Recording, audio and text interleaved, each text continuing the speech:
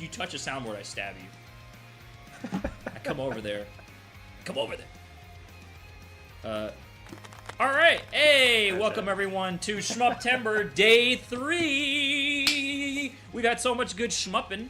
We've had, I think someone played a shmup yesterday. I think even the day before people were actually playing shmups. But today, Day 3, we're going to play Astral Gunners. I'm going to attempt a 1cc of Astral Gunners. I'm going to go ahead and start my timer to see if we can stay within the 45 allotted minutes.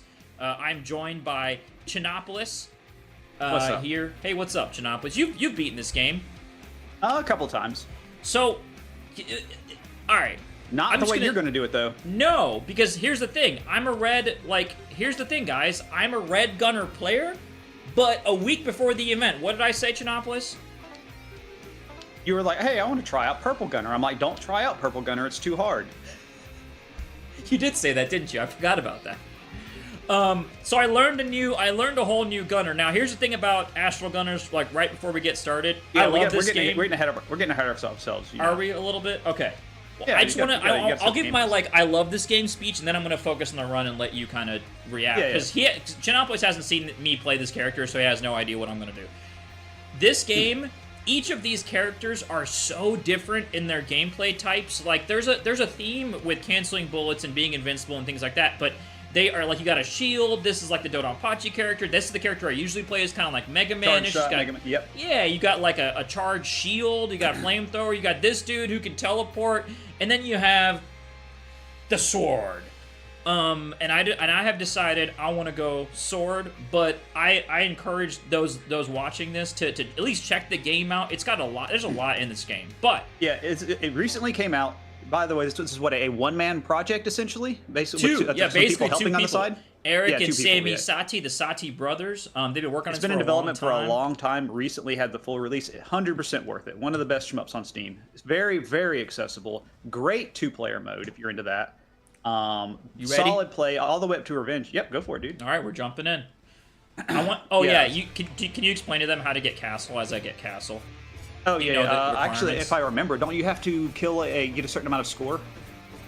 I actually don't remember because I don't. So there's multiple requirements to saving a particular character, which Chinop will tell you exactly who it is when we save them. I can get through that. You have to get 2 of the UFOs, which you'll explain to them on what those are. You have to no miss, and you have to have 5 million in score. Okay. I knew about the 5 million. I did not know about the other requirements. Okay. The main thing with this game, it's got your standard, shot, focus shot. You very quickly build up bomb by picking up these yellow. The yellow drops will build up that bomb meter, which usually builds up very fast. The main thing about this game is every one of the shots has a defensive maneuver. All right, I'm restarting. Sorry. Okay. Just don't worry. You actually have 3 shots plus a defensive maneuver. I guess it's not really 3 shots. You have 3 movement speed. You have shot, you have focus, which then narrows your shot a little bit. Then you have your extra shot, which for this character is a sword. White Gunner has homing missiles that recharge slowly. Blue has a laser that's very, very slow, but its defensive move offset by a dash roll, which give you iframes. That's my personal favorite. I think the dash is excellent. Very fun, but it can be a little bit awkward if you're in. Then you have Red, which has a charge shot. A little bit cumbersome to use, but the charge shot is very strong. And it has probably the most damage if you can handle the timing of the charge shot. And then you have Green Gunner. A Green Gunner, which has a little option that you can control by holding down a button and then move it around and place it. That is probably the best scoring. Oh, I didn't get it, dude! In practice, I was getting my shit there, but I'm not getting it. That's okay. It's okay. That's fine. Nerves. Bit of nerves. Keep going. Just keep going. Yeah, Green Gunner, you can move its little option about, and the option can actually pick up items, which then you can use for all kinds of crazy stuff. And then now finally Purple Gunner with this. The defensive items. White has a shield. That's probably the easiest. Blue, I've said before, has a dash roll, which I think is very fun. Red has a chargeable shield, which can absorb all bullets, which you can then use to point blank and get some shenanigans on. Green can kick its little option. There's Castle right there, your buddy. Green, you can kick the option to block bullets. And then for Purple has a parry. If you run into a bullet within, I think it's probably, you've got about a half second maybe? If even that much. It's 16 frames, exactly. 16 frames. Within 16 frames of hitting the button. you actually do a big counterattack, and then I think you gain a good bit of iframes after that, don't you? Yes, you do, and you can actually basically cancel things where you land. Ah, okay. Which see, you'll see. So there's things that you can't parry. All right, hold on. Yes. Yeah, focus. Yeah, you'll see. Yeah, Check see this like shit that. out. He's dashing right through these bullets, and that little the little heart is your hitbox, and then the little meter around the heart is how long before you can trigger your other defensive ability. Which, if you actually hit, he just crushed this boss. If you actually get the parry off, you have a lowered cooldown. So very high risk, high reward. That's right. character. Yes. So if you parry and whiff, then you have a really long. cooldown. Yeah, you have a long, which is really interesting. Like it's kind of like a throw tech or something like that in like a fighting game where it's like if you whiff your throw, you can get punished, but if someone techs your throw, you're kind of like, all right, that's fine. Like you're at neutral. Oh, we really... got our first ban in chat. Excellent. Love those big views. That's good luck, dude. That's you're blessed already. Am I blessed? Yeah. Sick. Yeah, you blessed by big views. Big views. Oh, that's who got banned. You're saying it was a bot? Yeah. Nice. Yeah. Sick. He's running a tight ship here. That's right. But yeah, this game, and then it's just such a good feeling to play. Like very solid movement. There's no collision, I believe. There is none. Yeah, that's right. Yeah, that's also great. We only want expensive viewers, not cheap viewers. That's right. You've got a little meter at the top, show you how far along you are on the stage. So there's a whole lot. I mean, you talk about this multiplier, but before you do that, you should talk about the caravan waves as they come through and how those are kind of part of the game. I think those are really important. As you kill more enemies, you get more waves, which then you can use you get more bomb, which then you can use to increase your multiplier. Which you just then once you get the multiplier filled up, the little middle bar, which is currently empty, go into a hyper, which you get into more bomb, and it just all feeds back. But very satisfying loop. Even have our little. Oh my god. Okay. Yeah, you've been playing this for a minute. Oh yeah. I have not seen your strats. My strats. Which are just. Yeah. Oh wow, that doesn't even hit you there. That's awesome. I missed. See, I missed a parry there, so that's. Yeah, you got to be careful. You got a bomb in stock though, so you're fine. Yeah. No, I'm okay. The bomb is not for now though, Chinopolis. Come on, we can't use the bomb here. You got to use the bomb here to get your big score. What are you doing? Check this out. Boom. I don't score these games. And then you kablamo, and then you shaplaki, and then you come back here, and then you just sit. So one thing about this pattern is just complete. It looks gnarly, right, guys? But it's completely static, which means that if I sit here, I will not get hit unless the only thing that's aimed is that black ball. So once you're in a spot, you cannot be hit until that black ball gets over to you. That's awesome. And also, when you have 200 multiplier like that, and you're hitting people, your bullets are turning into metals. That just gives you crazy score when you do that. Actually, this is a pretty solid Stage 1 performance. Yeah, I would say that I am very happy with that. S++, can't get much better than that. Now, if you get all 3 of those secret SP medals, you also unlock this stage, which we're not doing. Okay, I was about to say, you're not doing that live, are you? Because those stages are I haven't even difficult. seen them. This game is a game that I've played 30 hours of, and to me, barely scratched the surface of. Yeah, you can take the stages also in any order that you want. That's right, which is nice. But that matters, huh? Yes, because whoever you rescue on the previous stage will assist you on the current stage. So if you like having a certain helper on a certain stage, you can go to that stage. Mm-hmm. The stages affect each other. Oh yeah, do you know how to get the medal on this, by the way? Yes, I do. Okay. Yeah, that's another thing. To unlock those secret fights, which we will not be doing live because they're very difficult and unsafe, you need to get the 3 medals per stage, and there's usually sometimes they're just hidden, like you just gotta fly into them, but other ones, like in this stage, where if you destroy all of these spiky enemies, it will unlock the medal. There's various ways to do them throughout the game. There are no score extends, but there are quite a few hidden extends that you can do. Oh no! Oh, he almost lived. Oh no! I don't usually. I usually save the bomb for this. All right. See, I'm good. nerves, guys. Yeah, you're fine. Okay, so you see those black balls? You cannot parry those, but you can parry things that like the bullets, and then go into the black balls afterwards and use your iframes to be cheesy. You see the cheese? Yeah, when this man found out that there was a parry in this game, I knew there was I was like, hey, parries, let's go. Oh shit. This dude loves some parries. Dude, third strike player. What do you want me to do? What do you want me to? I'm a basic bitch. You know, I'm not even. It's not even. You're not even watching a shmupper here. You're just watching a washed up Marvel player.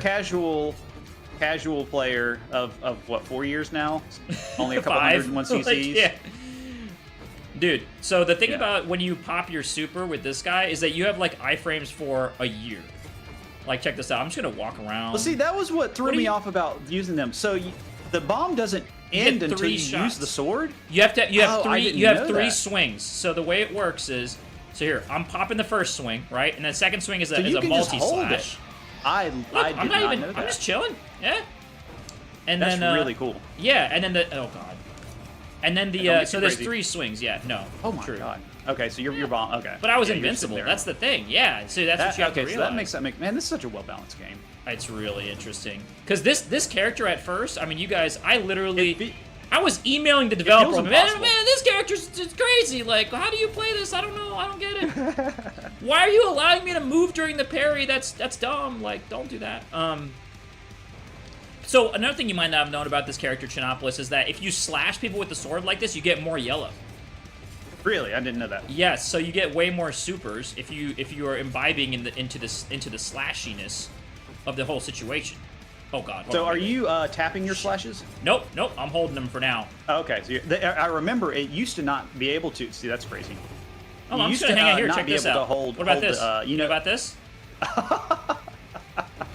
That's awesome. Yeah. Yes. Did you know that in the older version of the game you couldn't hold down the slash button? Yeah. He told me about that actually. Yeah, so if you tap it, it can actually be useful in certain instances. It just kind of depends. Oh yeah. That makes sense. But I mean, having the option is really, you need that. So this is a level where okay, hold on. Boss time. Yep. Okay. Yeah. I gotta focus. Just for those that feel like that this looks a little difficult, there is in fact a difficulty below this. And for those, of course, who feel that this is too easy, there are 2 difficulties above it, and they get wild. And then on top of the 2 difficulties, you have all those bonus stages, which are not easy on any. I usually swag a little bit here, but I'm gonna try to I'm gonna play a little bit event safe. Yeah, you need to. Oh, I forgot Castle. There he is. Yeah, baby. There he is. So he was from the last stage because we rescued him, right? Yep. He came in kind of early. I'm not gonna lie, and he didn't really. Oh, he didn't give me my. No, I wanted the thing. See, you guys see the 95 at the top? So when you cancel bullets, so he was canceling them, I would have gotten the full 100, and then I would have been just soaking in medals. Like, because once you get that big multiplier, as you're like destroying bosses, or as you're just hitting him with it has to be the normal shot. The sword gives you your alternate shot gives you no medals. Yeah, I saw that. I noticed that when I was playing co-op. But the normal shot, that whole time I would have been soaking in delicious metal juice. But I'm not.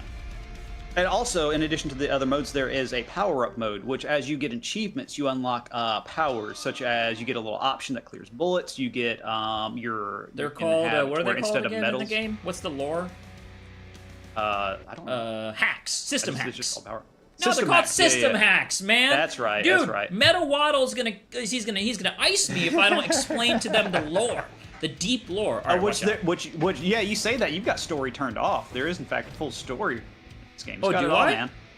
Oh, yeah. Oops! I didn't even know that. Well, I mean, you don't need the story. No, but I didn't. I mean. Yep, lore mentioned. Take a shot. That's right. Wait till you guys see the fucking bullets on this shit.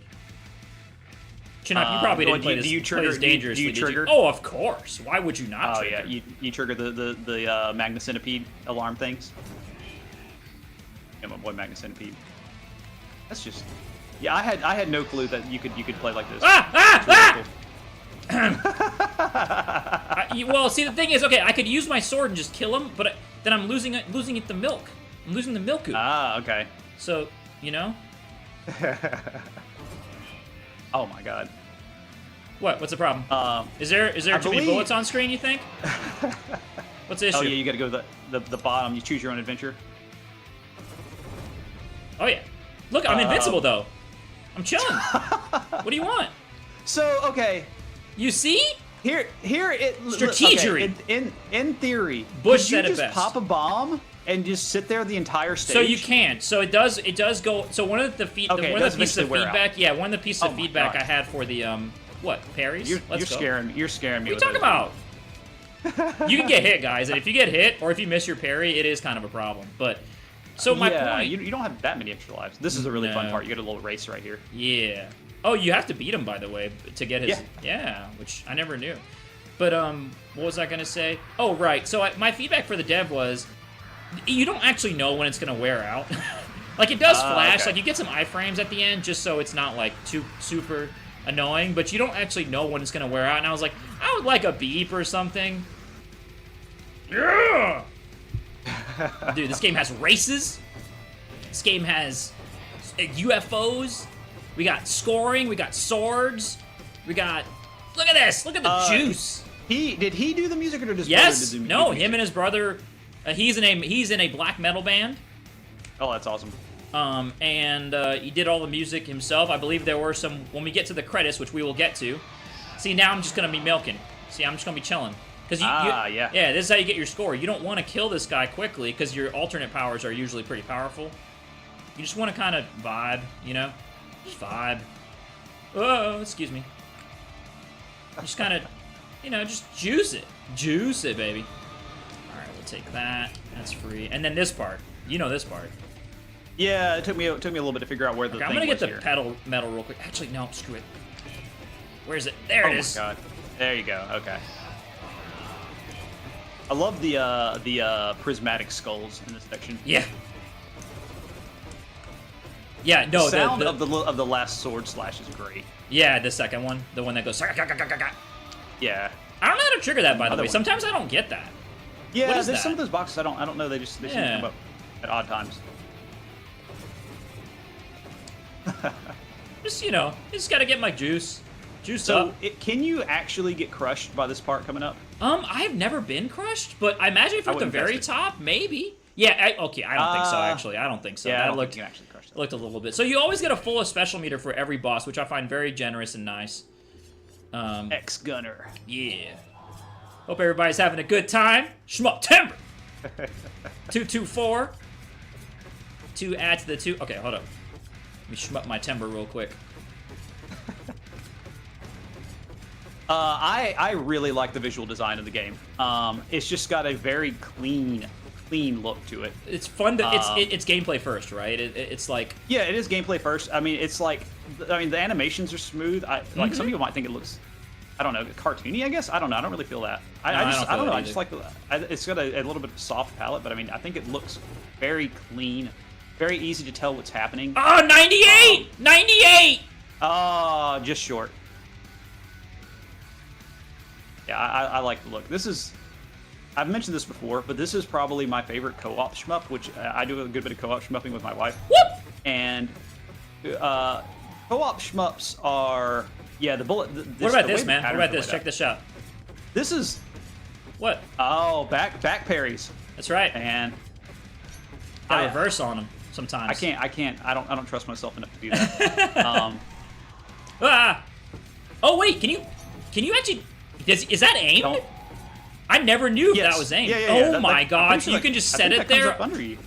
Oh my god. Well, this guy's done anyways. It doesn't even matter at this point. You're not even gonna get to see the last phase. Forget your last phase. I'm not worried dog. about that. Whew. That was funny. How you discovered a bug on this with Red Gunner. Yes, the bullet spawner of the thing. With the red gunner. Red yeah. Gunner, his defensive move is you put out a big, like, kind of a flame cloud, and it ball just of fire. absorbs all bullets.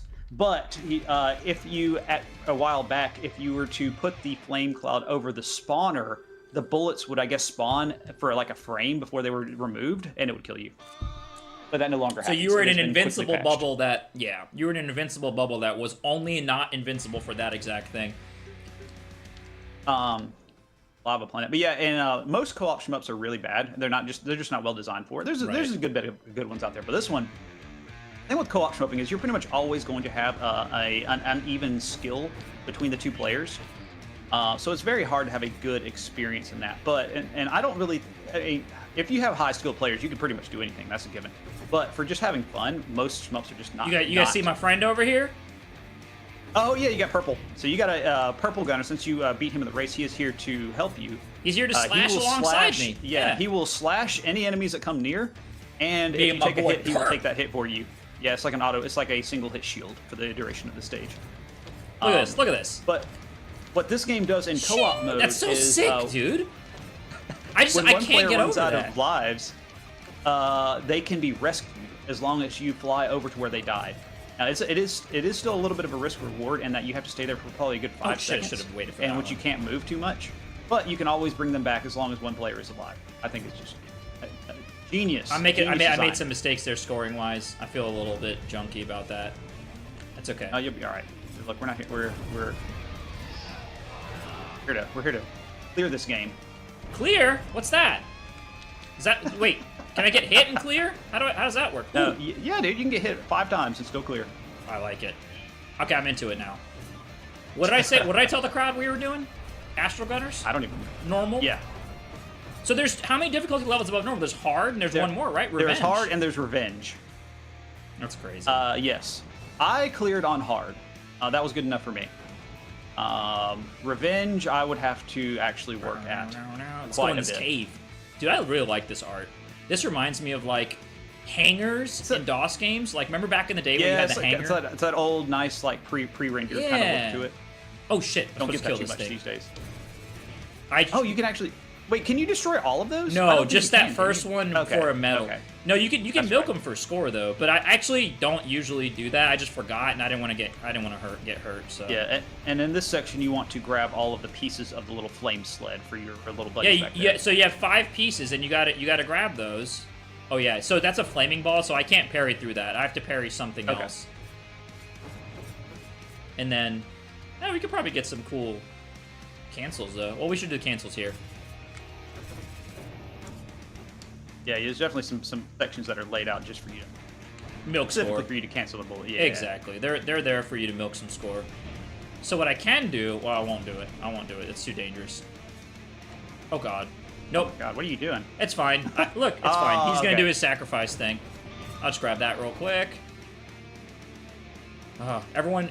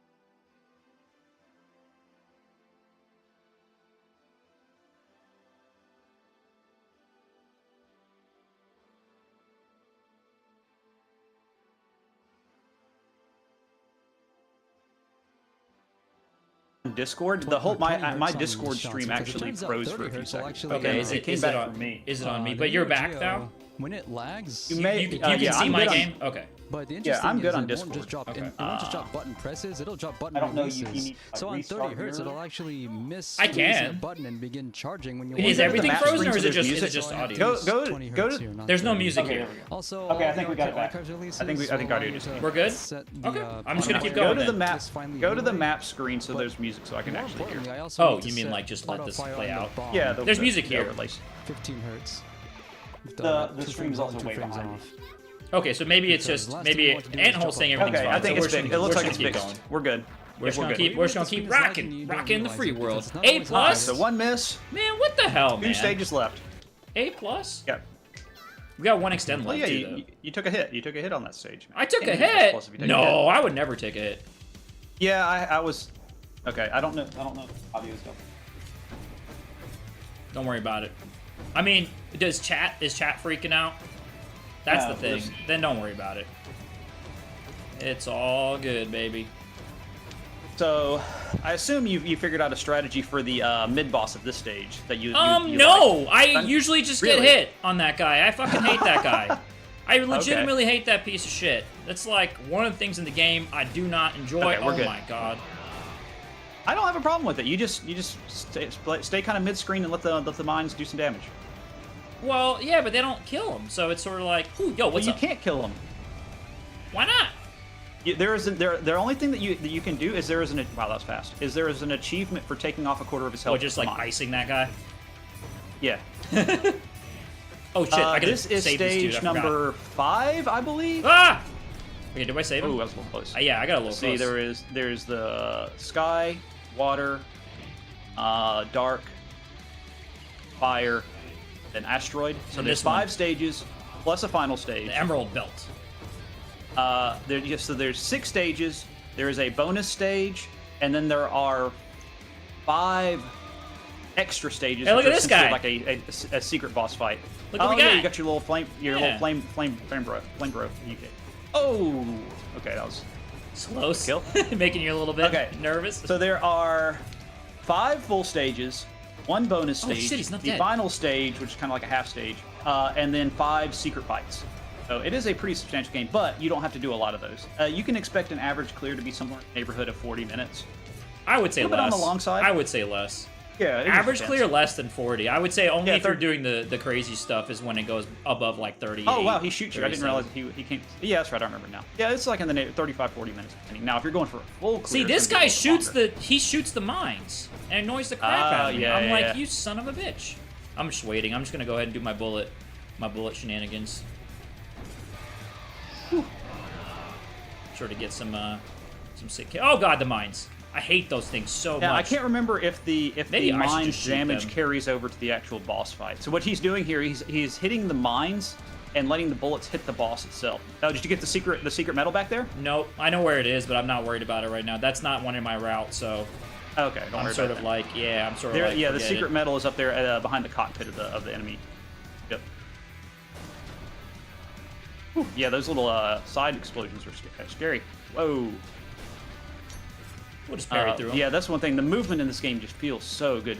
No It's input delay. amazing. Yeah. Very direct. There's none. Yeah. All right, let's get some 6 score on this. Shit, maybe we'll make Yeah, it to you're holding- hyperspace. Oh, God. Score's like looking Have pretty you done good. hyperspace? No, not with purple. I've never done it with purple. Here, I'm gonna try to milk a little bit, so we have lives. Too to build. crazy. There is, in fact, not an extend cap. I found this out in co-op mode. Well, there is though. What are you talking about? There's no scoring extends, so there has to No, be an I mean, extend no, cap. extend cap. Well, there's more extends and oh no, because like There's I no played scoring with the thing with extends. turn- Oh, you can turn metals into lives, so you get extra, and you can stack like a whole bunch of lives. you can't do that in normal. No, that's in the power up mode, Oh, yeah. Well, Game Shark mode. Come on, you gotta have some fun. Fun. Shmuppers don't know how to have fun. Yeah, you're right. I'm sorry. Don't you make things up. This part gets really crazy with the milking. I might Yeah, this actually is- make some mistakes here, but I'll try not to. You're running clean so far. Like, look at this nonsense. Yeah, look at. Oh, yeah, that's great. Oh yeah, wait, no, it's supposed to be shooting. So again, you don't want to speed kill when you have the thing. You want to use your Yeah, there we Regular go. shot. Just going a little bit. Lead him down a little bit so I can get more. There we go. Because I don't want his little guys to die. Oh, now I don't care about him anymore. I always like this boss. This is one of my favorites. Which one? I don't even remember funny. this boss. What's this boss? Oh The one yeah, where you- right. True. Do your thing. Yeah. Oh yeah, juicy. Oh, you got the hyper. Yeah, I'll get some. I'll just try to milk it a little bit. Oh, maybe I made some mistakes. I don't usually do this. Oh, that sucks. Okay, you're good. Alright. You got plenty of lives. Yeah, Plenty of I know, lives but it left. kind of sucks because I don't even know what hit me. But that's okay. We'll do this. No, you went down straight into a bullet. Oh, nice. It was like a wave and then another overlapping wave, and then yeah, You like that? straight down into it. And Dude, look at gets in this your reflexes. speed Can't do kill that. time. Get I the love this. Takes the hell dude out and of just here. throws them at you. Yeah, I know, it's pretty funny. Alright. These missiles are not fun, so we're just gonna Okay, play yeah, it imagine safe. you can't parry the missiles. You can get into Well, you a can bullet like- that you can parry and then Well, no, you overlap can't. the missiles, but you cannot parry Well, yeah, the no, you missiles can't. themselves. Yeah, correct. that's what I was saying. You cannot start a Wow, parry. you killed that thing fast. Yeah, but I don't know if I'm gonna get my 300. Imagine if I did No, though. I I don't- don't think so. I don't think you're gonna get it. I think since I got hit, we lost a lot of score there. Oh, Yeah, you would have no. need those. That's okay. You would have had to get those medals too. That's fine. That's fine. I think I'm gonna get a yeah, PB. You're almost there. I'm gonna get a PB though. Unlock for the sure. last hyperspace, which is essentially just a bonus stage. You need So this is the 300,000. bonus stage he's talking 300 about right million. here. 300. Yeah, you The gotta one get with the lock. 300. Okay, so there's only no. You didn't unlock the secret thing because you didn't get all the medals for the green stage. So there, yeah, that's how many stages there are. 1, 2, 3, 4, 5 regular stages. Yeah, I don't get the medal on 5 top of bonus the stages. I mean, I could have. I don't know. It's not even that hard to get that medal. I just. All right. Well, now you need to focus. This is the final stage. What? No. Yep. No. Yep. I'm gonna die. Nah, dude, it's fine. You can die 4 times and still clear. Okay. This one is the final stage is the final boss is a little bit I don't know. Oh, I had this routed. You guys know it. Yeah, people in chat. Oh, no, who I'm not know talking me, about whether or not you'll be able to do it. It's just kind of you had some issues with it when you were Oh learning yeah, it. that's at right. first. That is correct. And it's this pattern I really. We'll get to hate. that. Ooh. Like I just Okay. Yeah. hate this pattern so much. Hey, you got stuff coming at you from every which way. That's for sure. Oh god. Oh wow. Yeah, luck. Okay, that was some dodging. All right, now it's easy. gotta have a- Now it's easy. Now it's you easy. gotta have Check a this little out. Check bit this of out. No, this is easy now. Oh my god. Okay. Just have a spot of tea. Yeah, you got X Gunner here. Got the little general dude here. Oh, I love this Mega Man looking like stacked boss thing. Yeah. I swear can Dr. actually Wily use- used something exactly like that. Oh, the bullet tentacles. That's so good. Yeah. You can use those as a parry. Sort of like a parry. there you go. Just enough time to have a warning. So you can hurt the Yeah, this is extremely honest. You can actually shoot any part of this. You can shoot the Reaper or Right. the general dude. That's See that? That's how you do it. all right. Woo! Oh, okay. That was. Yeah, we take those. We take those. It's just a little bit of spice for the crowd. Yeah, over practiced. Nah, dude, it's not over yet. It's not over That's yet. true. That's true. That's true. Okay, this fight, this is a little pattern bit something weird. else. This is a bit of a. Oh yeah, no, we're not to the gimmick yet. We're not to the gimmick yet. Well, wait. It's We'll wait. the We'll wait till you see. actual, Wait till you see this. Oh, what are you doing, dude? What? are you What? doing? What? What do you mean? What are you talking about? What are you saying? Oh, dude, you got safe spots? Dude, I thought you hated safe spots. Do you have to? What? What do you mean? What are you talking about? Dude, there's. I thought, dude, come on, you can't use safe spots. I'm cheating. Wait, what do I do after this? I forgot. Oh yeah. Yeah. Oh wow, okay. Oh, you're gonna milk the final boss? Dude? Yeah, Come on. just a little milk. I mean, look, I have a lot of lives. Oh, he follows you, so you can actually shoot him too. That's nice. Yeah, isn't that nice? It's almost like the dev cares about people having fun. All right, Okay, it's fine. okay, yeah, you couldn't have parried that. All right, 3 lives. Keep it up. What's happened now? All What's right, now what's this here- pattern? here's the- Oh, this pattern. Right. Okay, this pattern can actually be Oh, kind of dude, spicy. this is so. I love the bullets look so nice. Yeah. It is frozen. Eh.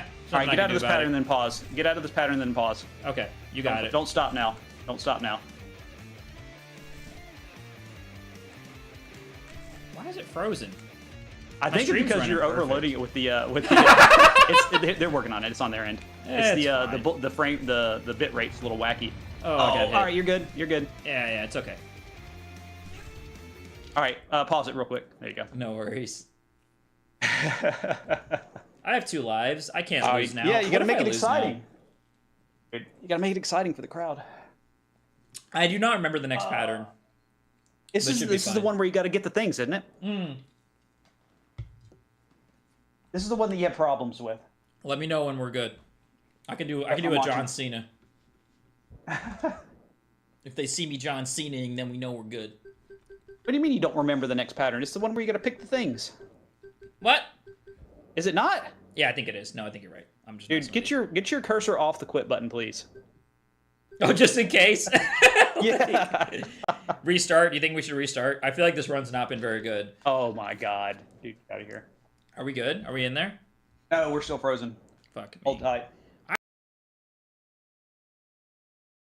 6,000 back. green. We're back. Wait, hold up. John Hold up. Cena. Already? We are now back. All right, yep, go for it. Yep, we're good. Go for it. We are nearly at the end. All right, two phases left. This is a little bit of a gimmick right here. He's what is stealing this- my this is shit, man. Hey. Yeah, what he the fuck, he dude? stole the crystal cores, and you, in order to defeat him, need the power of these crystals. Oh, dude, I love that. So cool. Yeah. Is there... Oh, you still have this. Sorry, Yeah! I lied to you. You liar. I I hate this pattern, too. No, this pattern is an actually easy one. really sucks. Oh, you got those other ones. Yeah, never trust a Shmupper. That's rule number 1. Yeah, You know that's this. for sure. Oh, no, I missed my parry. Chin up, missed my You're parry. fine, you're fine. Chin up, please. For your fundamentals. No, I don't want to use fundamentals. I want to use iframes. No fundamentals. Iframes. Almost got it. Not a real shmupper. Remember, not a real shmupper. fake shmup player. Oh, God. All right. Oh, now we're... Okay. No, I did too. No. Chin up, please! You're good. Oh, yeah, there you go. All right, this is the part where you have to... I'm good now. This I'm is a good now. weird No, I'm pattern. good now. I'm good now. I've got this memoed. Okay, good.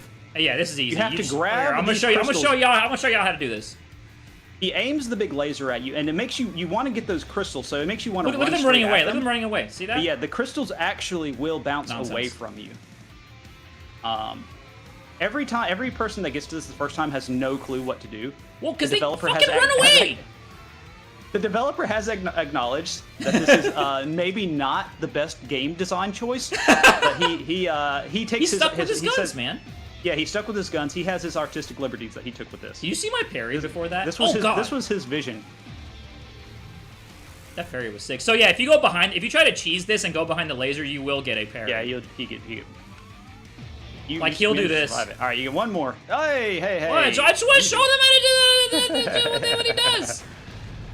There you go. All right, almost done. This is the victory lap.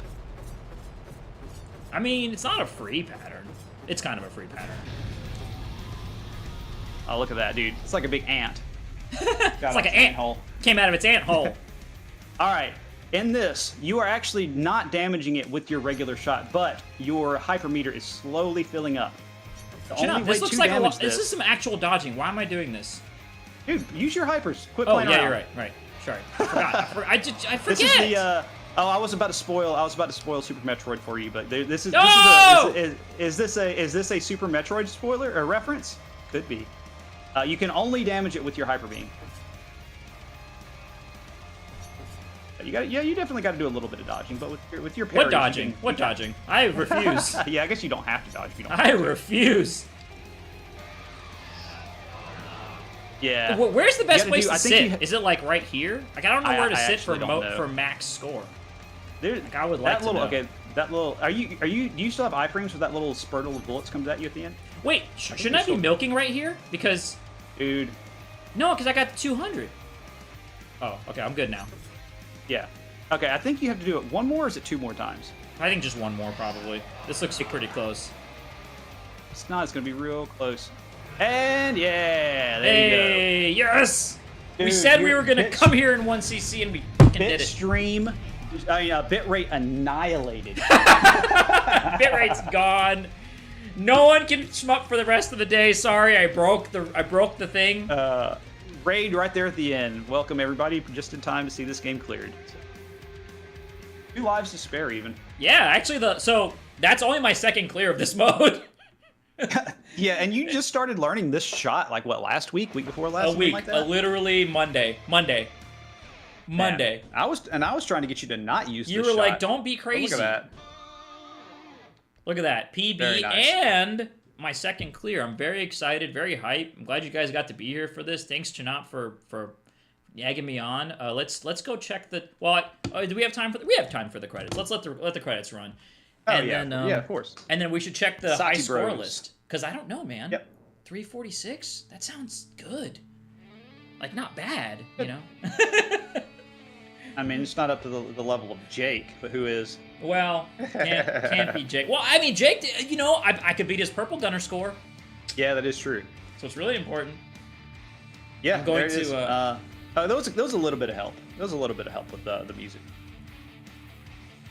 Yes, Oh, yeah. guitar solos. That's But awesome. I mean, yeah, no, he did all the. It's just random solos and stuff. But like, I mean, they did all the music. The music's good. Actually, you know what's funny is they're like, oh, we phoned it in for the music. Like, we wish the music could be better. And I was like, dude, the music rules. It's like, it's like so good. I love the music in this game.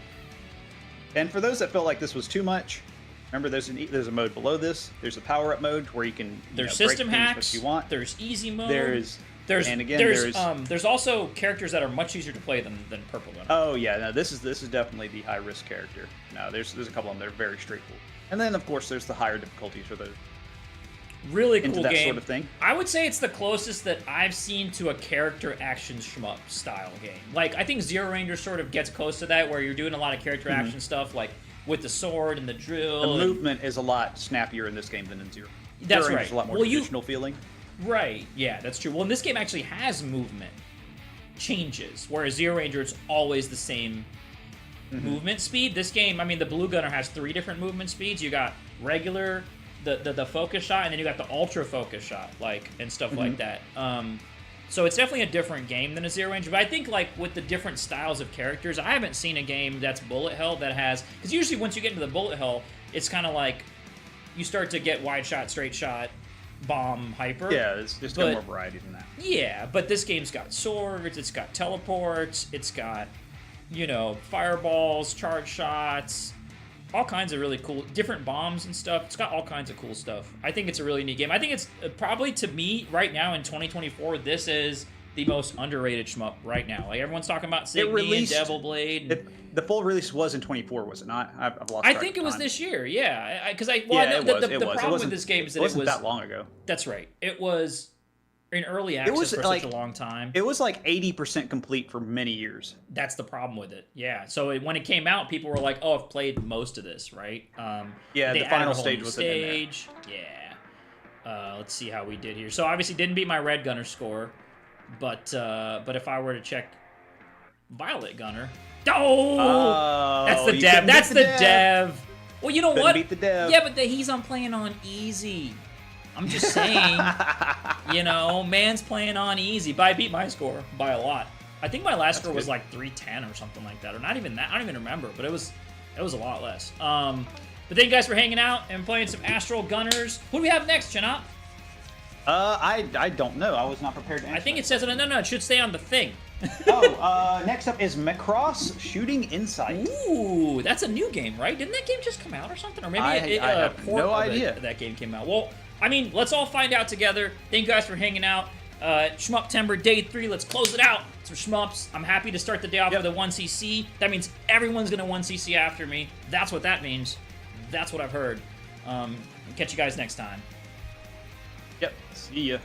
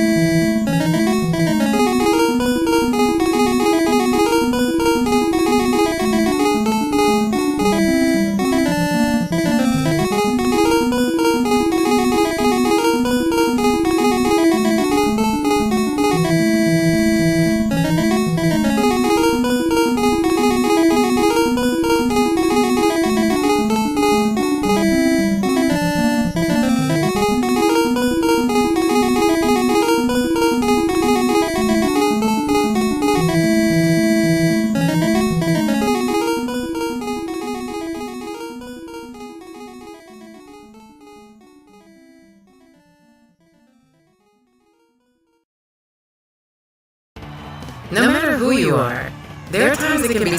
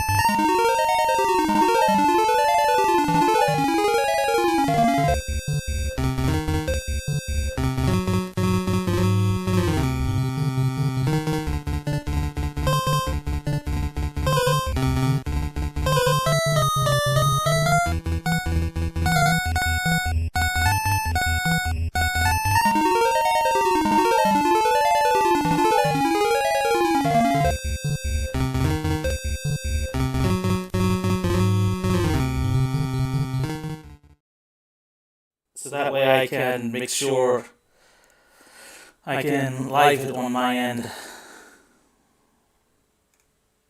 Yeah. Okay. Hello and welcome everyone to Macross Shooting Insight. Before I start, I do want to explain something. Also, hi all. It's me, Matrix One. Anyway, before I get started, I do want to explain one major thing about this run. This run does allow for the lowest auto healing for reasons I will explain and showcase in a minute. 'Cause that way I can make sure I can live it on my end. Okay. Hello and welcome everyone to Shooting Insight. Before I start, I do want to explain something. Also, hi all. It's me, Matrix One. Anyway, before I get started, I do want to explain one major thing about this run. This run does allow for the lowest auto healing for reasons I will explain and showcase in a minute. As you can see up in the upper left-hand corner, just how low my health is, how, much my assisted attack is. Right now I'm showcasing this piece on very hard mode, just to explain something here. Now, I have played this stage perfectly, so I will probably be getting a double S rank. You can see how low my health is. This game really does not have a lot of healing as a whole. So, even playing perfectly and getting a double S rank here, this is all I get healing, the average amount per stage complete. And any death will put me back at the start of a stage, as I will hopefully be able to demonstrate here real quick. This will also include the DLC stage. The run will also include the DLC stage Remembrance Dimension. I know it's a long intro. It's da da da da da da da. This is also the latest game based off the Macross franchise. And as I said, I'm just trying to showcase something quick here. So don't expect it being perfect. This is just me trying to explain something. Ah, crap. Oh well, I guess that's enough for the explanation piece of it. Basically, if I had passed there, then I would have essentially gotten a... If I had made it to the next part and then died, I would have essentially started back at the beginning of that mission. Before starting, I do have to show that I have the default health and assist attack set there, and that the DLC is on. Gotta make sure of that one. As I said, we'll be using Shin, the hero of Macross Zero. Also, one thing I found out the other day is, yes, you can adjust the music on that one in arcade mode, so gotta show that that's all on default. Anyway, we'll get... Oh, oops, almost forgot the auto-healing, the lowest auto-healing. As you can clearly see, just like how much health and damage I take, and this run would not be possible in a true speedrun setting without it. In fact, very few people have beaten the game on very hard mode, with I think only one person did that, was with the DLC, and no, that was not me. However, I do hold the id game leaderboard time, for worldwide, for not time, score for very hard mode without the DLC at completing 2 levels. Yay! Anyway, this will also include the dogfight section, which I will discuss once the main run is over. So let's get started in a 3, 2, 1, let's go. So we're going to start with everything on that one. Also, hi chat. I'll try to look down at you here and there, but I forgot to put chat up, so sorry about that. Anyway, we start off here with the first area. Shin is a bit more straightforward, has a bit more health, and in Macross terms, Zero is the most combat-focused of the actual series. Now, this being the latest game, it's also the very first game to be officially brought to the West. It is currently out on Steam right now, even though it is in Japanese, and you would not have access to the DLC for the Steam version. Well, unless you want to go through all the things to allow yourself to be able to get into the Japanese region for that one. I am using the Switch version, with shoutouts to it having a true English version coming out later in the year for Switch, PS4, and PS5. As I said, it's already on PC, but you sadly won't get the DLC for it, since that is based off Remembrance Dimension, that based off of Do You Remember Love, which in order for the them to finally bring peace with that in Robotech, they had to give up that one to some degree, but also it is what it is there, and I'm not going to go there and explain all of the years of details on that one. Anyway, we'll get to hear some of the idle music. This run sort of combines 3 different styles of gameplay that represent the 3 different modes of our Valkyrie: the fighter, the gear walk, aka the hybrid version, and the Battleoid. Hold on a minute, I'm playing like garbage here. Ah, crap. Well, this is early on, so I'll do the best I can. Anyway, we're now switching into a top-down section with twin stick. You notice that I'm using the twin sticks for a lot of the stuff, because that is how our missiles work. Slide over here, use this here. The one nice thing about it is that the missiles give us a full-blown area of effect style missile attack, similar to a full-screen clear on a vertical shooter, I'll use the damage that I just took there to eat and tank the damage a little bit for it to be further along, but it is what it is, and I wish I had the higher shot value. As you can see in the upper right-hand corner with those two little wheels, that is my shot value, how much damage I will do via that, which slowly depletes over time. We're using arcade mode here, because although arcade and story can both be used in a speedrun sense, arcade mode defaults the order and also affects something for the final mission, which is important to the speedrun.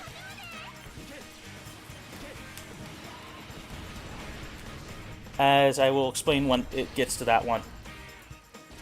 We're going to line ourselves here, fire our missiles to actually screen clear, roll out of the way, and we're finished the first one. You saw me destroying jammers. That allows me to access the musical bonuses from the idols of the franchise.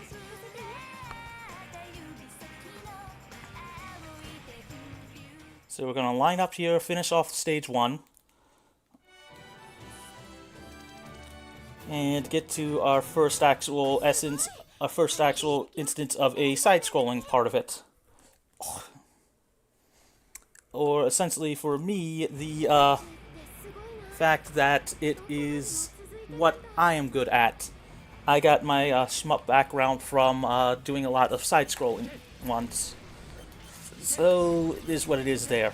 Story-wise, this is sort of that crossover where something happened and a lot of the heroes from the different animes and OVAs come together to take out something and find out why they are stuck together.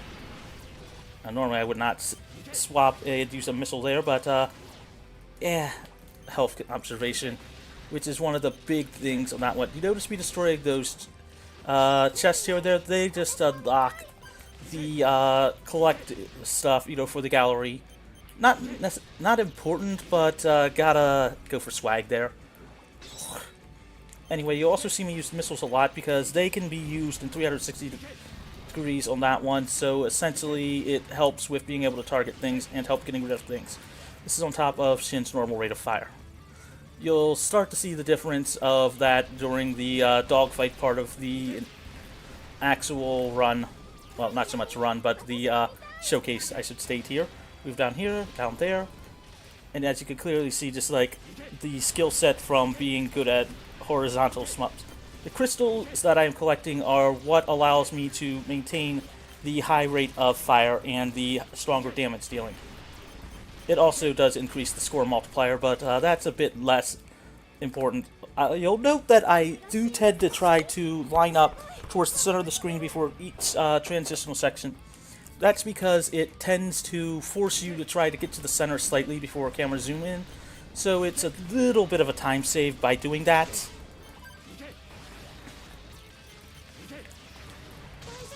And by little, I mean like it is useful, does save a tiny bit of time, though not as much as you would think, except in like some rare instances where the game literally does Mega Man 1 you, to where it tries to push you directly to the center, and you have to wait a full amount of time for that. Move there, swap there.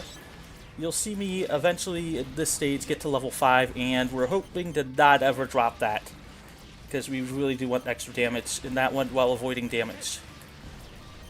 Because although this game may look a bit easier, it certainly is not. So we'll line up here, and this will be our first battle in Battleoid mode. Well, boss battle, I should state.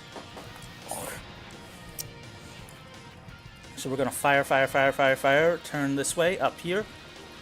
Nice thing is that some of the enemies' attacks don't have a hitbox. I don't know if that's the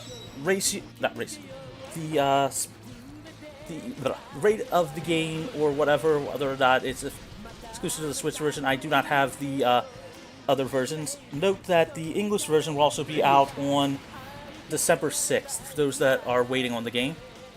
We're on the line here, as you can clearly see, just like being able to dodge that attack completely. I don't know, as I said, if that's Switch exclusive or what have you, because of how, well, people tend to port Switch games.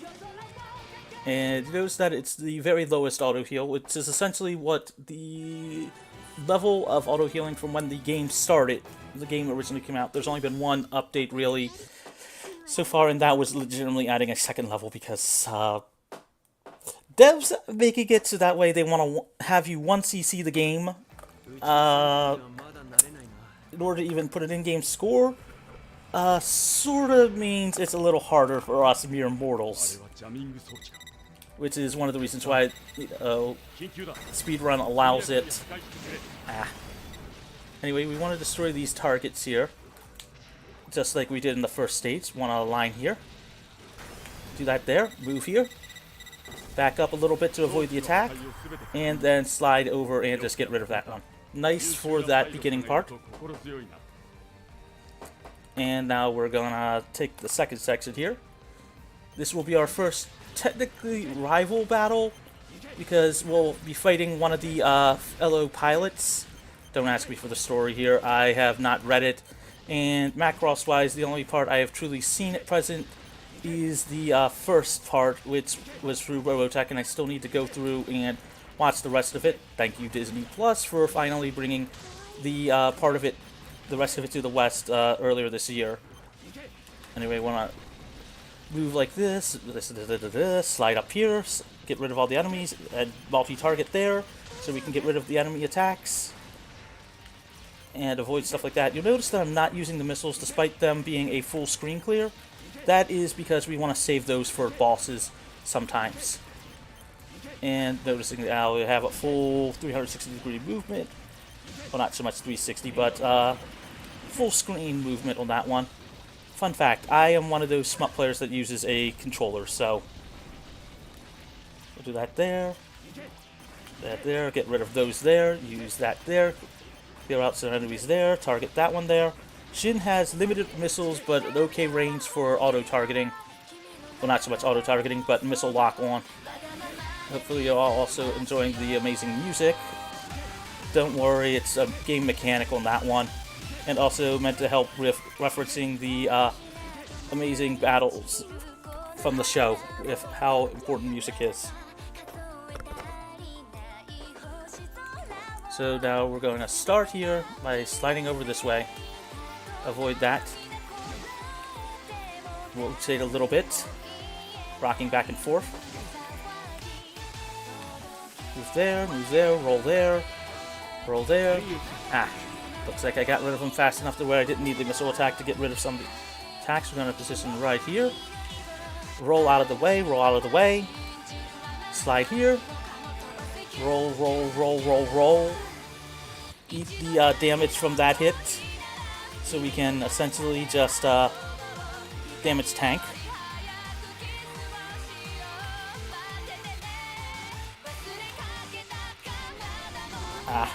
Got the somewhat thing on that one. Now we just need to wait, see which way they're going. I'll just burn a second charge of it.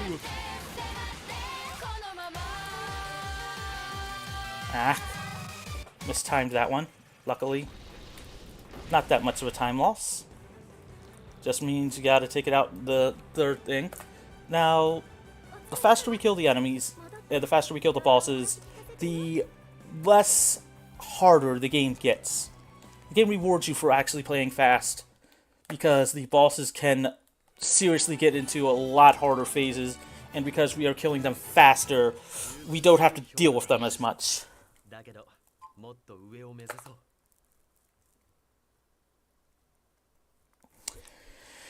Positive note, for the speedrun has pointed out chat about this game is actually very hard on that one. Anyway, we're at Attack of the Orions. These enemies here are not really Orions, but sort of drones from what I've been told.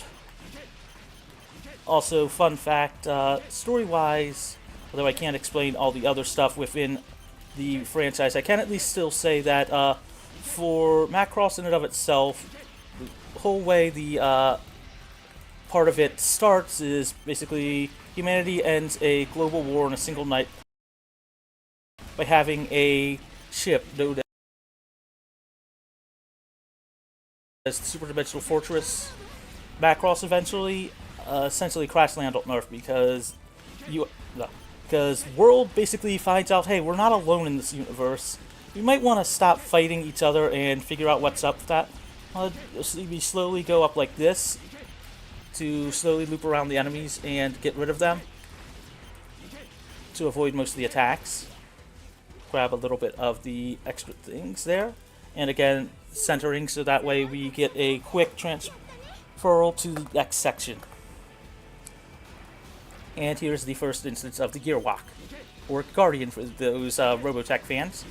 Personally, I prefer either one, and for the longest time I couldn't pronounce Gear Walk, but I still say I do like Guardian as a name. And I might have to shut up for a minute to make sure I don't die here. So right here, rotate there, down here, slide there, line up there, use these here to get rid of the next things.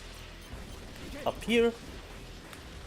I will note that one of the reasons why I even speedrun this is because, well, thank the anime speedrun communities, one of their anime speedrun festivals. Game came out basically a couple days before the latest event, and I'm like, I run Macross, they've got a new game coming out, it'll be the first in the West. Why don't I pick it up, learn how to actually pick up, Japanese games off of the eShop, because I have a Japanese account. Thank you, needing cloud saves for some games, and essentially decided to learn it. Well, not so much to learn it, but be the first to root it. I want to get that one there because we do want the music. Also, fun fact about the franchise's legacy with music and whole idol culture. Want to pop that one there. They've had a lot of different supports for that one. This being the AI idol. Want to position here. Well, AI in the sense of like semi-virtual on that one. Also, shout out to Midmay, one of the idol from the first franchise, the first anime, who became popular enough that that her character broke into the beginning of like the actual normal pop charts. Position here. Try not to take a hit. Roll, roll, roll for my life. Back up so I can do that there. Position up here. Grab those there. Now we'll need to avoid some attacks. We'll position here. This is that like, hey, we're going to launch a lot of projectiles at you. Now I could theoretically move closer or position myself better, but I am not going to try to actually use the right analog stick to do this kind of stuff during this type of attack. Because I am not that crazy. I am not going to try to avoid all that. Use a second analog stick. We're trying to roll through every attack on that one just to get some extra damage in with missiles. I will gladly eat the small time loss here to avoid the attacks.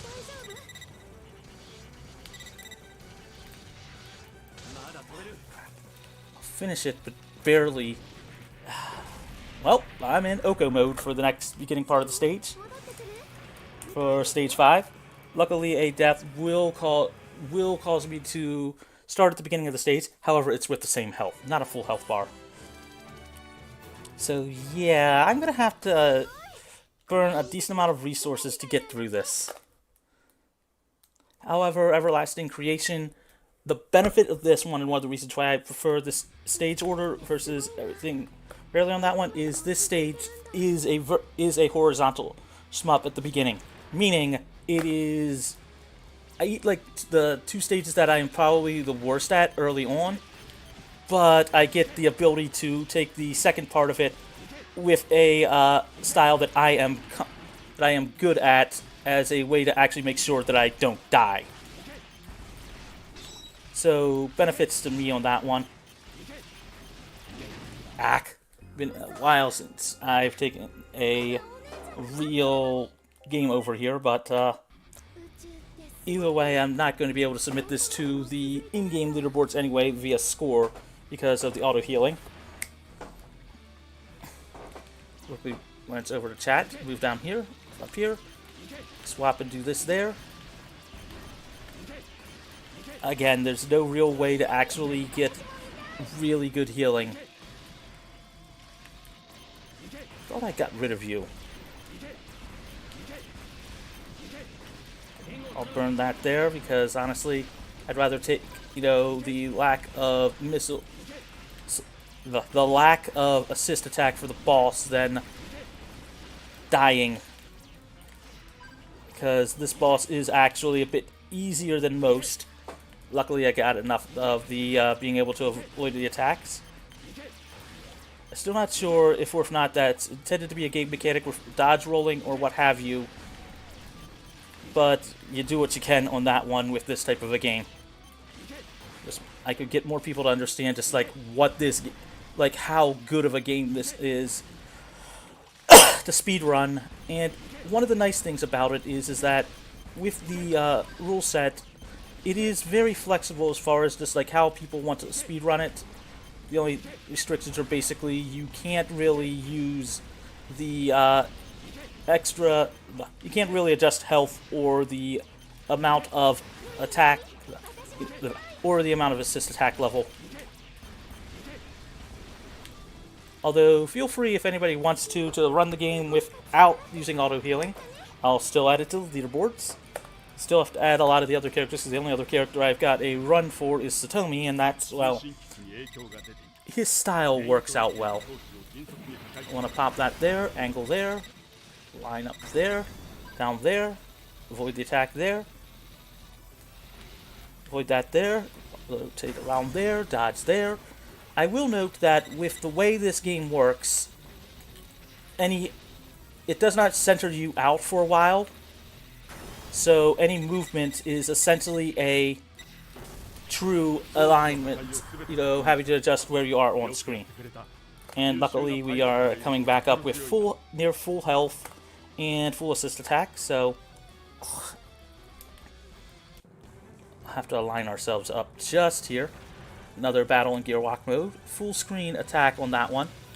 Position right here. We want to hold off just slightly here before using the assist attack, so we can essentially save some assist attack. You could do it sooner, but I'd rather use it with the full screen clear to help with things on that one there. It wants that there, of course.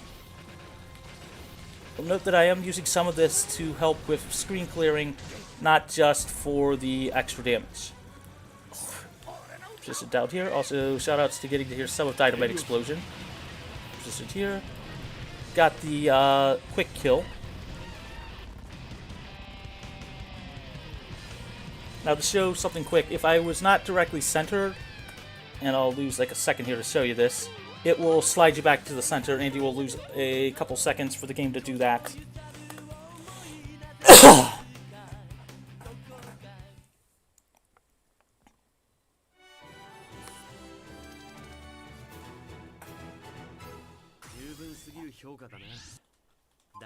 To answer the question on that one, it is based off of character. It is based off of character, and I will be able to showcase that a bit more in the dogfight mode, where I will be... Well, the later half I'm going to be abusing the DLC character, which happens to be Rick, and it's his Do You Remember Love approach. Don't ask me to pronounce his Japanese name, I forget exactly how it is. But essentially, his rival happens to be Max. Shoutouts to the rest of the franchise and the importance of Max with the Zentradi.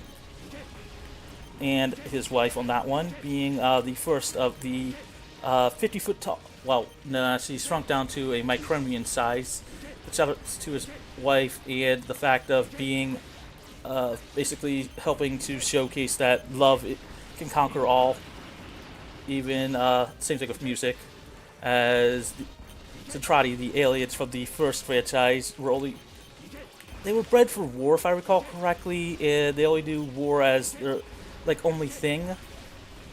So when they arrived on Earth, they were 50 feet tall, attacked the planet when the Super Dimensional Fortress run. Basically, the Macross started up its first day. After 10 years worth of humanity, reverse engineering, and things like that. And that's one of the reasons why the Battleloid mode exists, is to help fight them in that mode. But essentially what happened on that one is, they had to escape in a hyperspace fold, mixed out, took a chunk of the population there as well. It essentially, how best to say it, took a bunch of civilians with them by accident, had to, come up with ways to help with, helping with the civilian population, and when the Zentradi decided to shrink down and so much, God, what's the term again? Investigate? No, it's not investigate. It is infiltrate. That's it. The ship in a smaller form. They learned about things like music, and they started to realize war was not the only way. One of the other reasons why I like Shin is because he reminds me of one of the hero from Robotech Battlecry, Jack, just because of the whole connection to Roy on that one, and shoutouts to me actually, being one of the people that helped Robotech Battlecry. I still prefer that over the PS2 Macross game. Sorry, Macross fans, but they did a better job of showcasing some of the different modes and actually having some good ground battles versus all of it being focused on stuff from around the show. So we're going to position ourselves here to avoid the attack here. Attack there. Roll there. Roll there. Roll there. Try not to eat a hit, but I guess I can just use the enemy attack. You want to get close to deal in a bit more damage faster, just because of the fact of where they are. We want to position here so that way we can avoid damage and set ourselves up to attack with avoiding the ship stuff. We're going to position here, wait here, do that there, move there, slide there. Missed the quick kill. I say quick kill on that one because if you can launch your missiles fast enough while attacking, you can manage to kill enemies before they... You can basically kill the enemy with the slightest little bit of health faster, so avoiding the last little bits of killing. It's a bit more precise and you have to time your assist attack to do it, but it does allow you to save a tiny bit of time.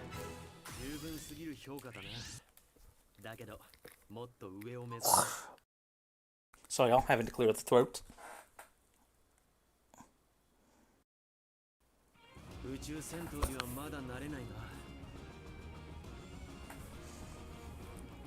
But now, on what, stage 6?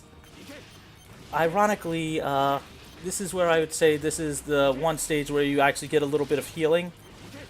Although it turns out reading the actual descriptions for what each music does, turns out that it's not that, it just decreases the damage it would take immensely.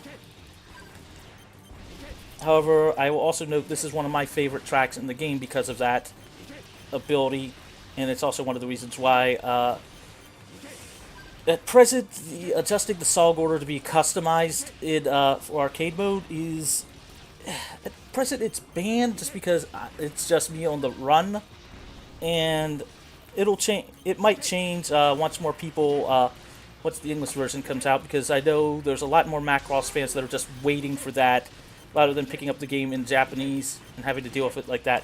Anyway, we'll want to do this here, getting rid of all those there, loop up here, move down here, go over here, try to avoid that attack there, up here, fire there, knock down there, slide over here so we can avoid all the attacks there, use our missiles to get rid of some of the enemies while we're avoiding things. Sometimes you can't notice if they're there. Again. And I'll launch one of those to make sure I don't die.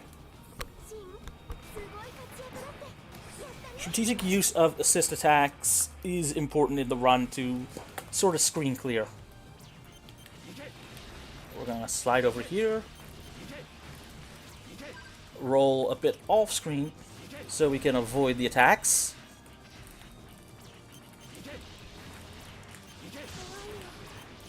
As I do not want to take a death, as where we are in the mission would be a pretty big time loss. Slide over here. Get the boost on that one. Roll here. Roll to get some of the attacks off screen. One of those things where, like, you could see it coming, but you couldn't avoid it, fast enough. Back.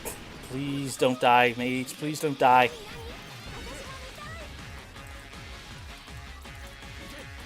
The reason why I like this is the jazzy style folks. Come on. Just don't die. Just don't die. Don't die.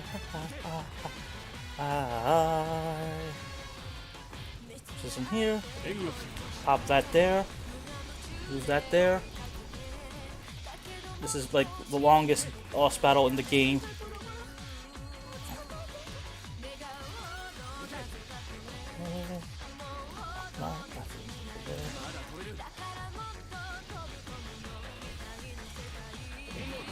Swap that there, use that there. Grab the crystals.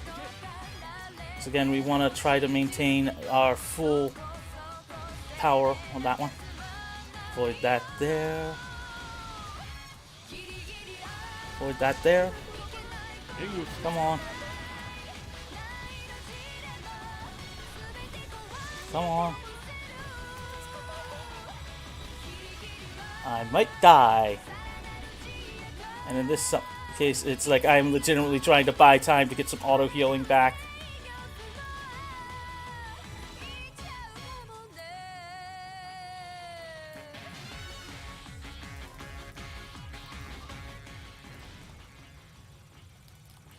Avoid that there. Line up here.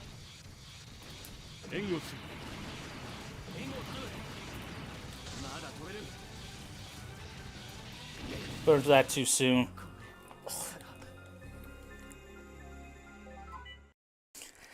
I did say this game was hard, right?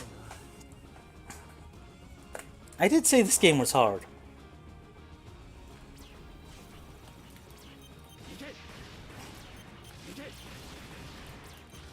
I think I said this game actually was pretty hard.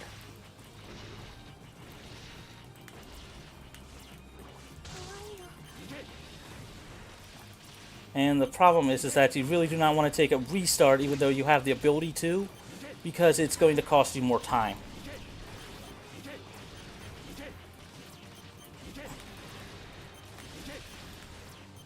Want to position here, line up there, roll over that way, roll down, roll the attacks off screen.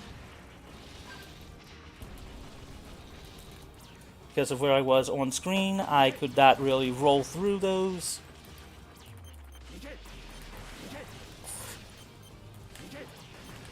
I want to roll through all those, line up that way, roll up here, down here, keep on my toes, be able to actually dodge roll through stuff, roll all those there, quickly multi-target those by quickly flicking the analog stick. I wasn't joking when I stated that this game can be a bit frustrating as well. Roll through the attacks.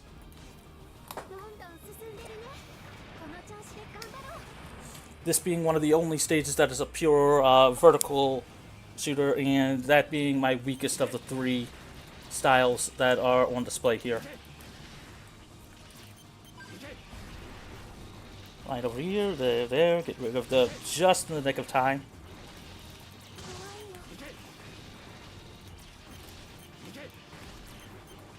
Slide over here, up there, roll there, multi-target those. Essentially it is locking onto them with 4 missiles if you only see me able to hit 2 of them. That is essentially what it is.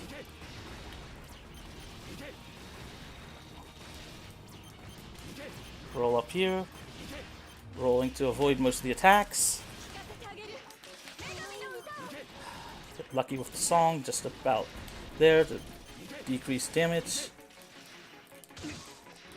Ick.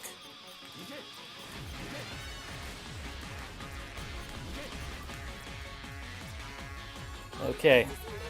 lost a tiny bit of time there. Most of the estimate is, apart from the the dogfighter mode, the dogfight 1v1 thing, most of the estimate is going to essentially making sure I do not die. Pop that there. Avoid that there. Dodge the attacks.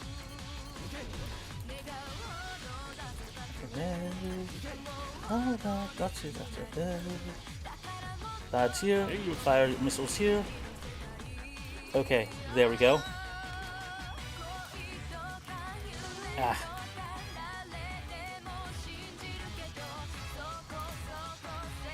Dodge there. Lead the attacks there. A line there so we can hit both of those there. Line over there. Rotate the right analog stick. Not joking when I say twin stick style for this section. I am having to dodge because currently the button I've got after dodge is A. Because normally like you can do it without moving some of the stuff. But with this it is a bit more of a pain, but it's why I like to say this part of the game you're dancing with the game. Line up here. And we'll take care of that one. Whew. Only 2 deaths so far. Not bad. Again, we want to line up center. See, chat got anything to say?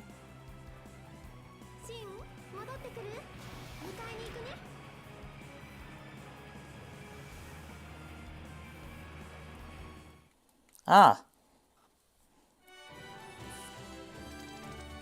That's something I actually did not know, chat, about bullets curving somewhat and adjusting momentum. And damn, I wish I had pulled up chat itself instead of having to try to look at it via my phone. But was more concerned about getting things ready and just had one of those brain fart moments. Sorry, all. Same thing with actually providing a link, you know, that like, hey, this is happening type moment with the rest of the stuff to a lot of the other Discords. So I guess y'all get to see something special. Anyway, we'll line up here. One of the interesting things about this stage is that it is the first... It has one unique piece to this with a over-the-shoulder style approach using the gear walk for a section. I will note that I do have to update my tutorials for the boss fights for normal for anybody looking to just play this game casually. I've got some. There's some better strategies to it, and I have found some smaller things to make it a bit easier and faster. And one thing I do have to admit is try to avoid attacks. Use your dodge roll. And as I said, each character does play slightly differently, and I will probably be showcasing that part during the dogfighter mode. Although, word of warning, do not expect me to play fair and have each of the characters fight their own rival. As I'm going to tell you this right now, the game lets me use whatever character I want, so I am going to essentially use the characters that are better suited for certain enemies. Case in point, Rick for almost the final 3. Because, here's a hint, he gave him a lot of missiles. And being able to do that is kinda good. Anyway, what we'll do here is let the enemies come close. We'll line up and use the targeting to be able to lock onto enemies faster. Roll around the speed of sound. But unlike Sonic, we actually do have places to go, although we're not chasing rainbows. We'll roll there. Target that there. Try to not lose the actual maximum attack. It's a bit harder to keep locked on to this one because of the way this mode's actual perceived perspective is. So we want to do that there. I did use one of the assist attacks just so I can. I do have to say, this boss is my favorite in the game. I do have to say that. This boss is one of my favorites in the game. Well, I'll show you.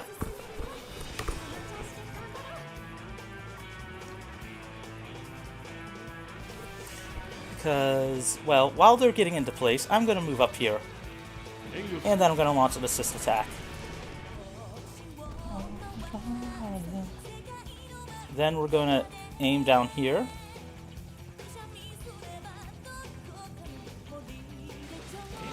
Fire that there, so that way we can avoid their attack there. Collect some of the crystals to keep up our shot attack. We're going to align ourselves right here.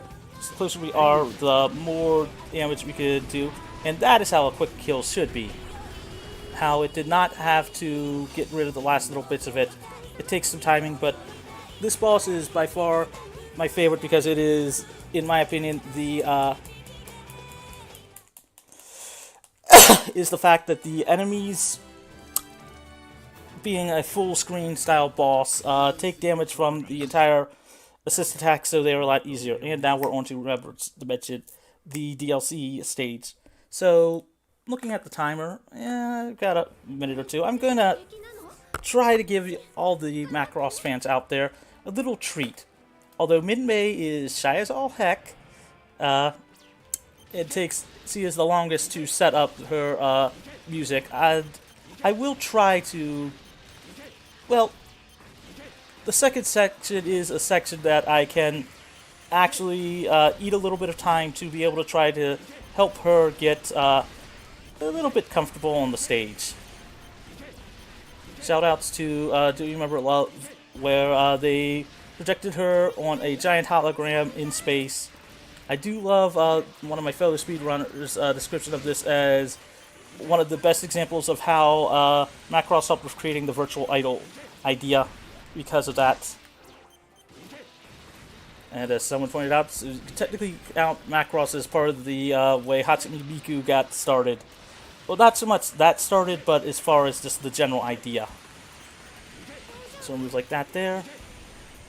That there. Try to avoid some of the attacks. And send her up again.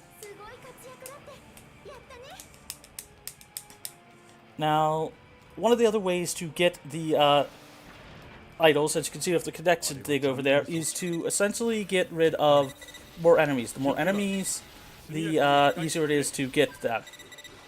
So we're going to clear out these enemies a bit more. Avoid those attacks there. Aim there. Aim here. As I said, I'm going to try to give you all some music from Do You Remember Love?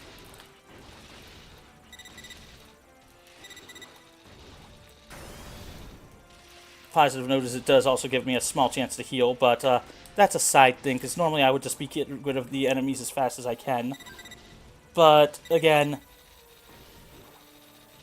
gotta give y'all, the fans, something that you kind of want. I mean, after all, it is an amazing piece of music. Get rid of all that there. Fire there. Launch that there to get rid of all the attacks there. Launch that there. We'll barely get a little bit if we're lucky, but even still, that's one of those where, like, you have to try to angle yourself around to get all of them and try to be close to the center to get rid of the things. Anyway, we're going to start by launching this. Align ourselves here. Get rid of all that there. Move here. Because they're not, since they're just going to fire some of those attacks there, we're just going to launch some attacks there. Now they'll come over to this corner here. Launch a giant wave of attacks, so we're just going to try to avoid all them.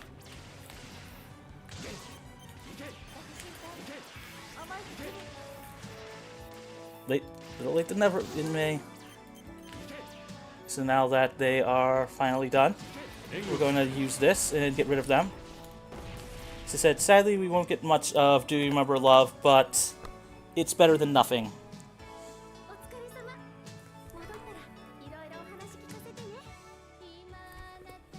As I said, I could have made this stage a bit faster, but I got a tiny bit of time to play with. And I wanted y'all to be able to get a little bit of Do You Remember Love. I mean, it is the DLC stage. And we're most likely not going to get it over here in the West.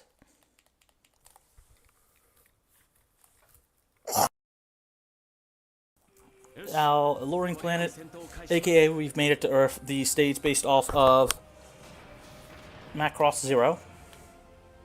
So we're going to start by doing this here, angling there, sliding over here, angling that there, slowly building up there to get rid of more enemies, loop there, again using the missiles. Some characters live and die by the missiles, some live and die by their attacks, and some, like Shin for example, require both skill sets. We'll line up here, move there, hit these there, avoid the missiles there, pop those there so we can essentially keep up the damage, roll around, move that there, start with the satellites, line ourselves just up so we can avoid some things. Ah! Well, that's more of me being dumb with movement. It happens, though. It really does happen every now and then, but overall, I tend to try to not have those things happen. It's been a while since I've done pure, very hard mode. Well, with the DLC, I should state. Because normally a speedrun does not really want to do the extra stages because extra stages and we want to go fast. I want to angle ourselves up here, quickly launch missiles there. As I said, you can hit multiple enemies with it. I want to line ourselves here. Come on, wait, just don't die. Ah! I want to toss my controller for this one because normally I should not be dying here. Again, this game is hard. This game is hard. Want to angle ourselves here. Line up here. Line over there. Angle there. Line there, so that way we can drag some of the enemies off screen. Slide over here. Roll. There we go. Angle just so. Okay, there we go. Had one of those times where it's just like not playing as good as I should be moments, which all shmup players do have. There we go. Now we should be good. Line, a line, a line, a line, a line. Normally I would want to be in the center to take out these enemies faster or closer to one side, but we made it through.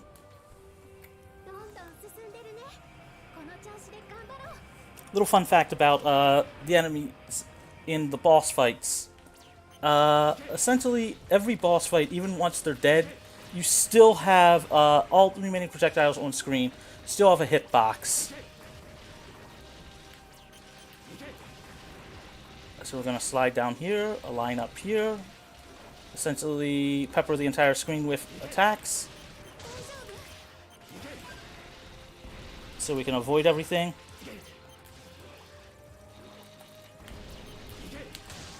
Hack. Come on, maids, don't screw up now.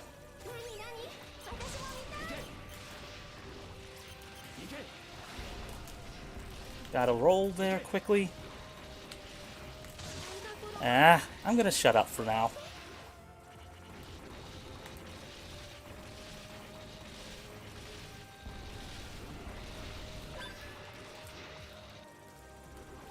I'm gonna shut up so I don't die.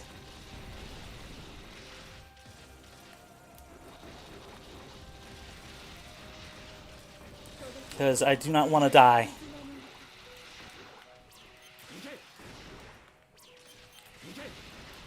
Deep into a stage, you don't want to die.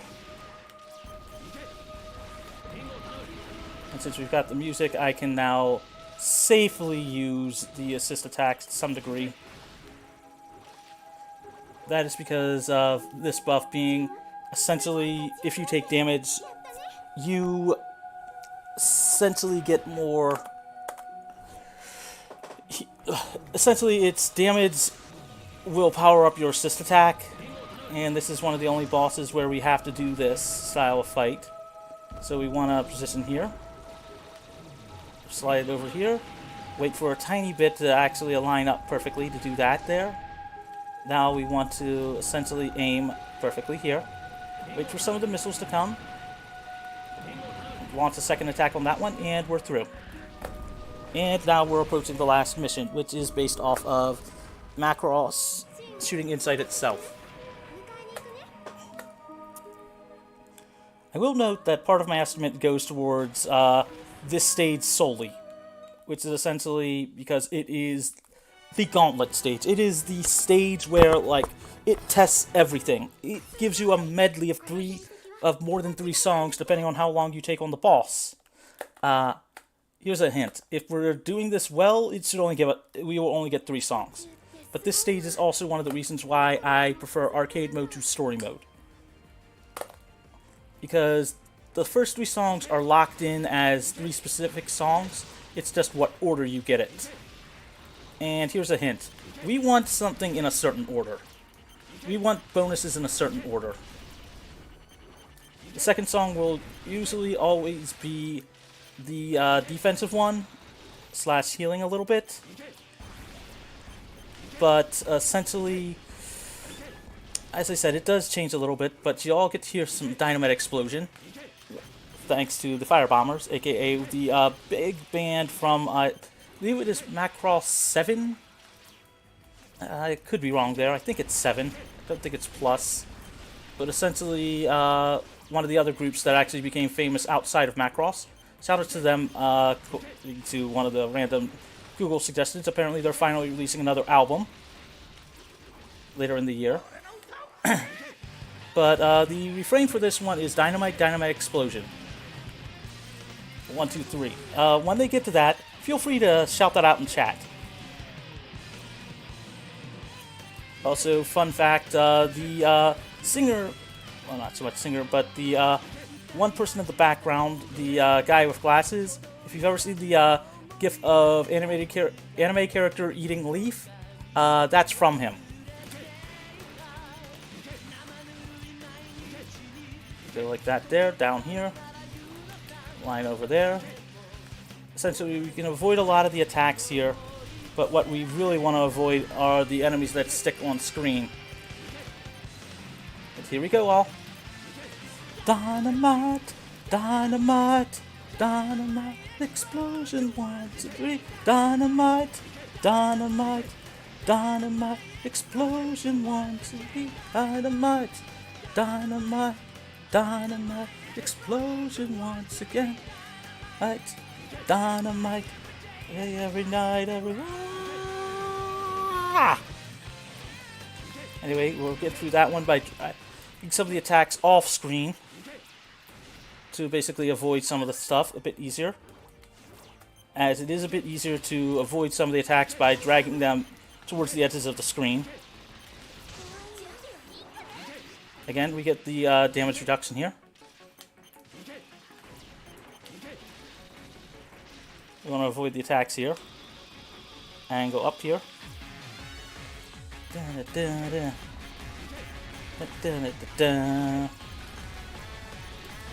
Angle there, avoid the attacks there. We're going to position here because we'll get a few enemies here. Then we'll get a full screen, a lot of enemies on the screen. So we want to try to lock onto as many of them as we can. Angle this way. Loop around there.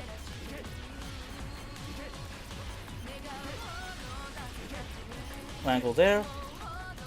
Pull down there. Angle this way. Loop around up here to avoid most of the attacks. Angle down. And now we're into the second phase of the mission.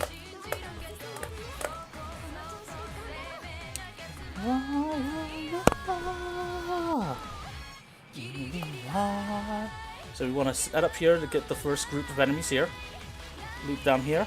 Slowly slide down here.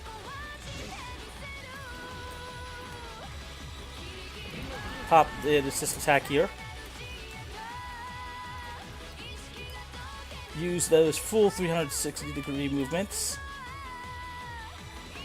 to essentially avoid a lot of the attacks.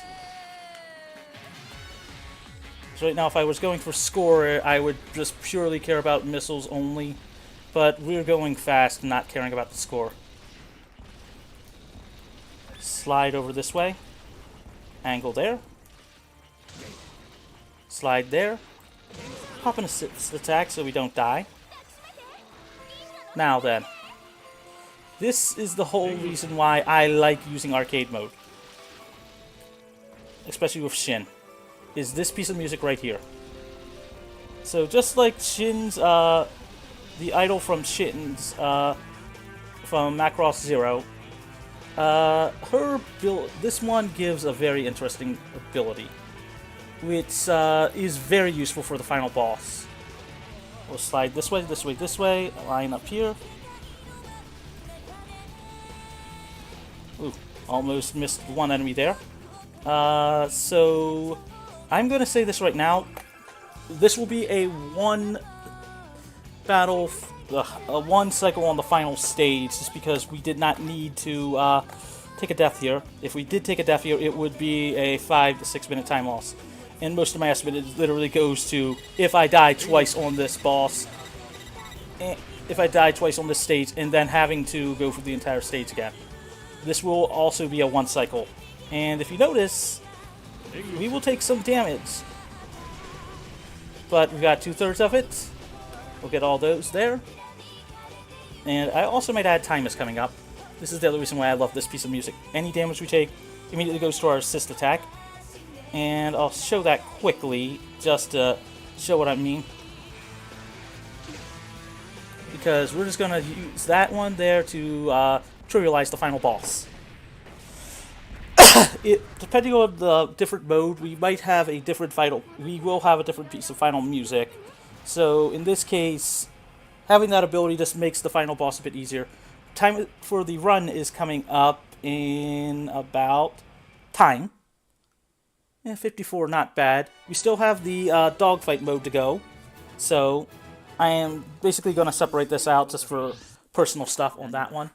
So give me a sec to essentially divide that up. But as I said, we've beaten the main game. So gonna stop that there for my own record. Start up again, because I want to make this easier for that one. Anyway, we're going to reset that out. Now, you may think, dogfight mode, what do you mean, mage? Well, the game has a 1v1 fights against your rivals. It is a rival battle thing against all the different characters here. Now, as I was saying earlier about each character having their own different style of shots, you can see just like how much lock-on they have and a lot of different stuff from each of the different franchises. We're going to use maybe one of them, well, two of them actually, but Shin does well for the first few. So I guess I'll get started for that one in a 3, 2, 1.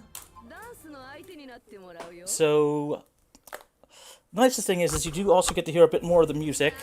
I'm gonna go here, get close. And as I said, some of them are from some of the actual missions, some of them aren't. But now at this point we just need to actually get through all of them as fast as possible. And hopefully I'll get good patterns. Roll here, use our actual missiles as well, because right now we don't really have the ability to get a full amount of attack power up. So we're just gonna do what we can to take care of the enemies as fast as possible.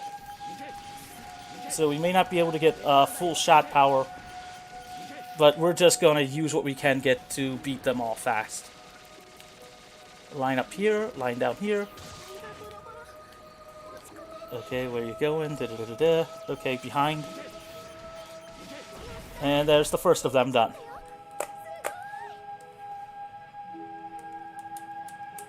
Now, essentially, this is... I haven't decided whether or not this would be a good, solid run or not, because the game does track in-game clear time on that one, so it would probably be like a level based on that one. No, I do not want to submit to the leaderboard. If I didn't, even if I had the internet off, it would still try to ask me about that one. So now on to the next one.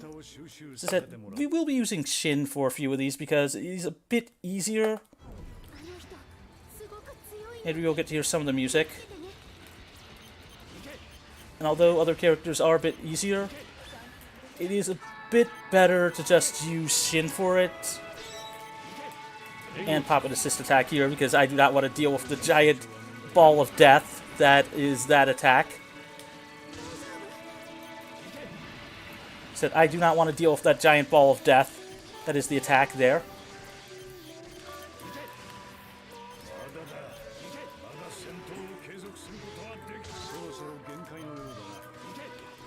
Because mobile enemies are a pain in the ass in these type of games. Avoid the attack, roll there, line up there, and we're now done the second of them. Most of the estimate on this one comes from the possibility of dying and having to redo stuff like that one. And some of the attacks can be a bit harder. Although I will... got a tiny bit of time to play with here, so I guess you can show some of the other characters off. Like Satomi, for example. I will add one of the things I do not like about our character here. Oh, no, it's... Yes, it is him. Just to show you something quick on that one. No, wait, that won't show well enough. Let's just go with Satomi. Gotta show some love for the other franchises. Now, Satomi having a giant laser does, although you do take a lot more damage with him, the fact that I can do some of the stuff like this does actually make it a bit easier. That's why I say some of the characters are a bit easier to use.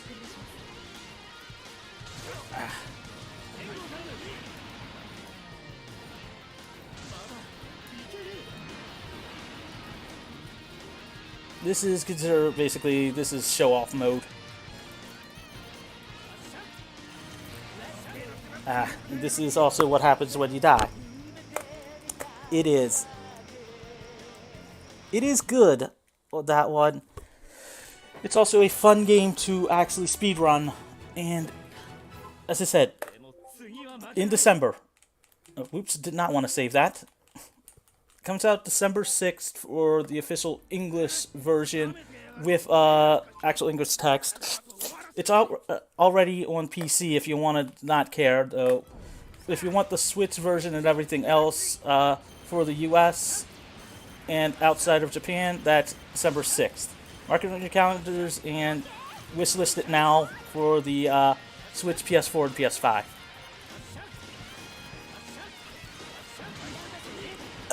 Anyway, we're going to use that ability of those missiles to just essentially, like, dodge everything here.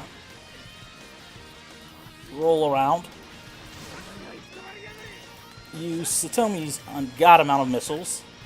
You may not have a wide range, but when you're launching, like, a bunch of missiles anyway, it sort of doesn't matter as much.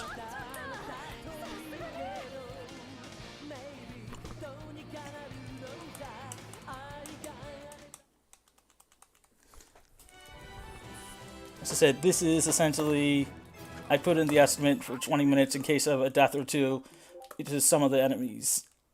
But, I guess since we can, you know, I got a tiny bit of time on that one. Let's show off some of the characters. We have our spread attack person here, which, again, this is more of just having fun and showcasing some of the other sides and stuff. You may think, wow, a spread attack, that's gotta be good.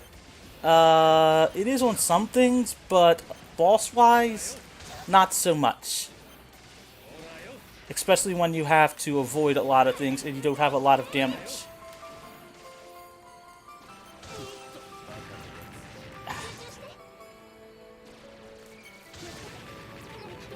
As I said, this is more of just showcasing just like how each of the different characters handle things.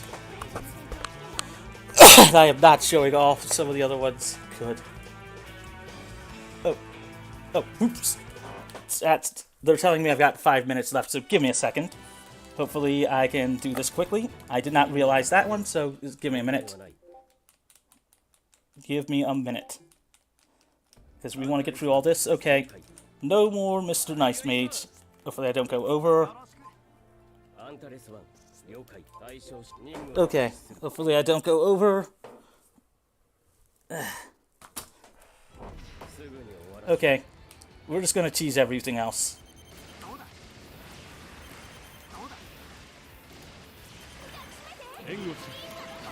Because Rick has a lot of missiles. The most in the game. And we just want to abuse the hell out of them.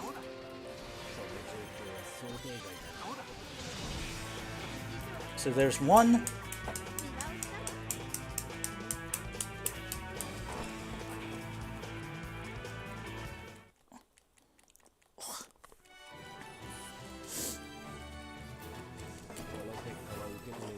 Okay, there's that one. No, we don't want to save this on that one.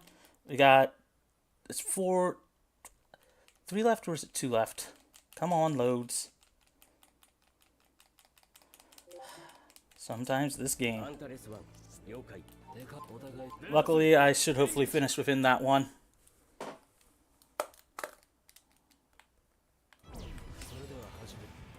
Because again, we're just going to cheese this here.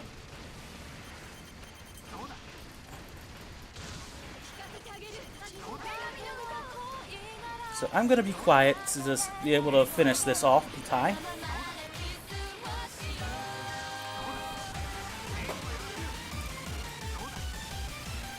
So we're just purely going to abuse missiles here.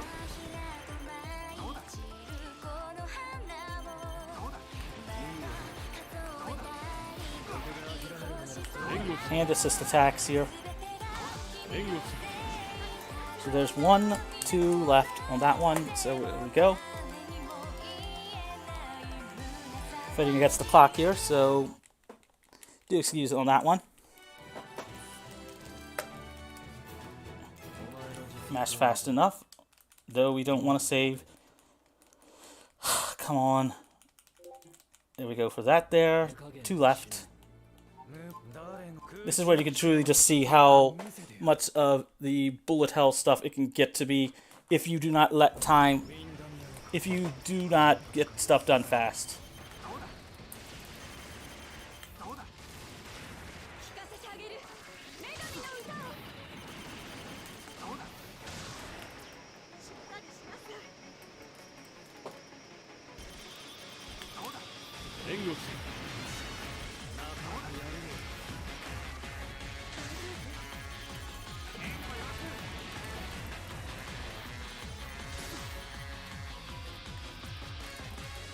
Come on now. Give me a good path. Turn down, please don't you screw it up for me.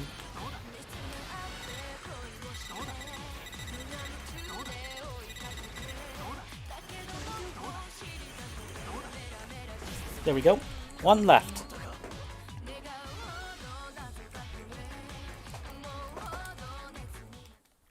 Said this is why I divided it up on that one. Win! You also notice that I get to unlock more of the gallery for doing this. So we have 1 character left. One rival left, and that is Max.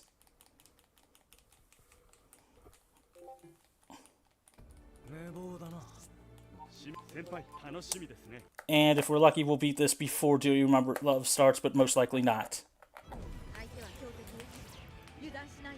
Again, Rick being the DLC character, we do get some benefits to it.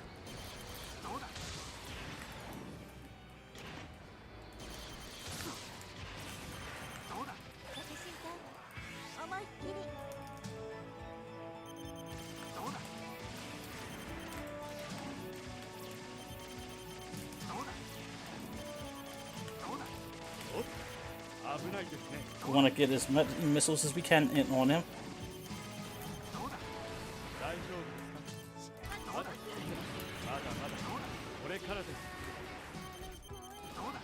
Target him perfectly.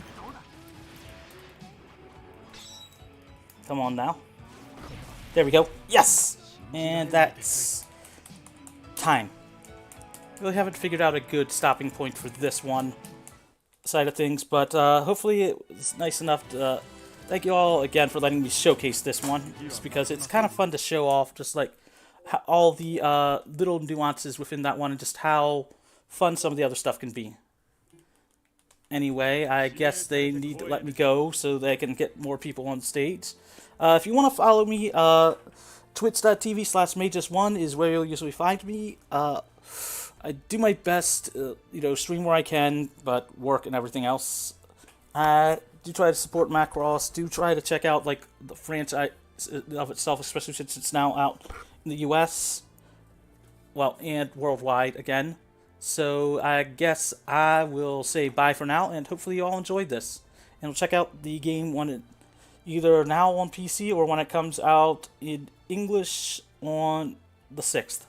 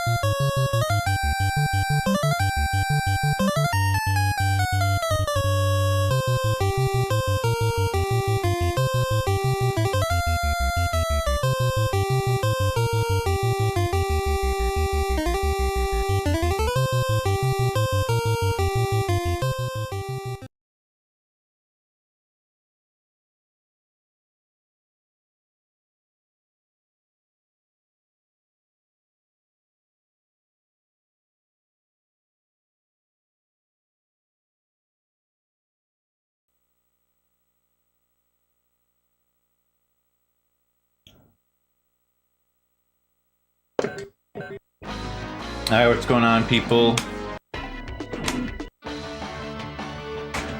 It's me, Aquas, yet again on Shmuptember, final day, Sunday here. Quick shout out to our GLTV staff for changing my time slot here. I gotta do something. Found out I had to do something today when I was gonna play my run later, so thanks for that. And so we still get to have our Wolfang action here. What you got here is 1990. I think it says 94 there, but pretty sure the game was like 91. But Anyway, this is a Data East like shmup hybrid / run and gun game, in which you can use customizable mechs to go through branching paths of stages, 12 unique stages altogether, but I'll be doing one route of the game, which is just 5 stages. So if you'd like to help me determine the route through the game, all you need to do, I just need 2 people, and the first 2 people that come in, all you need to do is give me the number 1 or the number 2 in chat. I just need one number from 2 people, 1 or 2, and that will be the route I'll take through the game. We have 2 from Antol. Need a number of 1 or 2 from anybody else in the next like 10 seconds, and then we'll get going or whatever. But yeah, so Wolfang, this game's pretty sweet. Not many people know about this one. Still doesn't really get a lot of fanfare. Did have a Saturn and PS1 port, and in fact, I'll be playing the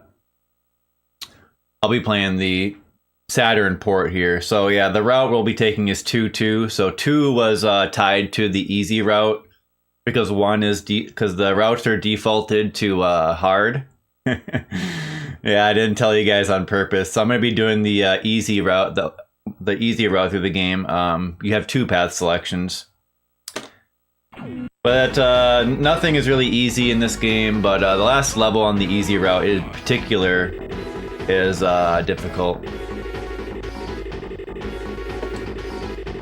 But yeah, pretty tough game, you'll see, but it has a lot of memorization with the enemy spawns, and then also you have to react pretty often, so you can either select a default type mech,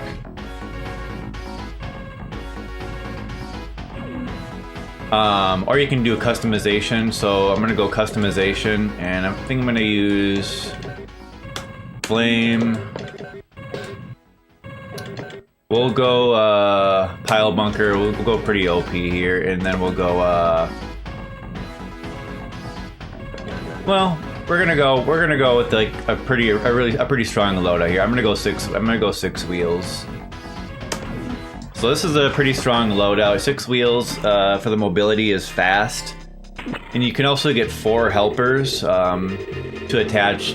They like hang on to your ship and do aimed shots to you. So 2 of the mobility types, you only get 2 of those helpers. The other 2 you get 4. The only downside of this mobility type is I can't jump super high. But anyway, let's get into the game here. Let me get the timer started as well. I haven't forgotten that completely. Alright, we got the timer going. So yeah, we'll go for a 1 critic clear of the game. You have the health bar there up on the top left. If that gets depleted completely, I'll be ejected from the mech and I'll be in like a little man mode. And at that point, if I take 1 more hit in that status, it will be game over. So it's a 1 life health bar type game. The stages are auto-scrolling, so pretty strong aspect of a shmup is that they do auto-scroll, or that you're constantly having to move around, or constantly having to shoot stuff. I think these are some of the big factors. But this is in fact a hybrid game. So here you have like your weapon selection pod. There's 4 weapons, cluster shot, Vulcan, which is what I was just using, and spread shot, laser, and a grenade weapon. Laser, not super good on crowd control, but okay. Does pretty good damage. Grenade, not good on crowd control, but it has the radius explosion of the grenade causes bullet destruction, which can be handy in some of the bosses. So we're gonna go to stage 2. After stage 2, we'll do our first route selection.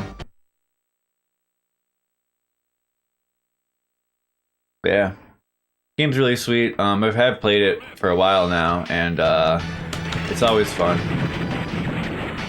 Yeah, so I just want to make sure I'm gonna grab a cluster out of this. Sometimes it can be kind of hard to do that, so instead I'm just gonna explode it. So if you shoot the power-ups enough, they just explode as a screen-clearing bomb type of deal. Oh. Got a grenade dropped on top of me there.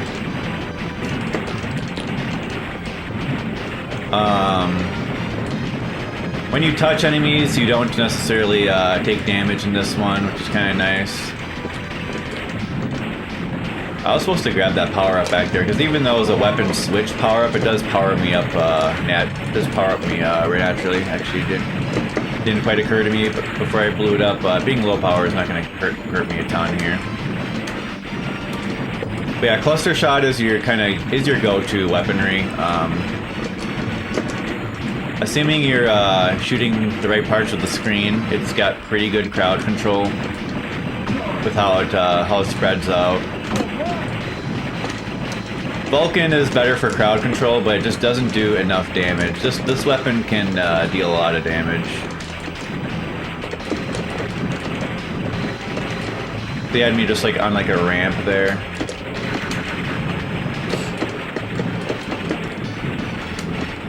Yeah, so here I'm just gonna pop this power up so I don't pick the wrong one.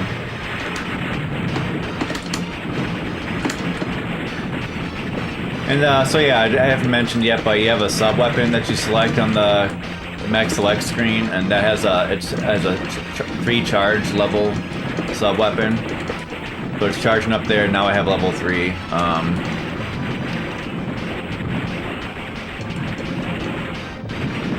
And my sub weapon is a kind of firestorm weapon. It's this thing here.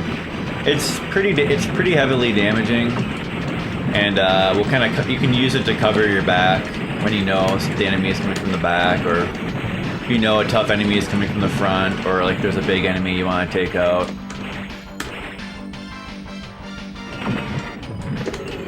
And then you have a dash as well, down and jump button with variable jump height as well. And you can hold down to adjust your fall speed. So you get some like decent control there.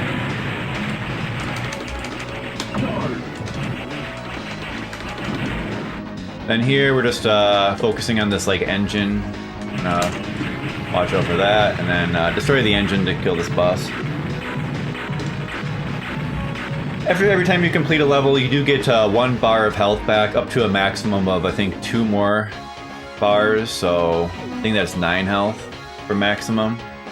And so that's really what you're trying to do, set yourself up for the rest of the game, because there's certain sections of the game where you're just gonna take damage. It just gets really crazy. So here's gonna be our first route selection. So the default route selection is hard, and you have to actually select easy if you want to go easy. And you guys gave me the number 2, which was designated to easy, so I'm gonna take the easy route for both path selections. So once again, you have 5 stages games, but due to the 2 route selections, you actually end up having 12 unique levels. So with each individual route, you have unique levels after the route selection for each one, assuming the route selection is different. So I like that. This stage is nice actually, because it's got pretty good pacing and this stage is kind of good training for kind of what the game does. It's not overly difficult this level, but it's kind of long at the same time. Will keep you on your toes. And it's kind of a neat level because it's got like this there's like a distress flash in the background that lights up the background as like the set piece of the background. See enemies flying around in the back and they'll come into the front. You actually don't see that in a lot of the other levels, actually. Oh, took a hit there. You really want to take stuff out ASAP, because when stuff gets in a certain range, it'll then take a shot at you. And if you let them get into that range, it can be very surprising. So you often will have to react. So I'm gonna use Firestorm. Then Then I was mashing the shot button there because you can mash out faster firepower with the cluster cannon up close. So that's another reason why the cluster is so good. Otherwise, you do have like a default auto fire rate, but you can actually make it even faster by mashing when you are close up to a target. In other words, point blank. And as for the melee weapon, yeah, so you choose a melee weapon in your loadout as well. I chose the pile bunker, which is like kind of this giant bayonet, if you will, that comes out. The melee weapons are used automatically when you're in range to use them. So there it is, right there. The pile bunker is really strong, but it has like a second cooldown after you use it.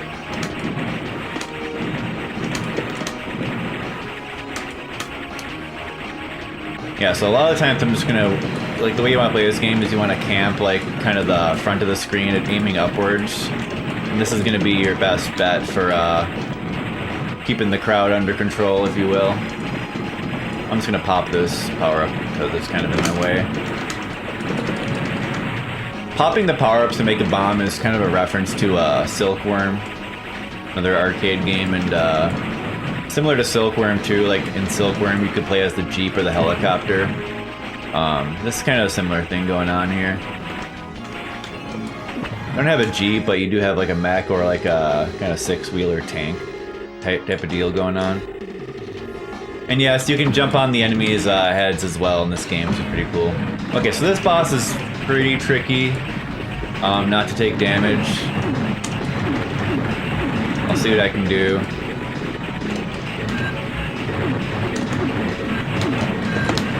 Yep, so I'm gonna take damage there. Now it's gonna start shooting this stuff out. Well, that was a good dodge.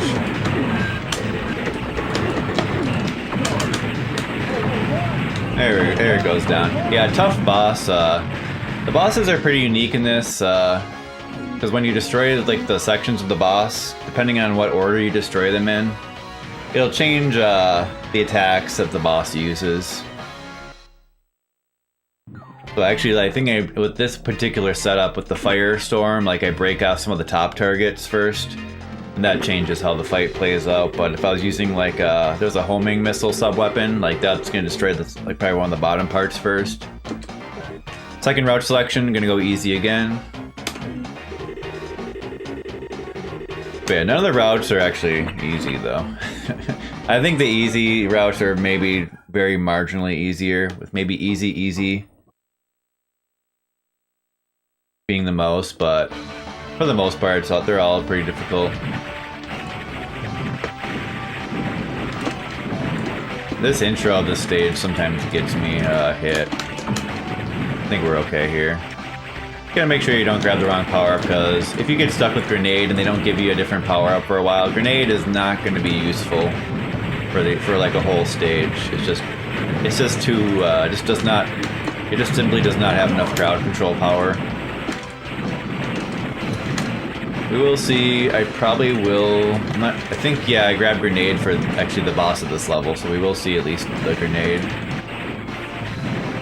I could probably get away with using Laser for a while just to show it off. But things can go bad in this game pretty quick. So I'm hesitant to do that in the interest of trying to get a 1cc here.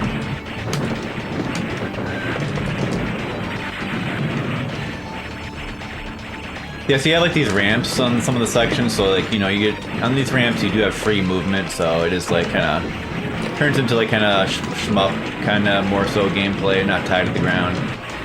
And then there's an underwater level in the game as well, which, you know, you have free movement underwater, so that also becomes a little more shmuppy, if you will. Shmuppy. I'm anticipating a lot of these enemies. Oh, except that one. I got kind of baited in from killing those enemies, but yeah. I know that enemy is there, they just get you, still. These are like kind of like the rival mech enemies. You have to fight them multiple times, generally in a run. Kind of getting a crap pattern from this one. He's gonna die pretty soon though, yeah. I know that a lot of these ground tanks aren't gonna fire at me if I stay in front of them. They tend to fire at you after they pass over. So that's just one thing, one little knowledge you can get about the enemy behavior. See, that tank there shot as it was leaving. That's generally what the ground tanks will do. I think they can shoot forward if you're far enough left, though, too.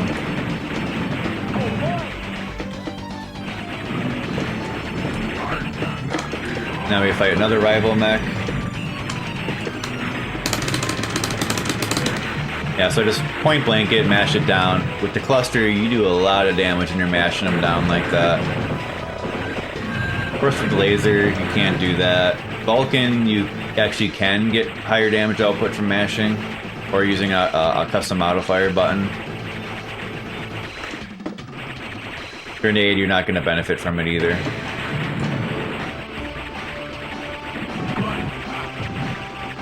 Alright, so we're on the next part here. Still a ways to go for this level. The charge there, that's going to give me a full level 3 charge on the sub-weapon. Again, you have 3 levels of charge on the sub-weapon. Level 1, the weakest version. Not going to have as big of a width to it as well, the Firestorm, Fire Shower. I think they call it Firestorm in the game. Sounds more sinister than Shower. Yeah, these particular, like I say, you can't get hit from touching enemies, but those particular ground enemies have they do have like a melee attack. Like, enemies do have melee attacks, so you still gotta watch out for that. But touching enemies generally does not hurt you. Yeah, so this power up here, I'm gonna actually switch to grenade for this boss because it's really good for keeping you protected. The Karnov cameos. Oh man. The rival mechs are tough. If you select the harder routes, they'll throw 2 rival mechs for you to fight at the same time, often. Yeah, so this is why I use grenade. It just eats up the flashing bullets. Pretty good. So this is pretty dang safe. Meanwhile, the pile bunker is piling the damage on. Yep, so there's the first part gone. And I'm actually gonna probably try to switch weaponry here because yeah, I'm just gonna switch weaponry because the boss is almost dead. And I'm gonna need, one problem that you run into is if you have grenade at the beginning of a level,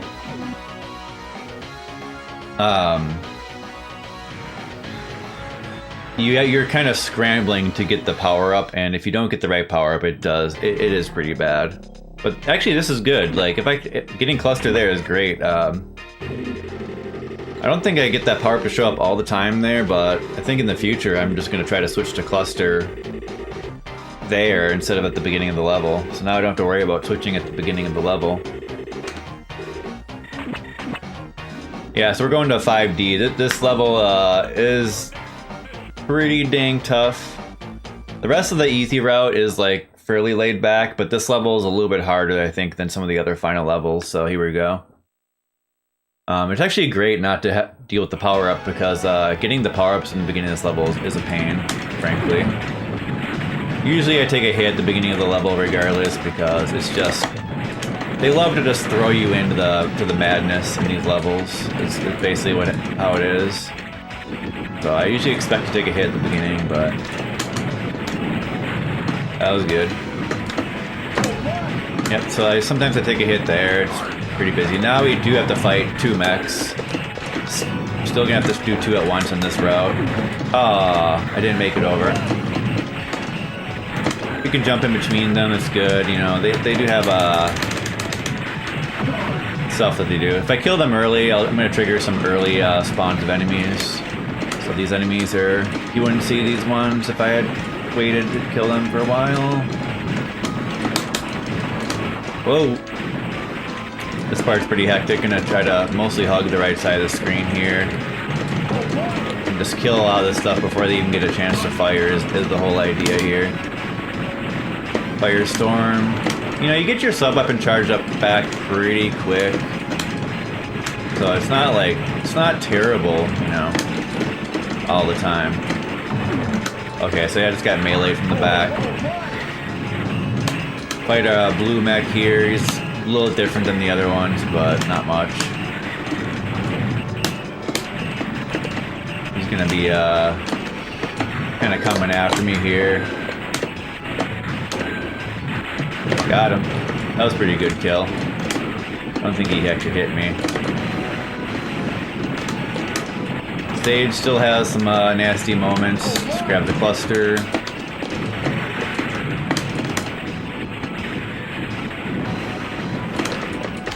Charging up that level 3, got a level 3 ready to go. You can kind of detect when the game's like throwing a lot of stuff at you. And you can kind of use your sub-weapon as like a panic bomb a lot of the time. If I tell that they're throwing a like crap load of enemies at me, you know, I'm gonna let that sub-weapon rip for sure. Like, maybe right there, but no, we got a charge right here, so. Yeah, right here, like, just tons of enemies all of a sudden. Did take a hit, but wasn't like the best usage of that.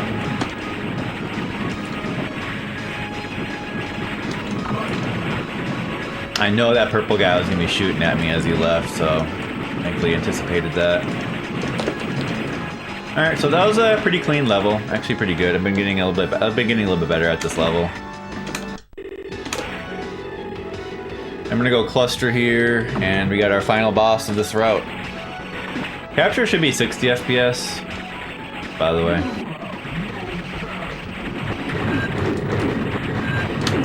Gonna kind of just hound the boss, like going under him. Boss has a pattern to the way it bobs up and down. And I'm notably just watching out from that punch. I don't want to get punched. So it's gonna bob down right now, and it's gonna come back up. It does this pattern, and you want to note that pattern. So whenever it's bobbed up, get under it. Currently gotten punched twice, not super good. Do want to avoid that. Be good if I can get my helpers back. Grab them. They're in a dangerous spot. I can only get one right now.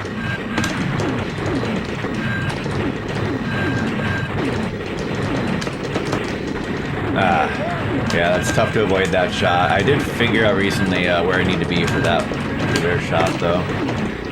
But yeah, you want to do this because the melee damage is just so good. You want to get in there with that pretty bad.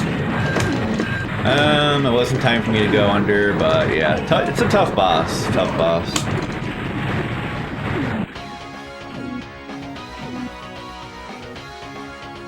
Anyway, there you have it. The easy route for Wolfang. A lot of cool levels to play in this game.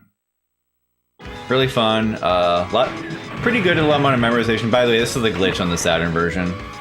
This doesn't happen normally. Pretty bad. This is a pretty bad one. And the ending graphic glitch. Freak out. Second version's pretty good though. It just doesn't really have like properly looping music, and some of the sound effects are missing, but input lag doesn't really have any.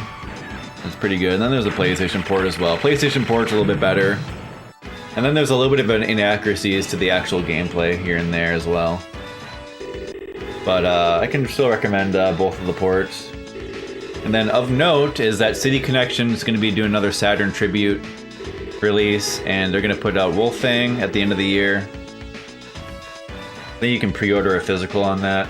That'd be pretty cool to own, but currently not planning on buying it, but it's nice that this game's getting some notice. I mean, the thing about this game is like it's not very popular, but it actually does have like kind of a cult following in Japan, and from the people who know the game, it really is outstanding as far as arcade games go, and the time that it came out, and just the sheer replayability factor. So to me, it is one of my favorite games, and you guys should definitely check it out if you're really into something quite difficult, but fun to play.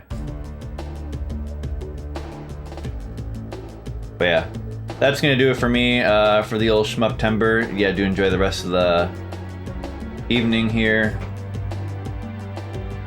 And yeah, it was great to come on once again for this event and whatnot. And I was pretty happy with my runs and whatnot as well, so good times. But yeah, catch you guys around.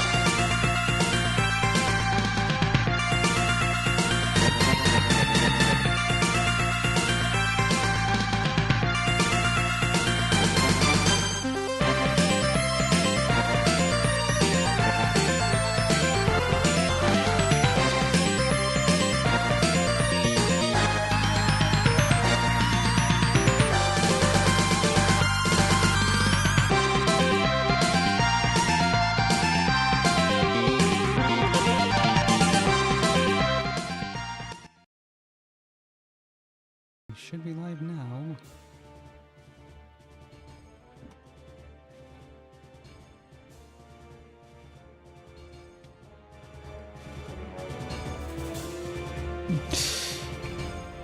So this is the opponent, and for my first of 2 games in Shmuptember 2024 by RGL TV, I'm doing another run of Trouble Witches Neo, the Xbox 360 port. Sole purpose of this run, as shown by the 80% category, is to just show off the funny English dub that only the 360 version had. I also got the original Trouble Witches was a Dojin game by Studio Siesta, published in the arcade I think a year or so after it came out, and then published here to Xbox 360 by SNK Playmore. To this day I don't know why. I also got ported a couple more times, once on Steam as Trouble Witches Origin, and then on Switch as Trouble Witches Final. Fine games in their own right, but no English dub. So I'm gonna play a character exclusive to the 360 version.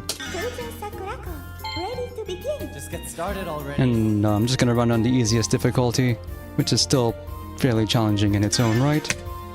I'm trying my best to not talk over the dub here. A wish shall be granted to the one who punishes those who broke the seal of the Dropnir.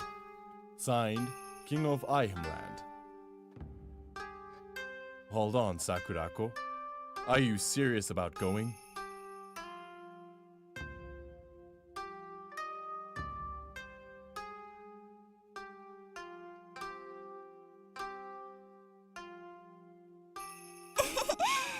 If I could have any wish, it would be to quit being an astrologist. That's it! We're headed to the magical kingdom of Ahemland! This is like a dream!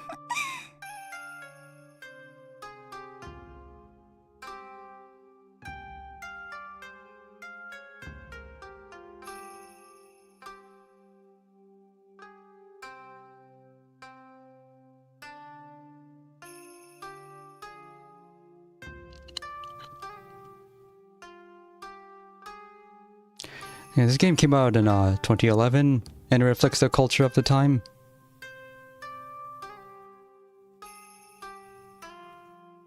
I'm definitely gonna take down the Dropnir and save Ahemland. That way, I'm sure Father will let me become a witch.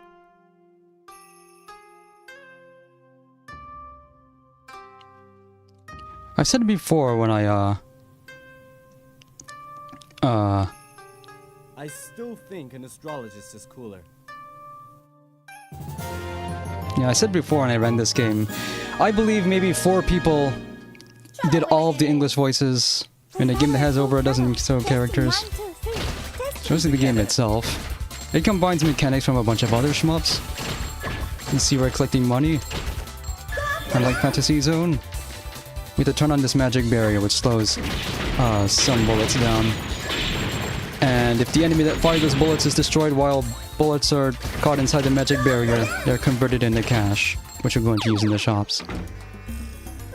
Welcome to the Pumpkin Girls. Just gonna buy one of these cards. Thank you. Look here. You can see the Xbox 360 is in the back row here. One of them is broken. That's how you know this is the 360 port. I hope to see you again. One of the purposes of going inside the Pumpkin Girl shop is not just an opportunity to buy items, but it also refills your MP. And higher difficulties, you'll want to do this to set up the barrier outside when you're nearly out of MP. You meet her on the bottom of the HUD there. Go in there to refill it, and then keep using it longer than you normally would.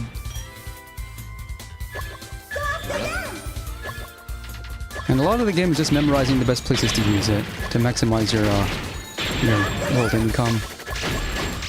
Each of the characters has different properties on how long they're allowed to use it for, the size of the barrier, and I'm just getting started. yeah. Put on the card now. While you have our card active, enemies are converted into the round coins there. I got hit. And that number on the bottom left is a score multiplier that goes up when you collect those coins while a card is active. Each one increases up by 0.01%, so I'm getting an extra 6.65% score, and that's the scoring system. I think you lose a fourth of it or a third of it if you die.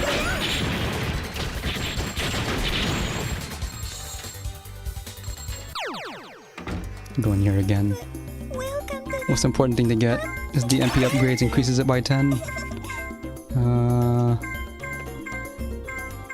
Skip this. I hope to see you again. But the weird thing about this dub is that they attempt accents in some of the other storylines. Like my favorite one, like my favorite route, running Valerie, she attempts a really preposterous British accent.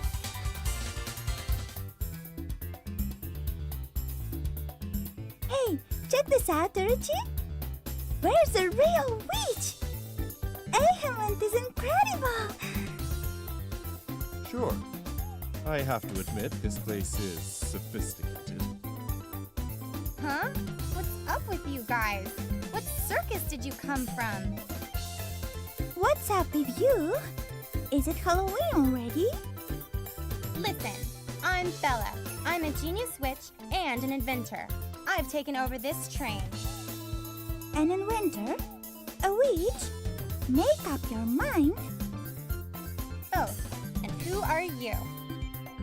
I'm Sakurako. I'm a genius astrologist witch. I have accepted the king's challenge of punishing you. What are you again? A witch or an astrologist? I'm a witch. By the way, where did you get that hat-looking thing? That looks cute on you. I'll tell you if you win. I summon Palindrome. On easy difficulty, bosses tend to go down really fast. I'm just using cards to make it go a little bit faster. Ready? Here we go. Break these first. Put on here. Hurt the weak point. Turn.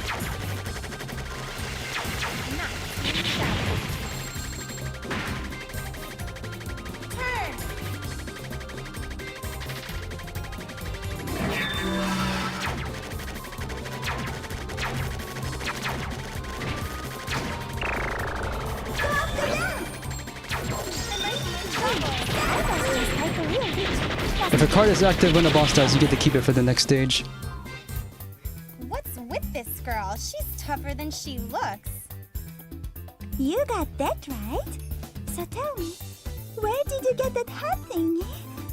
I want one too. I realize it's not Halloween. And this is my servant, not a hat. He's not for sale. Is that right? Bummer.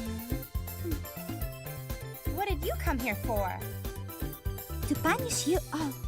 I'll reclaim all the shards, which will please the king, and then he'll grant me my wish of becoming a full-fledged witch. A witch? Yep, I've always loved anime shows with witches. You swing the magic wand, transform, and... well, I'll become a cute little witch that goes banning woman bad guys. That's my dream. That's not gonna happen. But this game... What was that? I can hear you. I can deaf or something. Man, she's supposed to be the Cujo heiress. Translation of this game is fine. It's adequate. Nothing blatantly wrong with it. But it's just the voice I think makes it hard to appreciate. And there is a no miss bonus for each stage.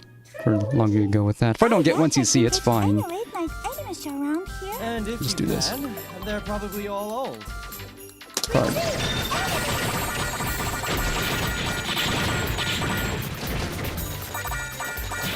Have to do a bullet canceling here. Not really doing it properly. I'm trying to get the maximum value for my card. Use the fire button to collect the medals. Except when your card is active.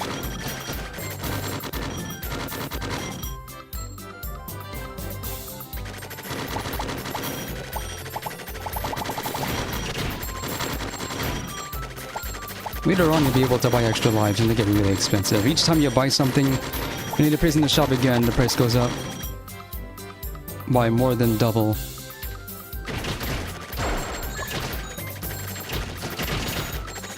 And Pretty sure on higher difficulties it becomes easier to buy the things because there's more bullets and therefore more opportunities to earn money. It's only one shop in this stage, so I'm gonna get 2 cards. Yeah, these 2. Thank you. I hope to see you again. See if I can get 3 when. Wait for this.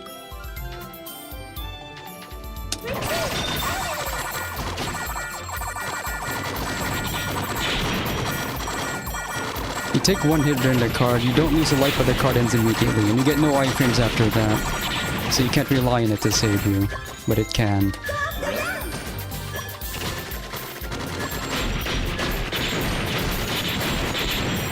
These cannons here is a good source of money.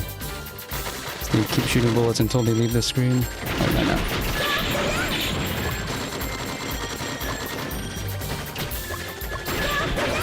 no. Talk overcharges MP fairly quickly. So once the meter runs out, I don't have to wait too long to start using it again.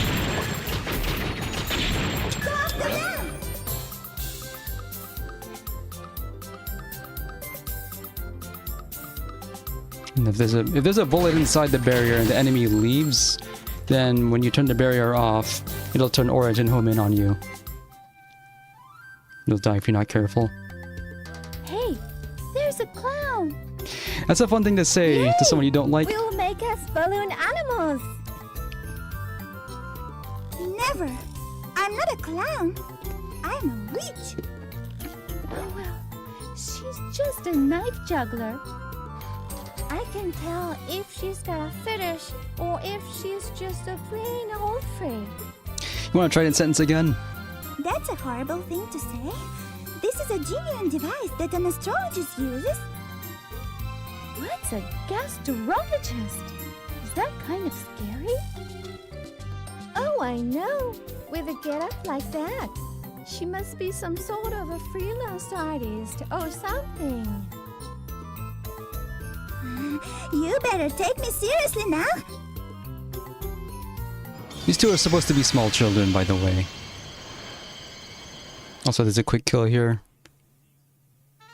There's 2 of them, but they you can both take damage at the same time when they're overlapping.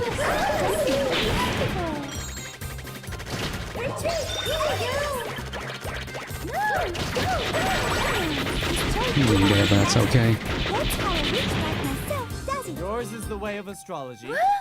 We lost to a clown? We lost to a freak with a witch fetish. Who's a freak with a witch fetish? Don't you listen? I am a witch. But you don't look like it. Well, technically I'm still an astrologist, but I'm gonna be a bona fide witch soon. A super cute one at that. Then, how come you have a butcher knife? It's a device. And you're wearing a kimono. This is my cloak of protection. It is. Really. Just give me the shards now.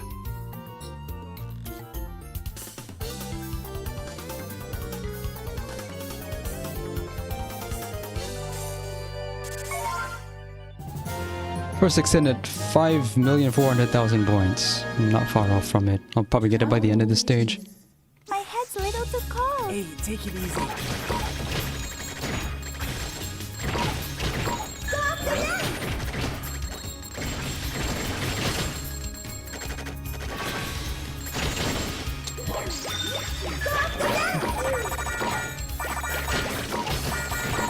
Double card is short range.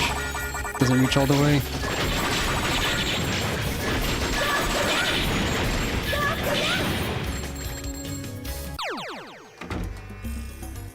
Welcome to the We buy the first extend, but we won't do it yet.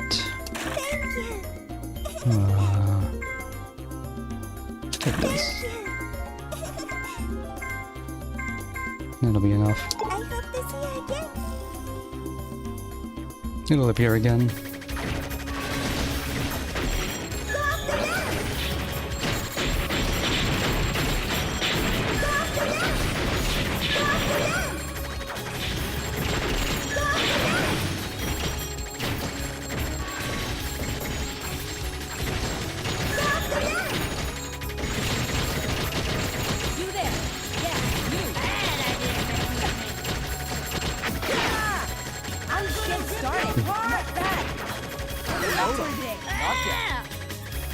Mid-boss is actually a playable character from the original Trouble Witches, who for whatever reason isn't playable here.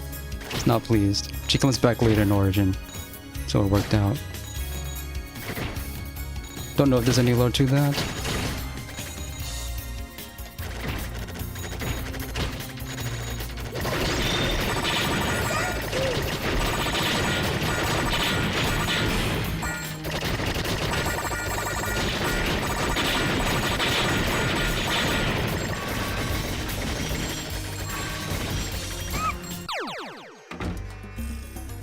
Welcome to the...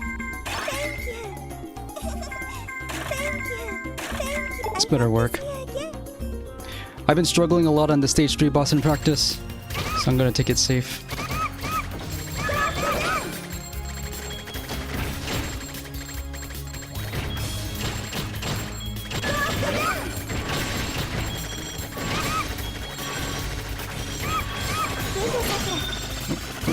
Forgot to use this card. I forgot I had this.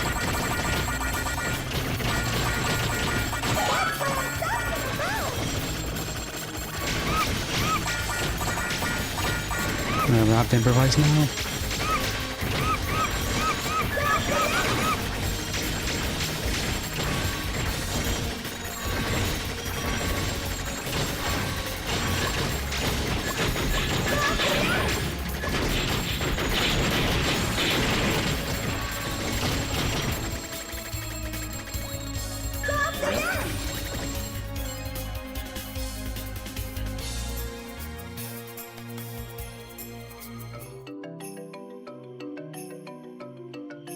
Yeah, it's a heater. Make room for me. Pretty sure they're talking about Kotatsu here. Little clown. Normally, wind would upset me, but it's nice and warm. You can beat this. You are really making yourself at home. Sorry, it's just that this heater reminds me of my country. I actually have the same heater in my room. No kidding. I like to lie down next to the heater while eating oranges and watching TV. It's so relaxing, I often pass out. She likes to draw next to the heater as well. Draw? Oh, that's a book I'm working on. I publish it myself. Every year, I put in many overnighters getting ready for the winter issue. What do you think I write about? No idea. Who else but me? It's a research book that's packed with super hard thumping tales about Sakurako, the pretty and pure-hearted witch. Wanna read it? Oh, I'm just freezing out here. Come warm me up, Apophis. Hey, but you haven't read my book yet. I don't normally have tail card in the boss, but I'll have to think of something. Because the boss's movements are completely random, and I always lose a life here. Well, I didn't practice, I normally don't. So if it comes from behind, I'm just going to turn the tail card on right now.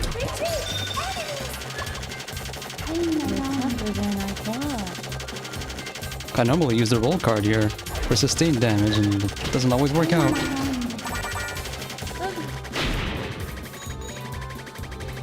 Then it moves at double speed and starts doing things it didn't do before. Up here.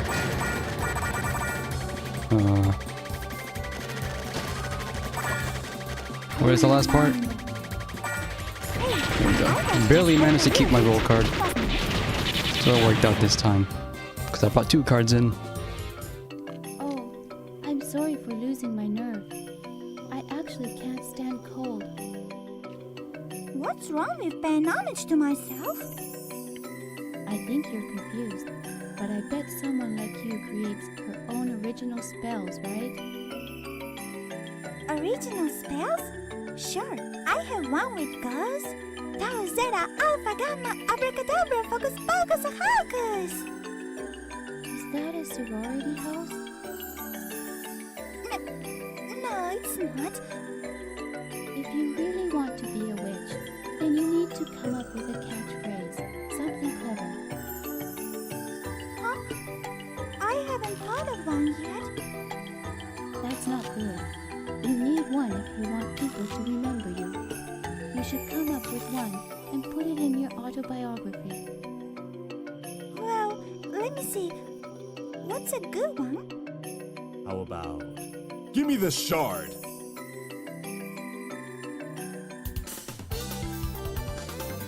Mildly curious about what the original dialogue here is, but not really. Somehow, still haven't lost any lives. This is where the game stops being novice friendly, though. Really heats up when I suppress my talent. See? 7 recovers. Oh well.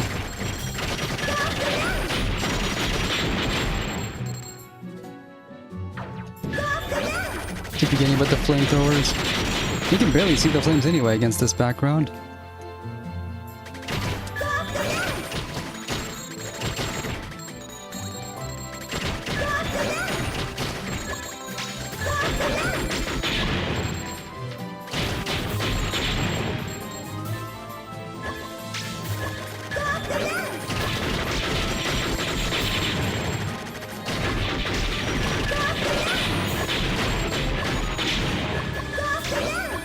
Now I'm trying to think, where's the best place to use the roll card? I have never managed to bring it this far before.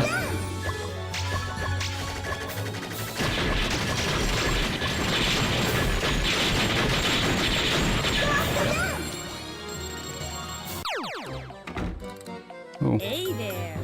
Step right in. Rare event. Shopkeeper rarely ever appears.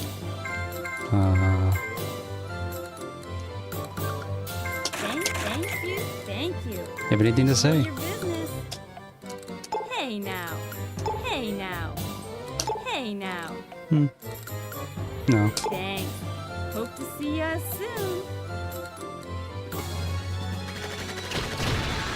Just leave it right here. Can bump into these, but you're stunned for a moment.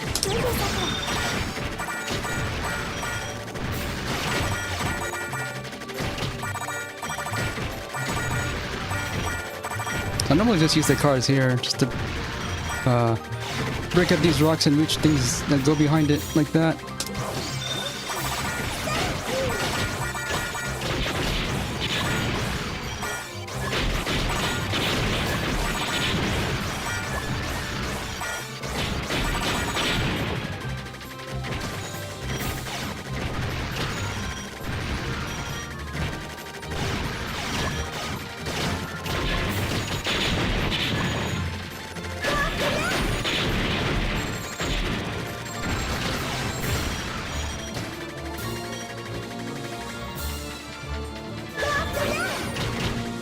Blue objects are not affected by the barrier.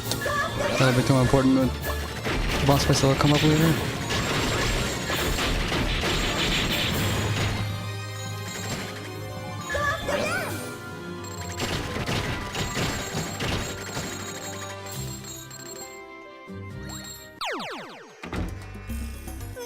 Welcome to Now we can buy the extend. Saving bubble for the boss. Okay, this is a backup. I hope to see you again. Because I can never remember the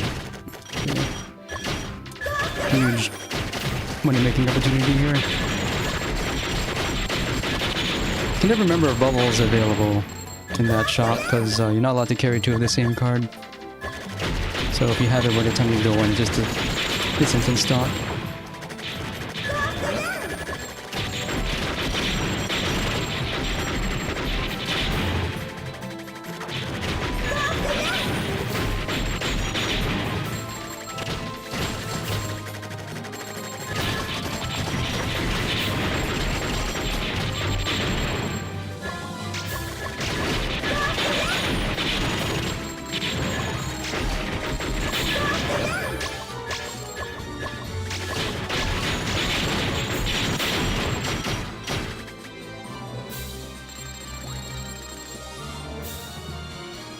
It's gonna be enough to buy the next extend. Emerging like a swift wind scattering cherry blossom flowers, the blade of justice slashes through the darkness like a razor-sharp beam. Cleanse clandestinely concealing her talent and keeping the rituals of witchery in secret, she stands resolute in defense of her principles. Kujo Sakurako is here! What the? Clandestinely concealing her talent and keeping the rituals of witchery in secret? What's this now? What are you mumbling? Who are you guys? It's a little too wordy for a catchphrase, isn't it? Plus, all these big words make me sound more like an old hat than a young witch. Don't blame me. You came up with it. Enough with this nonsense. Look all the good faces on the bottom left in the dialogue box. Prayers. By order of my mother Amalgam, your journey shall end here. Come out for more! Incinerate this clown! Darn, we can at least recognize I'm an astrologist.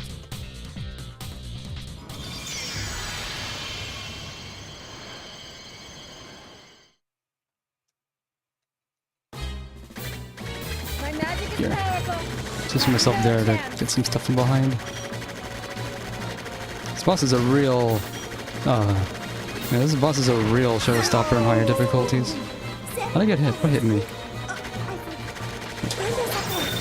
Turn the bubble on to eat it alive. I'm not done yet. Spin! You're going down! Come on. I like to think the bubble's an elemental weakness against the fire boss, but I don't know if it just does more damage on easy. It's a nice thought though. It all boils down to talent, even for a witch. Isn't that right, dear Dobby Deal? Who are you talking to? You, now listen up. You're the most powerful monster of the third hell in control of a dark gravity. You turn enemies into gel with the forbidden spell of Vanity Strike and... Sorry, but the name is Lily, and I don't practice such shady magic. Really? It's ultimate magic that's guaranteed to kill with a single hit. Ah, whatever. Okay, Lily, show me your hand. Huh? We must shake hands and join forces. That's what happens when the heroine vanquishes a formidable foe. At least, that's how it works in my favorite anime shows. Maybe that's what happens in superhero comics. But that doesn't happen in the realm of witches. You're better off just going along with what she says. You're better off just going along with what she says. They forgot to edit out one of the takes there. So, with the other characters, the storyline is that the more of the shards they collect, it's starting that their evil influence is starting to affect them. But for Sakurako, it just makes her start losing her grip on reality, as opposed to becoming more aggressive. Trouble witches. The horn looks to the heaven, and the eyes look to I have a card left over, so it's time to use it. Still don't know the best to use it right now.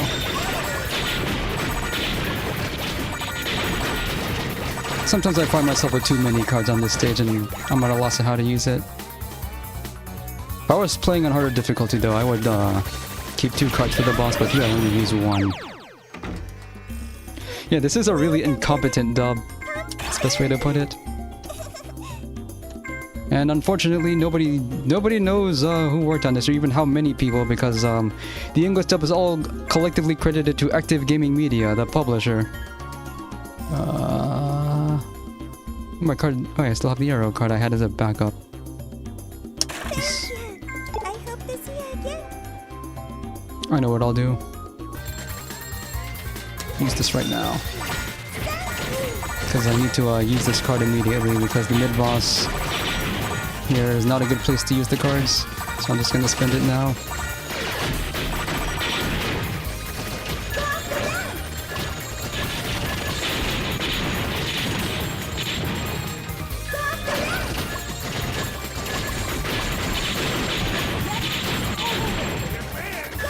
Nothing else seems to spawn while the mid-boss is around.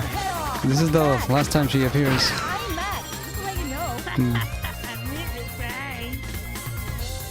This is supposed to take longer, so this is a long drought here. Stuff will eventually appear. Purple bullets are worth more. And they don't turn red if the enemy that fires them leaves before the bullet leaves the screen.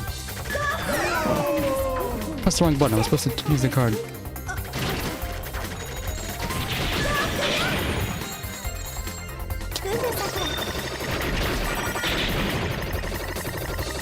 I was way too late on this card. Wait till it runs out before I go in the shop.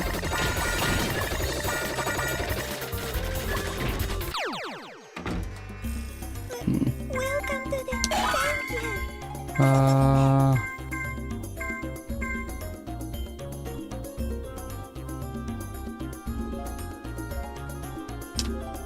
Get this. Thank you. It's all Oh yeah. It's happened again. I ran out of money.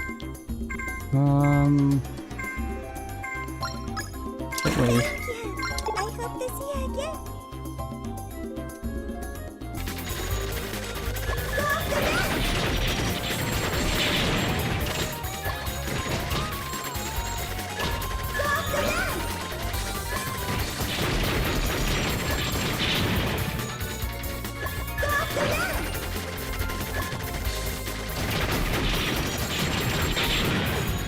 Can't fire through those orange things, the spike balls.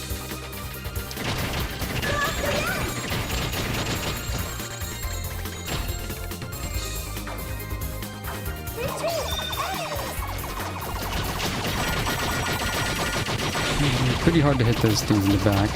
That's what the tail card's for coming up.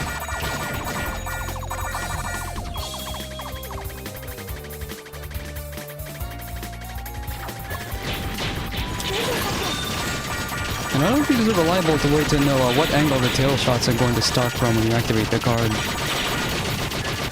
There's a global timer and I don't know how to count it. Normally I would use spear on the boss, but I didn't have enough money, so I died.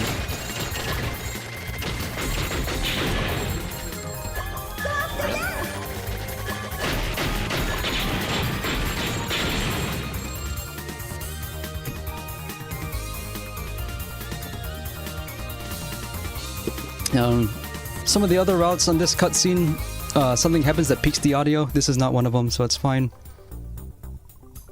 I've been expecting you, lady. Welcome to the abyss of darkness. Talk about creepy. I sense pure evil. I'm getting a chill in my spine.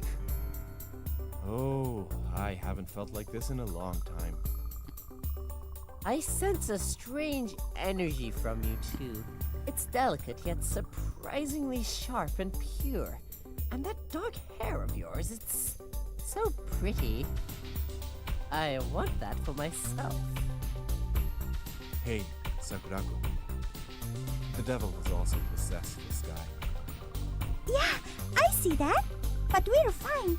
I'm excited now. I don't know why, but this is really fun. Let's dance, Wicked One.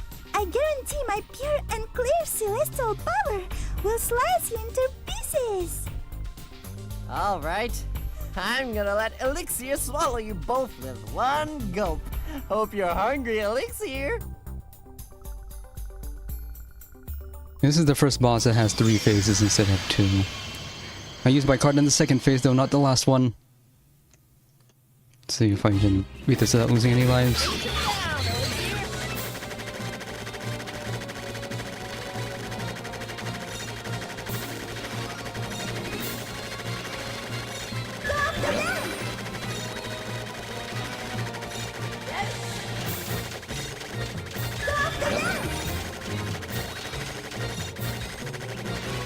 I couldn't end the space in time. Now I have to deal with this.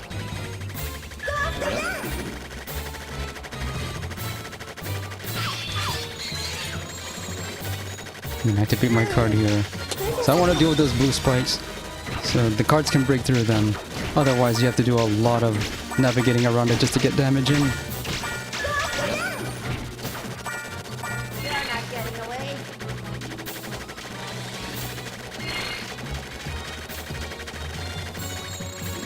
And then the last phase here is pretty straightforward. But here I like to use spear when I don't have it. Oops. That's embarrassing.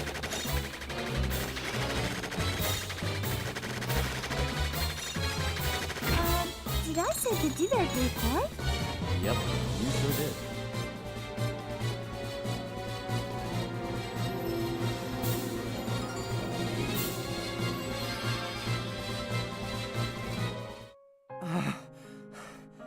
I can't believe it.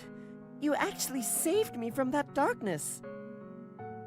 I just thrashed about you in the darkness. It really wasn't me that set you free. I know. Elixir said a goodbye. He said he was content to finally restore the purity in his heart. It's all thanks to you. Who are you, anyway? I'm Sakurako. I don't look it, but I'm a witch. You look more like an astrologist, and a genius one at that. You keep quiet, Urchi. I may be a genius, but I'm a big-time witch now. I see. Then let me ask this genius witch a big favor. I want you to save Amalgam for me. She's my mother. She gave me the shard, so nothing will be resolved unless you do something about her. Otherwise, Elixir's sacrifice is for naught. Oh, don't worry. You can count on me. What? When the skies are filled with so many enemies, the day turns to night. I restore the light with the cast of a single spell. Don't you realize who I am? An astrologist, I said. A witch! How many times do I have to tell you? Okay. I'm sorry, Sakurako. I'm glad you're my master. Whatever. Just keep your mouth shut and follow me. Got it? You don't need those things until after you become famous. Should we get the extend here? No. Next extends at 18 million, and that's the last one I'll be able to get. It'll probably be fine if I don't make any mistakes in the boss. Enter overdrive for the final showdown. Easy now. Try not to get ahead of yourself. This stage has 3 shops. Welcome to the... Thank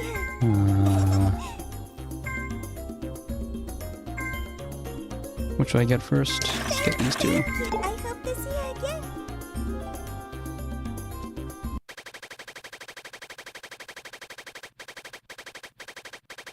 Look how the music's such in complete silence. Listen to this.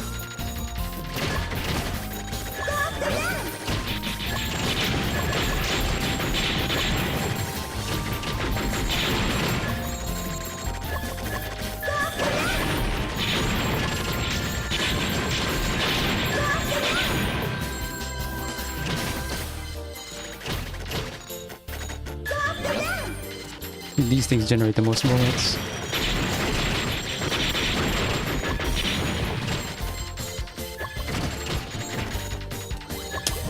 Use this right now.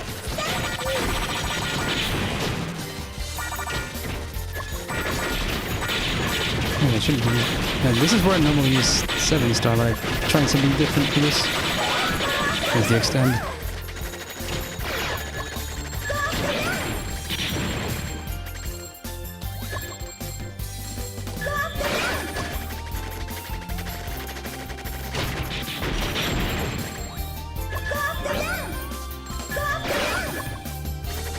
I'm gonna break that thing that's making those spiked balls first, as quickly as possible.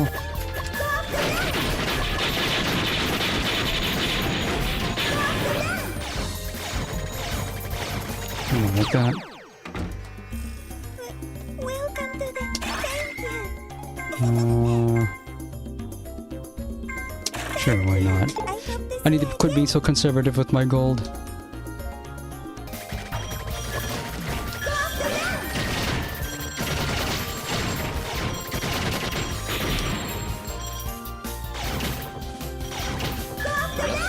Sometimes it just stays on screen for longer than it should. I don't know why.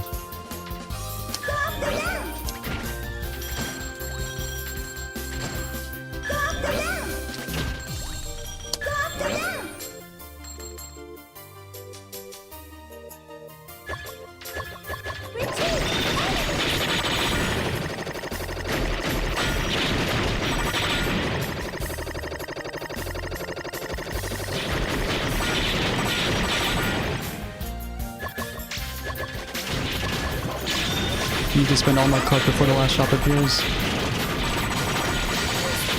I got hit. It's fine.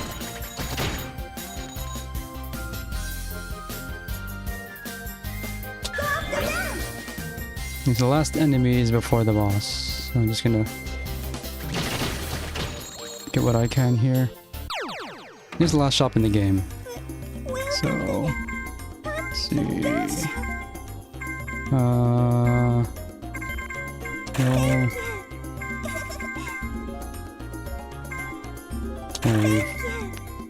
firebomb. I gotta do this.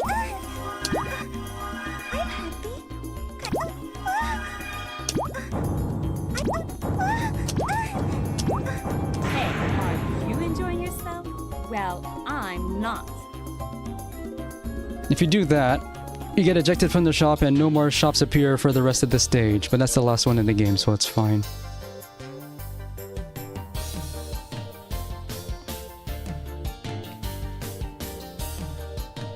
There's 2 final bosses, and between them there's 7 phases. You have to make 3 cards last for 7 phases of the final boss.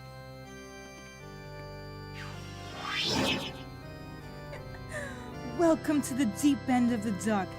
I hope you'll like it here. So you're Amalgam. You sure look like a great witch. I hate to admit, but you're so cool. Well, thanks. But you become quite the clown yourself with your outfit. Sorry, but I don't fly off the handle in front of someone. I'm about to pound. You've got quite the nerve standing up to me, even though I've been enraptured by the Draupnir. But that's hardly different from a flea infestation. I don't know if you can call it courage or stupidity. You've got it wrong. Being enraptured by the devil and being possessed by him are 2 totally different things. At least it's called cacodemoniomania where I come from. So which is it then? Everything. Then let's see what you've got. Fine, but let me ask you this before we start. Go ahead, tell me. Where did you buy that Halloween costume? Reveal yourself, Draupnir, and wake her up to the reality of darkness.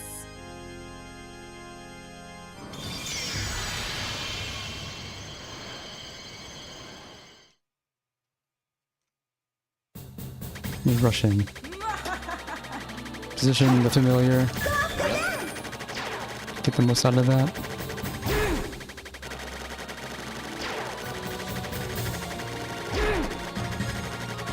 Trying to misdirect the spike balls, but there's only so much you can do about those.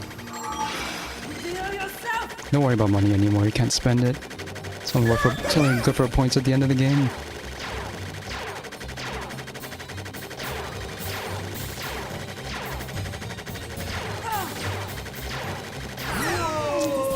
Man.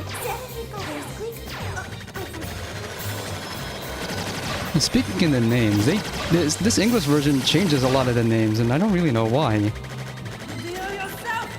Because as far as I know, no other versions of this game published by different publishers, they don't touch the names at all.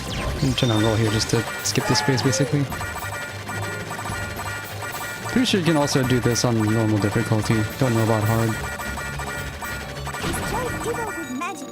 That's how a witch like myself does it. Yours is the way of And that phase is kind of like something out of what's it? Esperade, I think. Does something like that. One of the F's games does. Feel something incredibly ghostly. That was the last, not the actual final boss 4 phases. I can't get anything out of the roll there. Keep your distance here, it shoots flames. Wow. Never been cornered like that before. Oh well, no one sees me, that's fine. I don't normally have this much trouble on phase 1. Card, just cause.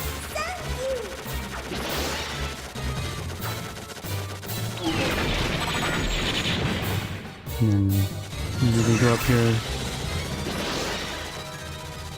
Distract the lasers that reaches all the way across the screen. Yeah, it just does it again. F-bomb. F-bomb is the strongest card in the game, and I only use it at the very end.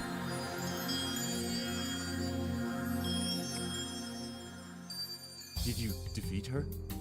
Yep, I had some trouble, but I chopped it up into pieces. It'll never come back now. That's a fierce frost sword you've got there. Oh, you woke up.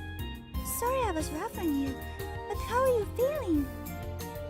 Really good, actually. It's all because of you. Thanks for freeing me from that long nightmare. But who are you anyway? Something tells me you're no ordinary witch like us. I'm an astrologist that wanted to be a witch. An astrologist? And you wanted to be a witch? Yep, but I couldn't. In the end, the only thing I can depend on is my power. I've realized it, unfortunately. No, I knew it from the get-go. But I still thought maybe I could be another me if I succeeded on this journey. Yeah, at the end of the day, I can really only be an astrologist. That's cool in its own way, and I don't hate it. But... but I'm a little... disappointed, maybe. Sakurako. Don't be. Huh? The obligation of a witch lies in taking the high road of morals. Doing the right thing is what's important, not your perspective or appearance. Yes, you already are a fine witch. I want you to believe in yourself and keep vanquishing the darkness of the world with that gleaming sword. Will you do that for me? Yes, ma'am! Enjoy the ending.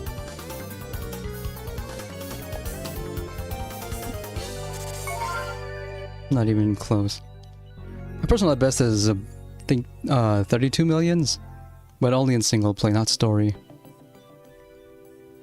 Here, my mother gave this to me to give to you. It's an official Imhenland Magic Church Pass. Sweet! Now I'm officially a witch too! I finally get to be a real witch! Good for you.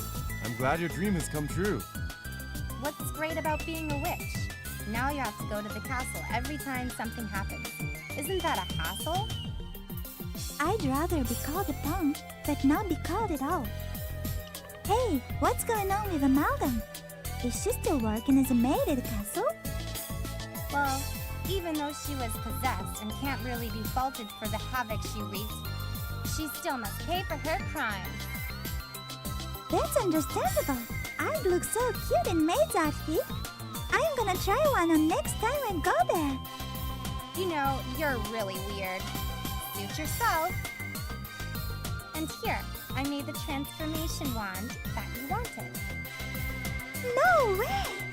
Wow, that's incredible! It's just like I imagined! Behold, harnessing the magic of the operator, this clever device can transform the clothes on your back into any costume. I hate to toot my own horn, but this is one of my masterpieces. Let me try it! Hey, no! You shouldn't use it here! No worries! I'm a witch now! Ah! It makes you completely naked for a second during the transformation. What? Yucks! I am going blind.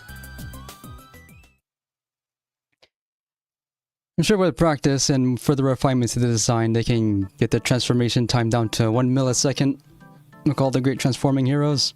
Anyway, that was Trouble Witches Neo. Really mysterious English localization aside, it's a pretty fine game in its own right. You're better off looking for the later versions, Trouble Witches Origin or Trouble Witches Final. I don't know too much about those, but they have different and more characters aside from the core cast. But there's a good amount of challenge to be found in any of those versions. Anyway, my next game, I'm going to do more Twinkle Star Sprites, hardest difficulty, no miss attempts. So I'm gonna go from easiest difficulty in this game to hardest. Let's see how well that turns out. Coming up next on Shmuptember 2024. Stay tuned.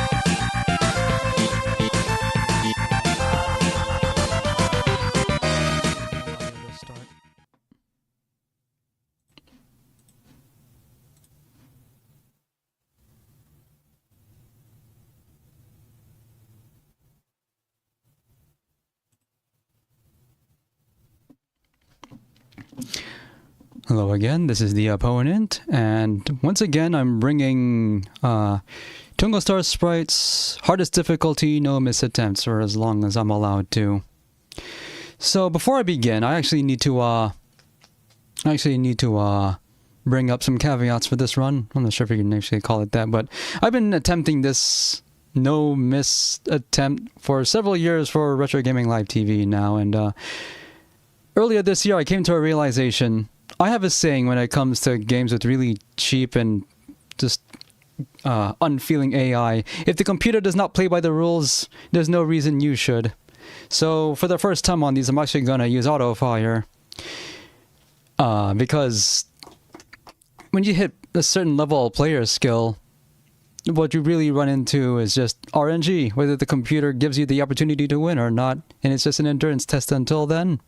But I have to use auto fire on the regular shot button at 20 Hz and also the bomb button, because when the Neo Geo lags, it drops your inputs. And the last thing you want is for your bomb input to not go in when the game is lagging. So I'm gonna just do what I always do here. Probably not gonna talk too much. Just look at the right side of the screen if you want to see what the computer thinks about your feelings.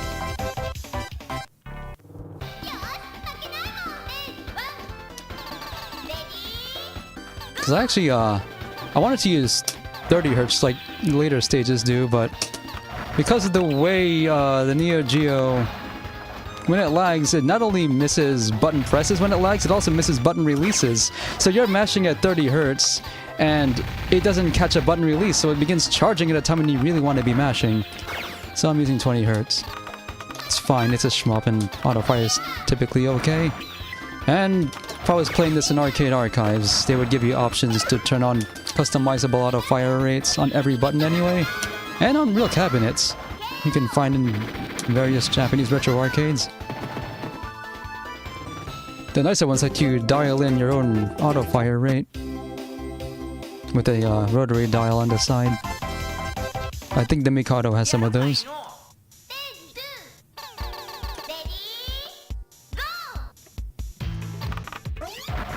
And even though you have auto-fire, it's not a substitute for knowledge of the game's patterns and the matchups. It just makes it a little bit easier.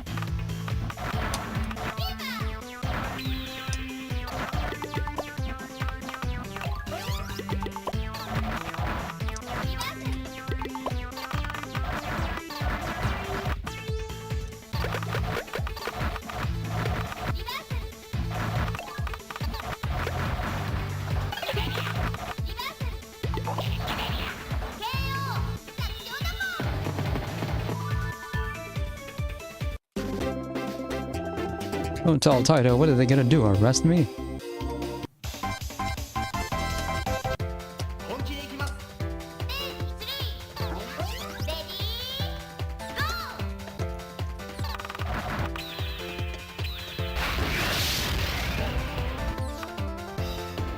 After all, I think it was, wasn't it, wasn't it Rising who has anti-mashing mechanics anyway? Isn't it that Battle of Garago will actually turn rank up behind your back if it detects regular mashing?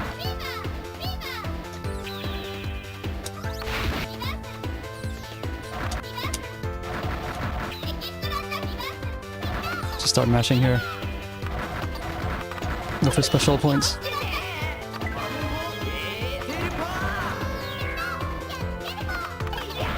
See how you like it. Because if you watch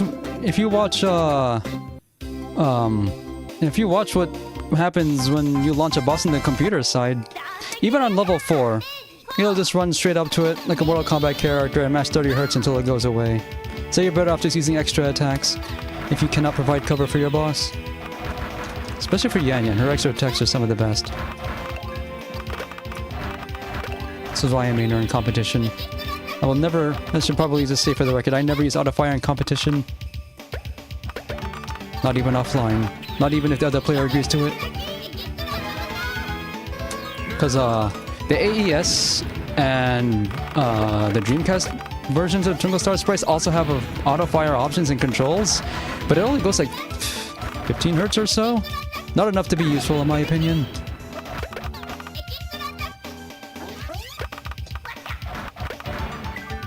Still can't get that. So you burst the bubble, the enemy still gets iframes.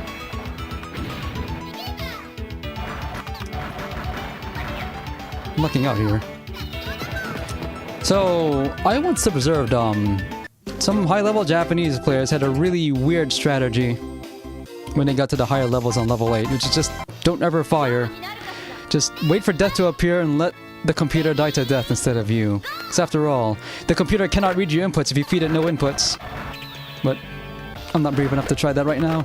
I practiced it and it's still really hard.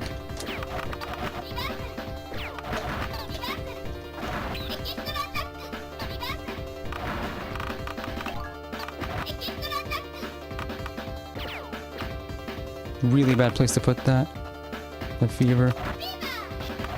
Just run up and start mashing. Just hope for the best. Normally you want to avoid... Oh, I got hit. You want to avoid sending reverse attacks because they can be converted to extra attacks that you can't shoot down. I was holding the bomb button down there. It just flipped the screen. The computer wasted his bombs. I'm in an advantage, but for how long? I had to. That was really unfortunate. That's the worst pattern. The second worst pattern. 4 bubbles and you can't do anything about that. So never mind, my advantage is gone. So I active frames on that. I always forget about the active frames on that attack. Again, 2 attempts now.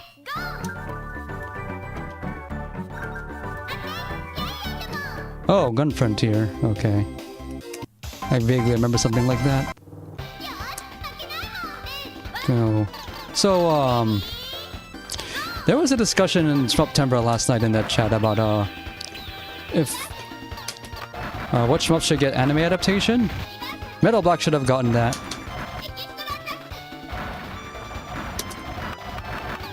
Because there is the, OVA for Salamander, and you have no need to watch it. It's just really, really boring.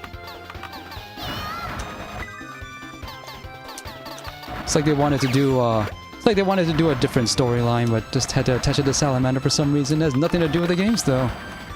Not even the MSX games.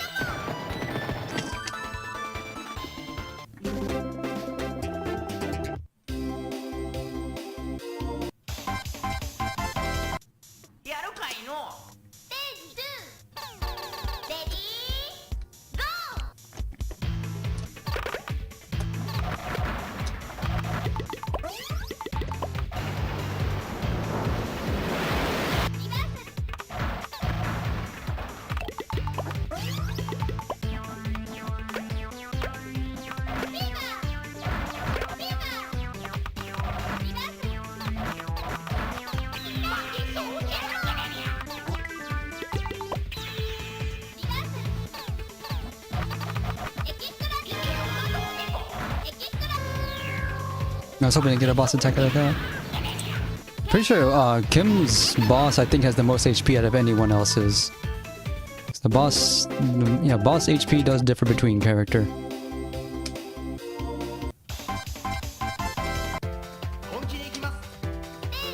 I forget what the rankings are on that, but I once had to play against a Kim player in competition who just got his boss out repeatedly. And was proved to be a real killer in that tournament. I don't remember if they won, though. Either way, it was a real wake-up call.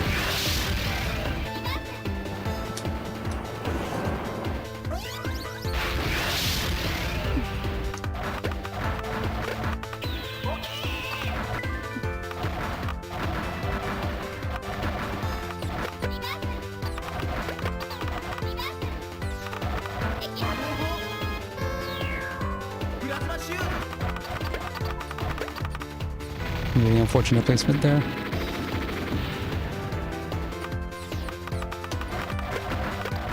Still not sure what to do about that pattern.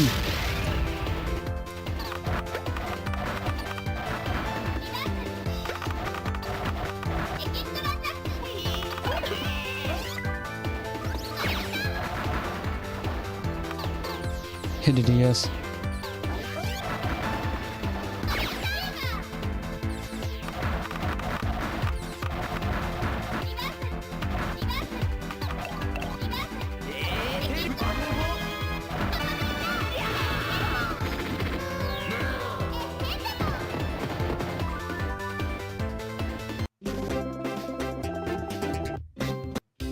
Collection? What collection? Collection's up to that side.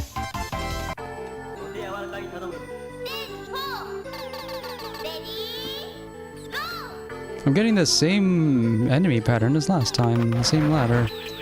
Good thing, cause... Oh wait, no, I got back here last time.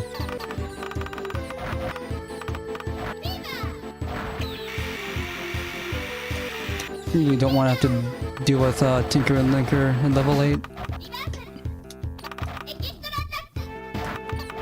I'm not getting a lot of this fever either.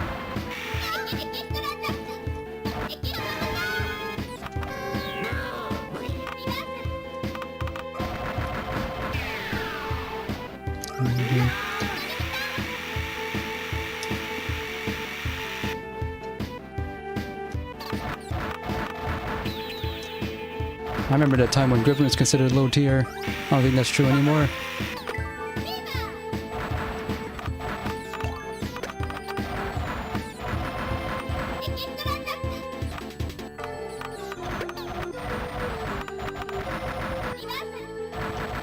This boss.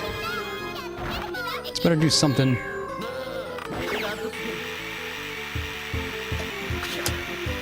I had to. Why have I not won yet?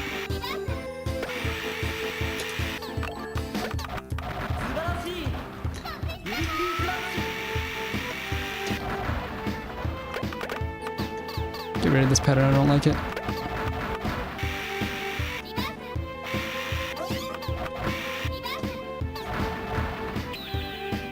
Okay. That took longer than it normally would.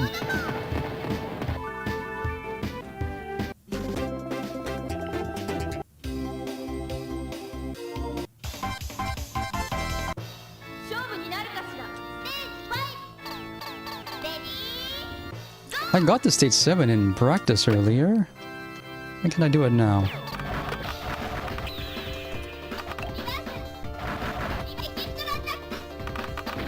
Wow, I was way too close there.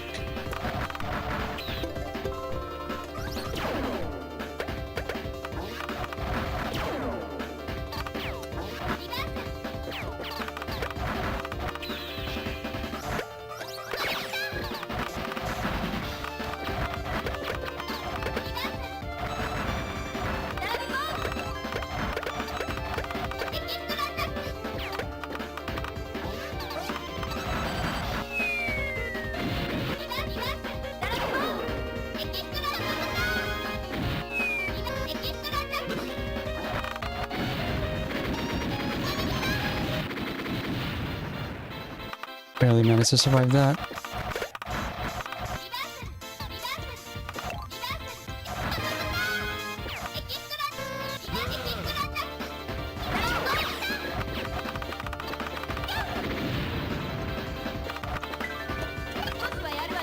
Come on. Okay. Stage 6.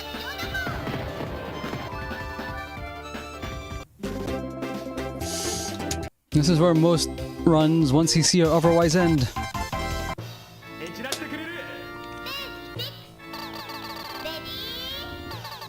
This is really what made me think I should just do this with auto fire anyway.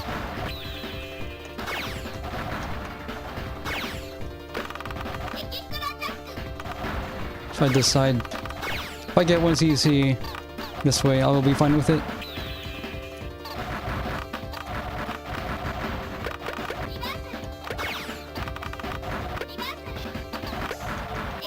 So I've gotten 1cc limits before, but it was never recorded. Oh.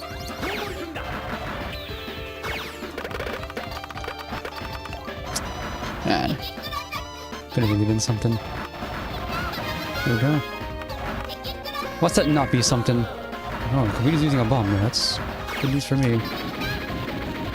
Okay, the boss is already dead. I didn't see how it happened. Okay, don't be fooled by KO chance. It's just a false sense of security. See?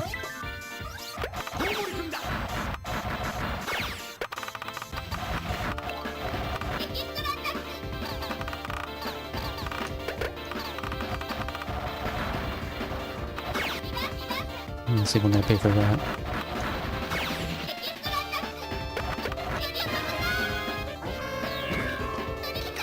Can't believe that worked.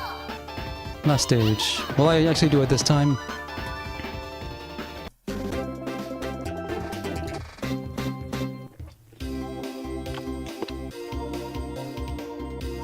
So what am I gonna do if I clear this early? I haven't thought about that. So this is the fastest I've ever gotten to Stage 7 in these attempt streams.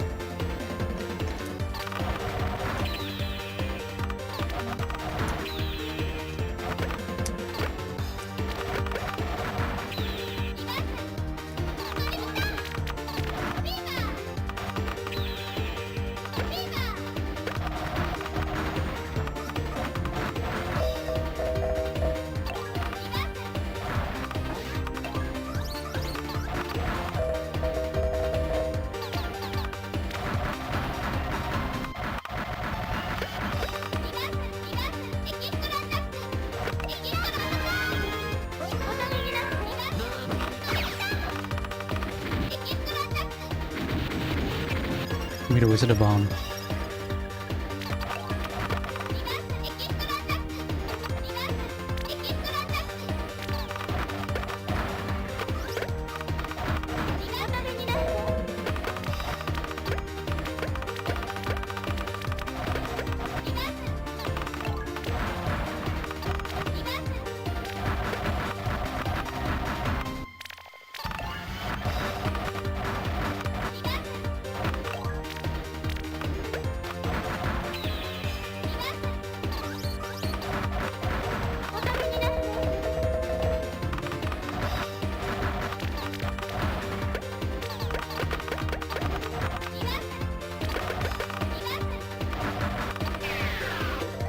Bomb advantage. But for how long?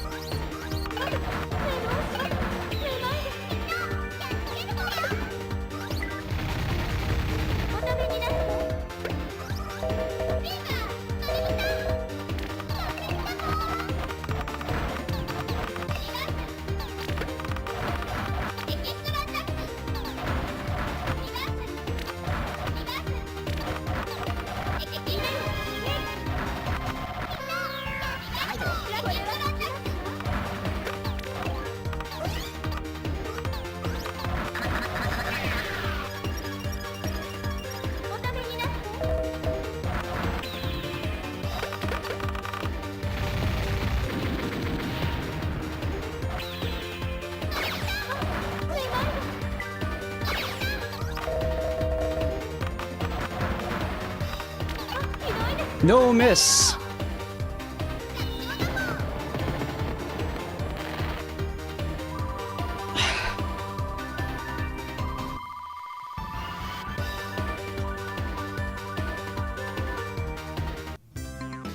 What do I do now? The most appropriate ending possible. I need nothing. I can do everything myself.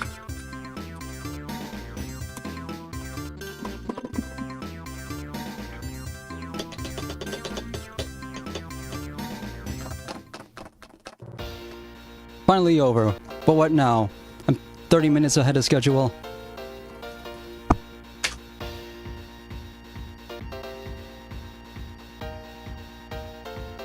I honestly don't know what to do here.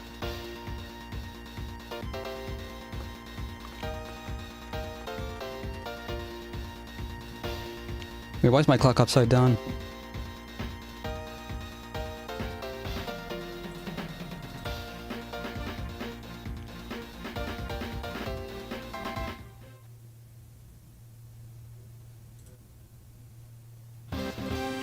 Still not even... Why am I rank 8? That's the lowest rank possible, and because that took 7 minutes, I'm rank 8. If you want to be rank 1, you gotta get it in 4 minutes 30. That's emulated time, not real time. That's so messed up. Looking at the schedule now, 18 minutes ahead. So, what should I do?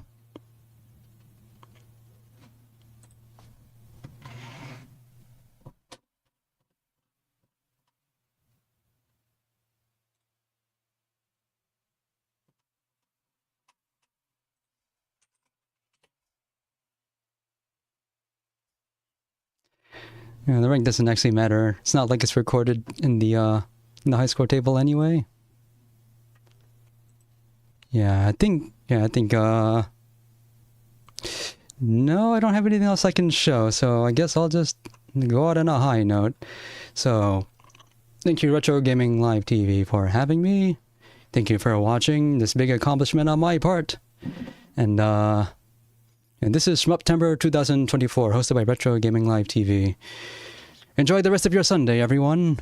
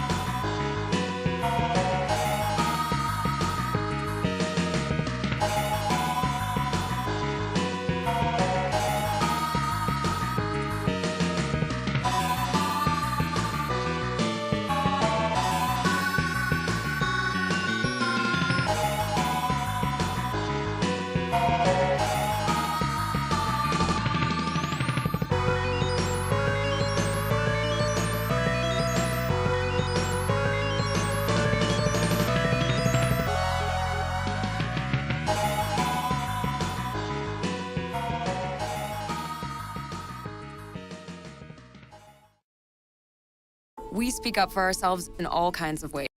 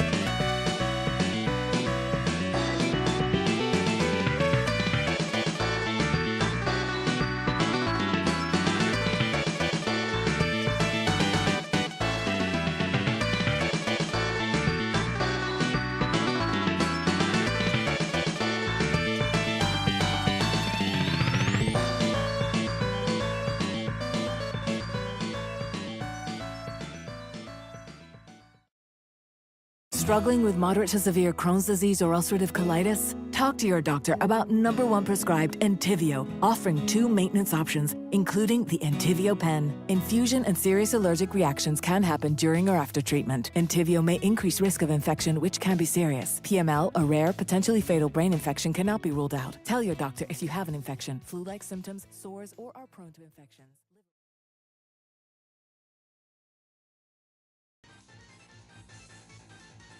Hello, and welcome to another run for Shmuptember.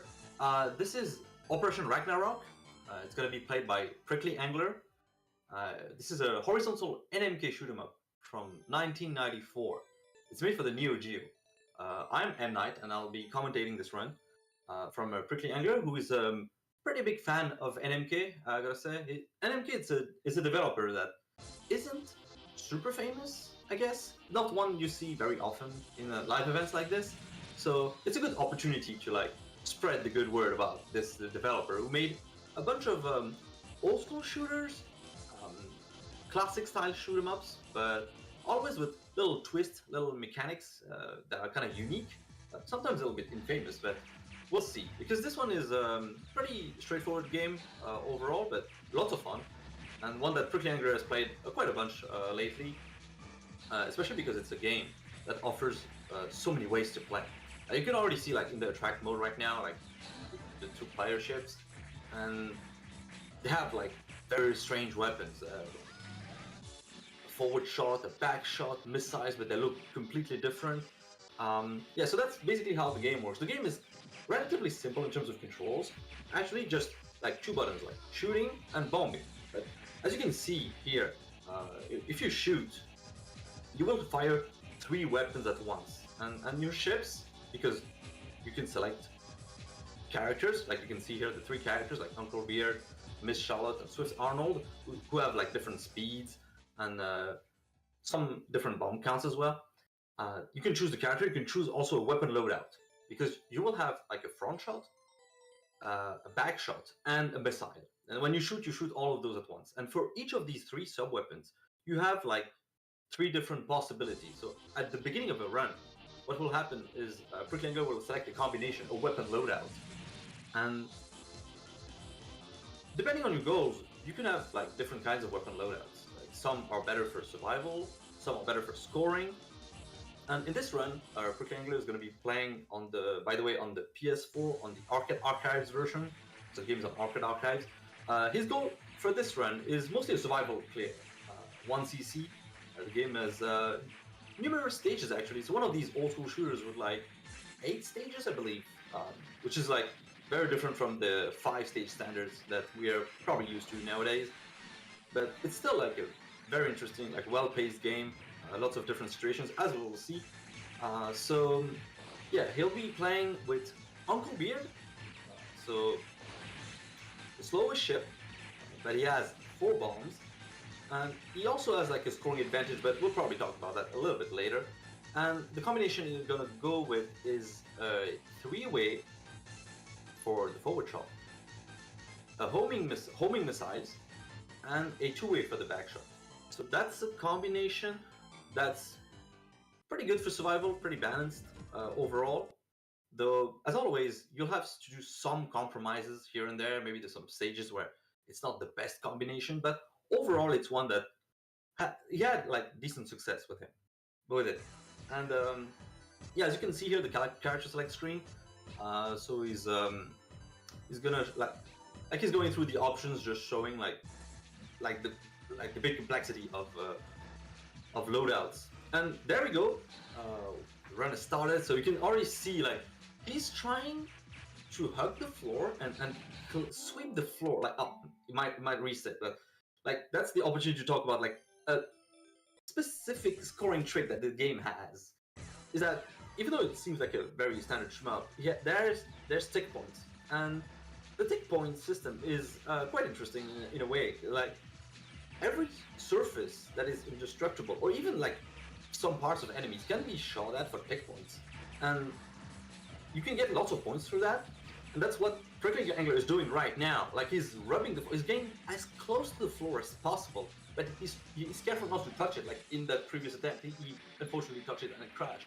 But this time he's very close. He's able to like get that counter like rising, that the counter of points, and that's mostly for sweat, I guess, because even though the game has several scoring extents, Prickly Angler should be able to get all 3 of them in a single run, even without like going like hardcore on the scoring. But it's just such a strange system. You get so close to the floor and try to like rub the floor, like rub it right, and get. If you can get as many of your shots to hit the floor and get tech points with it, that's as satisfying. It's just so hard to resist that. And yeah, NMK loves their scoring systems with like these tech points. And that one is also kind of strange in the sense that depending on the character you pick, the amount of tick points you get is different. So Uncle Beard, which is a slow character, maybe not the best for survival, like raw survival. Perhaps some people will have better success with Charlotte, who has a medium speed, for example. Uncle Beard has the most amount of tick points. Like when he triggers the tick point, the tick damage on floor or enemies, he gets more tick points than the other characters. Which makes him like better suited for a high score. And aside from that, like you've seen like enemy formations, he also threw a bomb to get the invincibility and like keep milking those tick points during that invincibility. And you also saw like some items, so you can see these like yellow capsules with like a yellow dot in it. That's a bomb. There is a blue capsule as well. The blue capsule is like a hyper bomb. It's like it upgrades your bomb to get like a stronger version of it, and that's something that spawns from time to time in stages. You just collected the first extent at 200k points.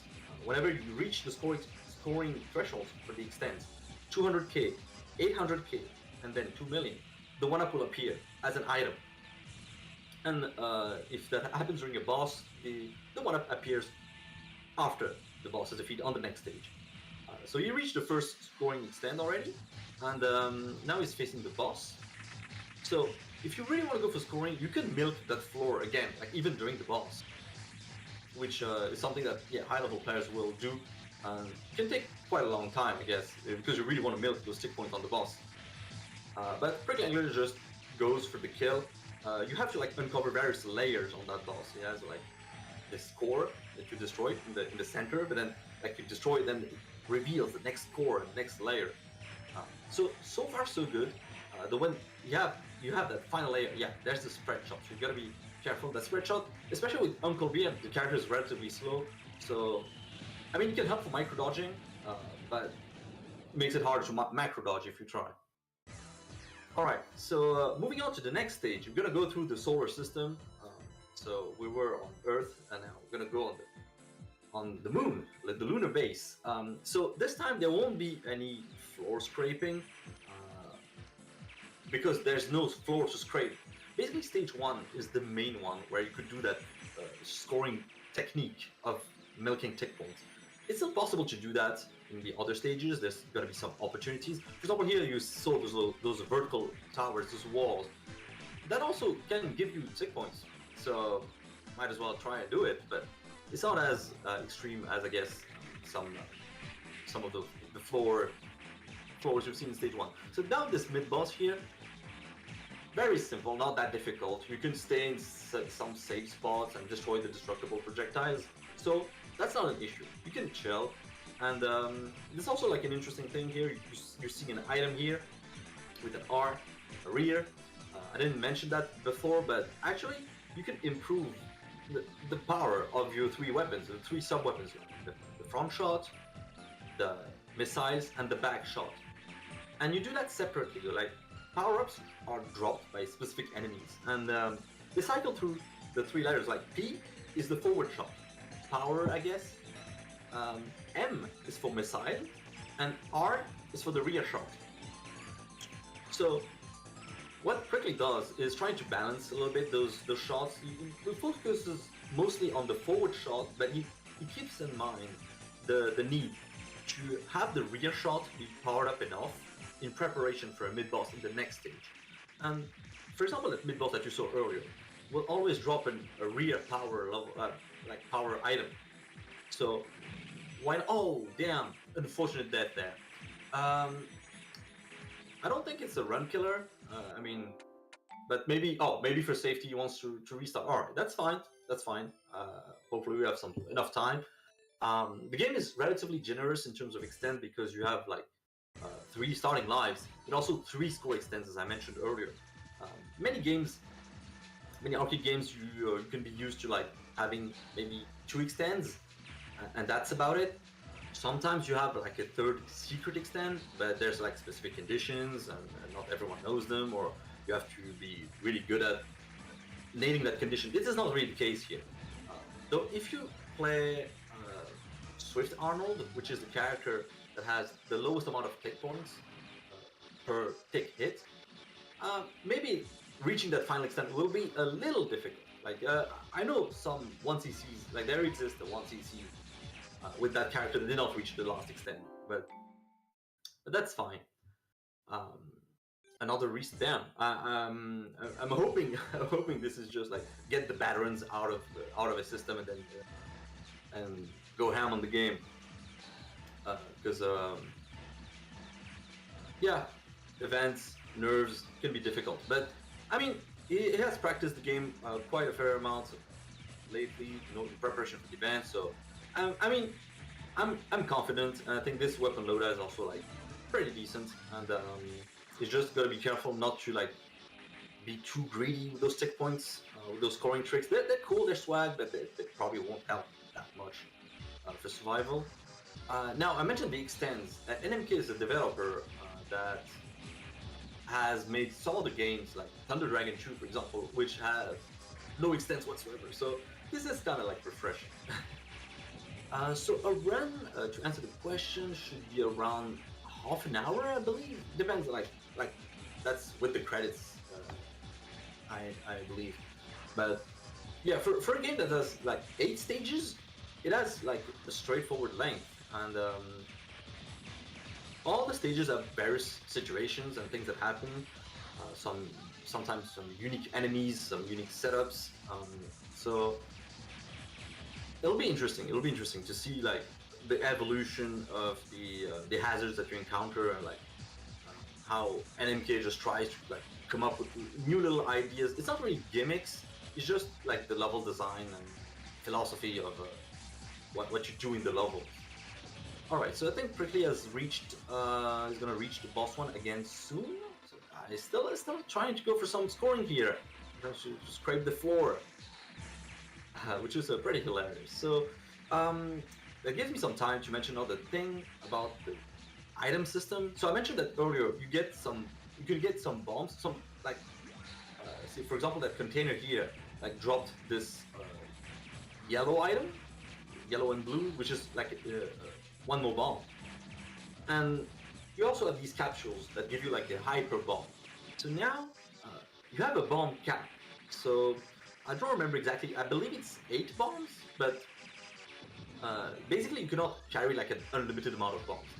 Which means that with the bombs that you get through the first few stages, and the 4 starting bombs that Uncle Beard has, there is a free bomb that Prickly Angler can use in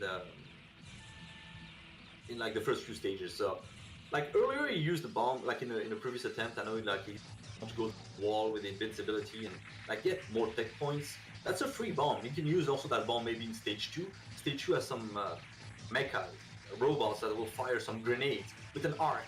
Like if you're not aggressive and if you don't kill them like quickly, they can like do these little tricky patterns. And there's one segment in stage 2 where there's many such mechas, and there can also be a spot to use your free bomb. Also another way to get an extra bomb is the hyper bomb. The hyper bomb item itself is not gonna give you an extra bomb if you have bombs in stock. It's kind of strange in a way, but it's basically like if you have bombs in stock, it improves the bombs. If you have no bombs in stock, it improves the bomb. It also gives you 1 extra. So there'll be opportunities. There'll be times when Prickly has like maybe one bomb in stock. Oh, video seems to be back now because there were some errors there, but hopefully it seems to be good now. Let us know. But yeah, there'll be times where basically Prickly has one bomb in stock, and there's the hyper bomb item, like the blue capsule, like the pure blue capsule. And it's like, oh, you can use a bomb and then collect the hyper bomb because that bomb is for free. So that's something. Maybe we'll see that in the later stages rather than the earlier stages, because right now he still has like a decent amount of bombs. Stage 2, stage 3, like it's not yet the time for like heavy bomb usage. Though of course, if you're trapped, if you made a mistake, it's always better to bomb rather than die. Especially in this game, I wouldn't say the bombs are like Raiden style, super delayed or anything like that. But it's not fully instant. There have been some times where he bombed in runs, but somehow he died on the same frame, or like maybe 2 or 3 frames. So yeah, you want to be careful. Something I haven't mentioned, or maybe you have heard, is the music. The music is really good and adds something really special to this game. Because you take a look at the game and the visuals and the art style, and it's like, oh yeah, this classic space shooter with like mechas and enemies, like. But the soundtrack itself is like this rave techno-inspired music, and it's made by Manabu Namiki, who's mostly known for, I guess, the Escape soundtracks. But his NMK work is absolutely fantastic, and Operation Ragnarok is definitely like a great contender for one of his better soundtracks, I believe. So now we're on to boss 2, like the Lunar Walker. It looks cool, looks like very well animated. The patterns themselves are not super difficult though. He only has these 2 destructible, like waves of destructible bullets that he shoots. And if you understand the pattern, just move in circles and like, because the destructible bullets are aimed at you, so just bait them and tap dodge and hit its weak spot on its head. Yeah, it's not a very challenging boss. For scoring, you can probably like hit the other parts, the body for big points. But once again, no super heavy scoring tricks is gonna be there. Stage 1 had the floor scraping. There's gonna be a little bit of more floor scraping potential in some later stages, but not as much. Alright, so now stage 3. Stage 3 is gonna be introducing a special type of enemy. You'll see, oh here it is, like these blobs that split into 2 and then rush towards you. They seem kind of harmless like that. It's like, oh, it's just like some like Dragon Quest slimes or something. But trust me, don't take them too lightly, because you can get trapped and you will die in stupid ways if you're not careful. And Prickly is trying to also juggle that, like those enemies, with the power collection. Yeah, a bomb, yeah.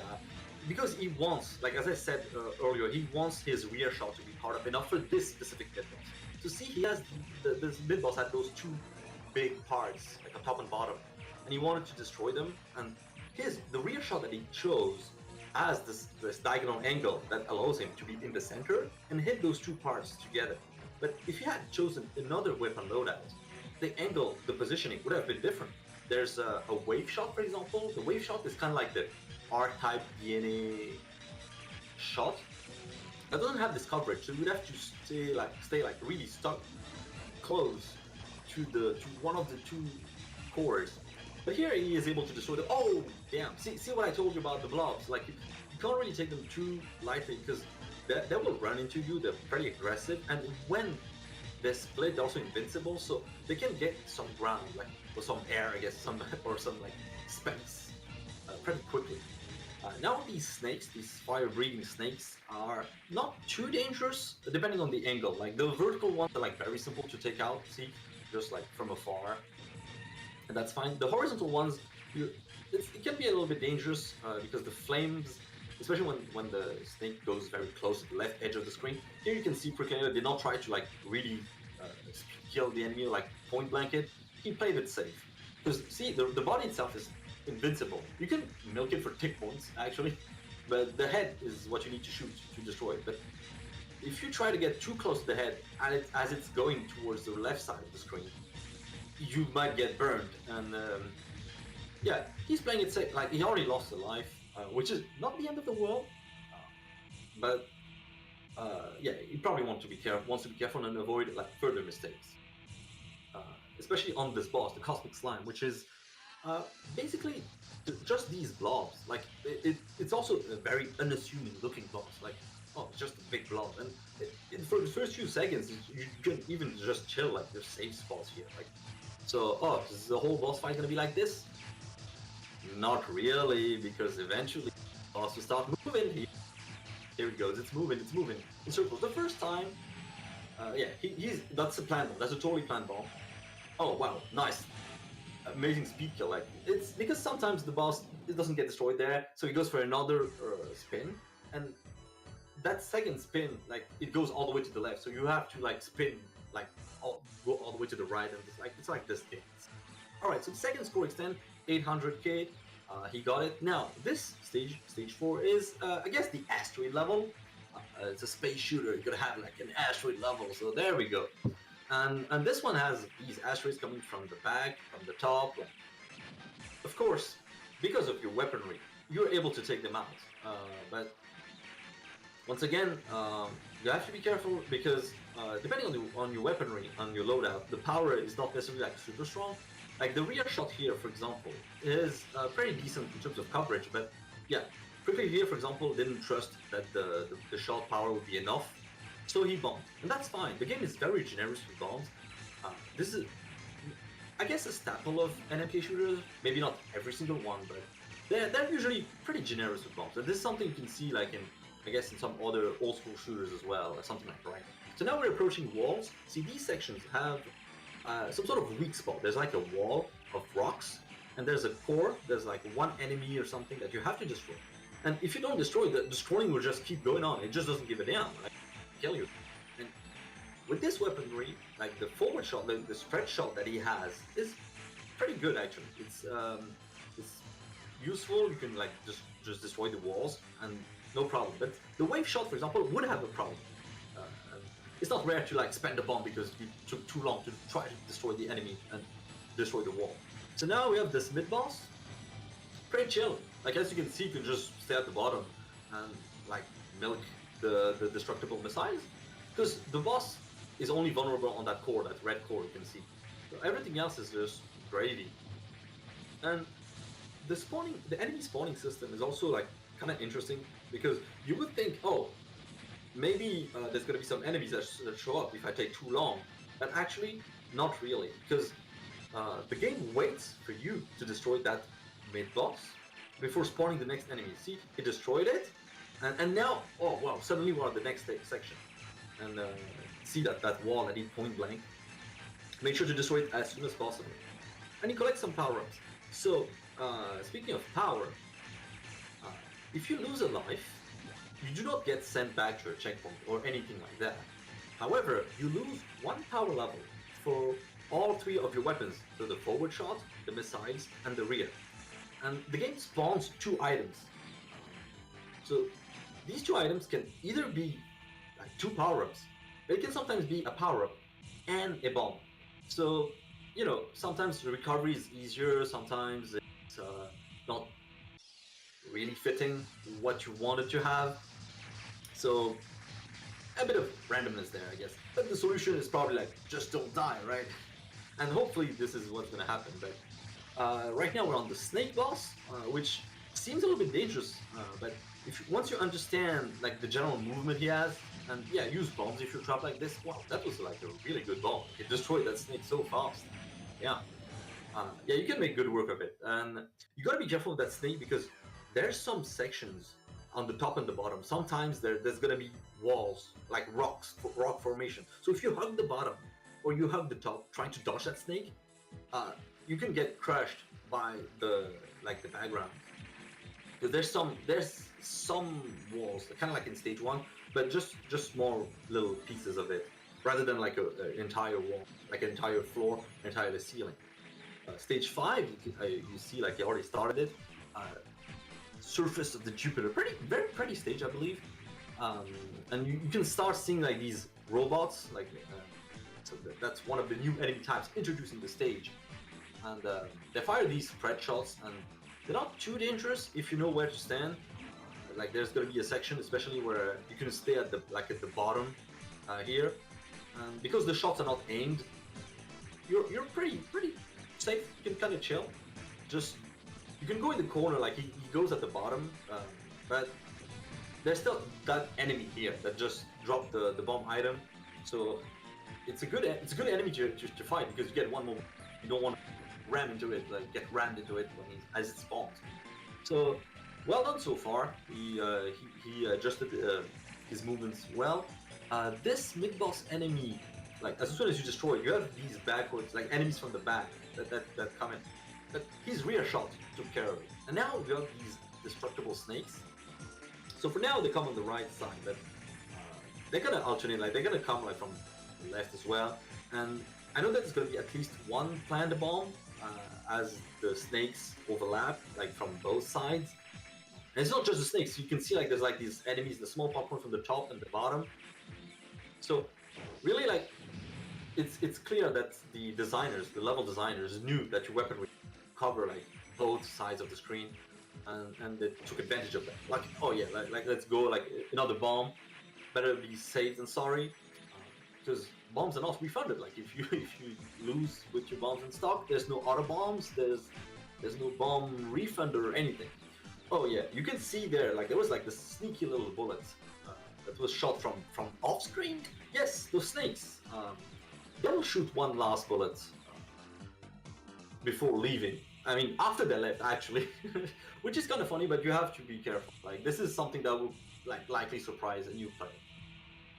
All right, now Loki, the boss of the stage. Interesting boss in terms of approach. Like it's a boss that has two phases. You can see the first phase. I mean, it has three parts. It has this core, those giant arms that just like swing and take up so much space, and the boss advances, and then what he does is like he moves backwards, and there's some sort of rhythm to it, and you will see once the two arms are destroyed, like the two turrets on the arms are destroyed, quickly will sometimes stop shooting, as he's doing right now, because what he wants is to make sure that the core gets damaged enough. Yes, he did it really well, because now the boss is on the second phase, and that second phase does not update its position horizontally. So what I mean is that if you transition to the first phase to the second while the boss is just in your face during that first phase, he's gonna stay in your face.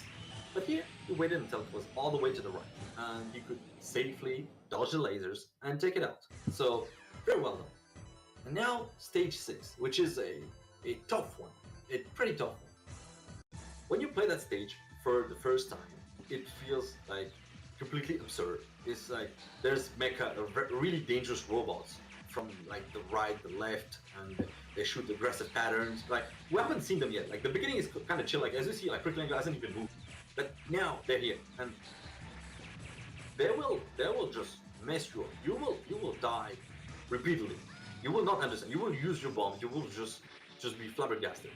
But this is actually one of like a stage that is like an example of like masterclass of level design according to Prickling. And it once you understand how the level works and you memorize the spawns of the enemies and their patterns, it's hard to disagree with him, because really the mechas force you to move around a lot and like think about your approach, and basically it's like the game is very aggressive, but with the right position, if you use like the directional weaponry, you can handle those threats, and the stage really opens up, and it's really cool actually. It's really cool when you're able to like understand the madness, especially because this stage has very little in the way of landmarks, backgrounds that could be used to tell you like, oh, this is where the mechas spawn from the top, or when the mechas spawn from the bottom. So it really is this challenging.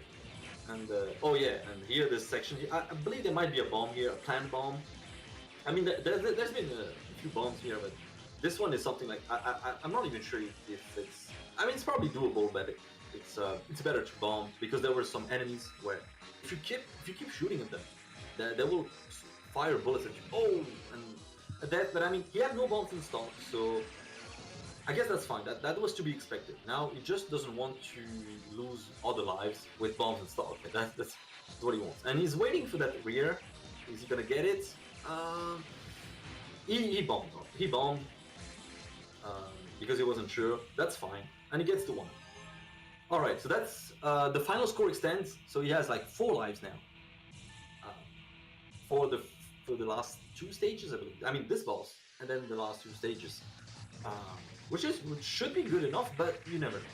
All right, so this boss now. He plays it really safe. 2 bombs to destroy it immediately. You can probably do it with 1 bomb. The challenge is not really the boss in itself, because he has this one pattern when like he opens up and shoots a bullet spread. It's the combination with those robots that come from like behind, and that's what is absolutely like killer. And he also has to make sure that the bomb is aligned with the boss, because the range is not like gigantic. Like the damage you do with the bomb is relatively focused, and I think he wanted not to be caught off guard, so he preferred to really plant those bombs, because usually he tends to shoot them a little bit later. Like you can maybe shoot the boss, and then when the boss is weak enough, you start bombing, or when the mechas appear, you start bombing. And he went like really aggressively, probably like for marathon safety. So this stage 7, not as insane as stage 6 when it comes to like learning it and understanding what's happening. But as you can see, the spawns are like very chaotic, and there's some waves where like enemies spawn from like the entire gamut, like vertically. So even if you try to be like aggressive, like oh you're gonna destroy as many enemies as possible, there's still gonna be some that will just get some shots in.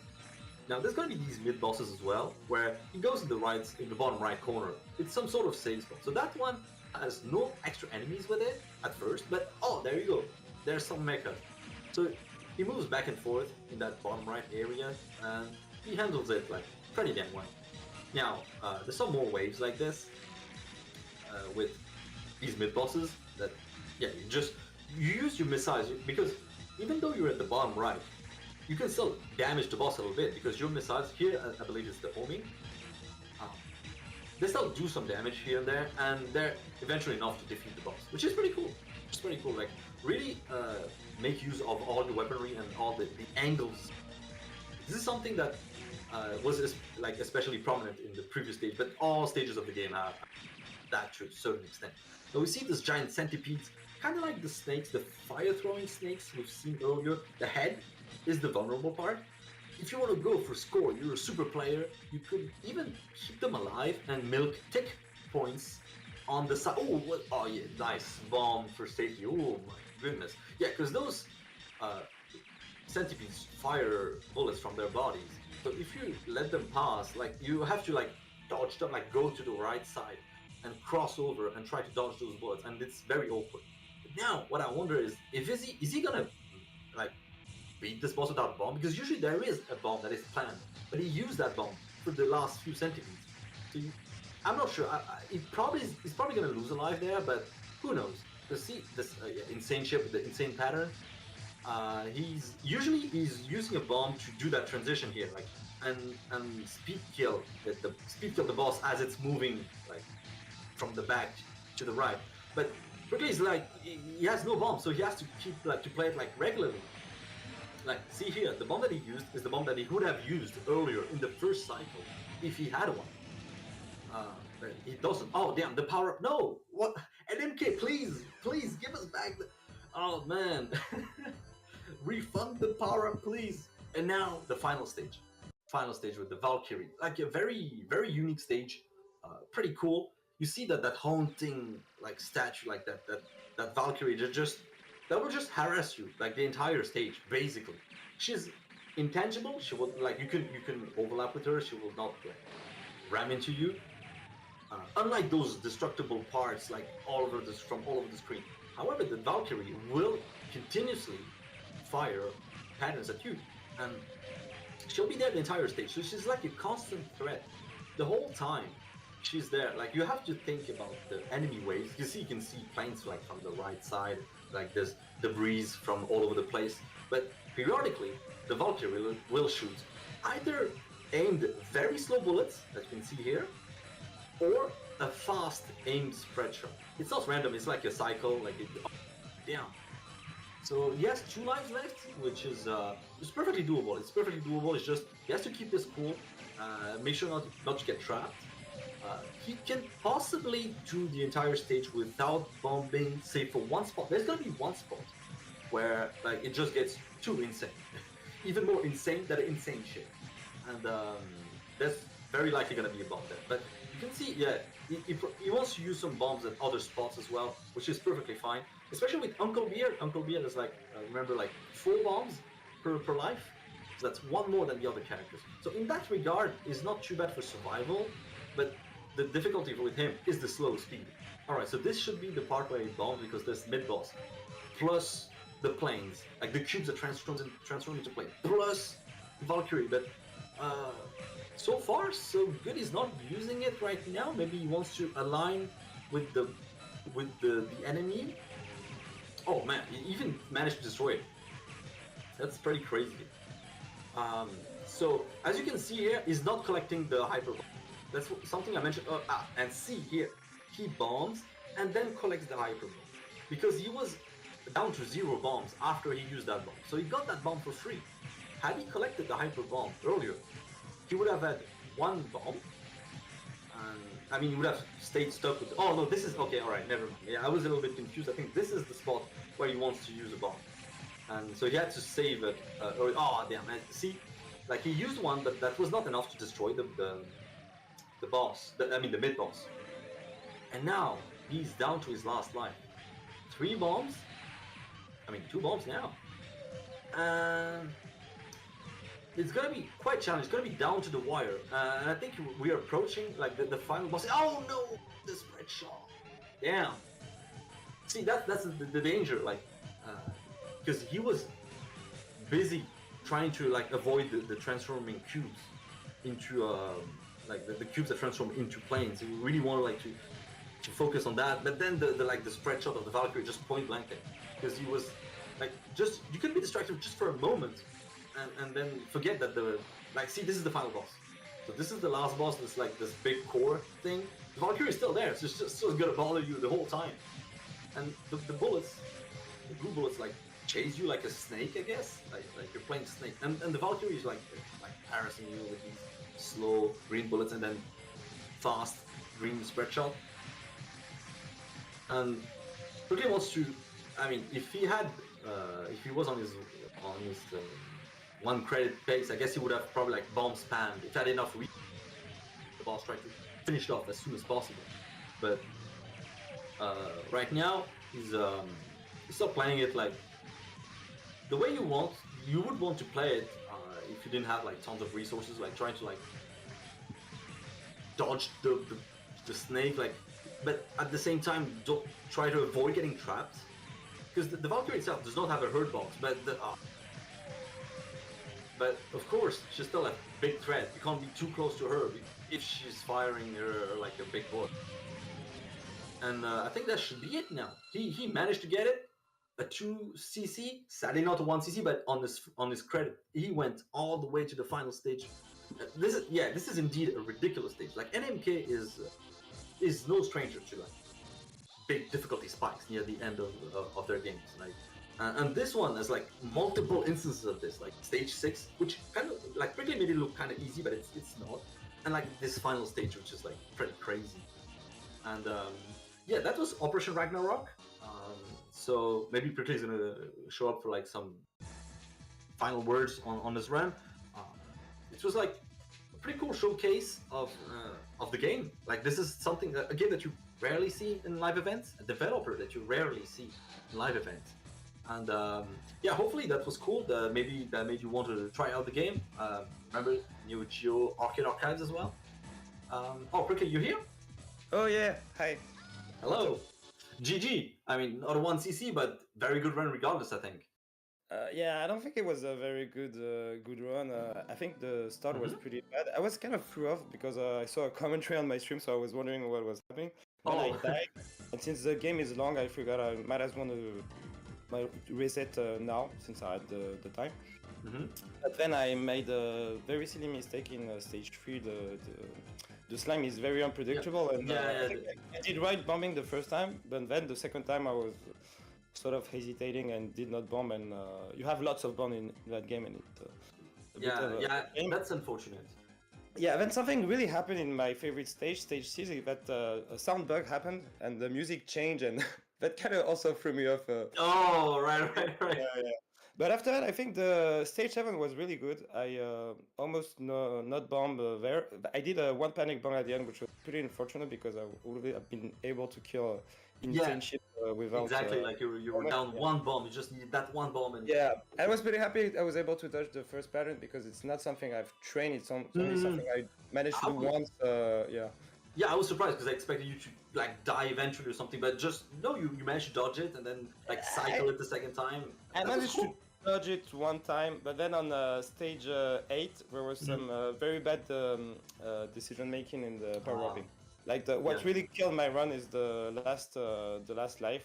I didn't pick the frontal shot, and you really need that for like the final boss.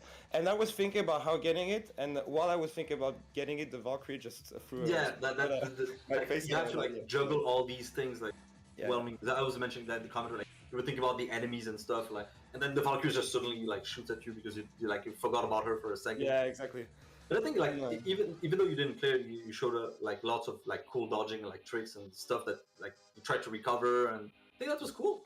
Yeah, I think the run was still a bit bad compared to my attempts. I had a relatively good survival consistency, and dying there at the end is a bit frustrating. But at the same time, I think I was a bit stressed, and like some of the decisions I would have been able to make them if I wasn't in a live setting. But then when I saw all those power-ups at the end, I was like, oh, what? And then damn, I didn't pick the most important one. Yeah. And then I was so like, yeah, so. But otherwise, yeah, I think the run wasn't too bad. It's just, yeah, a bit dissatisfied I didn't clear. Maybe not the time. Who knows? If you want to do like a revenge run for prevented. Yeah, maybe sometime. So yeah, thanks everyone. Yeah, thanks for having me. And GG. Yeah, thanks. So next we got Altinex second. So I don't know if we'll start soon or. But anyway, thanks for watching, and yeah, I hope you enjoyed the game.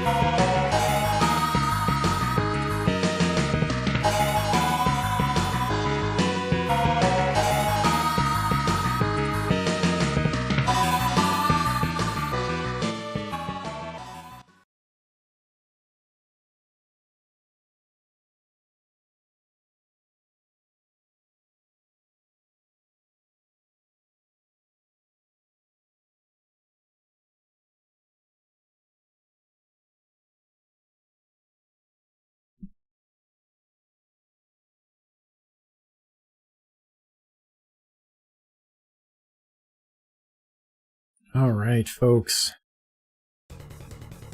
Thank you all for having me here. Still kind of recovering a little bit from the hurricane and all that, but hopefully things will hold together long enough. This is Altinex Second. This is a series of games.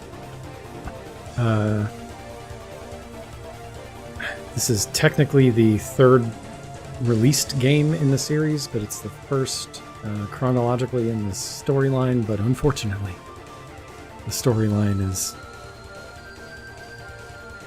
very animu and hard to follow. So I'll do my best, but in any case, this is about 160 years in the future. We're going to be doing easy mode, and I'm going to get started in 3, 2, 1.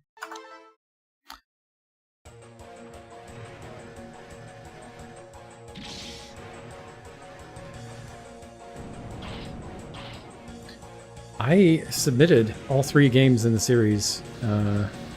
Unfortunately, don't have a chance to do Kamui. That is the most popular game in the series, but it's probably not my favorite. This game, on the other hand, definitely not my favorite of the series, but it's a really good game, and it's starting to grow on me the more I play it. At first, the like PS2 graphics kind of bugged me, but it's actually kind of endearing. So you can see we have two kind of flight modes. There's a standard, like we're the plane flight mode, and then when we pull out the sword, this is kind of equivalent to like the Macross Garwalk mode. Little legs come out, they're a little bit slower, but we have a big beam sword weapon.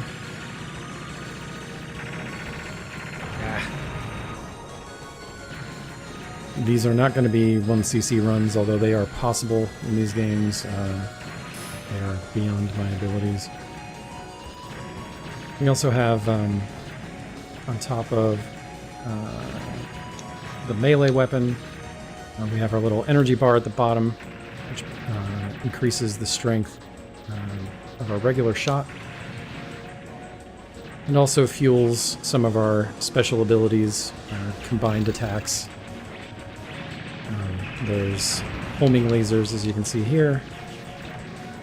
And there's also a big beam cannon that will just eat through my energy levels, and as those go down, my regular shot gets weaker and more narrow.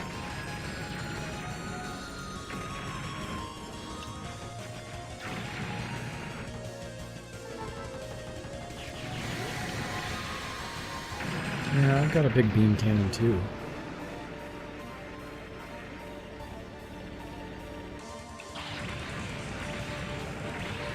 So, as you might expect, the melee weapon is very powerful. It's the strongest weapon you've got in the game. So, for most of these boss fights, we're going to get all up in their grill as much as possible. You can see it's just completely melting their HP bars.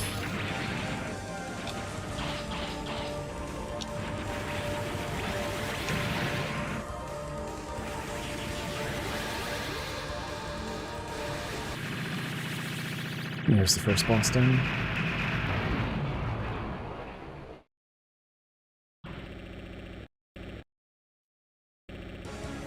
Hey, thank you for the good luck.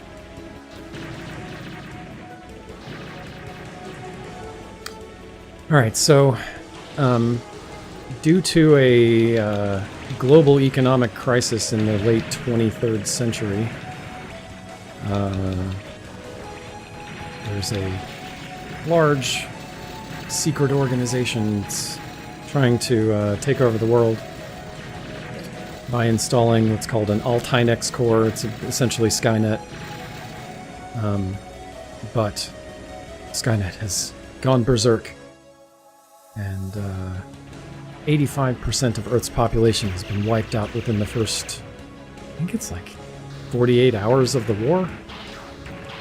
And of course, we are Earth's last hope.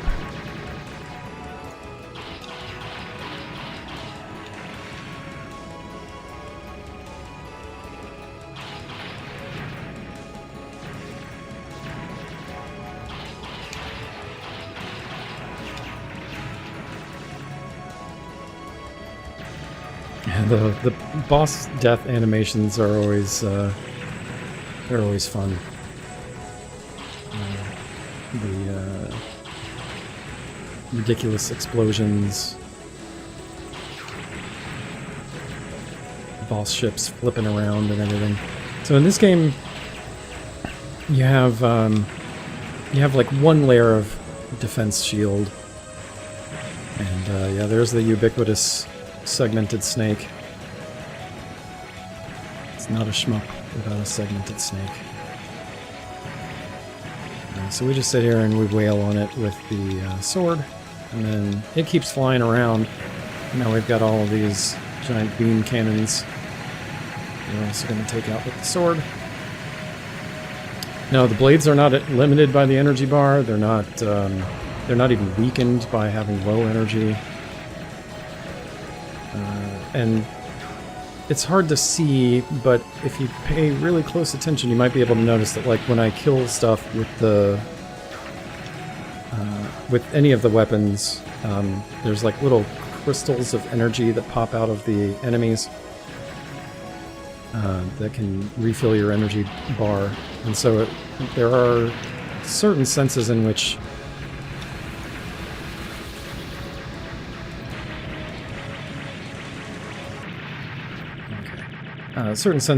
like it's beneficial to kind of flip-flop back and forth, because when you're shooting your regular weapon, you like kind of draw all of those crystals to you.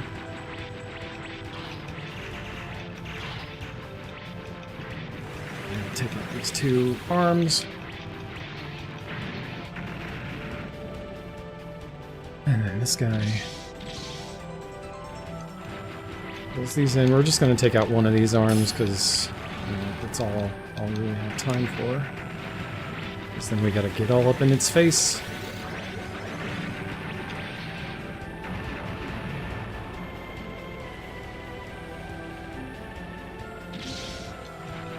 And then we're going to get all up in its face again.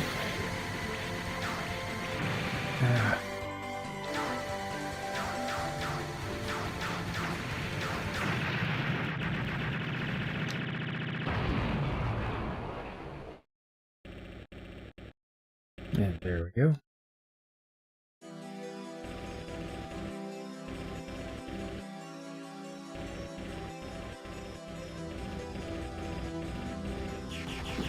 Farewell to arms too. That's right.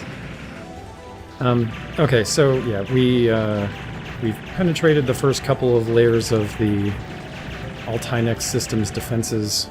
These are all like drone enemies as far as I am aware.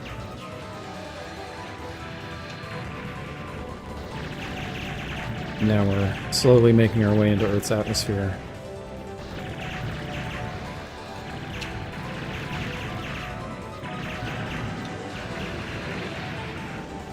The other nice thing about the sword is it targets the nearest medium or large-sized enemy.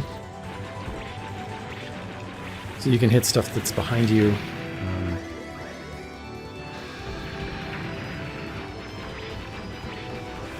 It also obviously destroys enemy bullets, but not enemy lasers.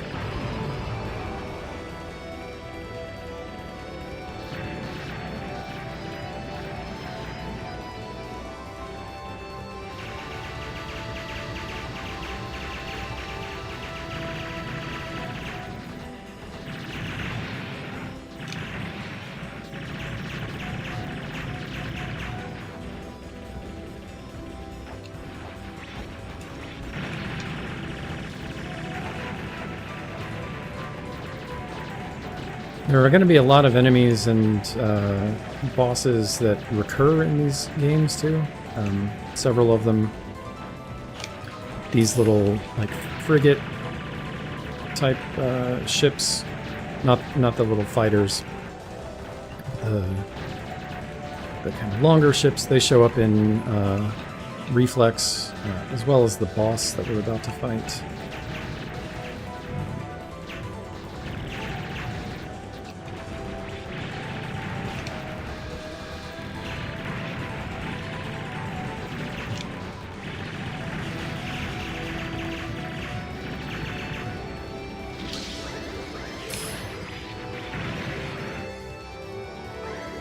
Come on.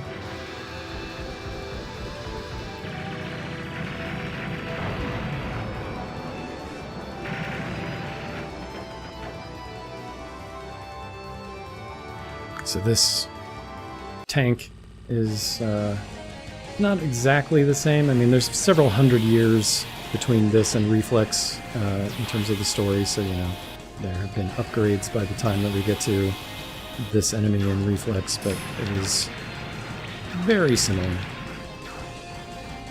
And we're just gotta take out all of these surface cannons. Doing our best Poe Dameron impression.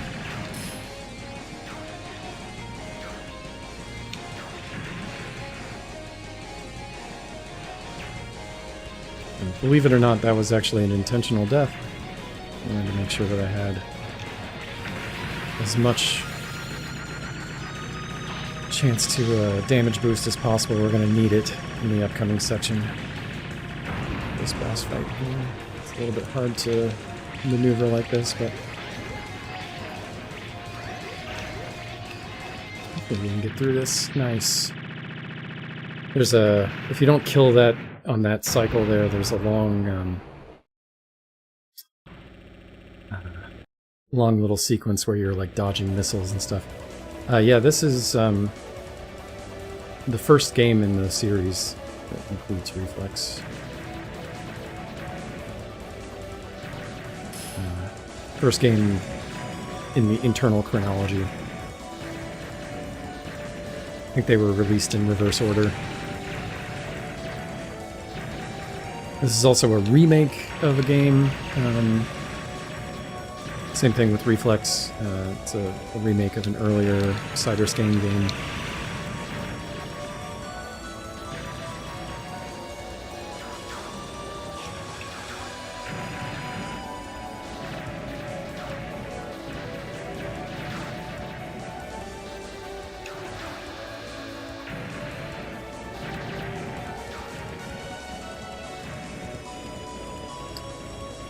So, for having wiped out 85% or whatever it is of Earth's population, this city seems to be in relatively good condition for now. That won't last forever.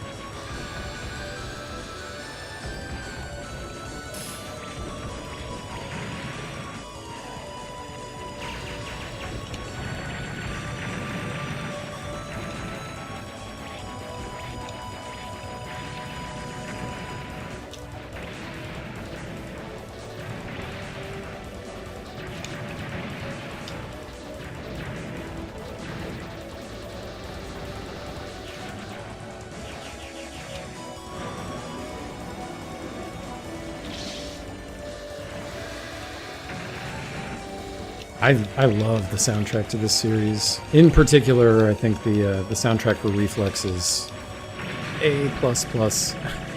It's super great.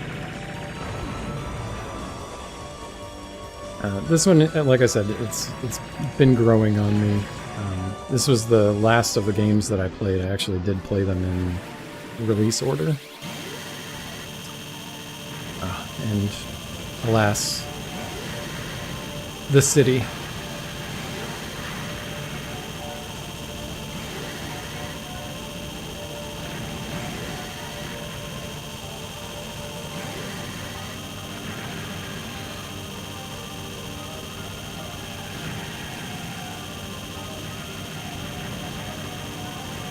It's not doing too hot now.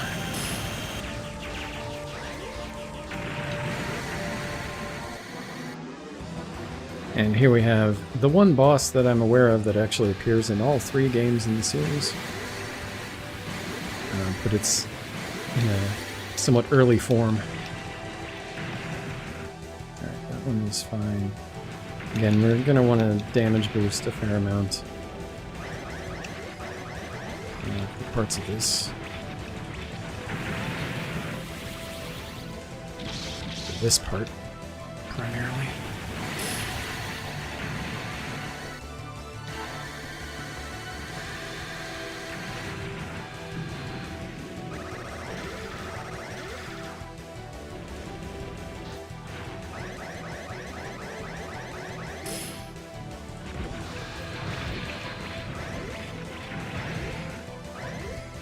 Unfortunately, when this guy is chasing you like that, he's faster than you in the Gearwalk mode.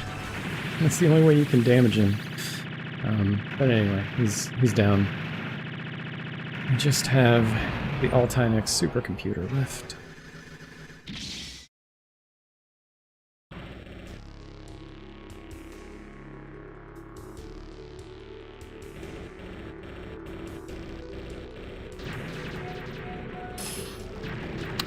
He's done.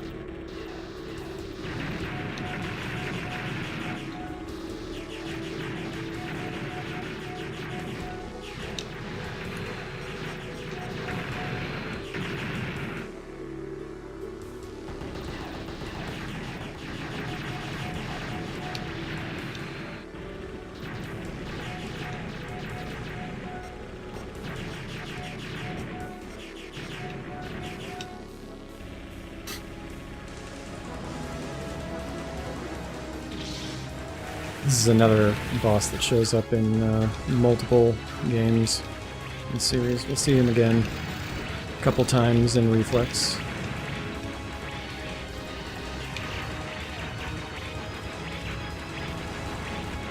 He's considerably more difficult in Reflex.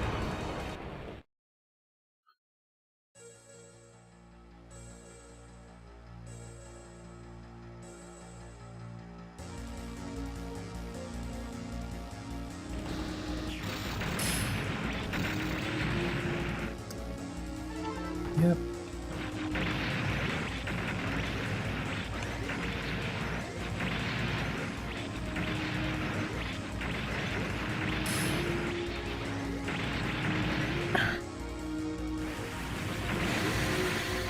There we go.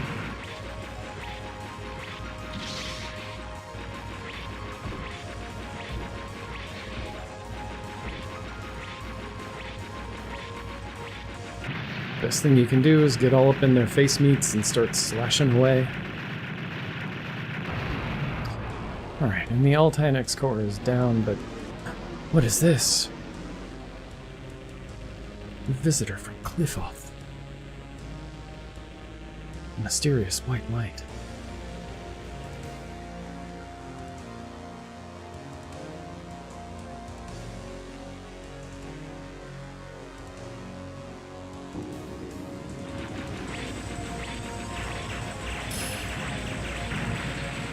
Dun dun dun.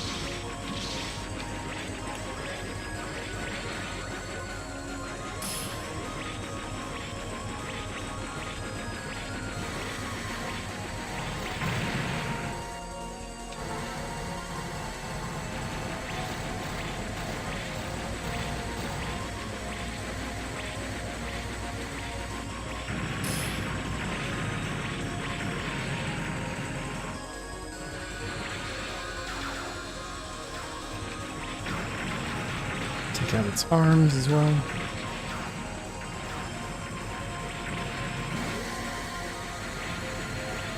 Let's get 2 left.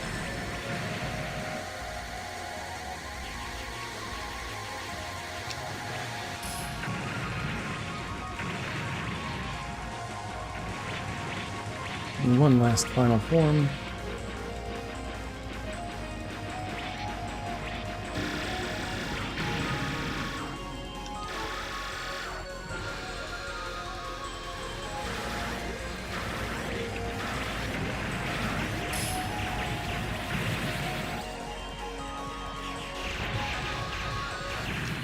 It's time.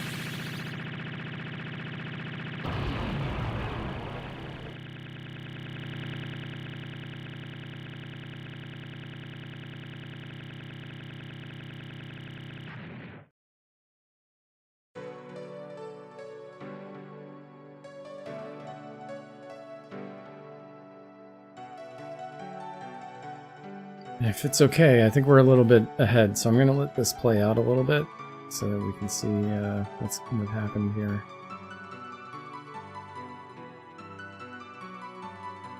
Why did the backup system not activate as expected when Altinex was destroyed?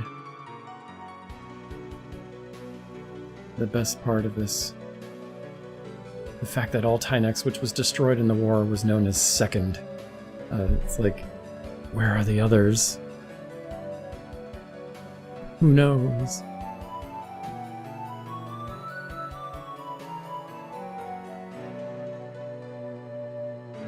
So, your character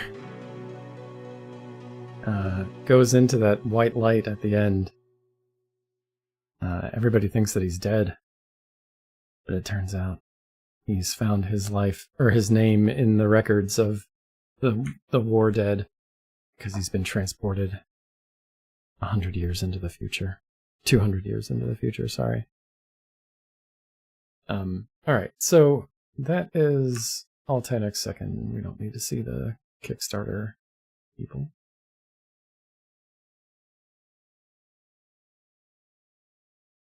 Thank you all of those Kickstarter people, though, for bringing us this game.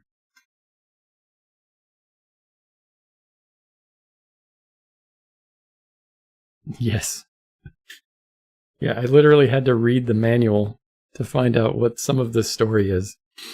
Because they, you know, obviously they don't have any way of telling you in there. Give me 1 second and I will get Reflex turned on here. Alright.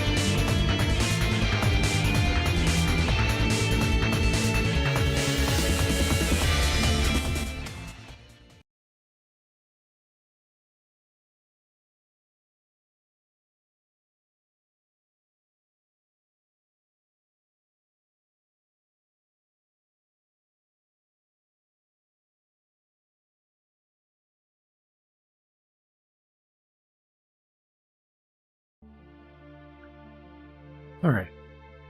Sorry, I don't know how much you were able to hear, but yes, there is time travel. I had to literally go read the manual to get what I could of the story.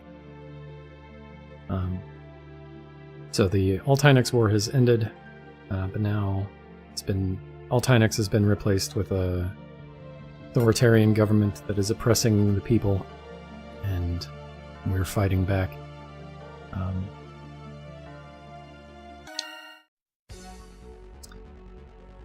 Yeah. The reflex. All right. 3, 2, 1. So while Altai Second has like PS2 era graphics, this has, I'm gonna say like Sega CD, Sega Saturn.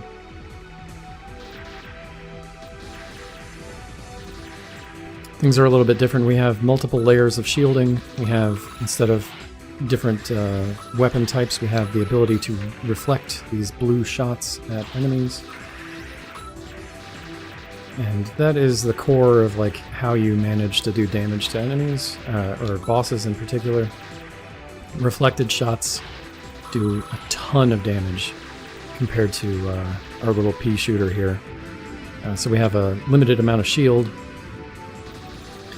The amount of shield that we have does affect how strong our weapon is.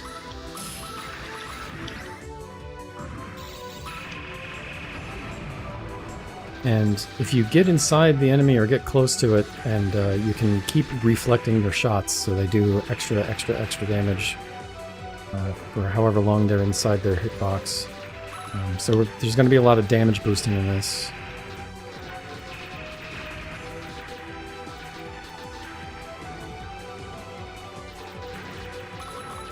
There's some wonderful little bits of storytelling in this, the way that like enemies behave. The first one of those is going to come up pretty shortly. You might have seen briefly at the very beginning when our carrier ship was getting destroyed, a big purple ship flew across the screen, and it's going to make an appearance a couple of different times, both on our side and not.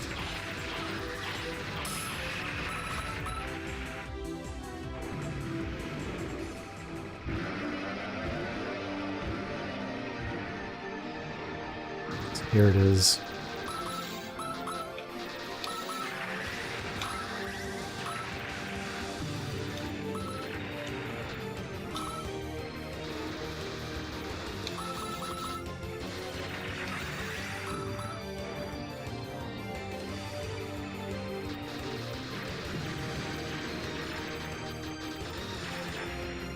Now we're getting chased backwards.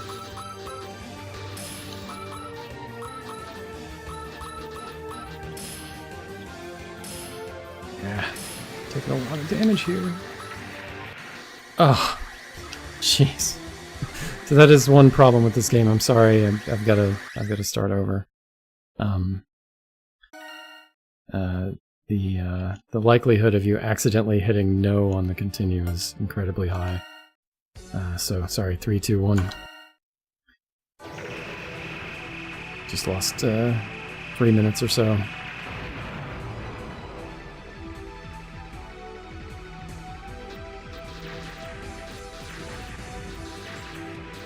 There is an area select, but unfortunately it's just that one area. It doesn't let you like start in a specific spot and play the rest of the game.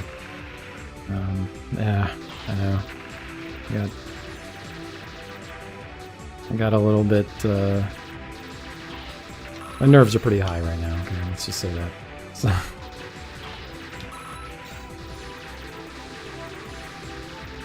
I'll be really careful about that in the future.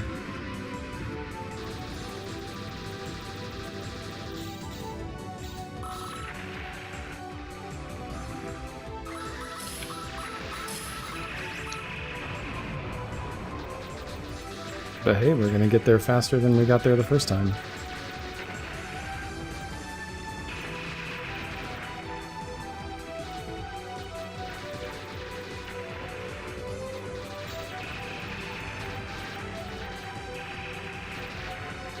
And thank you for the good luck.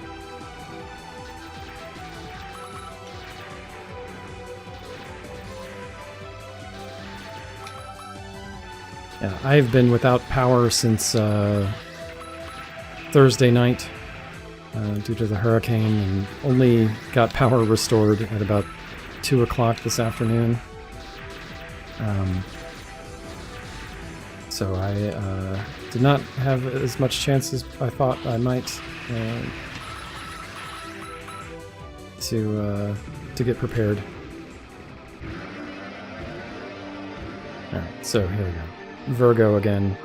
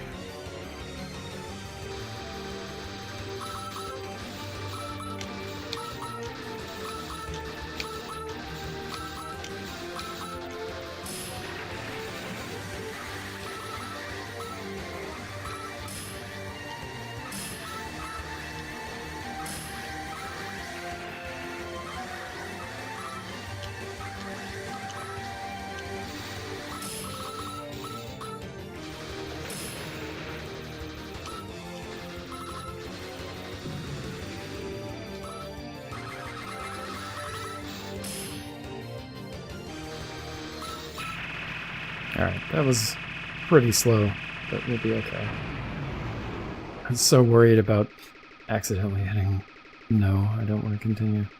The nice thing about Altynex second is that danger is mitigated somewhat. It does not... It doesn't buffer your inputs to the menu. If you happen to be holding down when you get a game over in Altynex second, it's okay. Both of those games, both of these games, have a somewhat interesting continue system, in that you gain more continues the more you play, and the kind of more you fail at the game. This is, of course, possible to 1cc, and we actually have somebody in chat who has done the 1cc of this. As you can imagine, because of the lack of ability to damage boost and just having to be more careful in general, it's somewhat slower than the any percent route.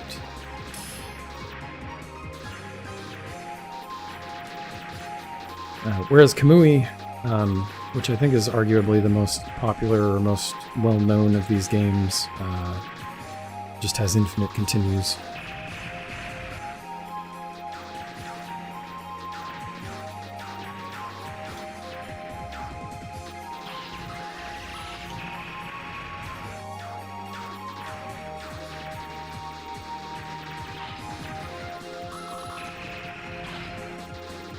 All of these bullets that I'm reflecting, they all have different behavior. Like the regular bullets just kind of go in like a straight line from angle of incident on your shield. The homing lasers will home on enemies. Regular lasers just kind of do the same thing as the regular bullets. These red shots this enemy is shooting right now can only be absorbed by your shield, but then there are also purple bullets that some of the enemies will shoot out, and those you can actually hit those with your shots.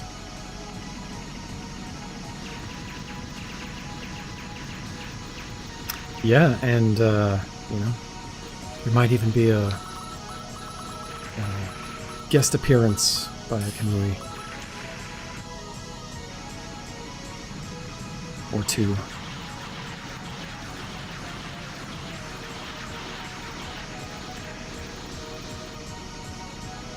Yeah, these games are actually quite delightful for... I'm gonna take an intentional death here.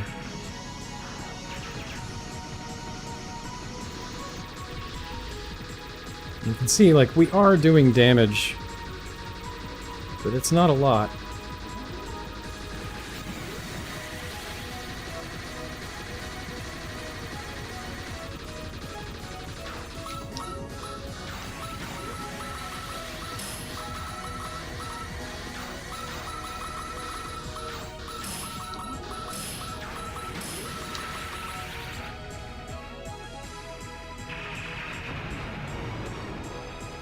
Not compared to reflecting their own bullets, anyway.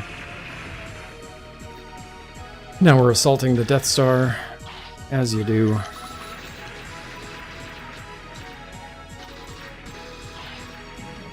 Classic trench run.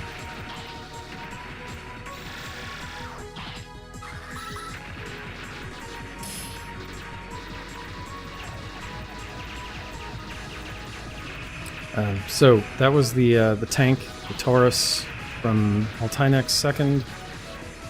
We're about to see yet another return that was also intentional. Oh, that wasn't. We'll be okay. Got plenty of HP, plenty of lives. And so we have Zodiac Scorpio now. So the thing is, the old Earth Unified Defense Force ships that we were fighting in Altynex second have been replaced with versions that have these AI cores called Zodiacs. So their names have changed.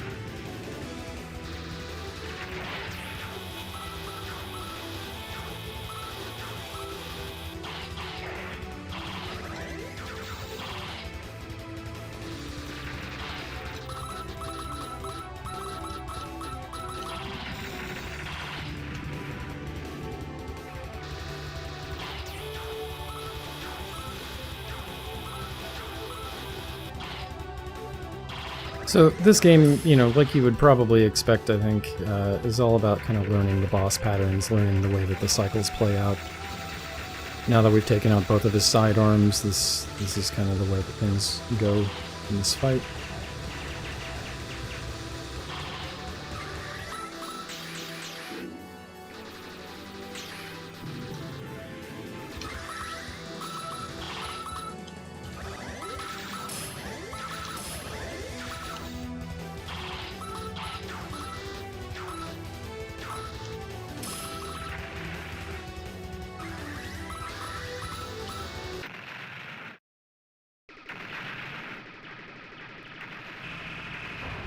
Now Scorpio is down.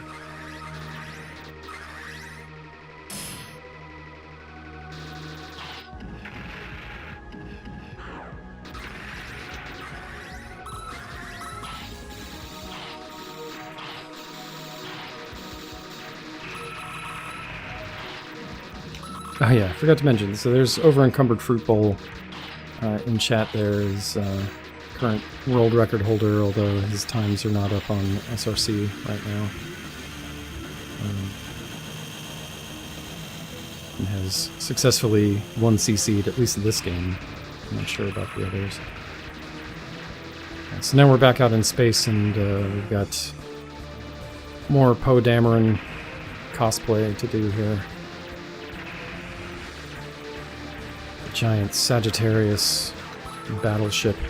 We have to clear out its surface cannons.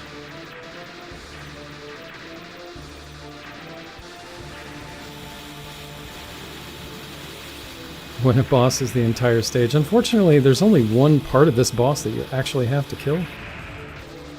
And it's right over there, but we can't get to it. I would love for somebody to find a way to get out of bounds enough to do damage to the bridge. But yeah, we see the return of some of those ships from Altynix Second, the frigates, and a brand new type of frigate here.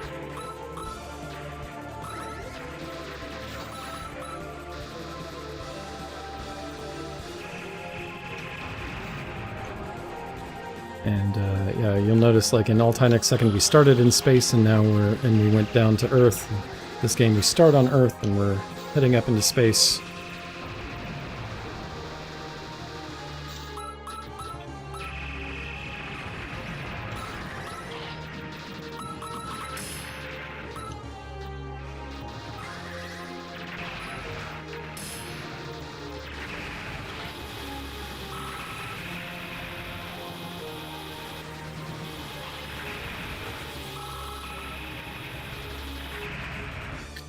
There's not really any need to attack this stuff, but I just do because I like to.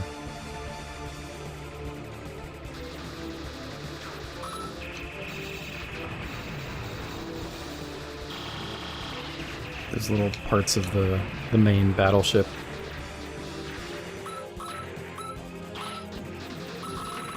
Which has very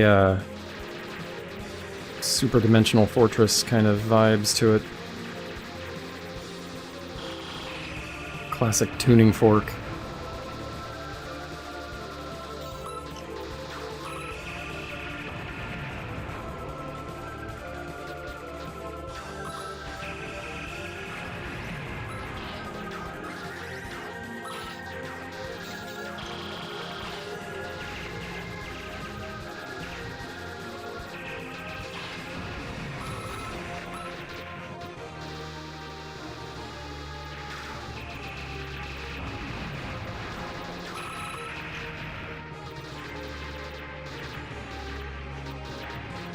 Alright, I need to... Ooh. Well, I really needed to take a death there. Maybe we'll be okay. Sit inside this guy. Nice. That works. I will take it.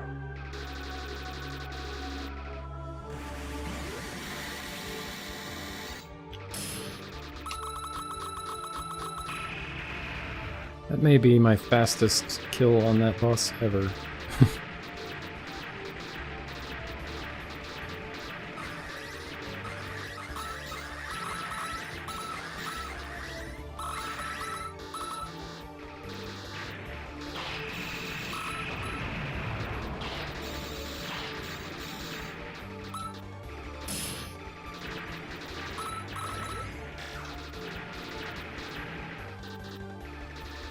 Some of these background ships are shooting these purple homing lasers that are often really hard to hear, or really hard to see, rather, so you actually have to listen for like an audio cue in order to know when they're coming.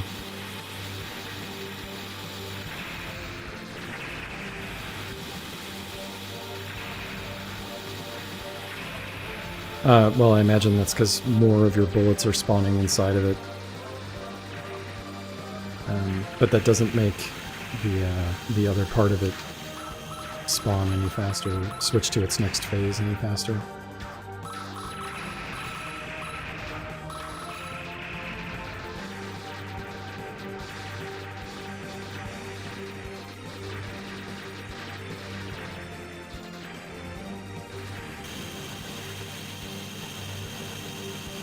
Hide in the corner from the giant beam cannon.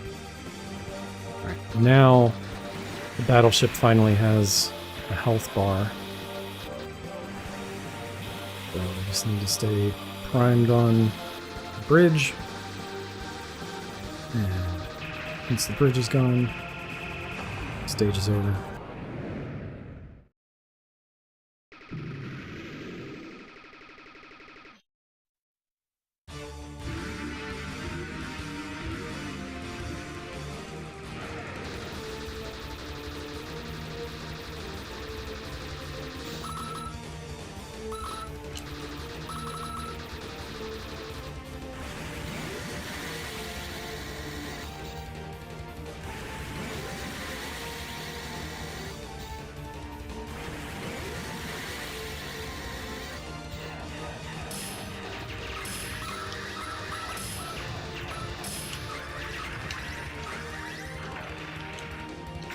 Oh, that's a bummer.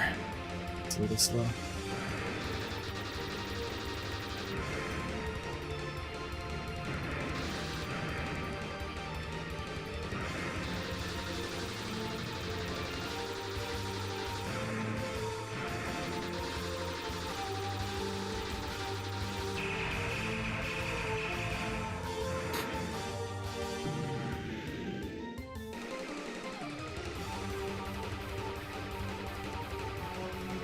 Now we're up at the moon.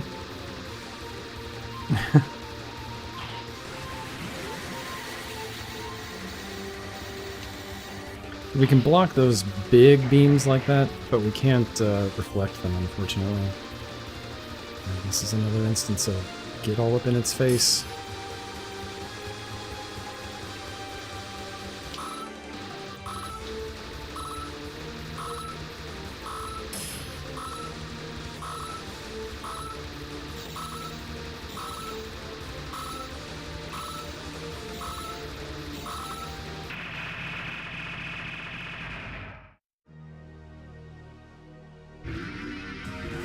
But out of nowhere... Oh no! What happened? Another challenger. So in the middle of this civil war, there's now an alien invasion that we're having to deal with.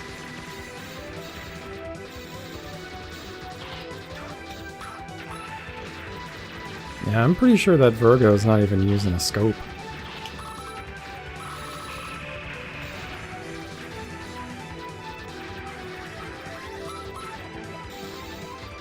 Yes, there is a well-timed alien invasion while all of Earth's defense forces are engaged in this war.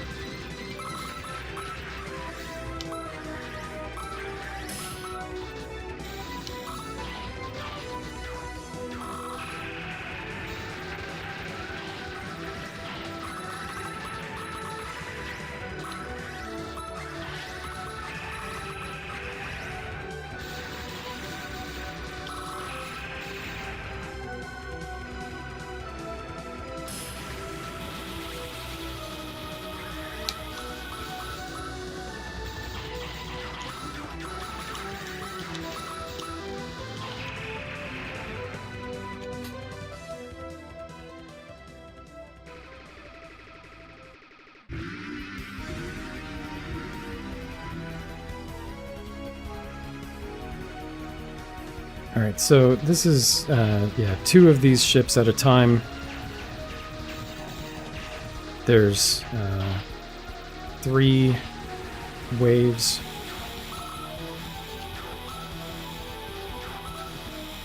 Till we get to the mothership.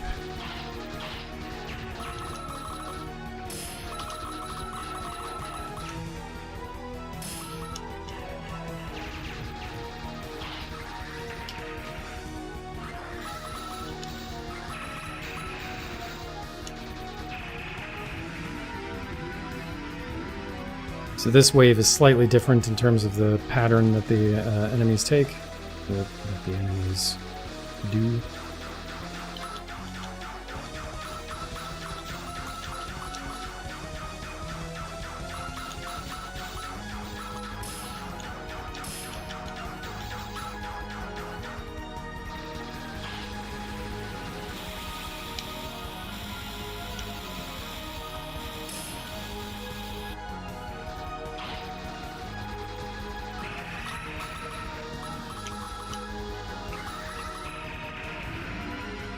And then this first phase is essentially the same as, or the third phase is essentially the same as the first.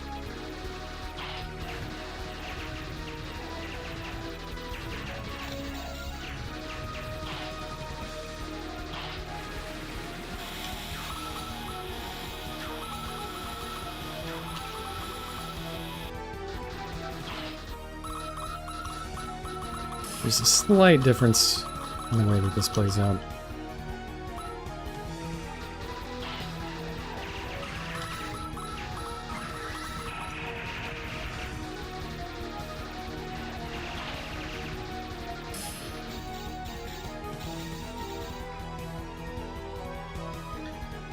Not really a way to do damage to that part of it. I'm gonna take that death now. There. And then this is their mothership.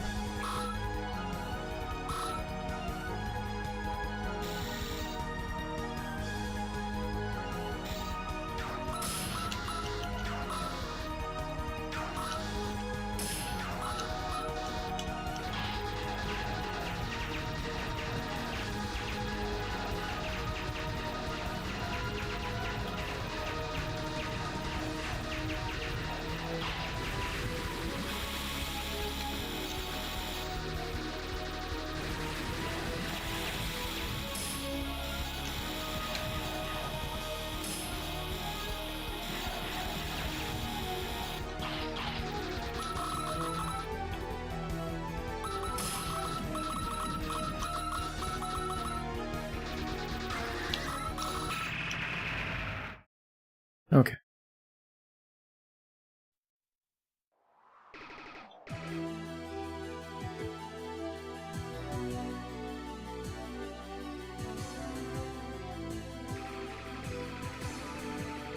Not really sure what these stage names mean, why this is Kaleidoscope.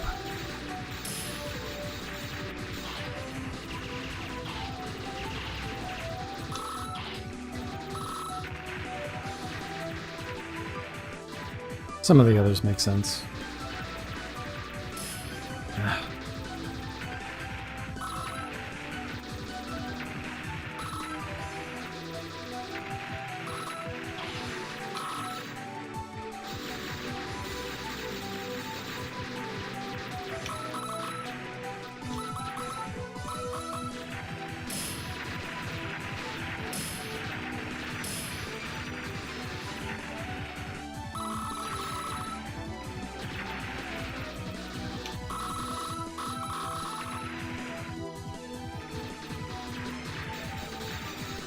But now we're re-entering Earth's atmosphere.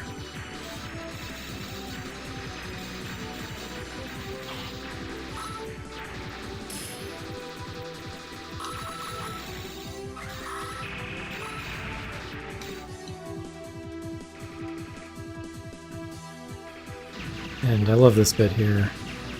So these previously enemy ships now have been marked by IFF as friend.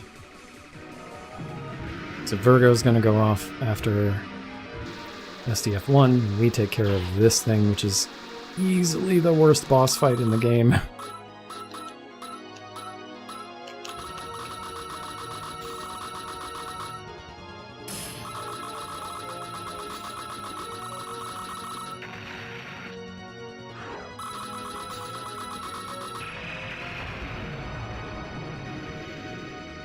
On to the jerk.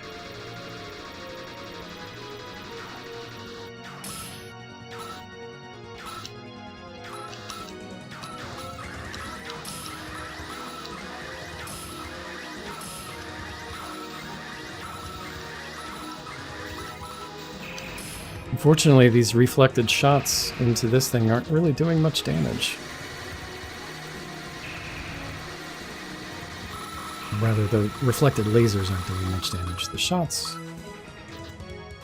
are where it's at.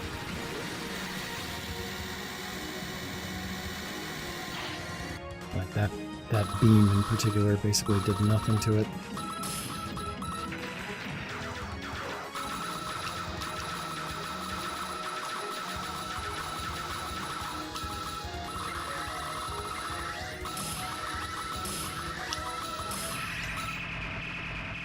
But we got through it okay.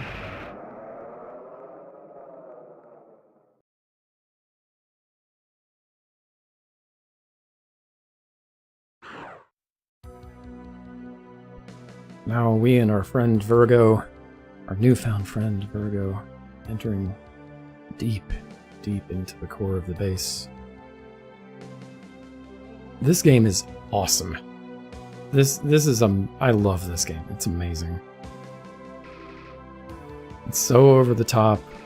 Obviously, like, we're playing it on easy and not doing 1cc. You know, you could ramp the difficulty up as much as you want in this game, and it's fantastic.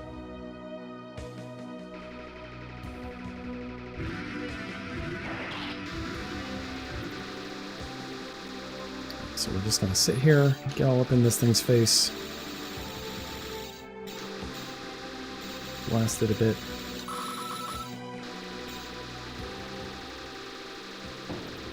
We are actually still doing damage to it, even though barely moving it.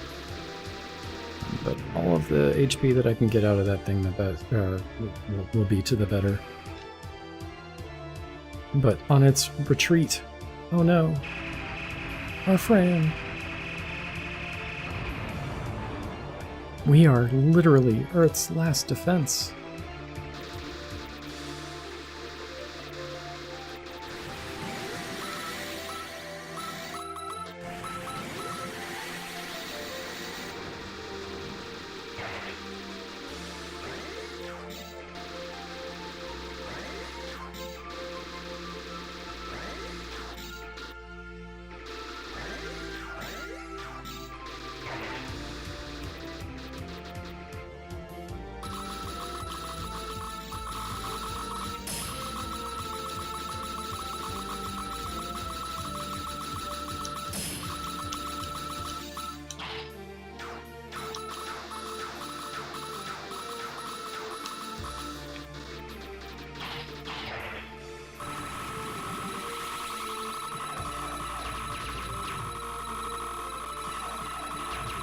And it also has a reflex shield. What are we gonna do? Oh, we're gonna kill it, of course.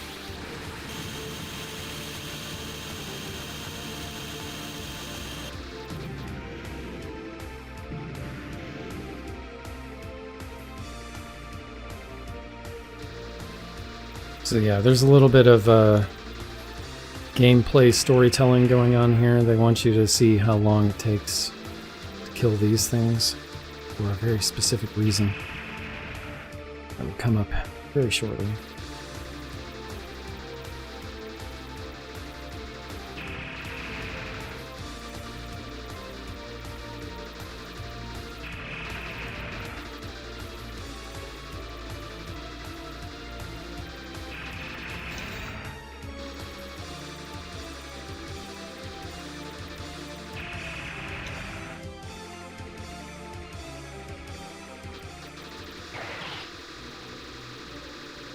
And by this point, Virgo has essentially just had enough.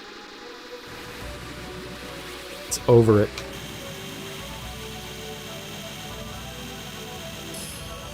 What are we gonna do? Our shield is out. We've been destroyed. It's game over. What?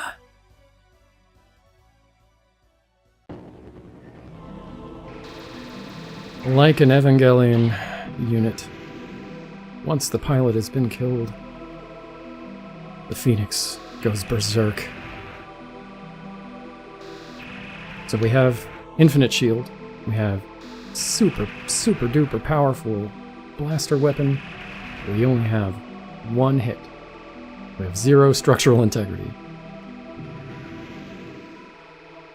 So we're going to do this fight and the last stage in this form.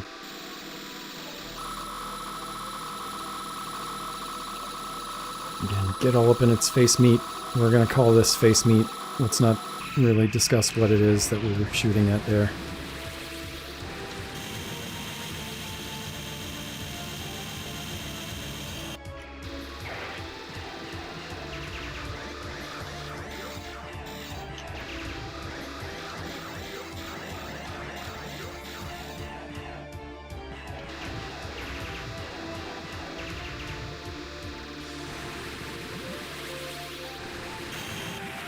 Yep, I was a little bit too late on.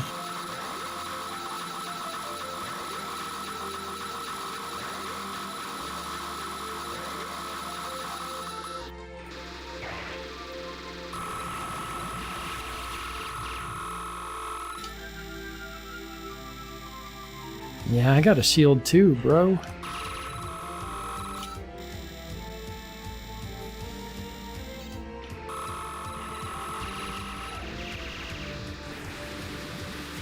Yeah, I fell in love with this game when I realized like how over the top everything that's happening is.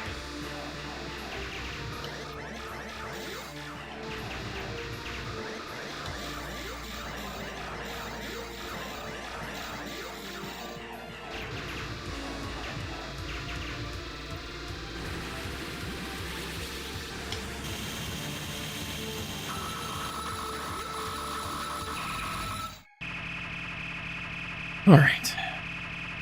One last stage. We've fended off the enemy invasion.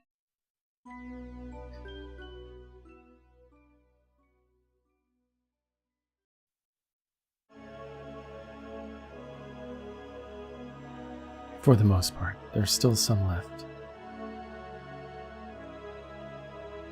Yeah, thank you.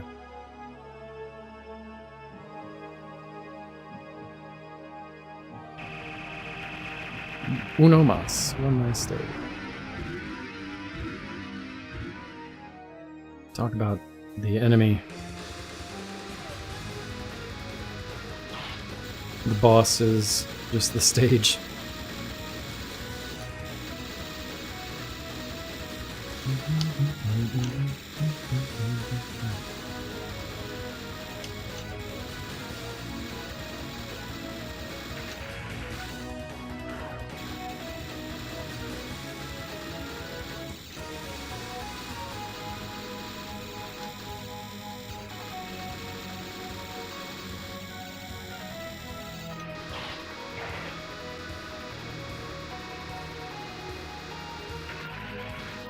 Done. Oh my gosh. There is a safe spot here.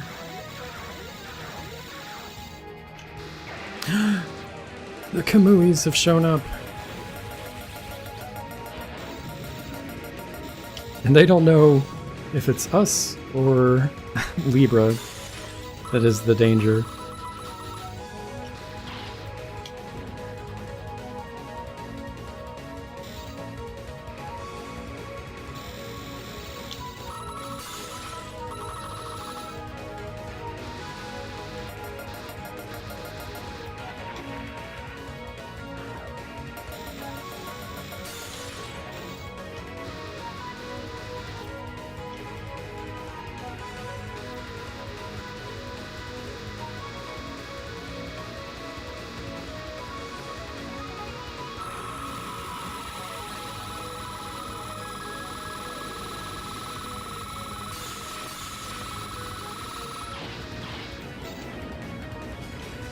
He goes into the background and they try to use their homing lightning.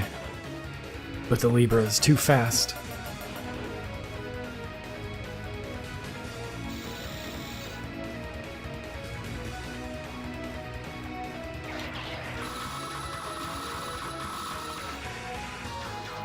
That's really unfortunate. Maybe we'll get it. Nope. It is possible to kill him there. But your placement is really tight, and it's kind of hard to tell where you need to be. There's so much going on screen, you just kind of have to keep, like, inching forward until you do enough damage to it. Unfortunately, we didn't manage it. We get to see a little bit more of the Kamuis, though.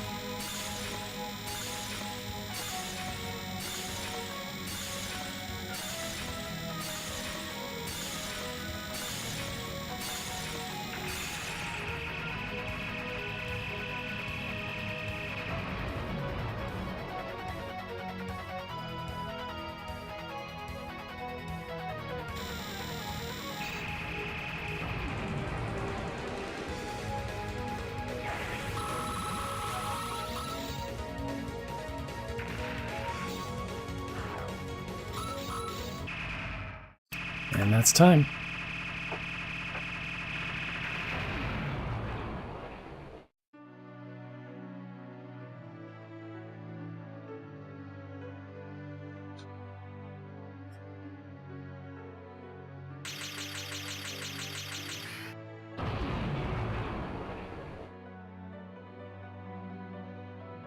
Sorry for going over a little bit there, folks. But yeah, you save Earth, you go through, you destroy all of the Zodiacs, and in doing so, you destroy Earth. And that sets up many thousands of years in the future, the events of Kamui. Very silly game, very, very over the top.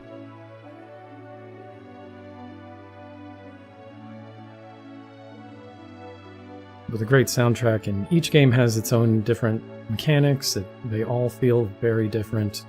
You can get them on Steam. They're as a bundle with the OSTs as well, so definitely check those out. And thank you again, everybody, for the GGs and for hanging out and being here while I fumbled my way through these. My apologies for the reset earlier and going a little over estimate. But hope you all have a great night, and thank you again for having me. It's been a pleasure. Up next, I believe we have Gradius Gaiden, which is very exciting.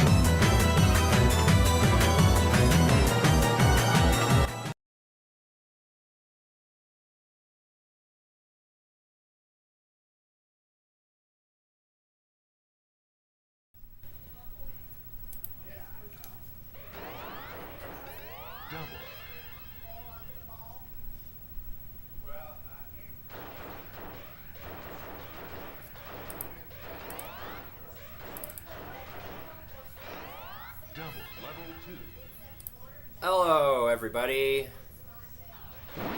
So this is going to be Gradius Gaiden, and I did actually try to play this game last year for Shmuptember, but unfortunately that failed near the end because of a stupid emulator bug. But now I'm playing on real hardware, so hopefully that shouldn't happen again. So here's all my settings. As you can see, I'm on hardest difficulty this time. Got gauge edit turned off. I'll kind of get into what all that is. And let's just go ahead and jump right into this game in 3, 2, 1, go. Alright, let's see if we can get a redemption run going here. So I am going to be playing with the Vic Viper. Gradius Gaiden has 4 ships you can select from. The Vic Viper I choose because it's kind of a nice balance between not being ridiculously overpowered and still having good damage output and coverage. The J Knight and Falchion Beta are kind of overpowered in their own right, and Lord British isn't all that good. So I'm playing on the hardest difficulty. As far as Loop 1 is concerned, that basically means that Loop 1 is the same rank as Loop 2 on normal. So enemies have a 25% chance, roughly, of firing suicide bullets upon being destroyed. So basically that just means more bullets, on top of the higher rank as per usual.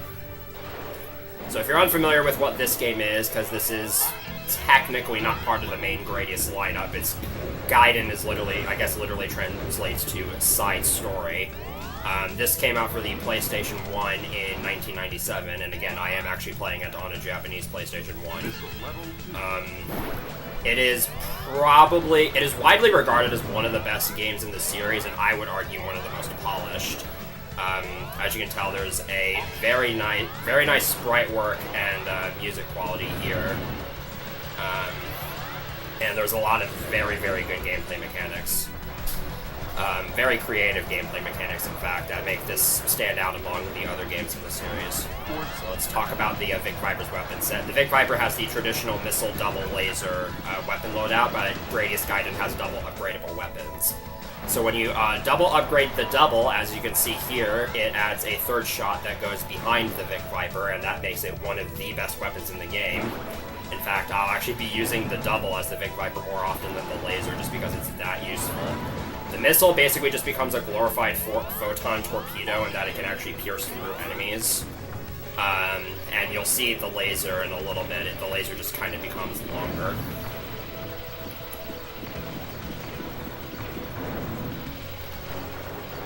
Not a whole lot to say about this first stage. As you can see, it's basically just kind of a snowfield. Some interesting gimmicks here and there. I'm briefly switching to the laser here, and then back to the double, because then when I switch to the laser next, I'll just go straight to the level 2 laser. That's just a tiny little, not necessarily optimization, because, it doesn't really save time, but it helps get to full power a little bit more efficiently in the next stage. This is the first boss, the Blizzard Crawler. It's very, very self-explanatory.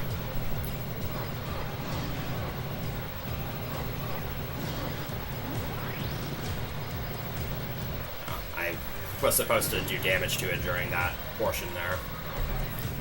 By the way, when it's doing that laser attack, the lower right-hand corner is a safe spot.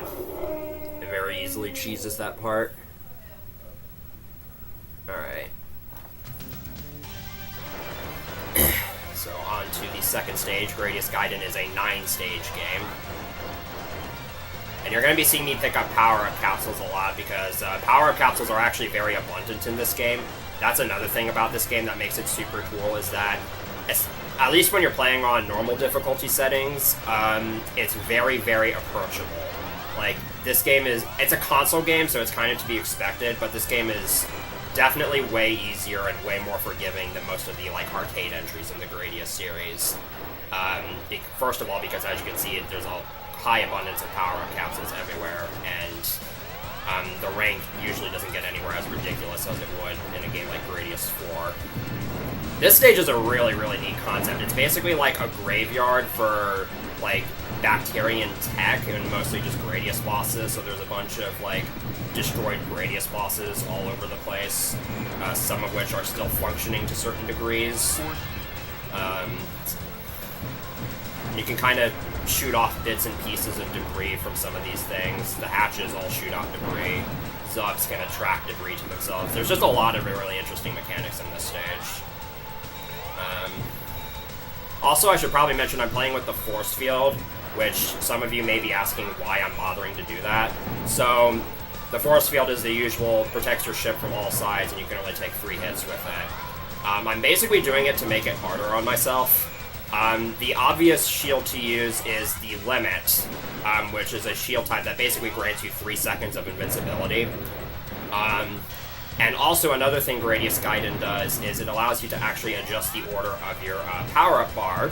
So what a lot of players tend to do is they tend to put the useful stuff like the missile, like the shield and the options closer to the front of the power-up bar, and then use the limit so that they can just spam the limit every 5 seconds. I don't really enjoy playing the game that way, so I'm playing with the force field, and I'm also playing with the default gauge order, which is just speed up missile, double laser, option shield. And again, that's just kind of how I prefer to play this game. So earlier, the game actually gave you an opportunity for a branching path. Since this is going to be a 2-lip run, I'm going to try to show off both paths in this run. Both paths lead to a different boss, so this is the top path boss. This is known as Grave. It's kind of like half of a crab walker. And here's the level 2 laser. As you can see, it's a very, very long beam. It does kind of have crappy reload times, but if you stagger your laser firepower with the options laser firepower, then you can kind of get a continuous streak going. So every time a Grave opens its core, it attempts to shoot out a laser, but if you shoot the core before it gets a chance to do that, then that cancels the laser attack. On loop 2 or higher, though, it will always do the laser attack regardless of whether or not you shoot it. And it sometimes attempts to jump on you, so I basically just kind of bait it as far right as possible. And it also causes trash to fall every time it pounces on the ground.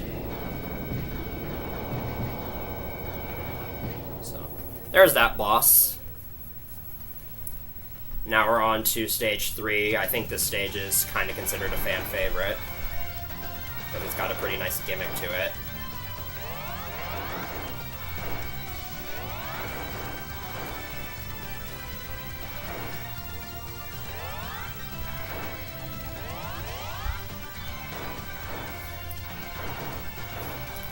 The lower section, you'll see the lower section. I'll take the lower section on loop 2. It's not that much different between loops.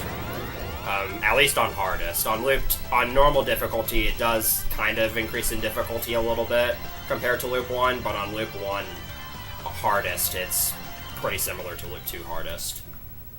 So this is the crystal stage. For every ship except the Falchion Beta, their lasers will actually reflect off the crystals depending on where you shoot them at. It's kind of a double-edged sword because it can allow you to hit enemies in areas that you wouldn't normally be able to, and that's why I'm using the laser for this stage.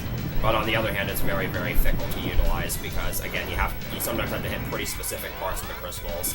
And other enemies that shoot lasers, their lasers can also reflect off the crystals, which can, like those laser cannons you saw earlier, they can also do that.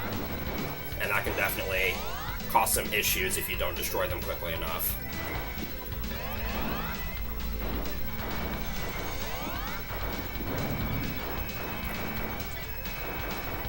So again, I'm grabbing a lot of power capsules because there's 100 points each. This game uses a first at 20,000 and then every 150,000 scoring system, so it's identical to sort of later versions of Gradius 2 Arcade, which means extends are not incredibly sparse, but it is still kind of difficult to rack up a bunch of lives, and since I'm playing on hardest and going for a 2-loop clear, I'm definitely going to try to want to rack up as many lives as I can, especially in the early parts of the game. So this last part of the stage can be a little bit tricky because I don't think the crystals have totally consistent movement. They always spawn in the same places, but it seems like how they move is subject to variation depending on factors that I have no idea how to control. It's not too bad on loop 1, but it might get a little bit dicey on loop 2 because there's a lot more crystals added. Also, here's the first option hunter. Option hunters are, they're the usual. They're annoying, but for some reason, every time you shoot an option hunter, you get 10 points. So I'll be trying to do that whenever I can.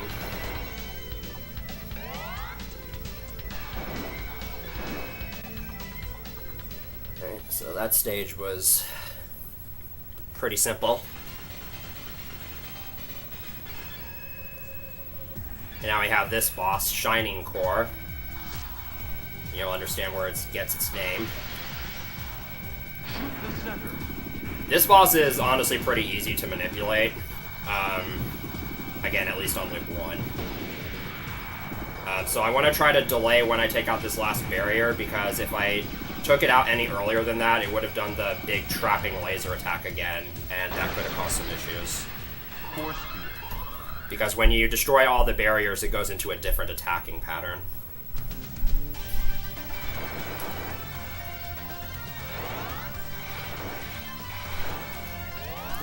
Okay, so stage 4 is going to be the Moai stage, and to start off, we've got a bunch of mothers. Yes, that is what these things are called. They're called mothers, and the orbs they shoot are children.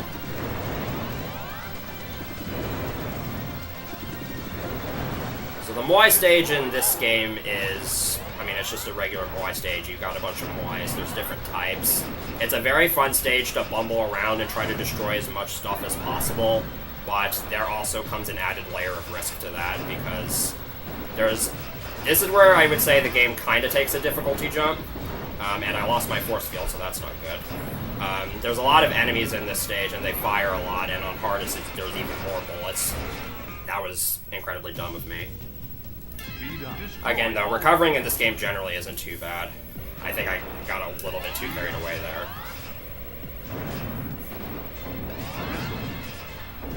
So, the one disadvantage of not using the gauge edit feature is that recovering is going to be... It is a little bit trickier, but again, that's just kind of how I choose to do it. Hit detection in this game generally isn't a problem, by the way. Hitboxes are very, very good. I actually don't know how many speed-ups I have, so I'm going to hold off on activating them. So now we have a bunch of giant boys.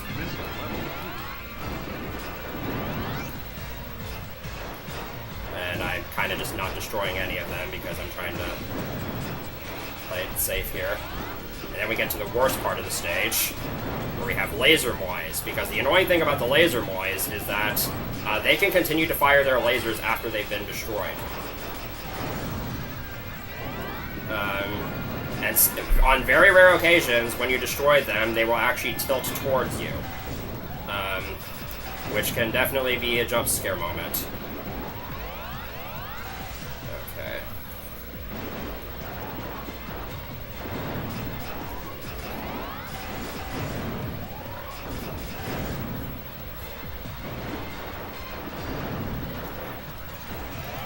Oh my gosh, I totally should have seen that coming.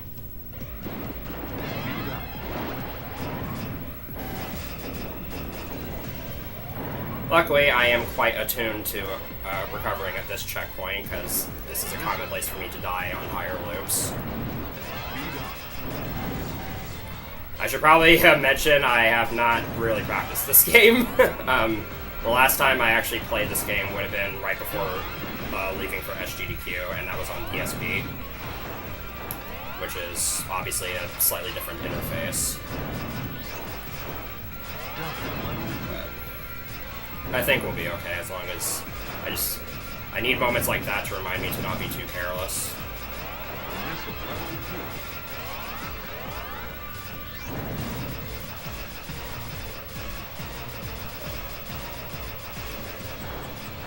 Slight hiccups there, but I think we'll be okay. Again, I really just need to be careful.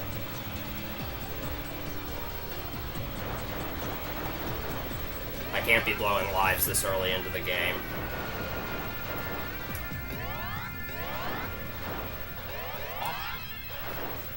Alright.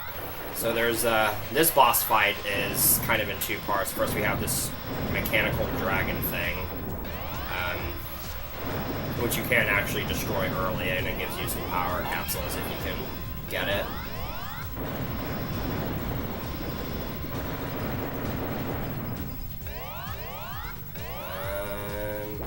Let's go for the force field.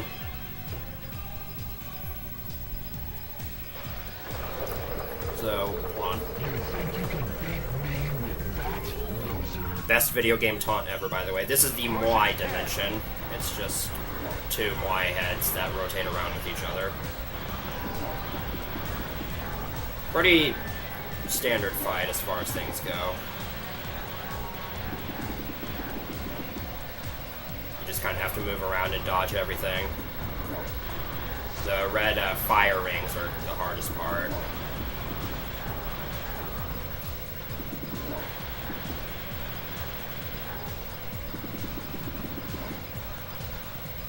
One thing that's that can kind of help on this boss is that missiles by themselves can actually do quite a bit of damage to multi-hit enemies. And so that can actually lead to some pretty fast kills on the Moai dimension. But actually getting it to work on these heads as they're rotating around can be very tricky.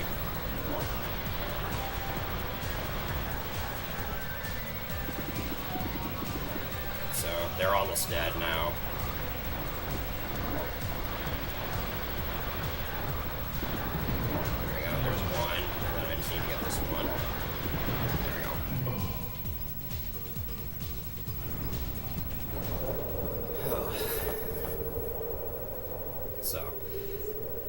Gotta remember to not get so careless, because this is a marathon, and I can't just start over.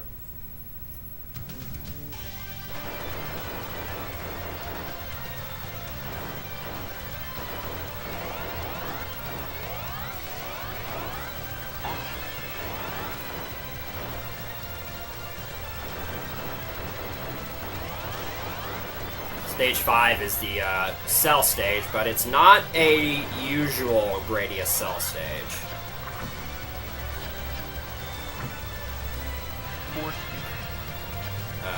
Because we have those are Gaus, by the way. They're from the Japanese arcade Life Force, or the reskinning of Death. And those bubbles, they actually charge for power-up capsules, and if they pick up one, they turn like a bright pink and try to zip off the screen. So this game's cell stage is unique because we just have these membrane walls, I guess, that kind of move back and forth. And there's just a bunch of organic-looking enemies all throughout the area.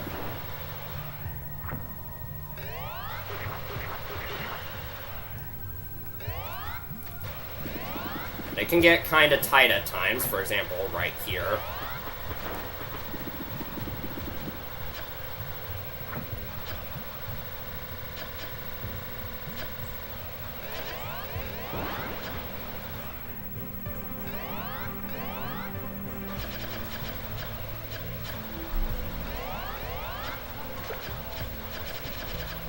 This section is kind of just an open space, but there's a lot of enemies, and especially on hardest, there's a lot of bullets flying around, so I'm probably going to be going through multiple force fields here.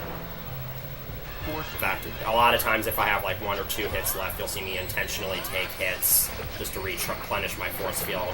And I can afford to do that in this game because, again, this game is really, really generous with power-up capsules. And then there's these things. You can either destroy them by taking out the stems, which is usually how you end up destroying them. You can destroy the pods themselves, but they take a lot of damage, and more often than not, even if you try to, you just take out the stems first. Because once you destroy the stem, it just flies into the floor and just dies.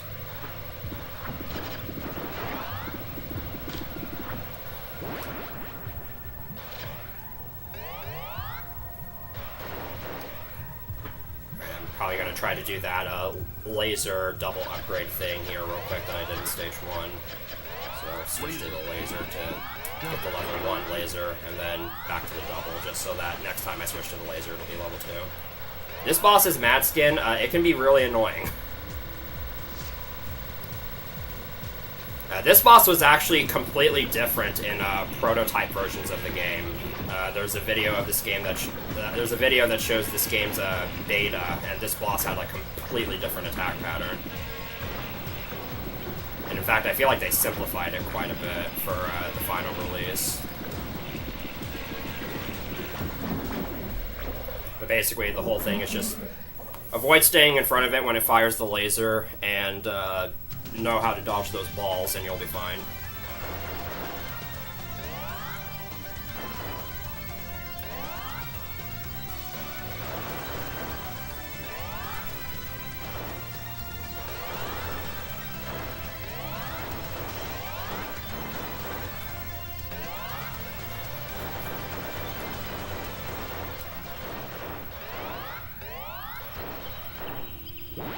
Stage 6 is a plant stage.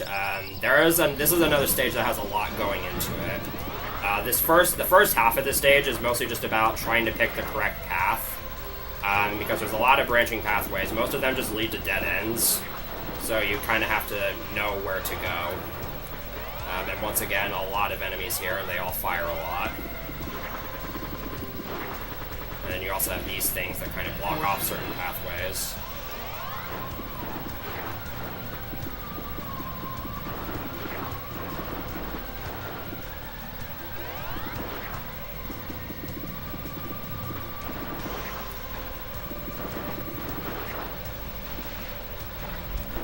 And since it's a vertically scrolling stage, you have a bit more freedom in terms of movement, but that can also sometimes work against you. And those things are kind of terrifying because once you go past them, they kind of pop out and try to block you off, and they move quickly.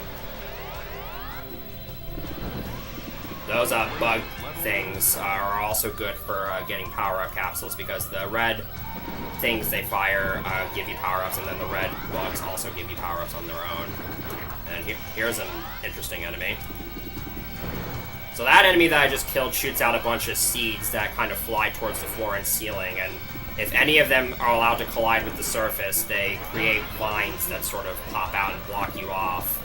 And if too many of them pop out, then you just kind of get blocked off and you're dead. So you really want to try to destroy that thing as quickly as possible, while also not letting it get any of the vines out.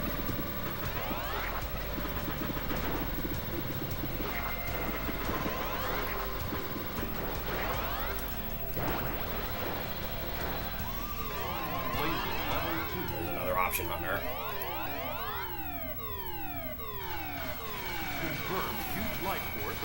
So the stage 6 boss is actually 3 bosses. It has 3 forms. The first form is known as Stinger Kid. It's super easy. I would actually argue this is the easiest boss in the game, but the second phase is a little bit trickier. This is a Hunter Fang, and you'll see why this boss can be kind of tricky here, because occasionally the head rears back and then kind of charges at you and tries to eat you. And then also the smaller head can try to dig itself into the ground and attack you from the side. So you basically just need to bait both those heads out correctly. And then the third and final phase is the Giga's Rose, which kind of sucks you in, similarly to Choking Weed from Gradius 3.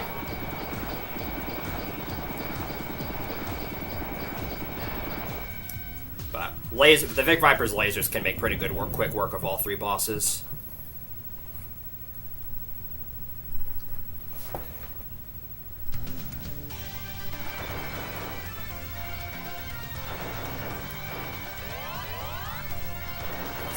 My force field here. And switch back to the doubles, because stage 7 is, I would argue, the hardest stage in the game. On higher loops, definitely. On loop 1, it's debatable, but this stage is it's not what you would expect if you've never played this game before. So at first, it opens, and it looks like it's just going to be your standard volcano stage. But then,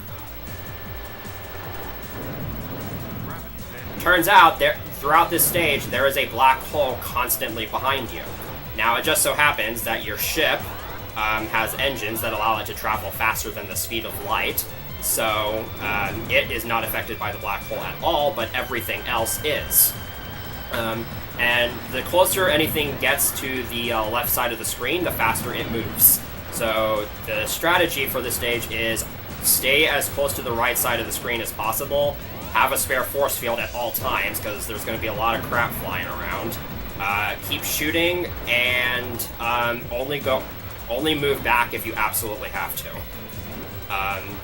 Hatches are a major threat in this stage because they shoot out a bunch of enemies, and then the enemies get pulled in by the black hole, and then they shoot bullets that also get pulled in, and then when you destroy them, they also shoot out suicide bullets, and as everything moves farther to the left, it moves faster, and it's just terrifying. So never be near the back side of the screen when a hatch is active. And then there's, on top of that, you have bits of the terrain that sort of peel off and get sucked into the black hole. Some of which you can destroy early to minimize its effects, but still very scary. And here it tries to completely wall you off.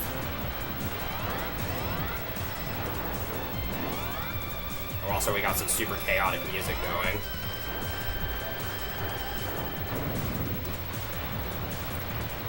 That wasn't, that might not have looked too bad, but believe me, it will get worse. Also, I got a blue capsule here, which is nice because those waves of enemies are terrifying. Level 2. Watch your back. And now we got a pretty easy boss. This is the Kraken. Its attack pattern is very easy to memorize and get the hang of.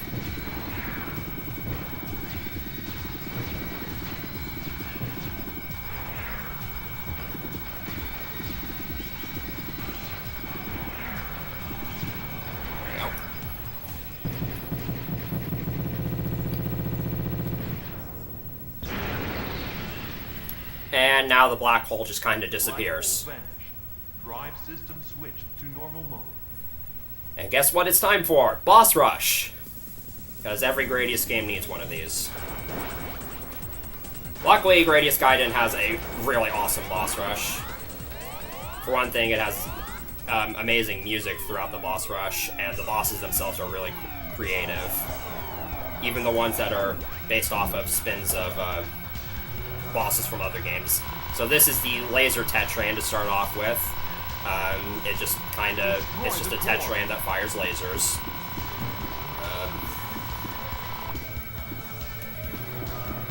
It also fires homing orbs.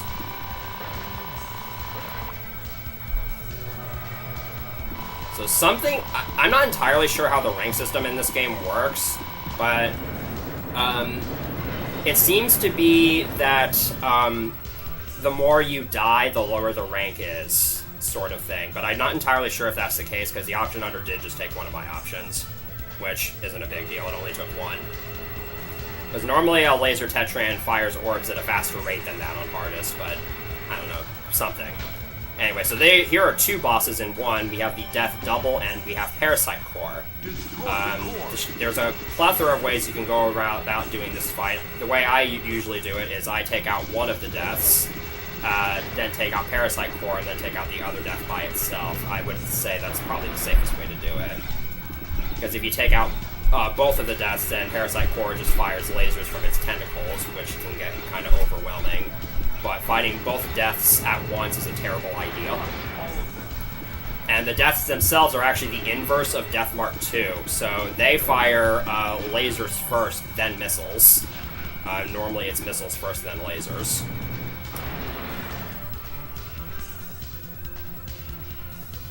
Yeah, some games have a static rank system where there's no, because like the Parodius, when I say dynamic rank, I'm referring to something like the Parodius games, where there's like an invisible counter that goes up, and the longer you stay alive, the higher the rank gets. But most of the older Gradius games, I don't think really have that. Instead, it's just based strictly on, like Gradius 3, for instance, the rank in that is strictly based on difficulty, power-up level, and what stage and loop you're on. Which seems to be what this game does, but might not exactly be. By the way, this is triple core. There's just It's just 3 tiny core ships, and depending on how many of them are left, it does a different attacking pattern.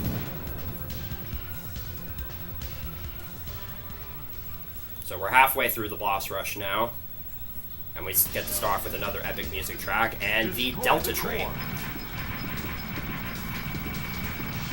The Delta Tree attacks you by firing a bunch of Tic Tacs. Those are totally Tic Tacs, and also fire dragons. And if you've ever played the Konami game Trigon or Lightning Fighters, its upcoming attack will probably look somewhat familiar to you, because it has the trademark sword laser from that game.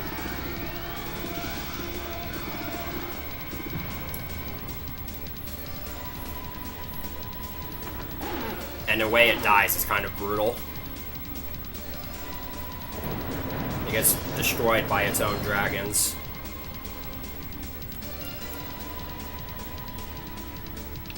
And we got another pretty easy boss up next. We got Juggler Core. You can mostly deal with this boss just by hanging back. Destroy the core. By staggering the Vic Viper's lasers, you can get some pretty good damage on it. I'm not firing missiles, by the way, because the missiles that the Juggler Core shoots can't actually fire suicide bullets on hardest.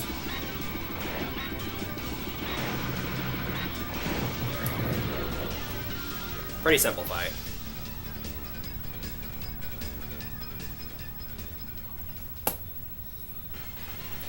And the last fight is Neo Big Core, which only kind of resembles a big core. Destroy the core. On hardest, this thing is very fast and very aggressive, but also very fun.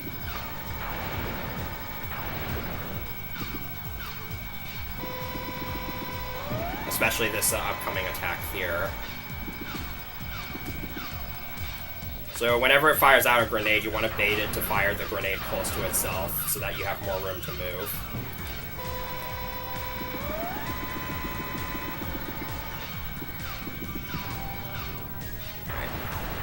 So that's the boss rush. And we are already off to the final stage.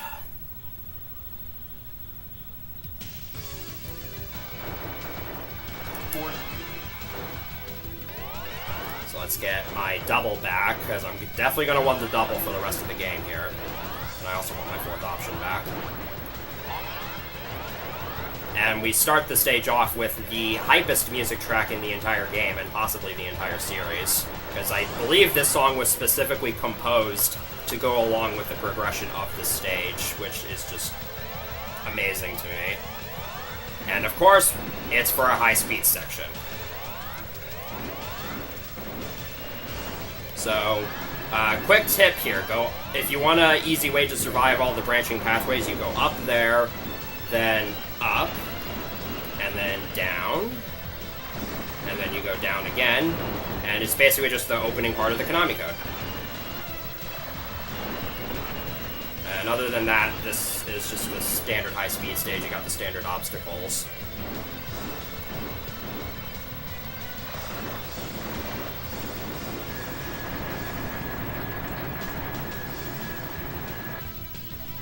Watch your back.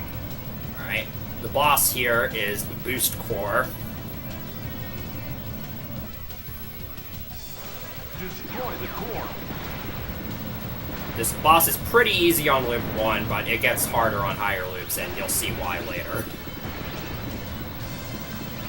Assuming I make it to that point, which hopefully I will. Let's just say that maneuver I just did, I will not be able to do on loop 2. Alright, let's see how it explodes. Let's see the timing of the explosion in relation to the music track.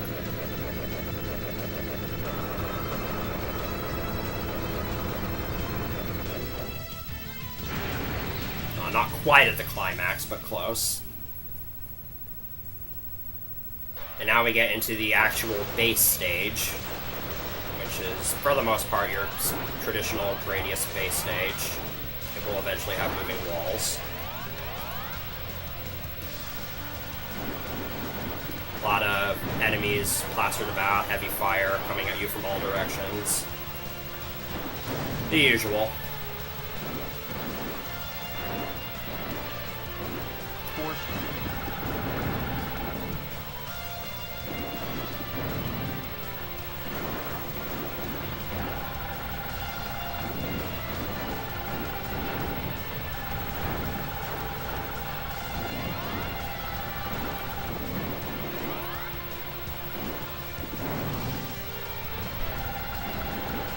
So some of these walls start moving based on how far the screen is scrolled, and some actually start moving when you move above or below them. For example, these last couple of walls actually move when you get below them. So I hang back a little bit to manipulate them into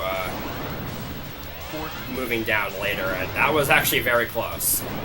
Because that space can get very, very cramped with bullets, which is why I wanted to delay moving forward so that I'd have a little bit more room to deal with everything.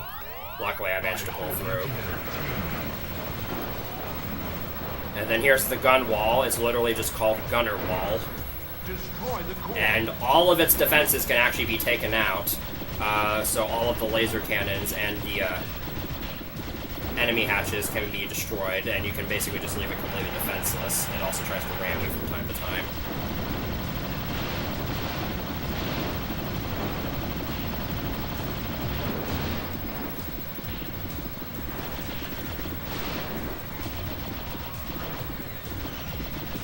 So I already took out the Ducker generators.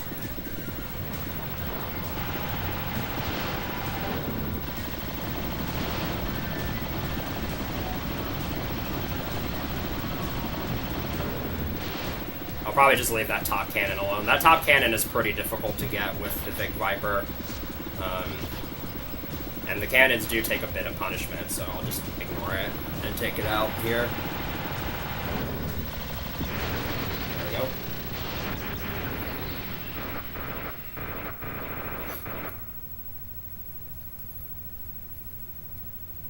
And just, we got a couple more obstacles that left in our way. We got this epic BA song. I didn't want to actually say what that stood for on stream, but followed by this amazing boss, the Heavy Ducker. So all the Ducker turrets from the throughout the series, now we just have a boss based on them. And as you can probably tell, it's pretty tricky. It's got a lot to throw at you.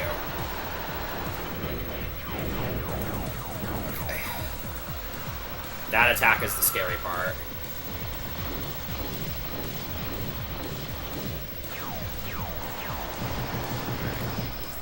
I actually died to that boss in Loop 1 of last time I attempted this in Shmuptember last year. So, luckily we were able to avoid that this time. Even though I still have more deaths in Loop 1 this time than last year. But as long as I don't die again, I think we'll be okay. And here's this game's crap walker, I guess. This is Soul. I don't... It's sort of supposed to be like the last formidable obstacle. Like with most crab walkers, you can't destroy it, so you just have to survive against it.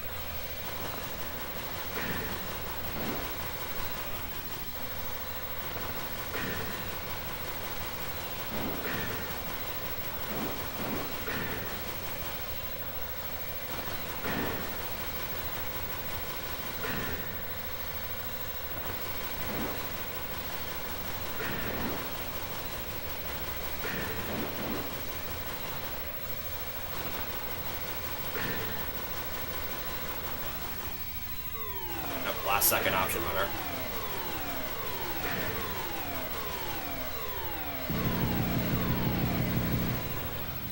There's that.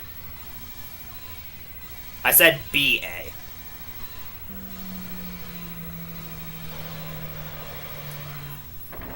Okay, so it's time for the final boss sequence. So those option hunters are special because they actually do not go away until they have taken all 4 of your options. And when I say they do not go away, I mean they will stay around. There's actually a 2-player TAS of this game on TAS videos. Definitely go check that out. where they're able to keep those option hunters flying around throughout the majority of this final boss fight. Which, by the way, isn't really much of a fight. This is the original vision of the Ultimate Monster, or OVUM, and it just kind of takes the form of a bunch of salamander bosses. So first we have Intruders, and then we have a Zelos Force. The fight mostly just kind of plays by itself. You basically, like, literally, you don't have to move for the first 2 phases of this fight. Also, the villain taunts you throughout the entirety of this song, which is epic. And here we have a Brain Golem. This is the only part where you actually have to move.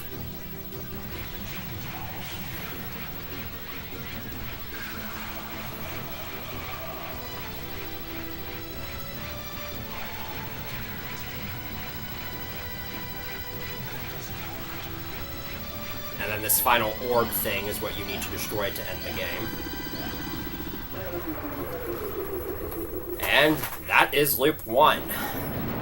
So let's go ahead and sit through the ending sequence here, just in case I don't get to the end of loop 2. I want to be able to let you see the credits, but even though they're mostly in Japanese. Which is weird, because a surprising amount of this game is in English. Like, there's a prologue section that kind of details the story of this game, and it kind of scrolls by Star Wars style, and the entire thing is in English. It's very odd. Because this game was, the PS1 port version of this game was only ever released in Japan. It did eventually get released in the States when it was brought to the PSP as part of Gradius Collection. But even then, I think they might have been planning on releasing this game in North America again, considering just how much of it is in English. This is like this and the game's title are really the only parts of it that are in Japanese.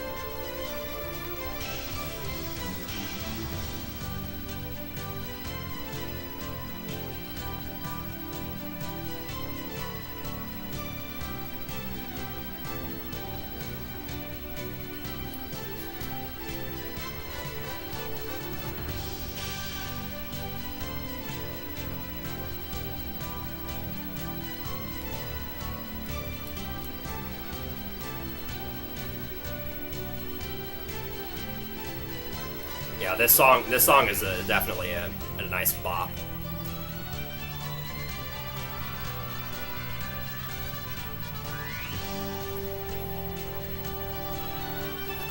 Yeah, there is some English in this game, but not a whole lot.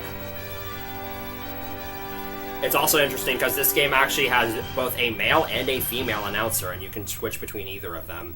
I just prefer the male announcer.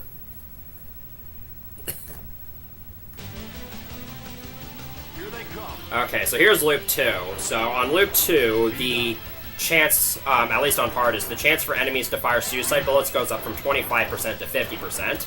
But also, loop 2, higher loops in this game come with a lot more changes than they do in most Gradius games. Most of the time it's just faster enemies, more bullets, and suicide bullets, but this game actually adds a lot of elements to certain stages, so that's the reason why I want this to be why I'm going to aim for a 2-loop clear here, just so you can get to see what happens on higher loops. So stage 1 right out of the gate is one of the hardest parts of higher loops, and you'll see why in just a second, because we have these waterfalls. You might remember them. They now push you down. And there's also more of those mini-core things.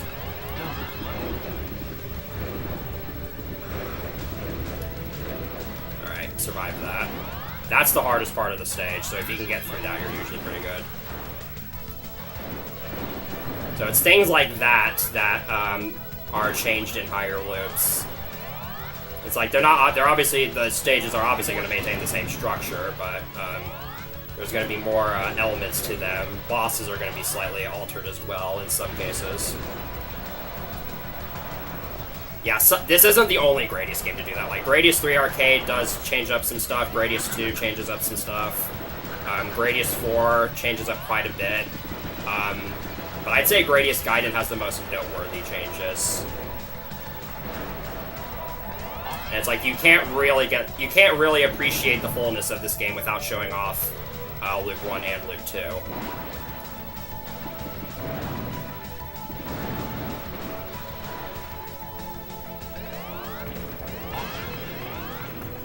Also, we got more of these cannons that create snowballs. Note that those bullets themselves can't actually harm you, so you want to stay out of their line of fire. We got one more round of waterfalls here. Okay.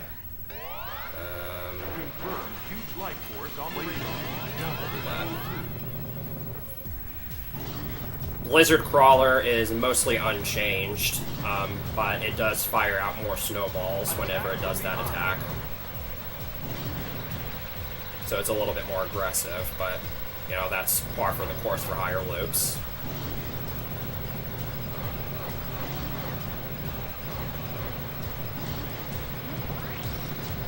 There's that laser attack again.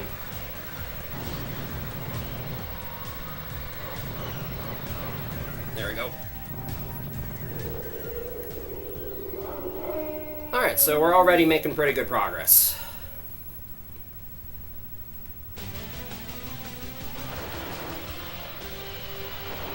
Also, every pre-stage now uses this new theme, which is actually supposed to be sort of like the main theme of this game, because if you remember the high-speed stages track, you probably recognize this melody.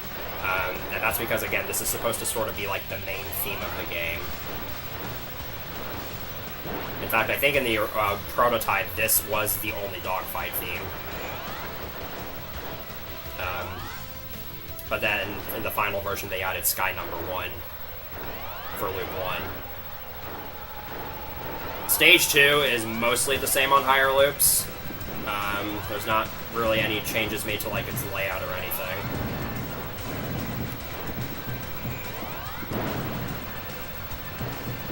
It's basically just more bullets because the enemies are now a little bit more aggressive.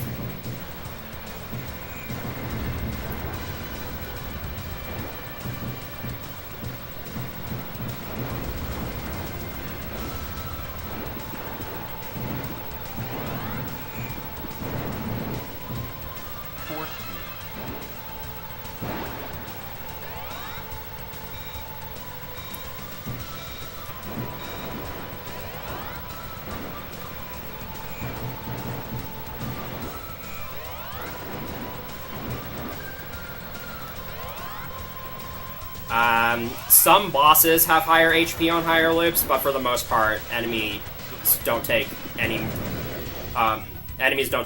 more hits than they normally do on Loop 2. So I'm taking the bottom path this time around because, again, on higher loops, Grave becomes a lot more dangerous on higher loops. So taking the bottom path is preferred.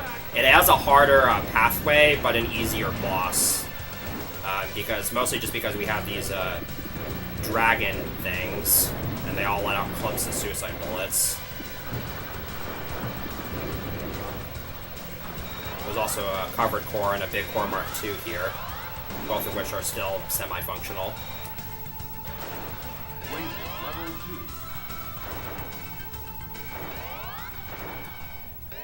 2. And the boss for the lower path is Noble.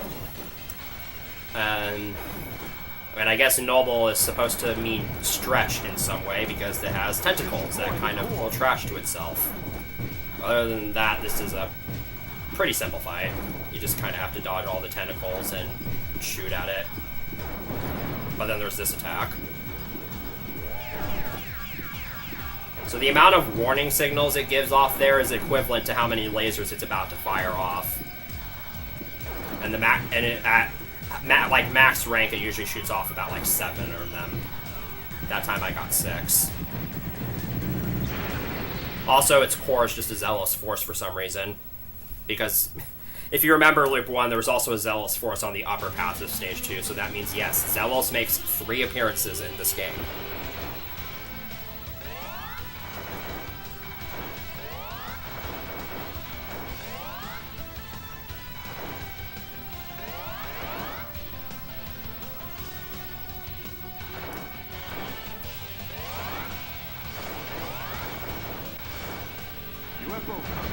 Nice, I destroyed both of those right away. It's pretty good.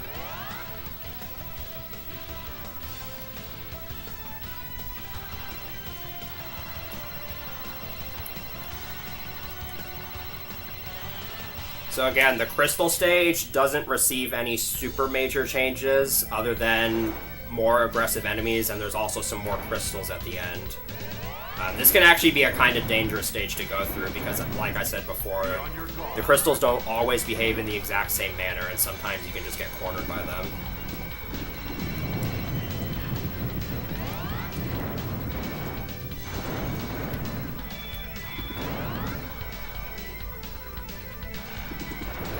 These crystalline ships are super annoying to destroy because you can only destroy them for the brief period when they open up to release bullets at you.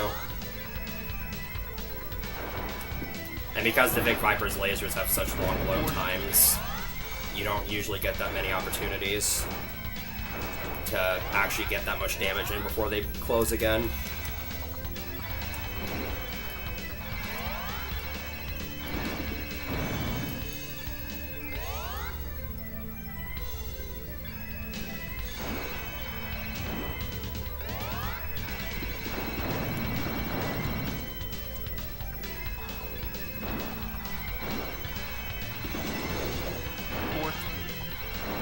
Here's the part of the stage that gets really difficult. Alright, got good crystal RNG there. I don't know if it's actually RNG, but we'll just call it that. Alright, nice, I got a blue capsule there. Alright, this last laser cannon can be a massive threat if it gets the chance to fire, because it fires off a bunch of lasers at different angles. And they can all reflect off the crystals in very weird ways. Alright. Made it through there just fine.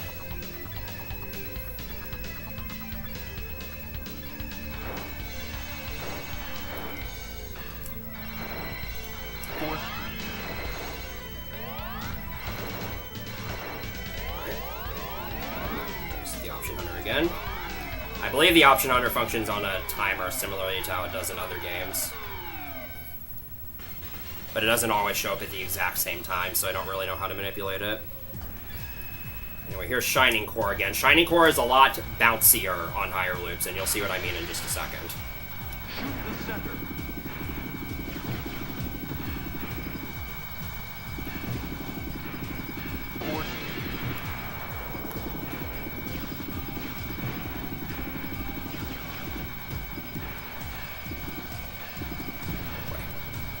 Okay. Got a little dicey at the end there, but managed to make it through without dying. Alright. Now for the Moai stage again, let's actually try and get through the stage without dying this time. If you haven't seen my run from last Shmuptember, I managed to pull off a really clutch recovery against the boss on Loop 2 in that run.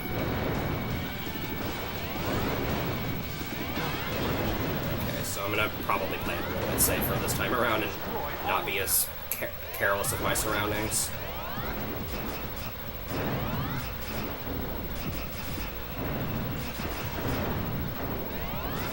So again, the Moai stage itself doesn't really go through that many changes on Loop 2. It's just enemies are more aggressive.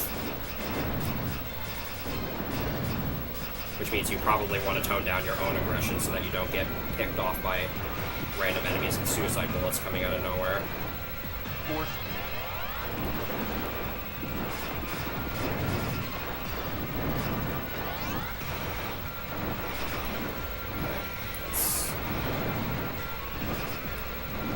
Let's not be stupid. Let's open the room here.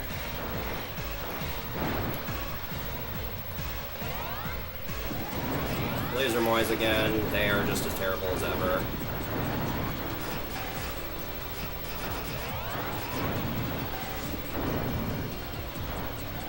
Uh-oh. Okay, I saw that Laser Moai charging up in the bottom left-hand corner. I had to be careful to not end up in its line of fire.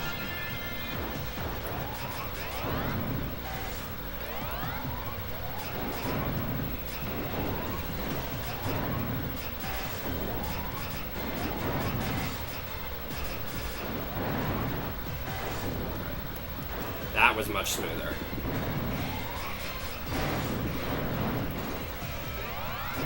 So, these are the monolith moys. I didn't talk about these in Loop 1. These are actually different from the monolith moys in Gradius 3 because they move vertically instead of horizontally. And when you destroy all 4 moys, the monolith just stops moving instead of it just going away. That actually threw me off the first time I played Gradius 3 on the SNES, because when I got to the part in the moy stage where there's just a giant wall of monoliths, I'm like, okay, what the heck am I supposed to do here? I always like to tell that story because I think it's funny.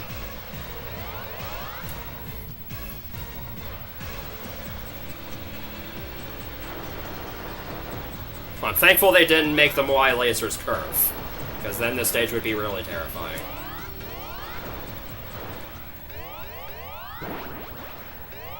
So I said that the Moai stage itself doesn't go through too many significant alterations.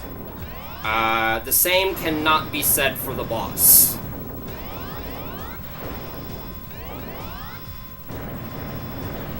I mean, the dragon part here is the same.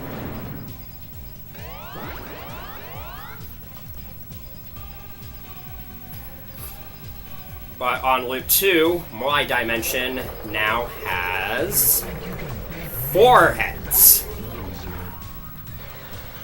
Although the fight really isn't that much harder as a result. Because only 2 of the heads will ever fire at a time. And here you get to see the power of missiles. Like right there, I've already killed one of them. Because I just fired missiles into it like crazy. That was kind of scary. Also, yay, 1,000,000 points.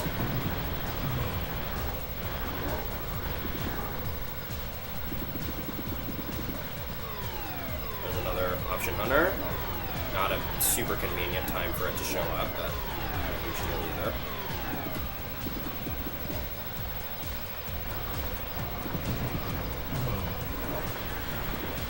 Also, with each head you destroy, the thing rotates slightly faster. Alright, made it through that stage with no deaths. That's very, very good. The Moai stage is a terrible stage to die in on high loops. So, glad I was able to pull that off.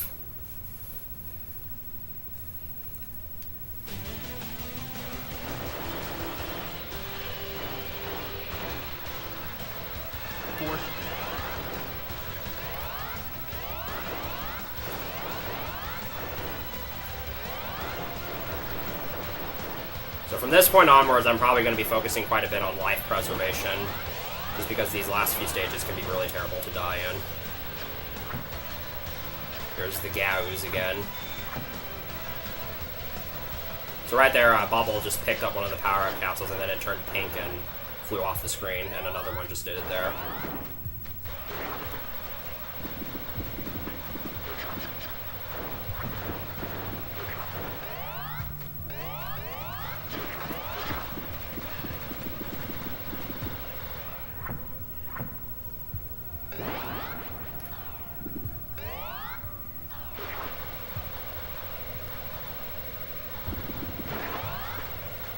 Stage 5 is also mostly unchanged until the boss.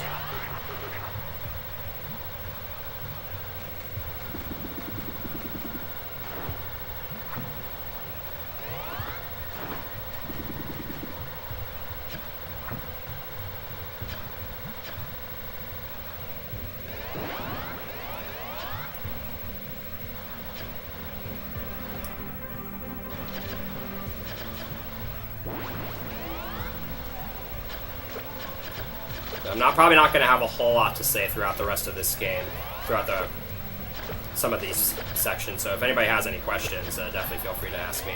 And it doesn't even necessarily have to be about this game in general, it can just be about Gradius as a whole.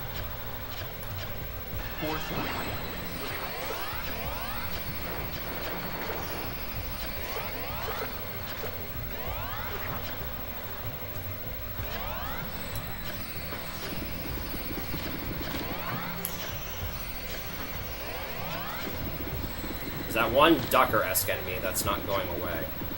I think I got it.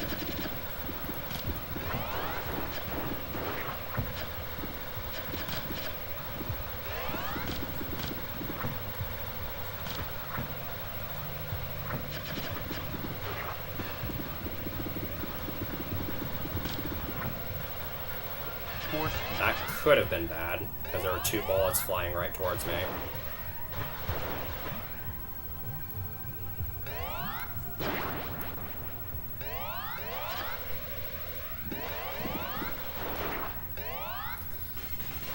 Best Vic Viper model? That is a tough question for me to answer. I actually don't think I have an answer for that. I have to think about it.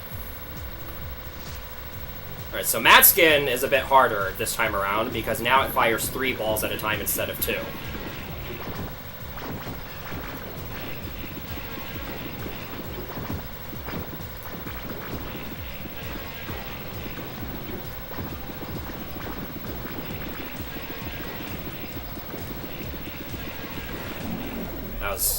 That was pretty good.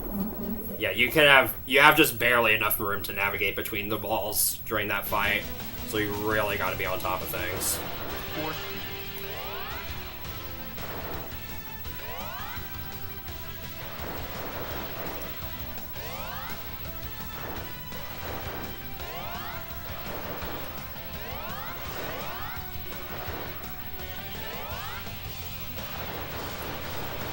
Plant stage also has a lot of minor changes made. Especially, there's a lot of enemies and obstacles added in certain places. And as a result, the stage is actually quite a bit harder.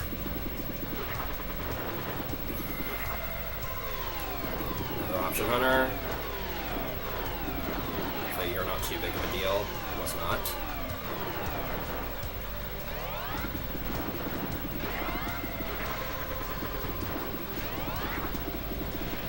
Coming up here is a kind of interesting strategy. So I'm going to kill these seed pod things and then actually move off screen so that the seed pods despawn. You do not want those things to roam around freely.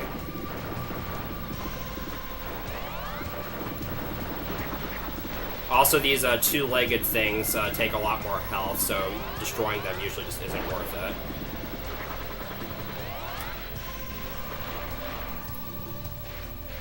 Getting through this stage on higher loops mostly comes down to just having a route planned out and then actually taking the right path.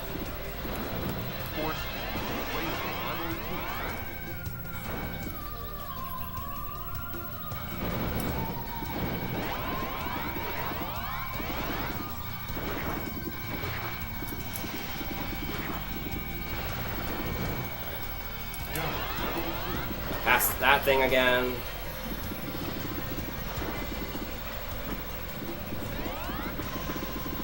Last part of the stage can get kind of hectic at times.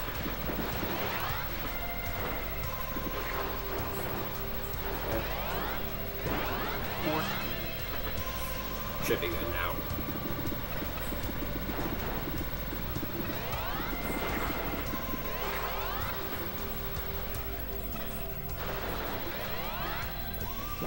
Looks like I have to fight these bosses with the double, so it's going to be a little bit slower. Confirm huge life force on the radar. So the bosses themselves basically just stay the same as before. Shoot the center.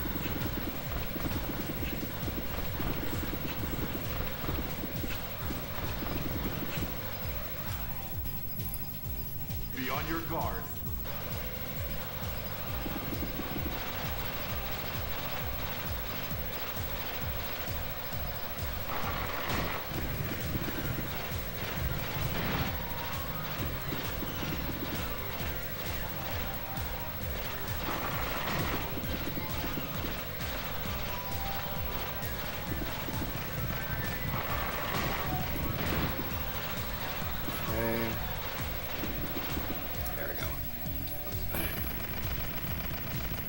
So Giga's Rose is probably going to last a bit longer than 10 seconds this time.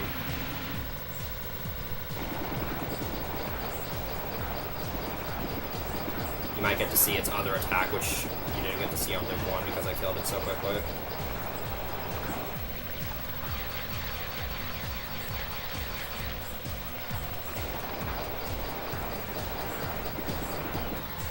There we go. Not too bad. Okay, this is going to be the hard part.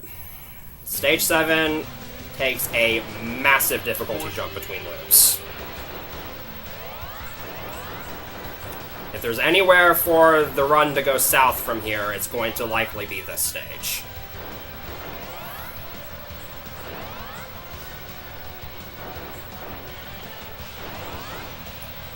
So I'm probably going to be trying to focus throughout most of this stage.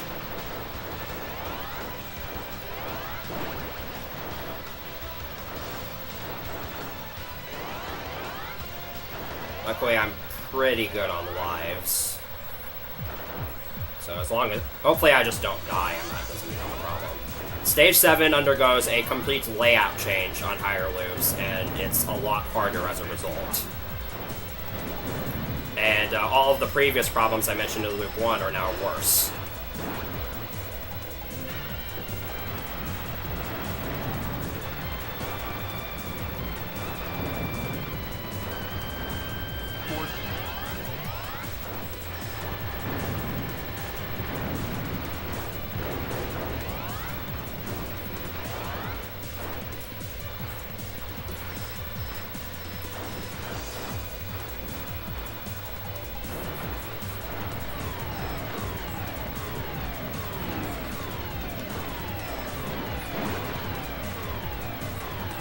Two hatches right here. Oh, no, that's not the part with two hatches. I think that's coming up, though.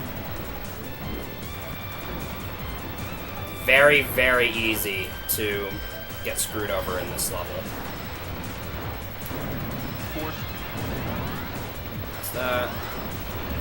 Okay, that was... I don't know what killed me there. I can recover here, just so you know.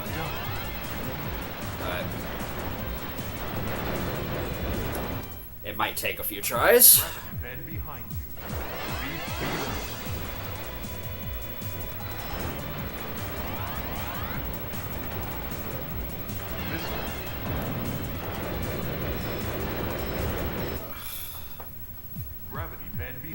Yeah. Welcome to the wonderful world of Gradius Syndrome.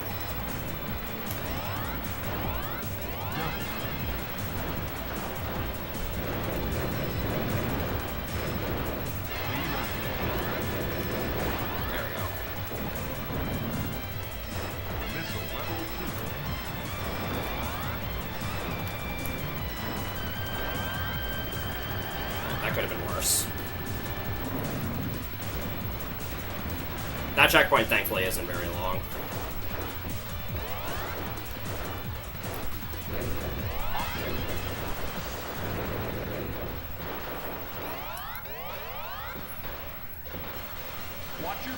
Alright, now I gotta fight Kraken with the double, so it's gonna take a little bit longer.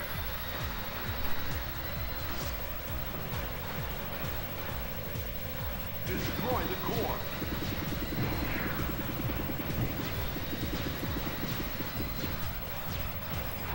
Which just means you'll get to see Kraken's bonus attack that you didn't get to see in Loop 1. If it lasts for long enough, it eventually tries to pull a rock from the right side of the screen. Of course, you can just destroy the rock. Okay, I have no idea how that rock there didn't kill me. Alright. If it does that attack again, which it probably will, it's going to pull a much bigger rock. So I'm going to have to move all the way over here. Okay. Surprised how quickly that rock got destroyed. Okay, there we go.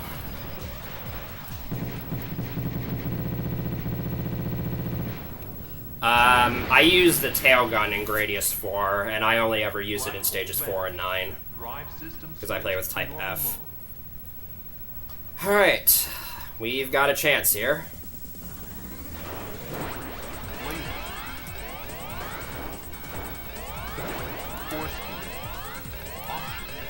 Okay, this is not the power-up level I would want for the boss rush on Loop 2, but I think we can make this work. So the boss rush, each of the bosses does undergo some interesting changes. Laser Tetran is mostly the same, it just has more health.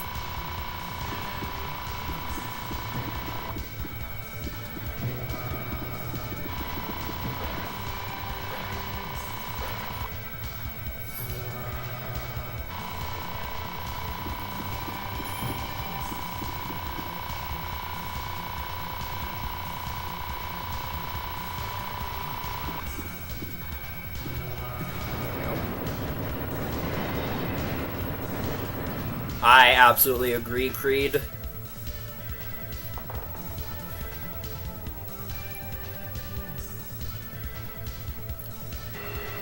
Alright, Death Double and Parasite Core have a number of alterations. Every single one of Parasite Core's barriers now fires suicide bullets, and it shoots 3 homing orbs at a time instead of 2.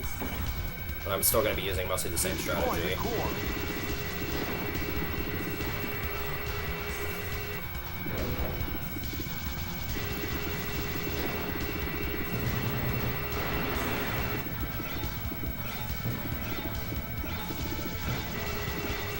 Also, it continues to fire the homing orbs even after the deaths have been destroyed, which it doesn't do on Loop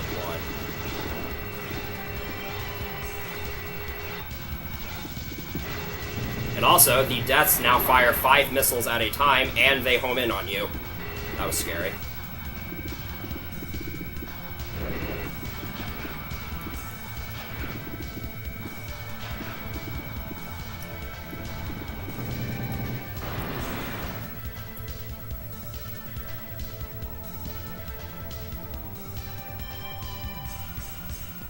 Here they come.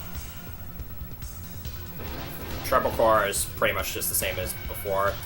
It's actually possible to soft lock the game on this fight.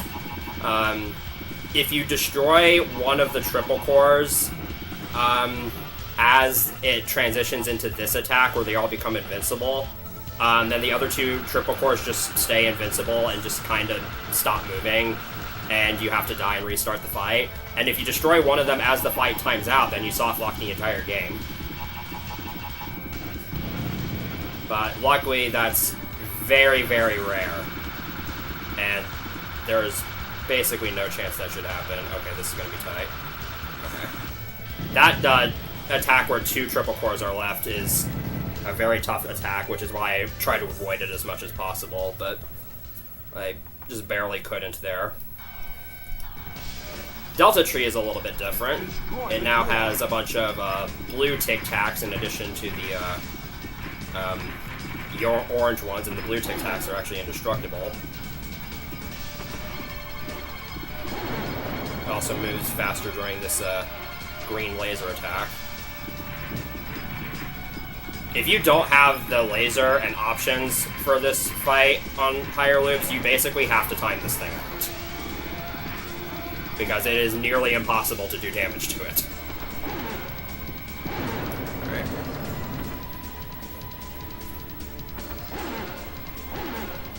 That fight can get very out of hand.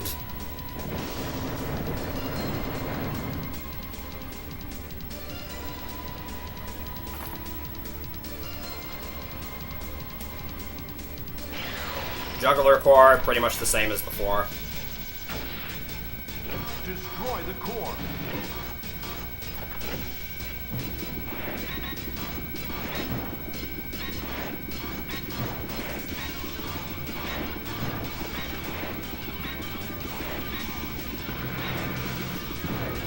There we go.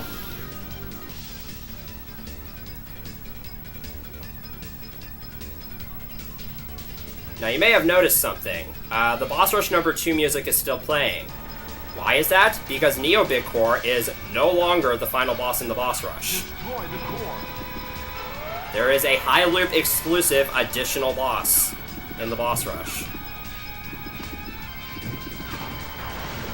It also has those little assistants that come out whenever it does the big red laser attack, and that makes things a lot harder.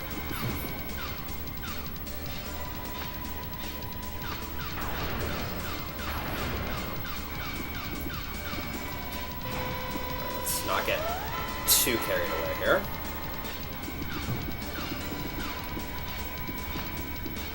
Alright, I might be able to do a really cool strat here. I'm not gonna go for it. You can actually hide in that space where the barriers used to be during that big laser attack, but I decided not to go for it. So here is the true final boss of the Boss Rush, the complete opposite of its name, Heaven's Gate. But there's a cheese strategy for it. There's a pretty easy safe spot you can use for it. You just have to line yourself up right. And then during this attack, I have to move inside the barrier so that I don't get damaged by those 2 green ones. I don't normally use safe spots on fights like this, but I hate fighting this thing the normal way. Alright. Okay. And that is the boss rush on loop 2. Alright. On to the final stage once more. So this is where emulator shenanigans... This stage is where emulator shenanigans actually messed me up last year. So hopefully real hardware can come in clutch.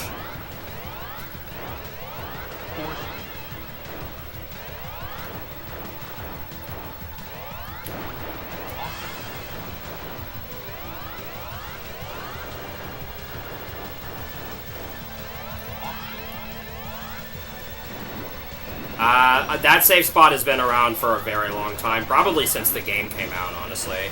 I mean, I'm pretty sure it's been documented since as early as like 2008.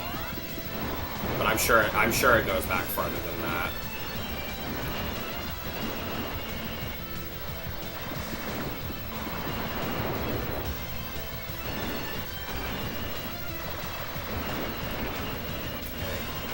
Nearly forgot which direction I was supposed to go there.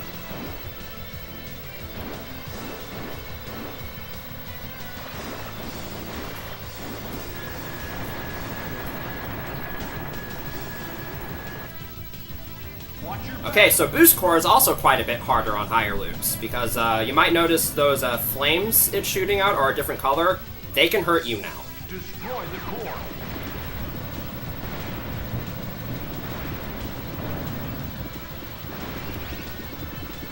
So that just makes this fight a lot more fun. This part in particular is horrifying. Right there. I'm very thankful I had my force field there. We're good.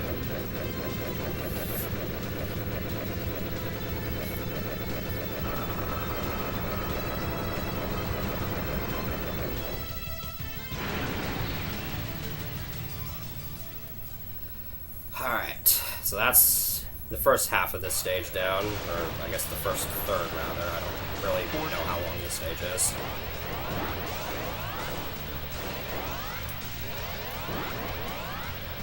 So in case anybody doesn't know what happened last year, I played on, I don't remember what the emulator was called. I think it was some emulator, but midway through, near the end of this part of the stage, I had a lag spike on my PC, and for some reason that screwed with the emulator enough to basically just cause half the sprites in the game to unload.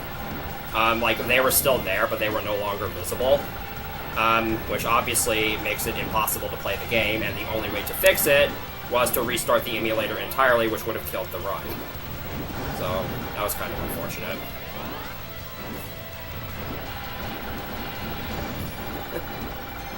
And it sucks too, because it was the last run of the marathon. And I didn't want to end the marathon on an anticlimactic note, so... Alright, that was a little bit cleaner this time.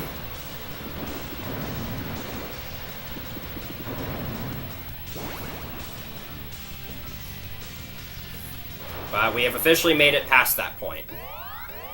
So this run is now officially better than it was last year.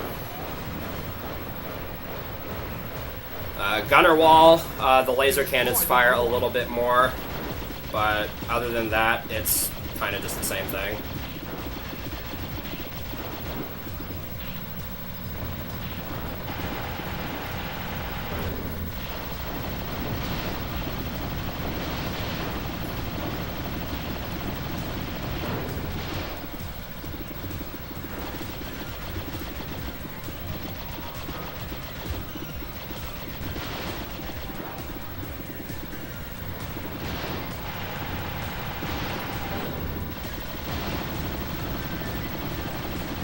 Down to just one laser cannon left again. At this point, I'll just take out the core.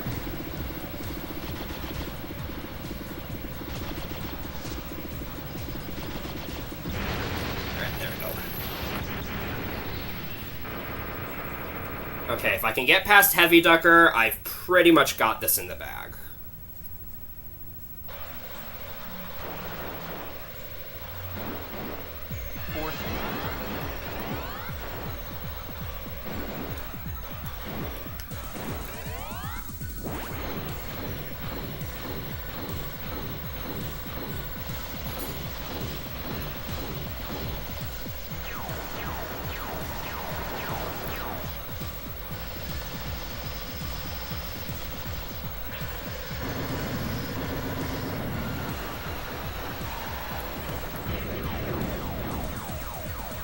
Should be good.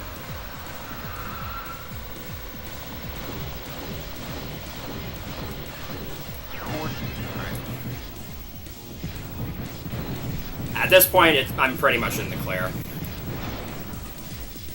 There's no scary recoveries I'd potentially have to make at this point on, from this point onwards. I just have to remember how to do this last part right. So Soul is a lot harder on higher loops because it now has an entirely different movement pattern. You basically, on the first loop, you could kind of just BS your way through it and mostly just kind of stick in one spot. You can't really do that this time around. You actually have to like memorize a route to get through here. Otherwise, it just corners you and you die. And obviously, I don't have the limit, so if you did have the limit, you could just like brute force your way through it, because you could just abuse the invincibility. But I can't do that here, so I do actually have to, you know, survive against it. That part's probably the hardest part. Also, I think an option hunter should be showing up sometime soon. Alright. Another aspect of this iteration of Soul is that it takes a little bit longer to self-destruct, which makes it a bit harder to get into the final gate on time, so I tried to end on the right side of the screen there. Alright. Oh, almost didn't make it through there in time. And at this point, we are basically in the clear. Because the final boss is no different than it was before, and if you remember, it's basically just a normal Grady's final boss in that it barely does anything to try to harm you.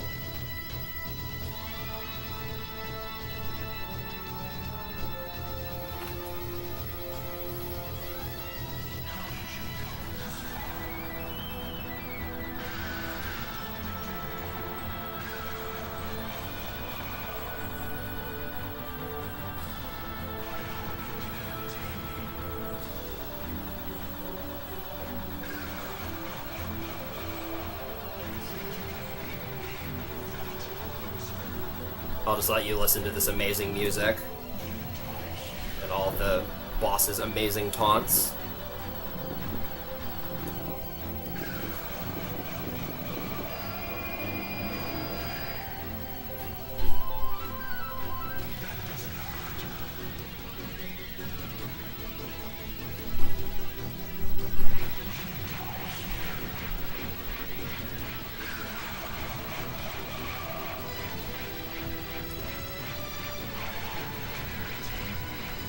Alright, just one more thing left to do before this run is over.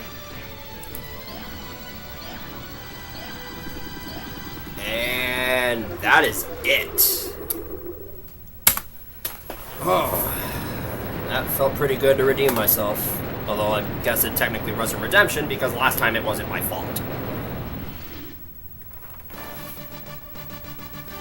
Alright, that was pretty nice, considering I haven't really played this game and didn't even practice it. A little bit of slop on 1.4 and 2.7, but other than that, that was pretty nice. I'm actually kind of surprised I was able to get that. So there you go, that's Gradius Gaiden. Like I said, in order to truly appreciate all the game has to offer, you kind of need to do a multi-loop run of it, because then you get to see all the bonus stuff that's added to Loop 2. Which is another aspect that I think makes this game really special, is that multi-looping it is actually really, really fun. And it's even more fun for me when I play on hardest, which is the reason why I did this run on hardest, because just adding an extra layer of difficulty to it. Yeah, I would definitely, if you're wanting to get into the Gradius series, I would honestly say this is a pretty good game to start with. It's, again, like I said, very approachable, and because it's a console game, it doesn't have all the stupid, like, recovery Gradius syndrome stuff that all the arcade titles have.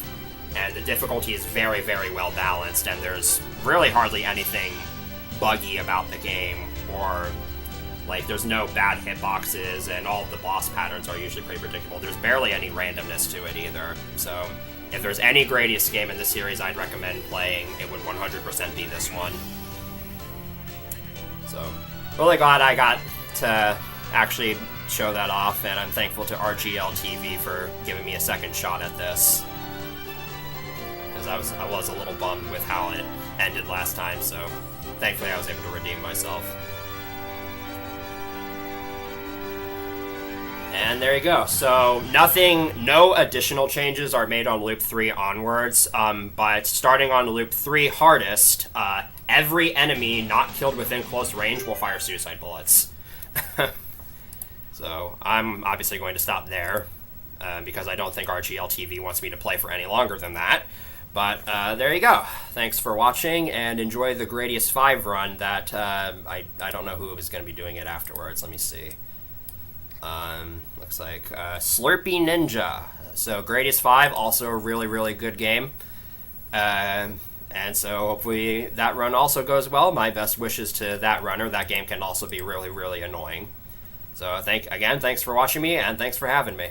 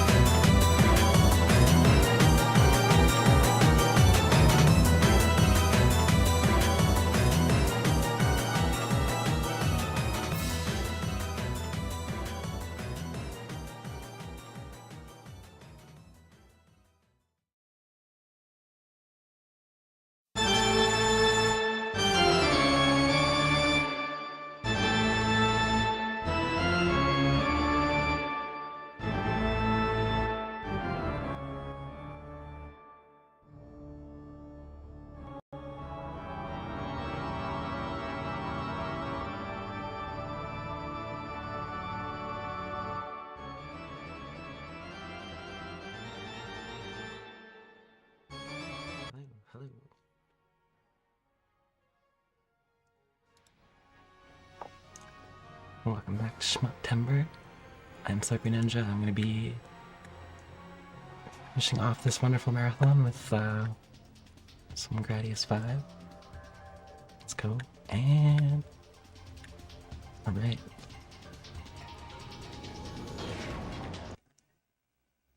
I'm gonna try to 1cc. I don't think I can anymore. Because I haven't played in a long time, but 16:9 should be 4:3.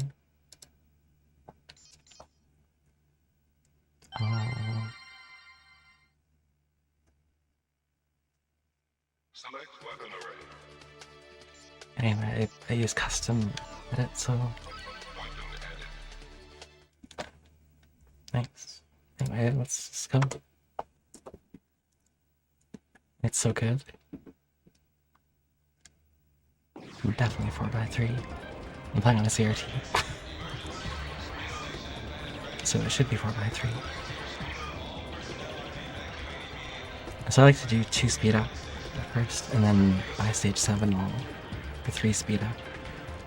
It just is better for control of movement for this game.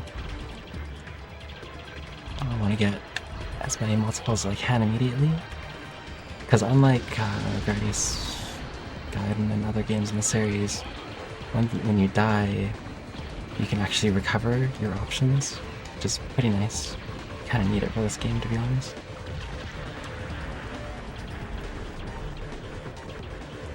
And I play directional, so that means that, like, well, with double you can shoot behind you and in front of you, and with directional you kind of can cover everything. It's pretty nice for me. But the only thing is that when you switch directions with your options, you have to hold the R2 button to do that. So you'll see me like pause and change the direction of my options and then go again. It works for me. I mean, a lot of people prefer freeze, which is fine. Toad with the raid. Thank you, Toad. Go Raiders. It was 4:3 all along. Thanks. I'm not playing on very hard, I'm just playing on normal difficulty because, you know, I'm not too good at shmups yet. That's all good, Toad.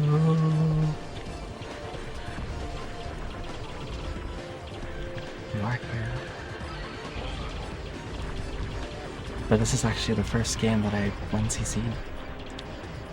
It took me, I think, 11 weeks of like 2 days a week playing. Ever since I've been kind of like addicted to 1cc'ing stuff.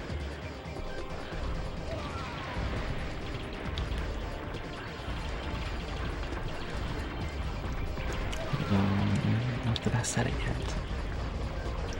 But yeah, I'm getting there,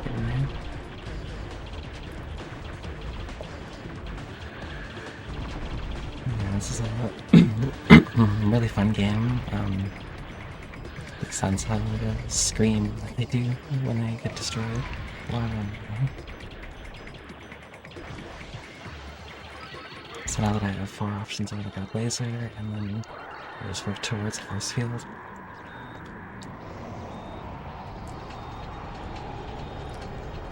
I'm only doing 1 loop here, but if you do play loop 2, this guy spawning in will kill you if you're not careful.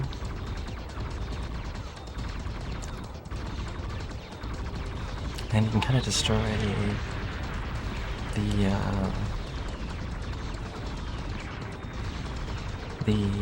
things around this boss. This is a colony core. I guess it's a big core mark too. Oh. Didn't mean to take a hit there.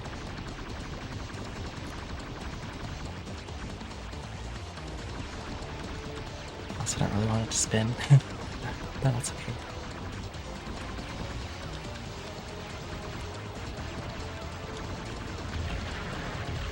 See how I just like grab my options and can keep them.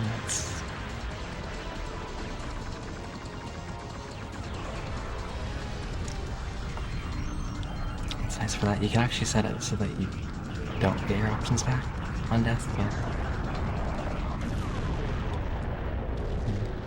2x2 hitbox isn't too squat for you in this game. Yep, exactly.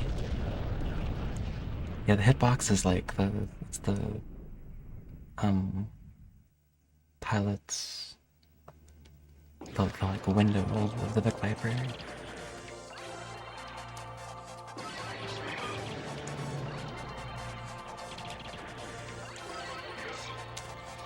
But yeah, the hitbox can be a little bit jank at times, that's for sure.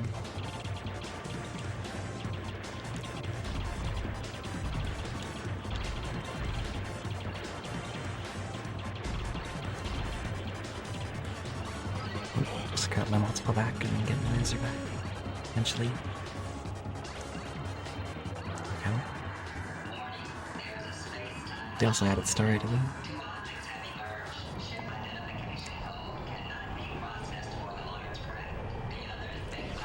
T301.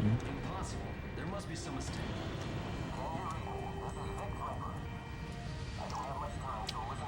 So yeah, you run into this guy, Vic Viper. But you're also Vic Viper. So what's going on here?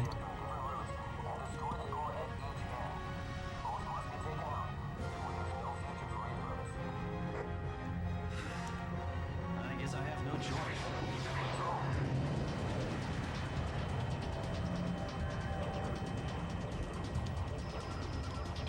So as they said, we're going into the ship here on both sides.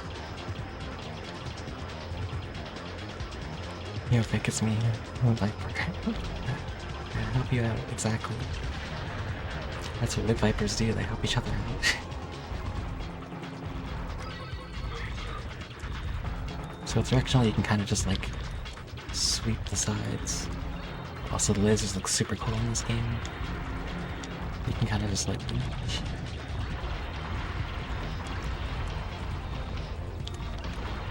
It takes some time to master directional. When you do, it's really fun. Arc adder. Right?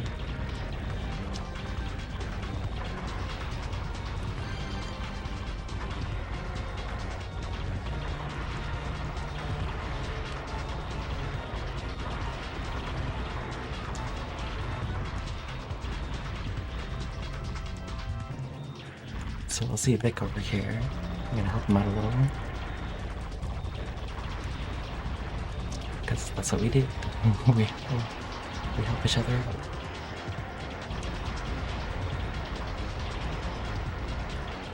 And I just gotta really watch for bullets in this small corridor.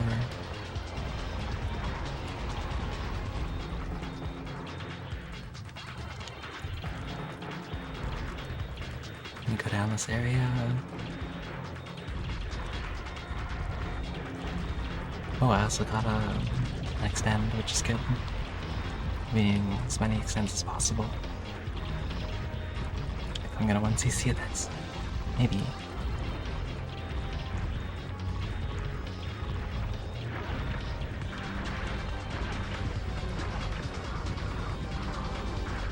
So on first loop, a lot of enemies will shoot revenge bullets or suicide bullets, however you want to call them.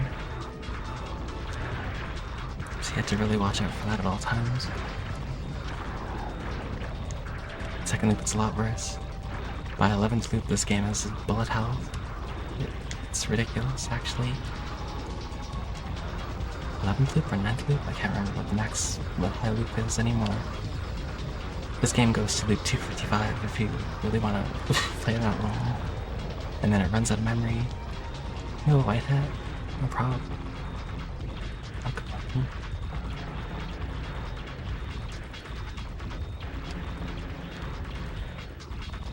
Sweep our way up here. Kill this eye guy. And you need to get in here before this door closes. Otherwise they lock you out and you die. And you can kind of go through with iframes.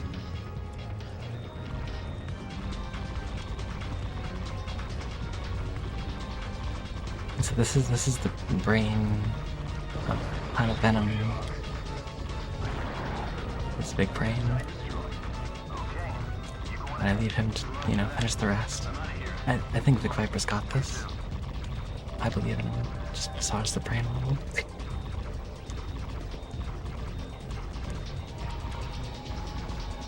Now the other, what do you call it? Advantages to directionals, you can massage the brain. And you can pet the dog.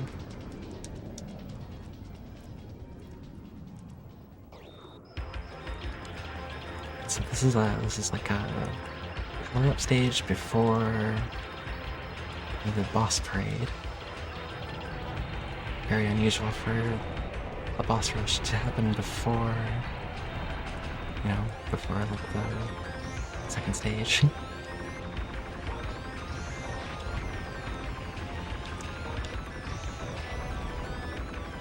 I'm not sure if any other Gradius game has a boss rush on the second stage like this, or first stage or whatever.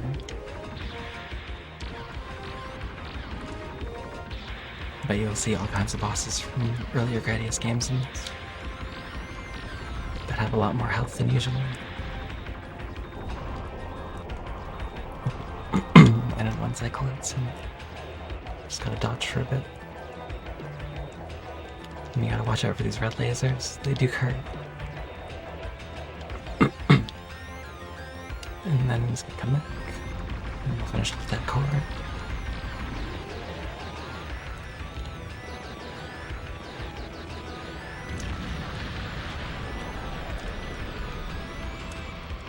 And this is our friend Tetran.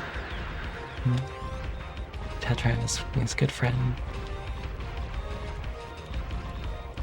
A little bit different from other Gradius games, but he's still Tetran. Today's your final day on vacation. Nice. And good luck and enjoy the rest of your vacation.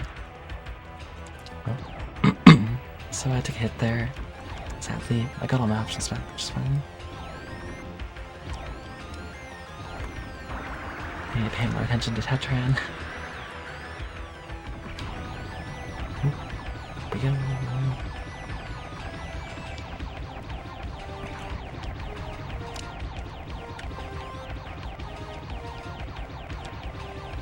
I don't have any speed ups right now, so I'm gonna be really careful.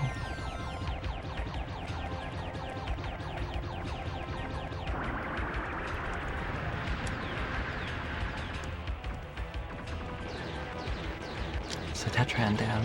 Nice.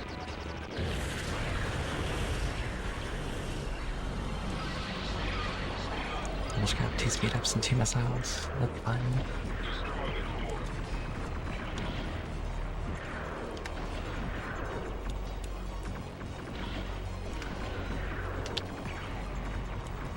See, a lot of cores in this game have those like gates in front of them.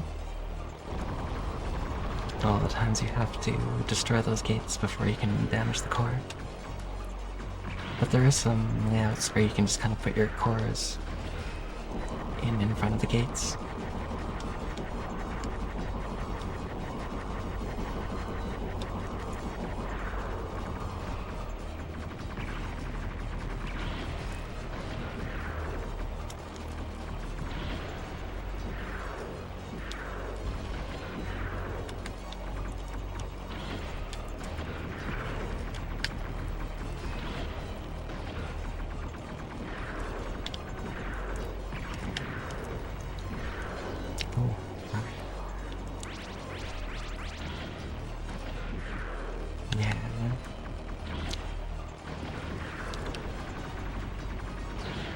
There goes one core. We'll get the second core here in a sec. Very good.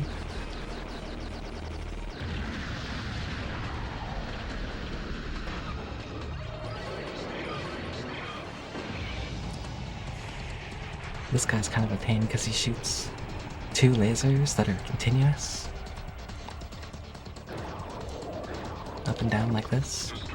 And then you have to be careful of vertical lasers while also trying to shoot the cores.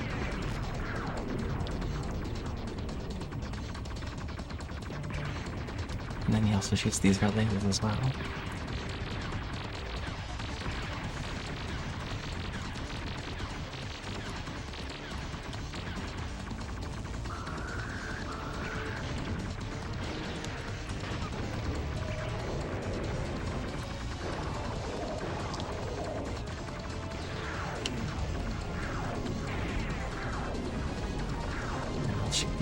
got you too. Lots I gotta be careful of. Okay.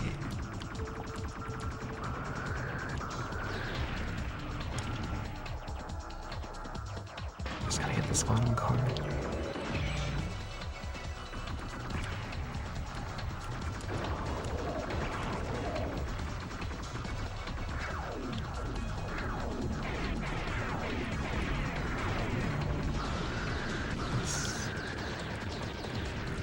Thanks, Heavy.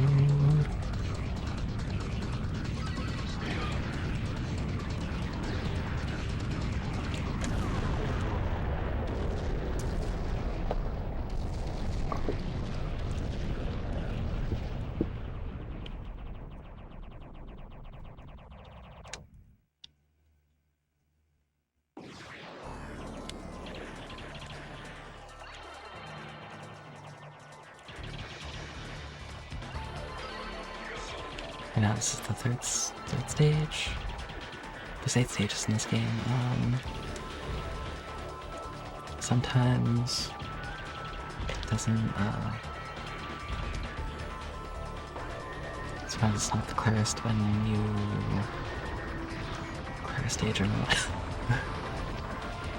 Because you know there's like boss rushes and stuff.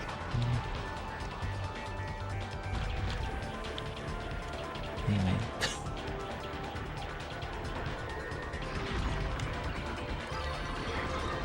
Musical. These guys circle around.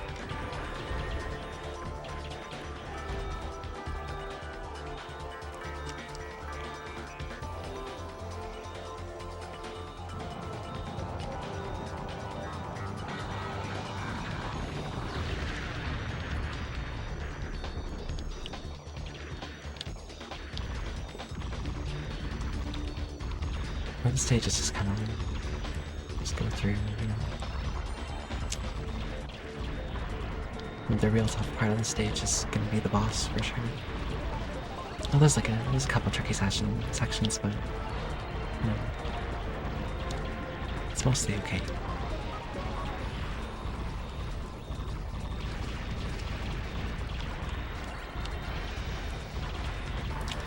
Definitely won't force field with more that one.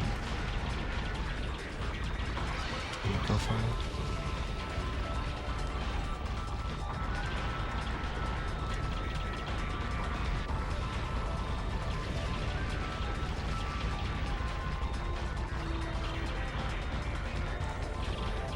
Yeah, like I said, direction's kind of a lot like double, but you can aim it, so it's really nice, but you just have to pay attention to enemies spawning behind you and stuff. Otherwise, I can definitely get the jump on you.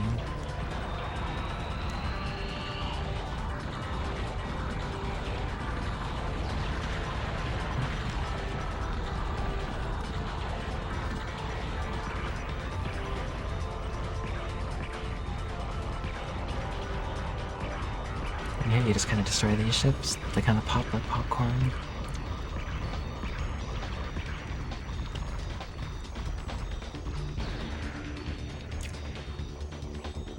Go down in this area.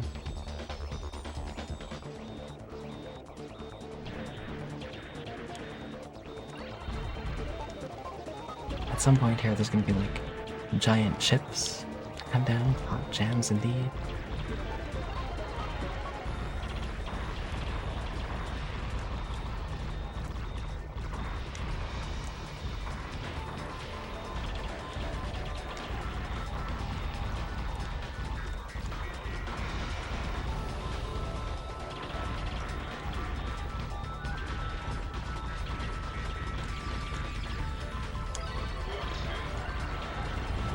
Just kind of keep force field up as much as I can.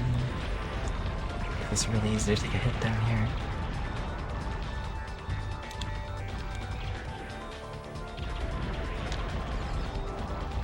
Like that. I would have died for sure. So these big cars come through, and if you stay in the corner here, and just like so, you can kind of avoid getting hit by them.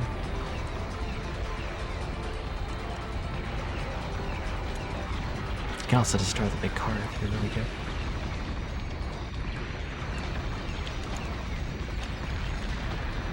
That. This is like a big car factory, pretty much.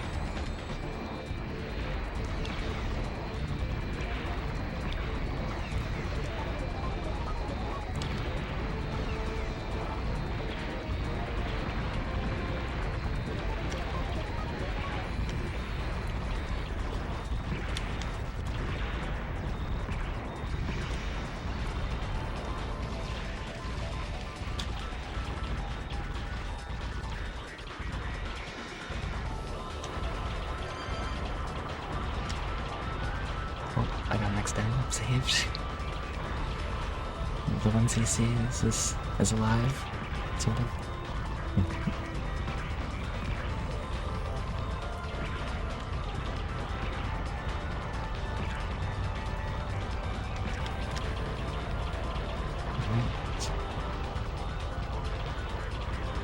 Now here, the big cars will be coming at you, and you want to destroy them before they run into you, of course. You can also kind of dodge along the bottom, but, you know, seeing so many explosions is great.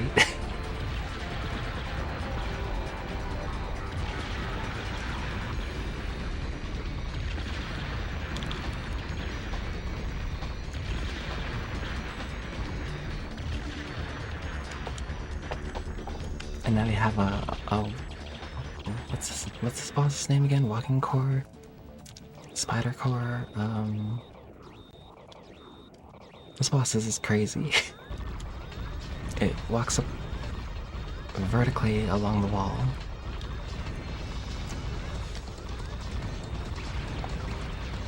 And its core doesn't become active until it gets to a certain point.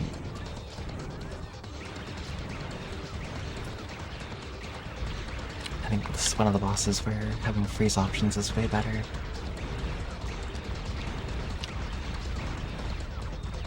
But I'm used to directional, I like directional. it's my way.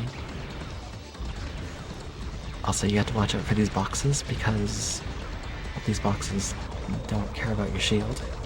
And its legs will knock these boxes down like this. And if the box crushes you, you're dead. So don't get killed by box.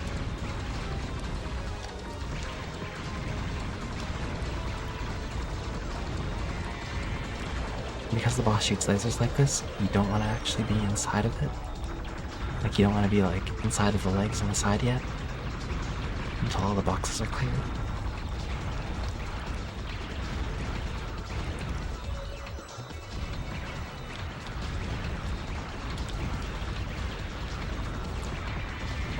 You have to also watch for the enemies in the bottom, otherwise they'll shoot you from underneath. So once this box is cleared, I want to get underneath his leg.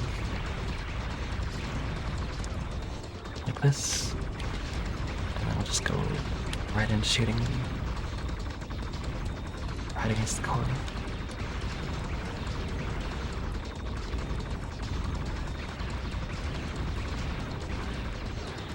Go. And you still gotta watch out for the legs. They can still damage you and it goes out of the background. Like that.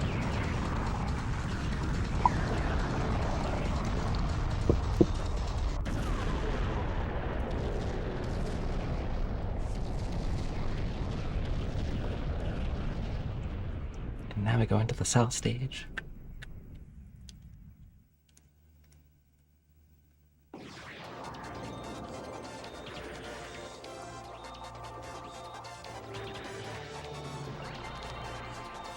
Love the song too.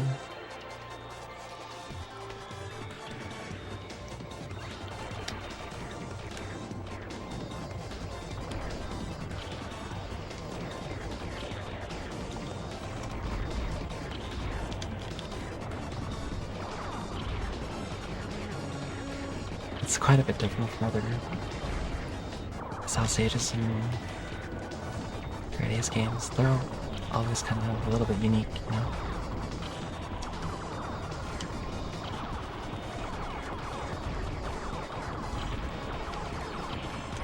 Dang, that thing's laser so fast.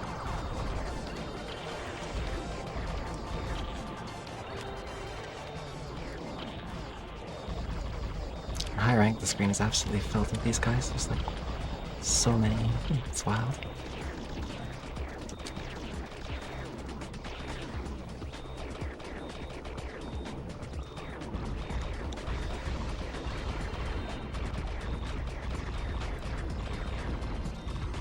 So here's a stage where directional really shines as well.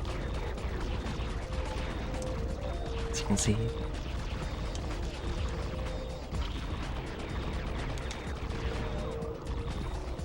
want to be careful of the green dots. They are dangerous. But they are also destroyable.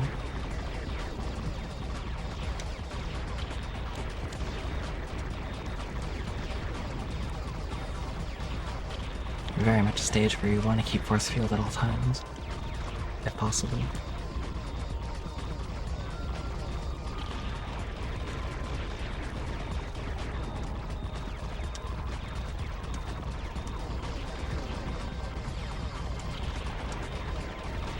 The green one almost got my force field though. Oh, here comes the option hunter. Actually, pretty bad. Oh, he's still 2. What a scamp.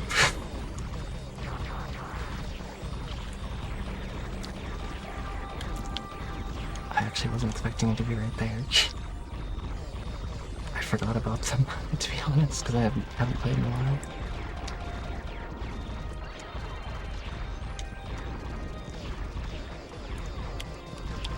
The option hunters were leveled scamps. They're not as bad as the option hunters in Gradius 4.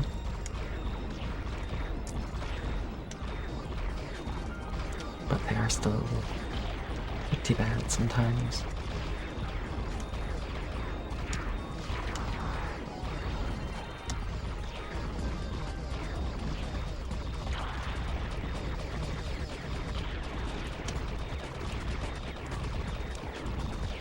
This is where the stage gets really wild. And as I said, directional, very, very useful on the stage.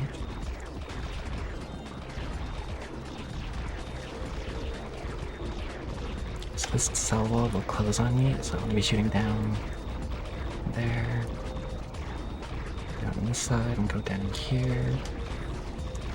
That was close. Almost caught, but we're good, we're fine.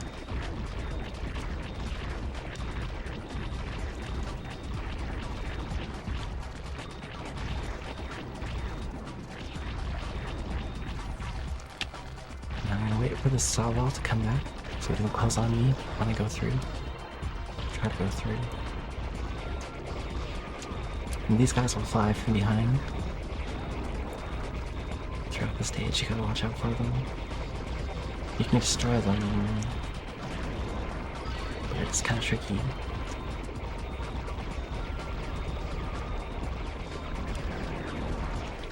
You kind of have to know exactly where to stand. Where to stand, where to fly, so that you don't get crushed by them.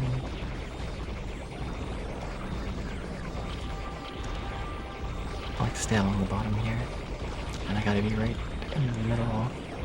Oh, I destroyed the one that comes in the middle. Usually there's like 3.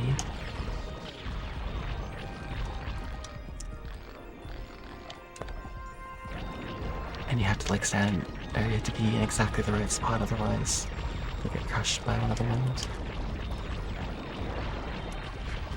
Cell worms, I guess.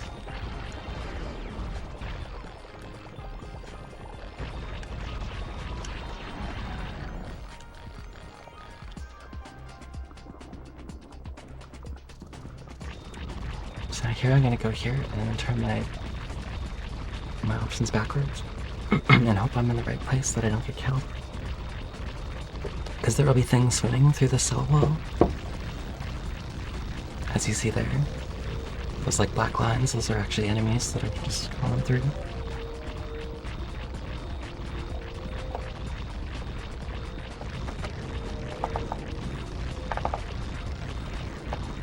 I can just kind of chill at the top left corner. Let's hope that I don't get killed by one. It's probably the safest spot. And now we're coming up to Big Heart, the boss of the south stage. I do want to do multiple if I can get it. I'm not quite. Oh, yeah.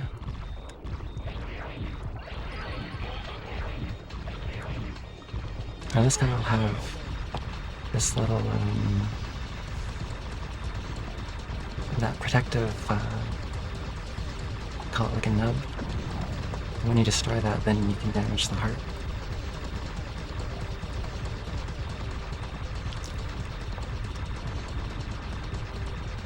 Stay up there for that first cycle.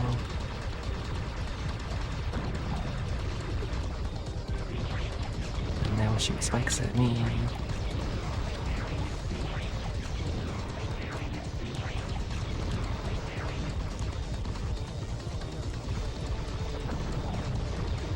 The green pus, I guess it's pus.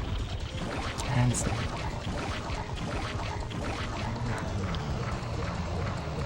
There's another cycle there where it'll shoot fire at you, but skip that cycle.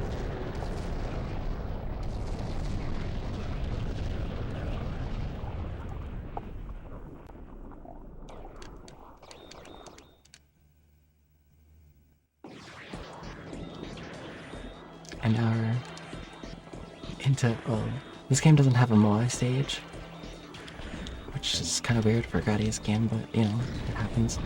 But instead it has this crazy asteroid stage. I say it's crazy because, well, it gets ridiculous by the end of it. And the boss is also ridiculous for the stage, so... Great song, though.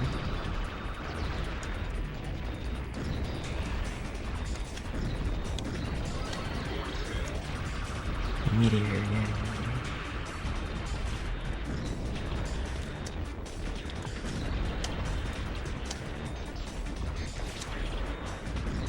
Shmup game, gotta have a meteor stage, for sure.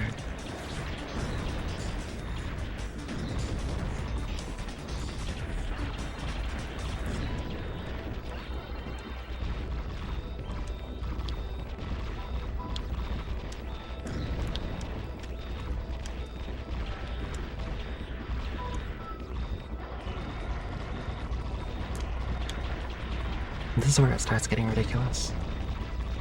Except on high rank, everything's ridiculous. Not high rank, but high loop, sorry.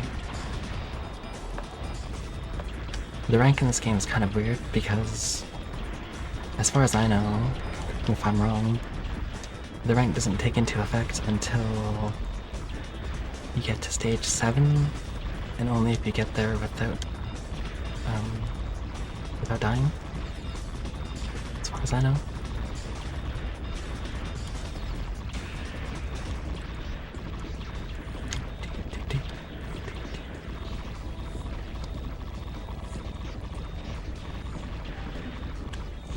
I'm a little pussy on how the rank works in Gradius games. Except for like Gradius 2, everything meteor affects the rank in that game. Gradius 1 and Gradius 4. I said 2 because I was thinking about all these asteroids coming at me. Come at me, asteroids. Oh wait, they will.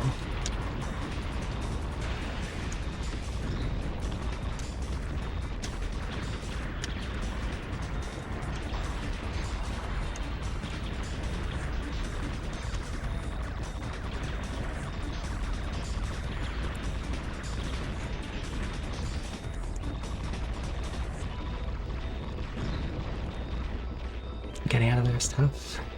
We did it.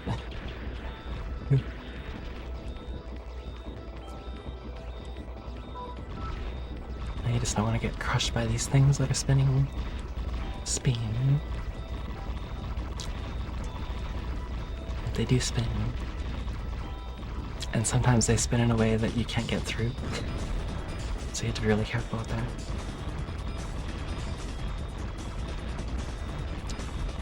And now here's where all craziness happens. We're in like the heart of the asteroid belt now.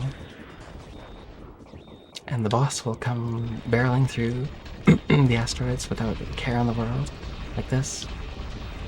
And he will detonate bombs behind him, shoot bullets that you have to dodge.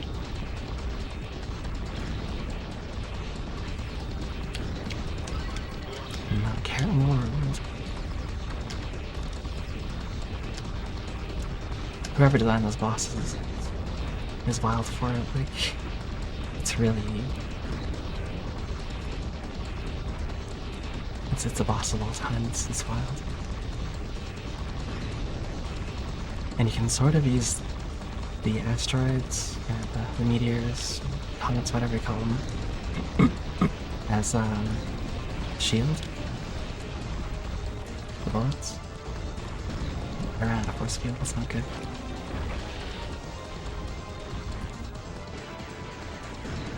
And you actually want to not shoot the asteroids here. Just get cover. Because he will shoot non-stop. I gotta wait for this really long cycle of shooting to be over, while also dodging asteroids from behind and bullets from the front. So you really have to pay attention to everything here. Now I'll get in here, and I want to follow the boss's movements so that I don't get hit.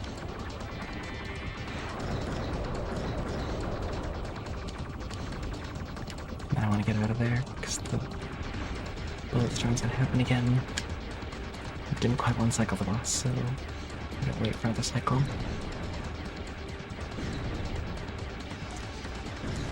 Probably best that I don't have to speed up right now, so I can get it as tight movement as possible.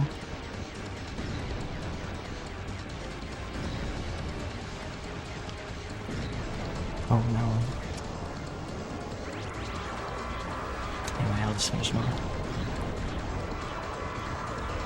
There we go.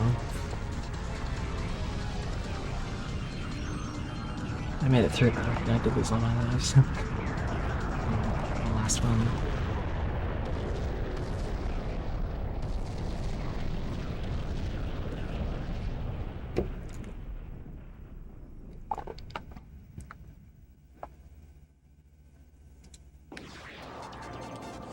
Hopefully I get another extend though. Maybe. I know at some point extends kind of stop happening. Can't remember what point that is though.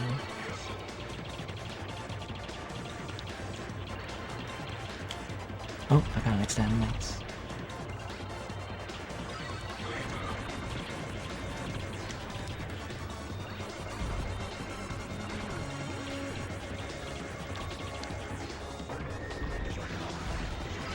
This is another stage where direction comes in clutch. The green goop stage, or acid stage, or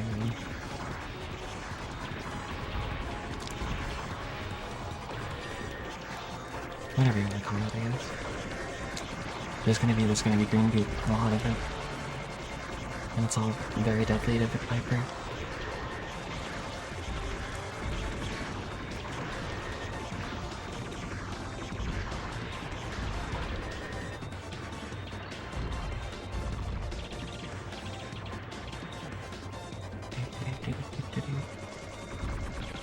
These guys you want to kill, because they'll start barreling at you. Like that.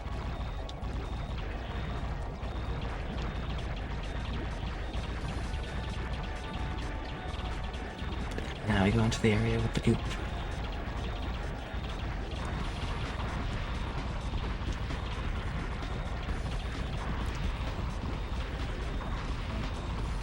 And this is probably why I play directional and not freeze.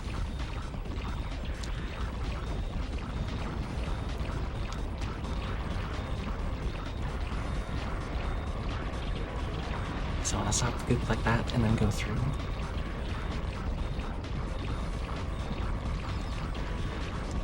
As you can see, I still took some damage on my shield there. Just a little bit.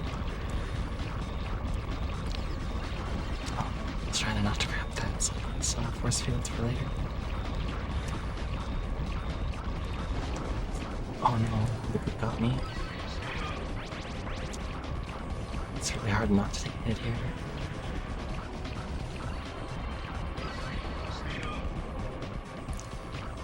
I just want to stay in here for a bit. As this thing passes by.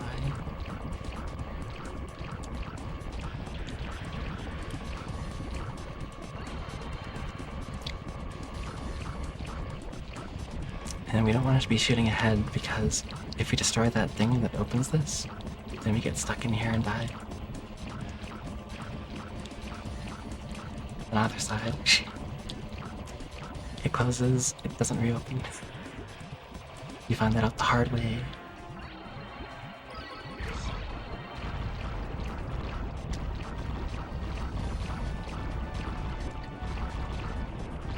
But there are many things in this game that close and don't reopen.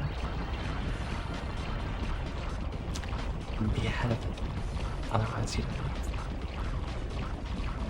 And you kind of want to use these walls as well to buffer against the green acid or whatever it is. Oh no. No. One CC is no. But I'm just gonna go for as few continues as possible, so no, you lose. The game is very mean.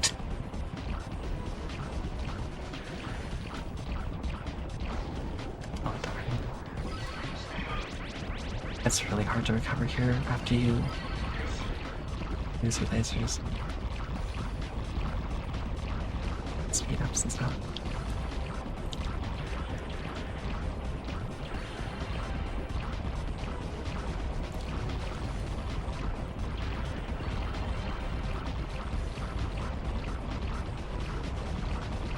Like I said, I haven't played this game in a long time, so definitely rusty.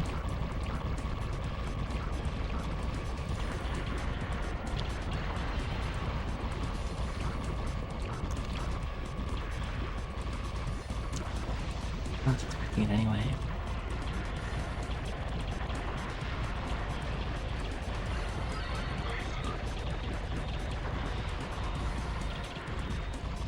So here the stage goes upwards, either to left or right. I don't want to get your shots in here to clear out this area, so you can just move in.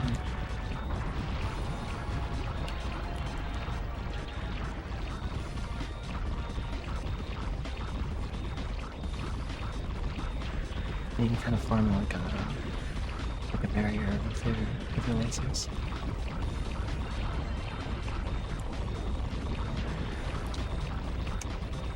You don't want to accidentally go to the left there because then you're trapped.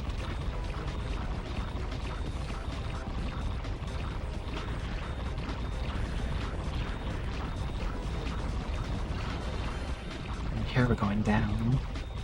And again, laser ball. Very useful.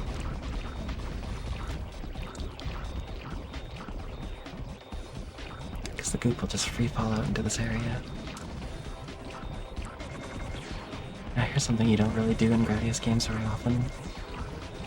You go from right to left instead of left to right. But of course, you know, Big Viper doesn't turn around. He just goes backwards.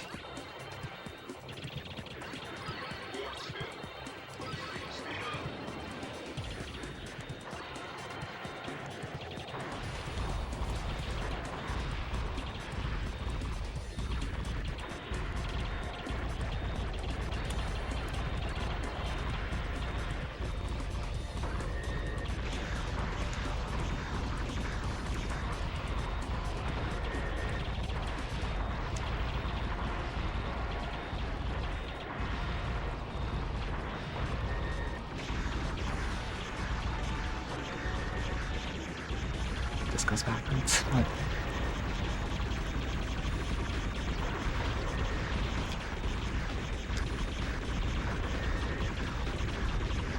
trying to know how to, yeah, exactly. Of course. Trying to maybe disgrace the Vic Viper name.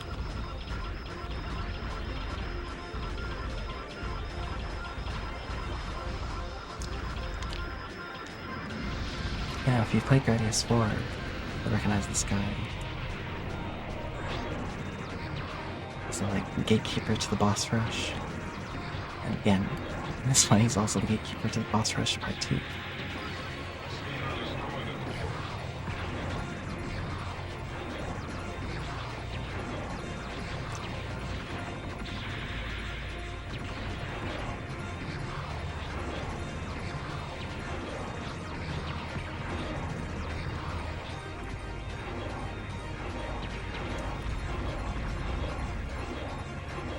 Quite a bit different though from Gradius 4. R-type, a little bit, yeah. It's got that kind of feeling.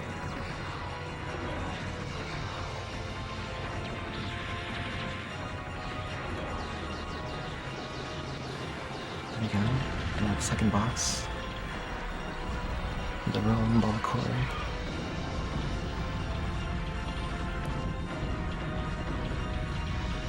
And the boss redirection was great.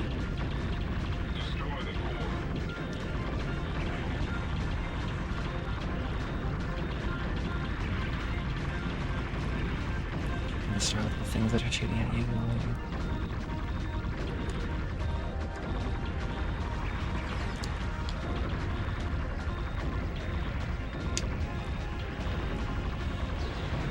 It's R-Type and Atari 520 ST. Nice.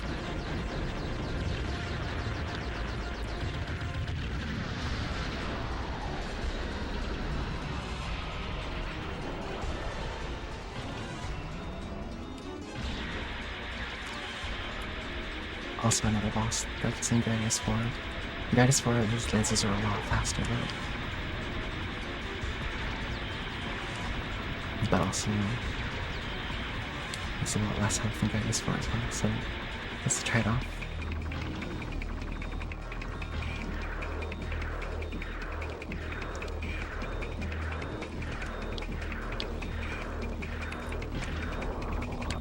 Now it's gonna go to the side. No. Angle my direction is backwards. Ooh. And maybe if I hit him.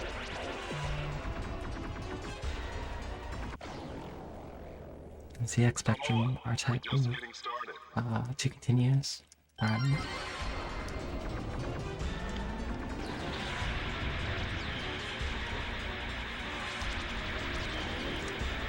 That's fine.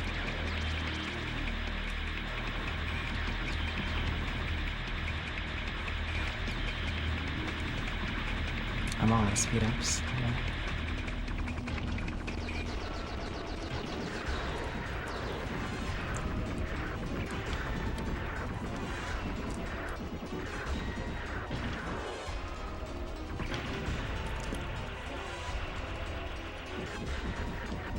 Just kind of dodge these lasers as best you can.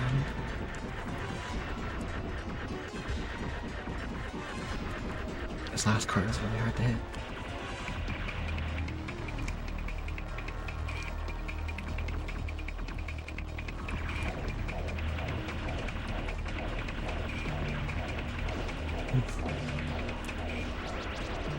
With no speed ups though, man. This is hard.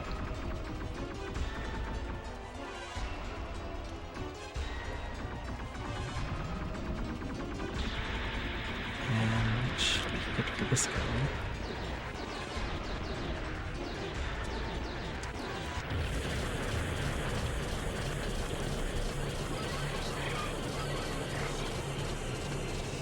Just take one speed up here.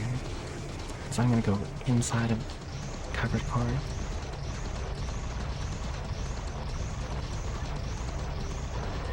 I'll just move along with the boss.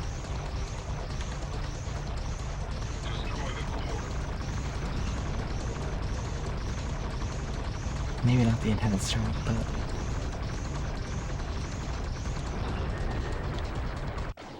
oh. Come on, we're just getting started. Oof. It's 3. And go for a sub 5 continuously, yes.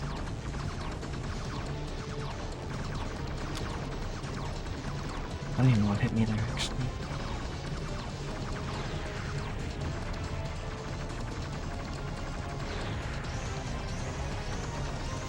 This guy has a lot of cores.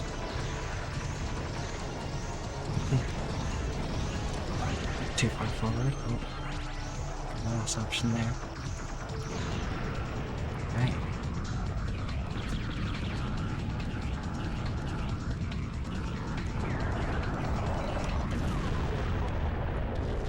CX Spectrum attack.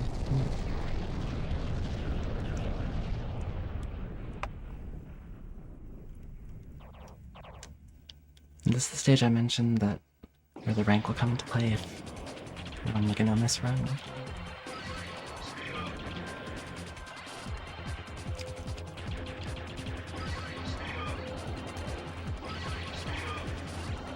I want 3 speed ups at this point. It's the speed section coming up.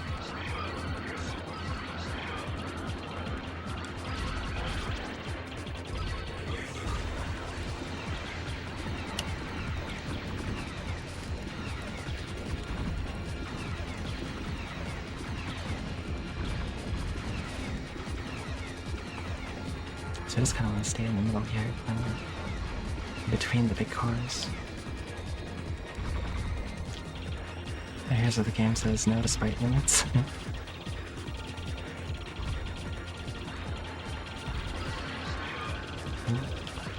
The speed is fine.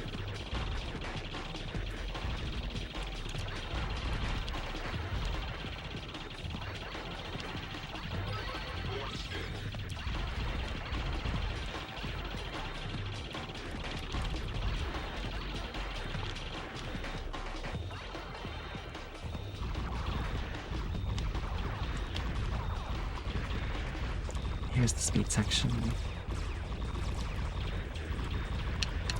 Much like any other areas of the speed section, you have to sort of know the path you're gonna take.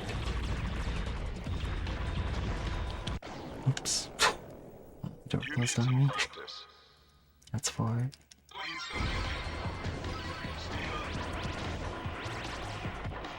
Options back, so it's not too bad.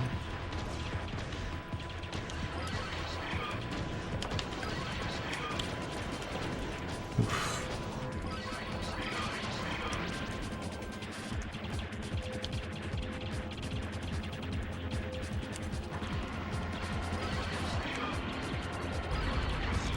If you aren't going fast enough there, it will just, the stage will kind of just kill you.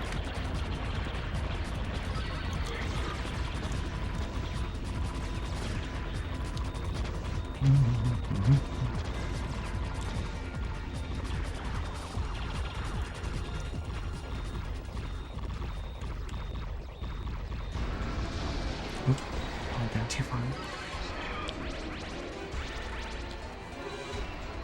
Anyway.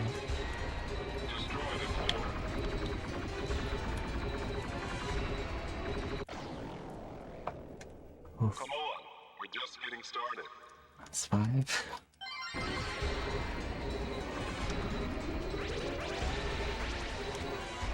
I managed to get 3 bounties back. There's a safe spot you can use in this boss, but I instead crashed into the floor instead of trying to get it, instead of getting it. So.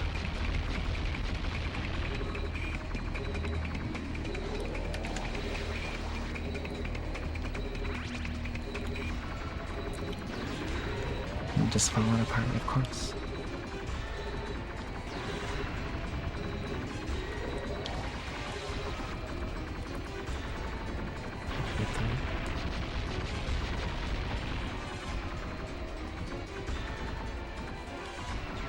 You get to see this boss's full patterns. And it starts blasting fire on the sides.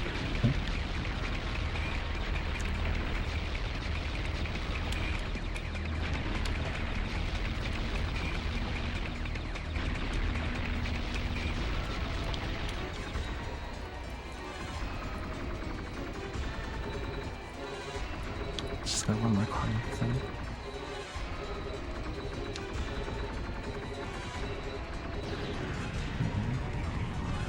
Phew.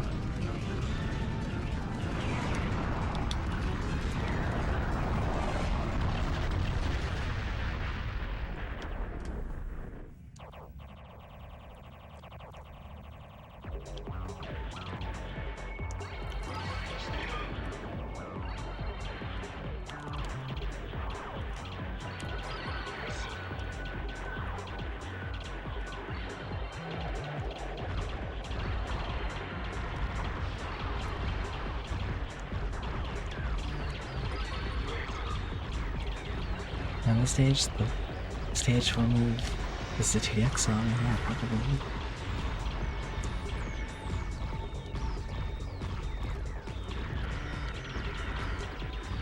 I don't remember which one it is though. But I do love me some 2DX.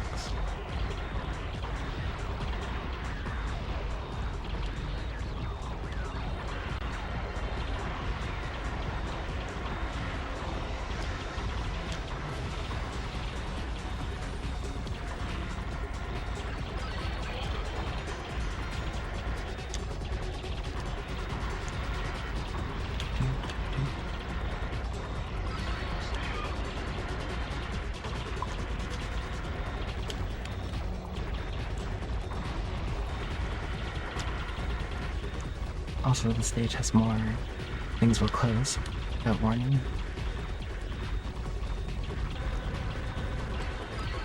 The ceiling will start moving up and down.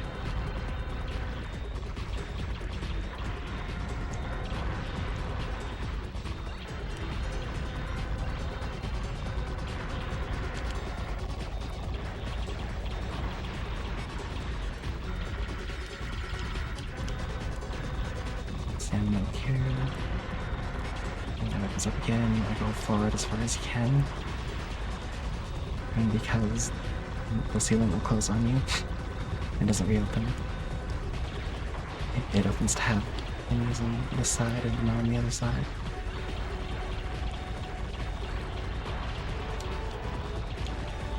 Oh, that was unlucky.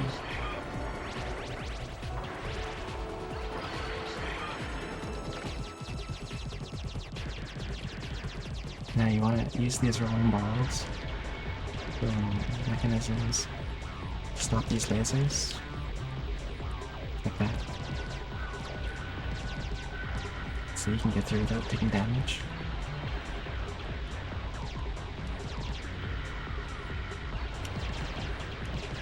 While the rain is coming at you.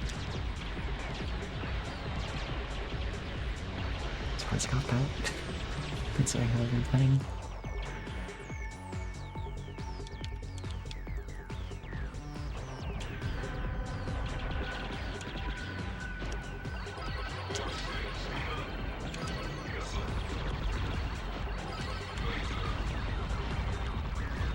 Right? It's super cool.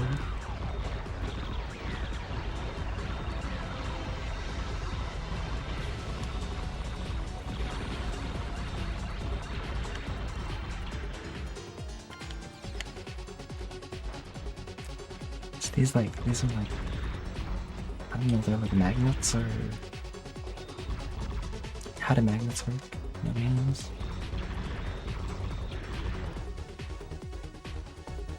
And they'll start closing in on me just as things progress, as I shoot more. So I just kind of want to stay here, just kind of dodge around them,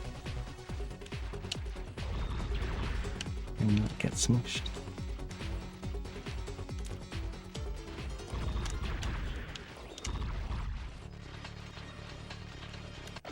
Oof. Come on, we're just getting started. I got smooshed right at the end of it.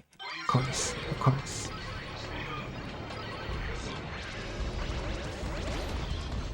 This boss, it starts with like a gravitational field. So if I be pushed to the bottom, if I'm near the bottom of the screen, and to the top, I'm near the top of it.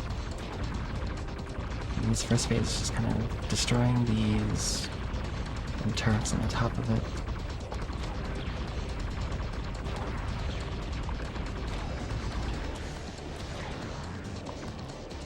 Which it also has the enemy shots.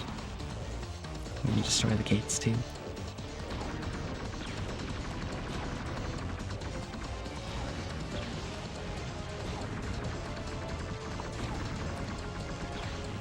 So you can either destroy the turrets or you can just kind of wait it and hit the button.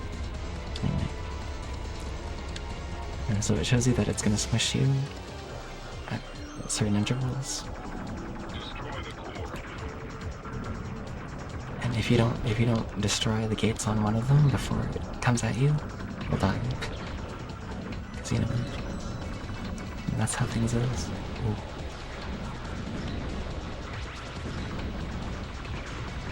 And you also want to use the mechanic of these rolling things to get through the laser streams. That's also good, of course.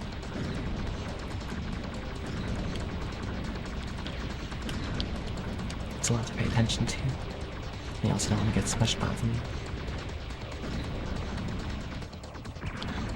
So here it comes. So yeah, if you don't take the gates out of one of them, then you're dead.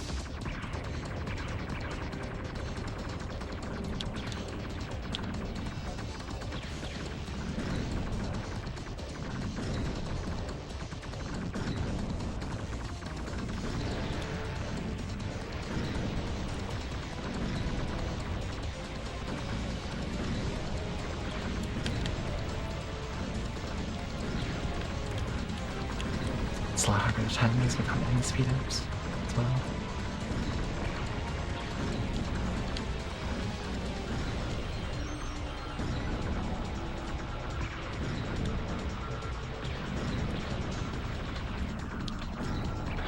Okay.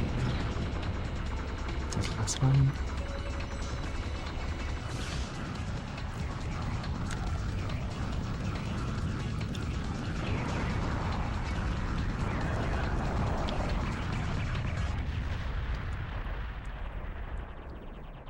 Right.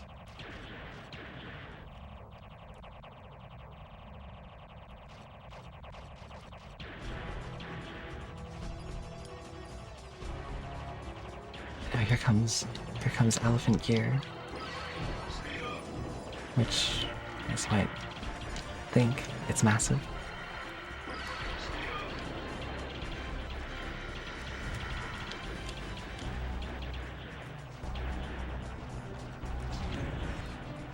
It has, I think, it has like 12 cores or something. 1, 2, 3. I think it's 12, yeah.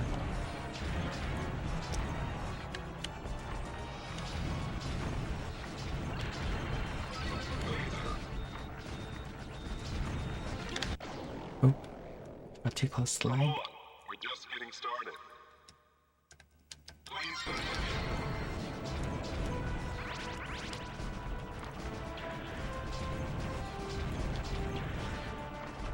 destroy the core. And you can either destroy all the cores, and that will kill the thing, or you can sort of wait for it to just leave eventually. It'll leave after like 3 passes or something. I'll shoot it down then.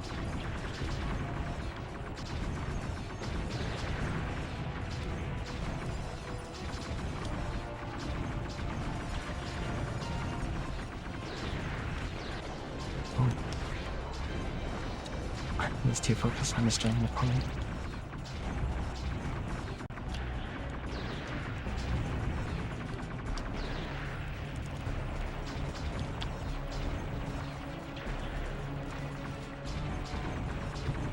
Speed up. Nice power up.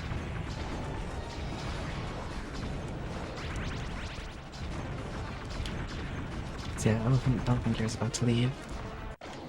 Ow. Come on, we're just getting started. And you're just getting started, it's true.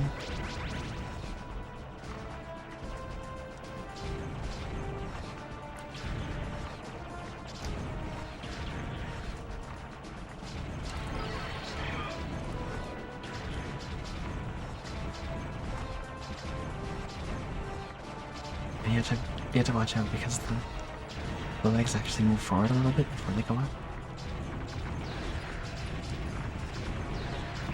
There we go. It's right before this last pass.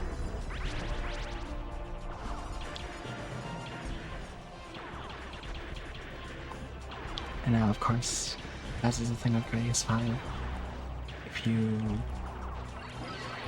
don't get out of this area on time, the doors will close on you. Big spoilerinos.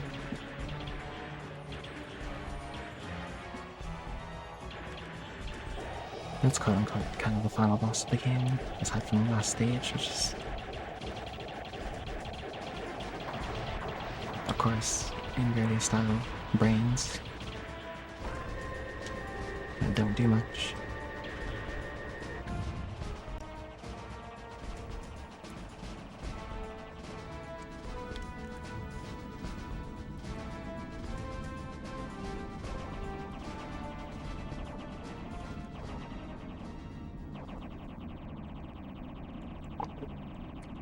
Nothing's denting it.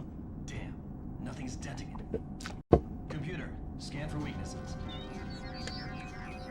Scan results. The object is the same as the one that was orbiting planet Radius. The outer shell is impervious to any weapon the Big Viper can utilize. The only solution is to enter through the rear hatch and destroy the cores located therein. There are 2 cores which must be destroyed simultaneously. This requires 2 ships. I see. So that's why Okay, let's create a space-time anomaly in between in time. That is a highly dangerous operation. Don't worry, history's on my side. Space-time anomaly. So yeah, the Big Viper you see at the beginning of the game is us. At the end of the game,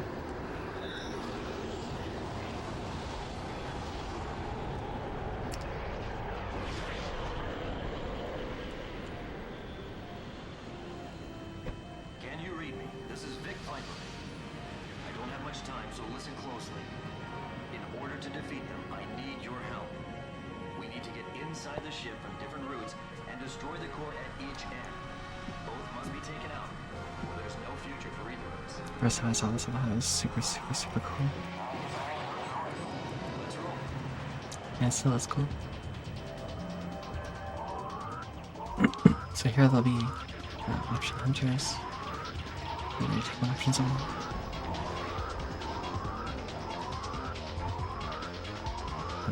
They can't take them out if I don't grab them, so... Yeah. I can destroy the hatch on this side. So now we're playing like the inverse of the first stage.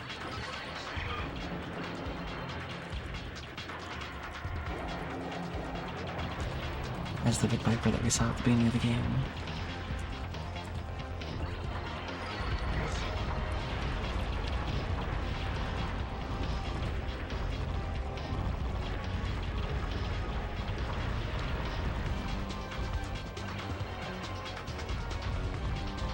And it's really hard to get through here if you don't have any options.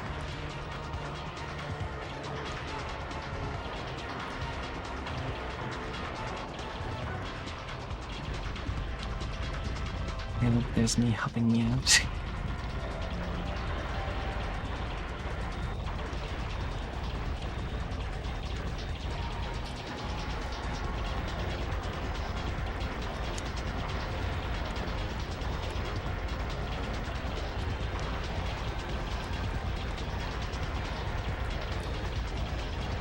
That's a good question. Why do the Bacterians do anything? Oh no, that's 6. I think.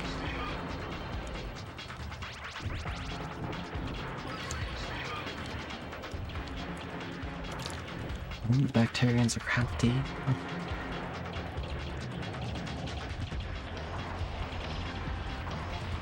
Don't do anything for Abomination.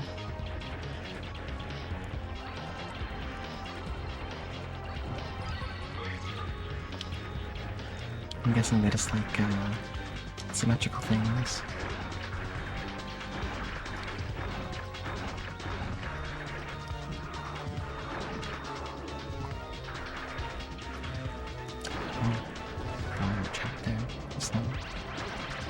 escaping that one.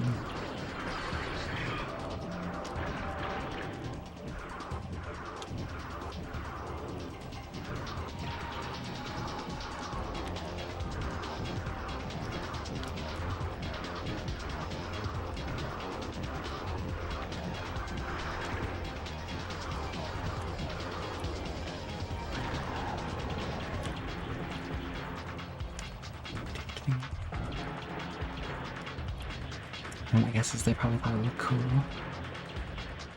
It does.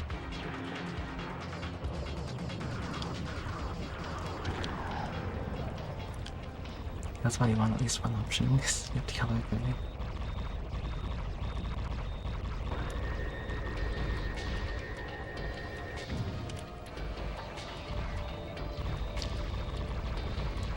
Dang, that guy's got some real firepower down there.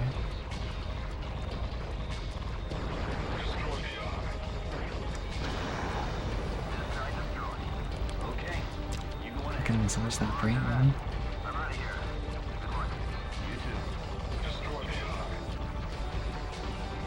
So now we destroy the side, and there we go.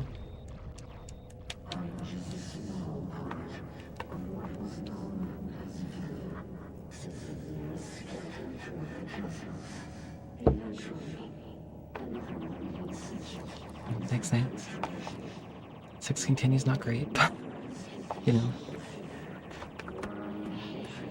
I'm out of practice.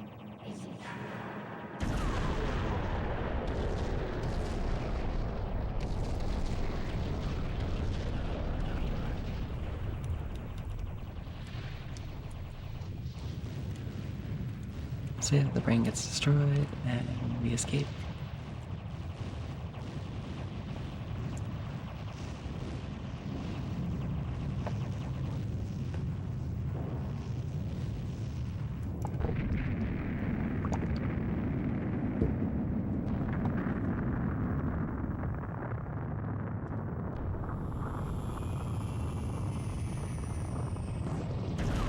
And giant explosion. Of course.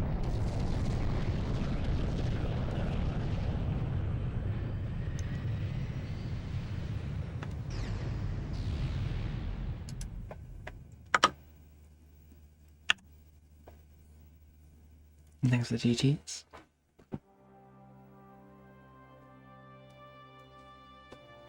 Well, didn't get the 1 CC, but I was underestimated, so that's good. Thanks, Anne. And that ends Shmuptember, I think.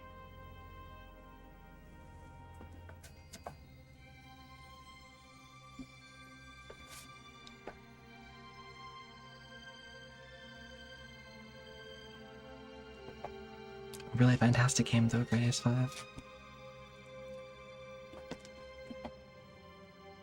Oh, thanks. It's really hard, yeah. No problem. Thank everyone for all the runs for this entire event. Guys, RGL TV for running this. Thank you for having me.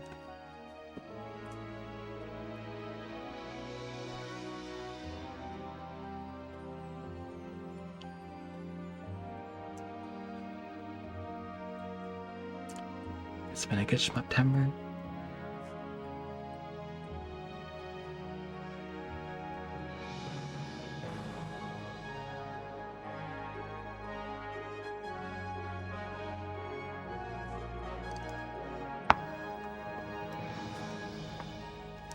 Back when Konami made amazing games. I'm sure there's like a Grady's Pachinko.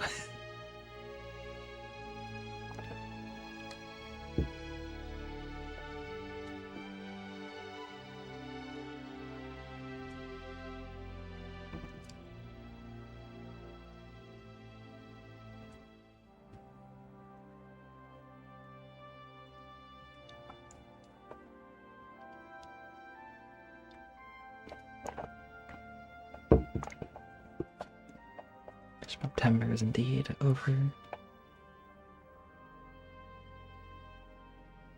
Until next year. Oh no. They'll be VODs.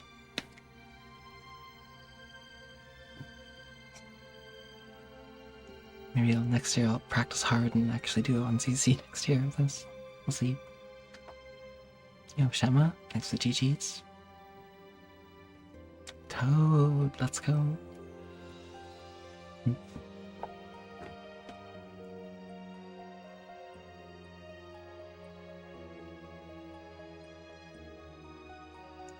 You're all good, don't worry about it.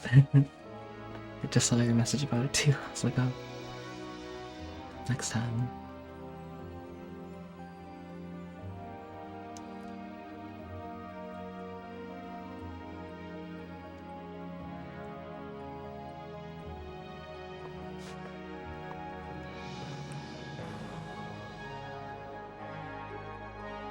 It's such a great game.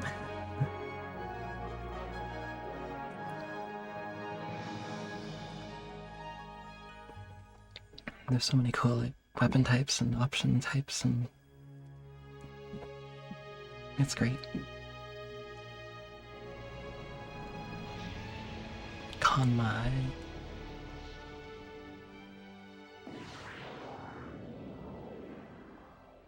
...2004, PS2.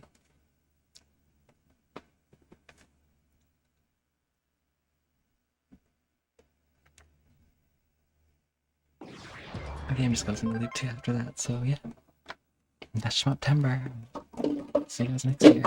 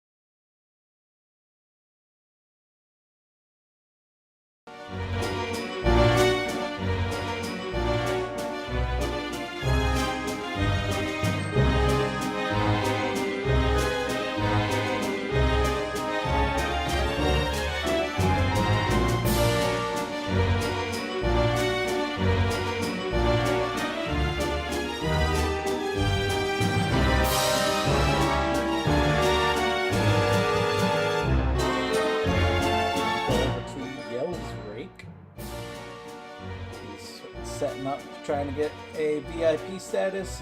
He's a staff member and good friend, so everyone go send him some love. And we'll see you for our Halloween event and tomorrow for Random Monday. Good night, y'all. Thanks for shmupping.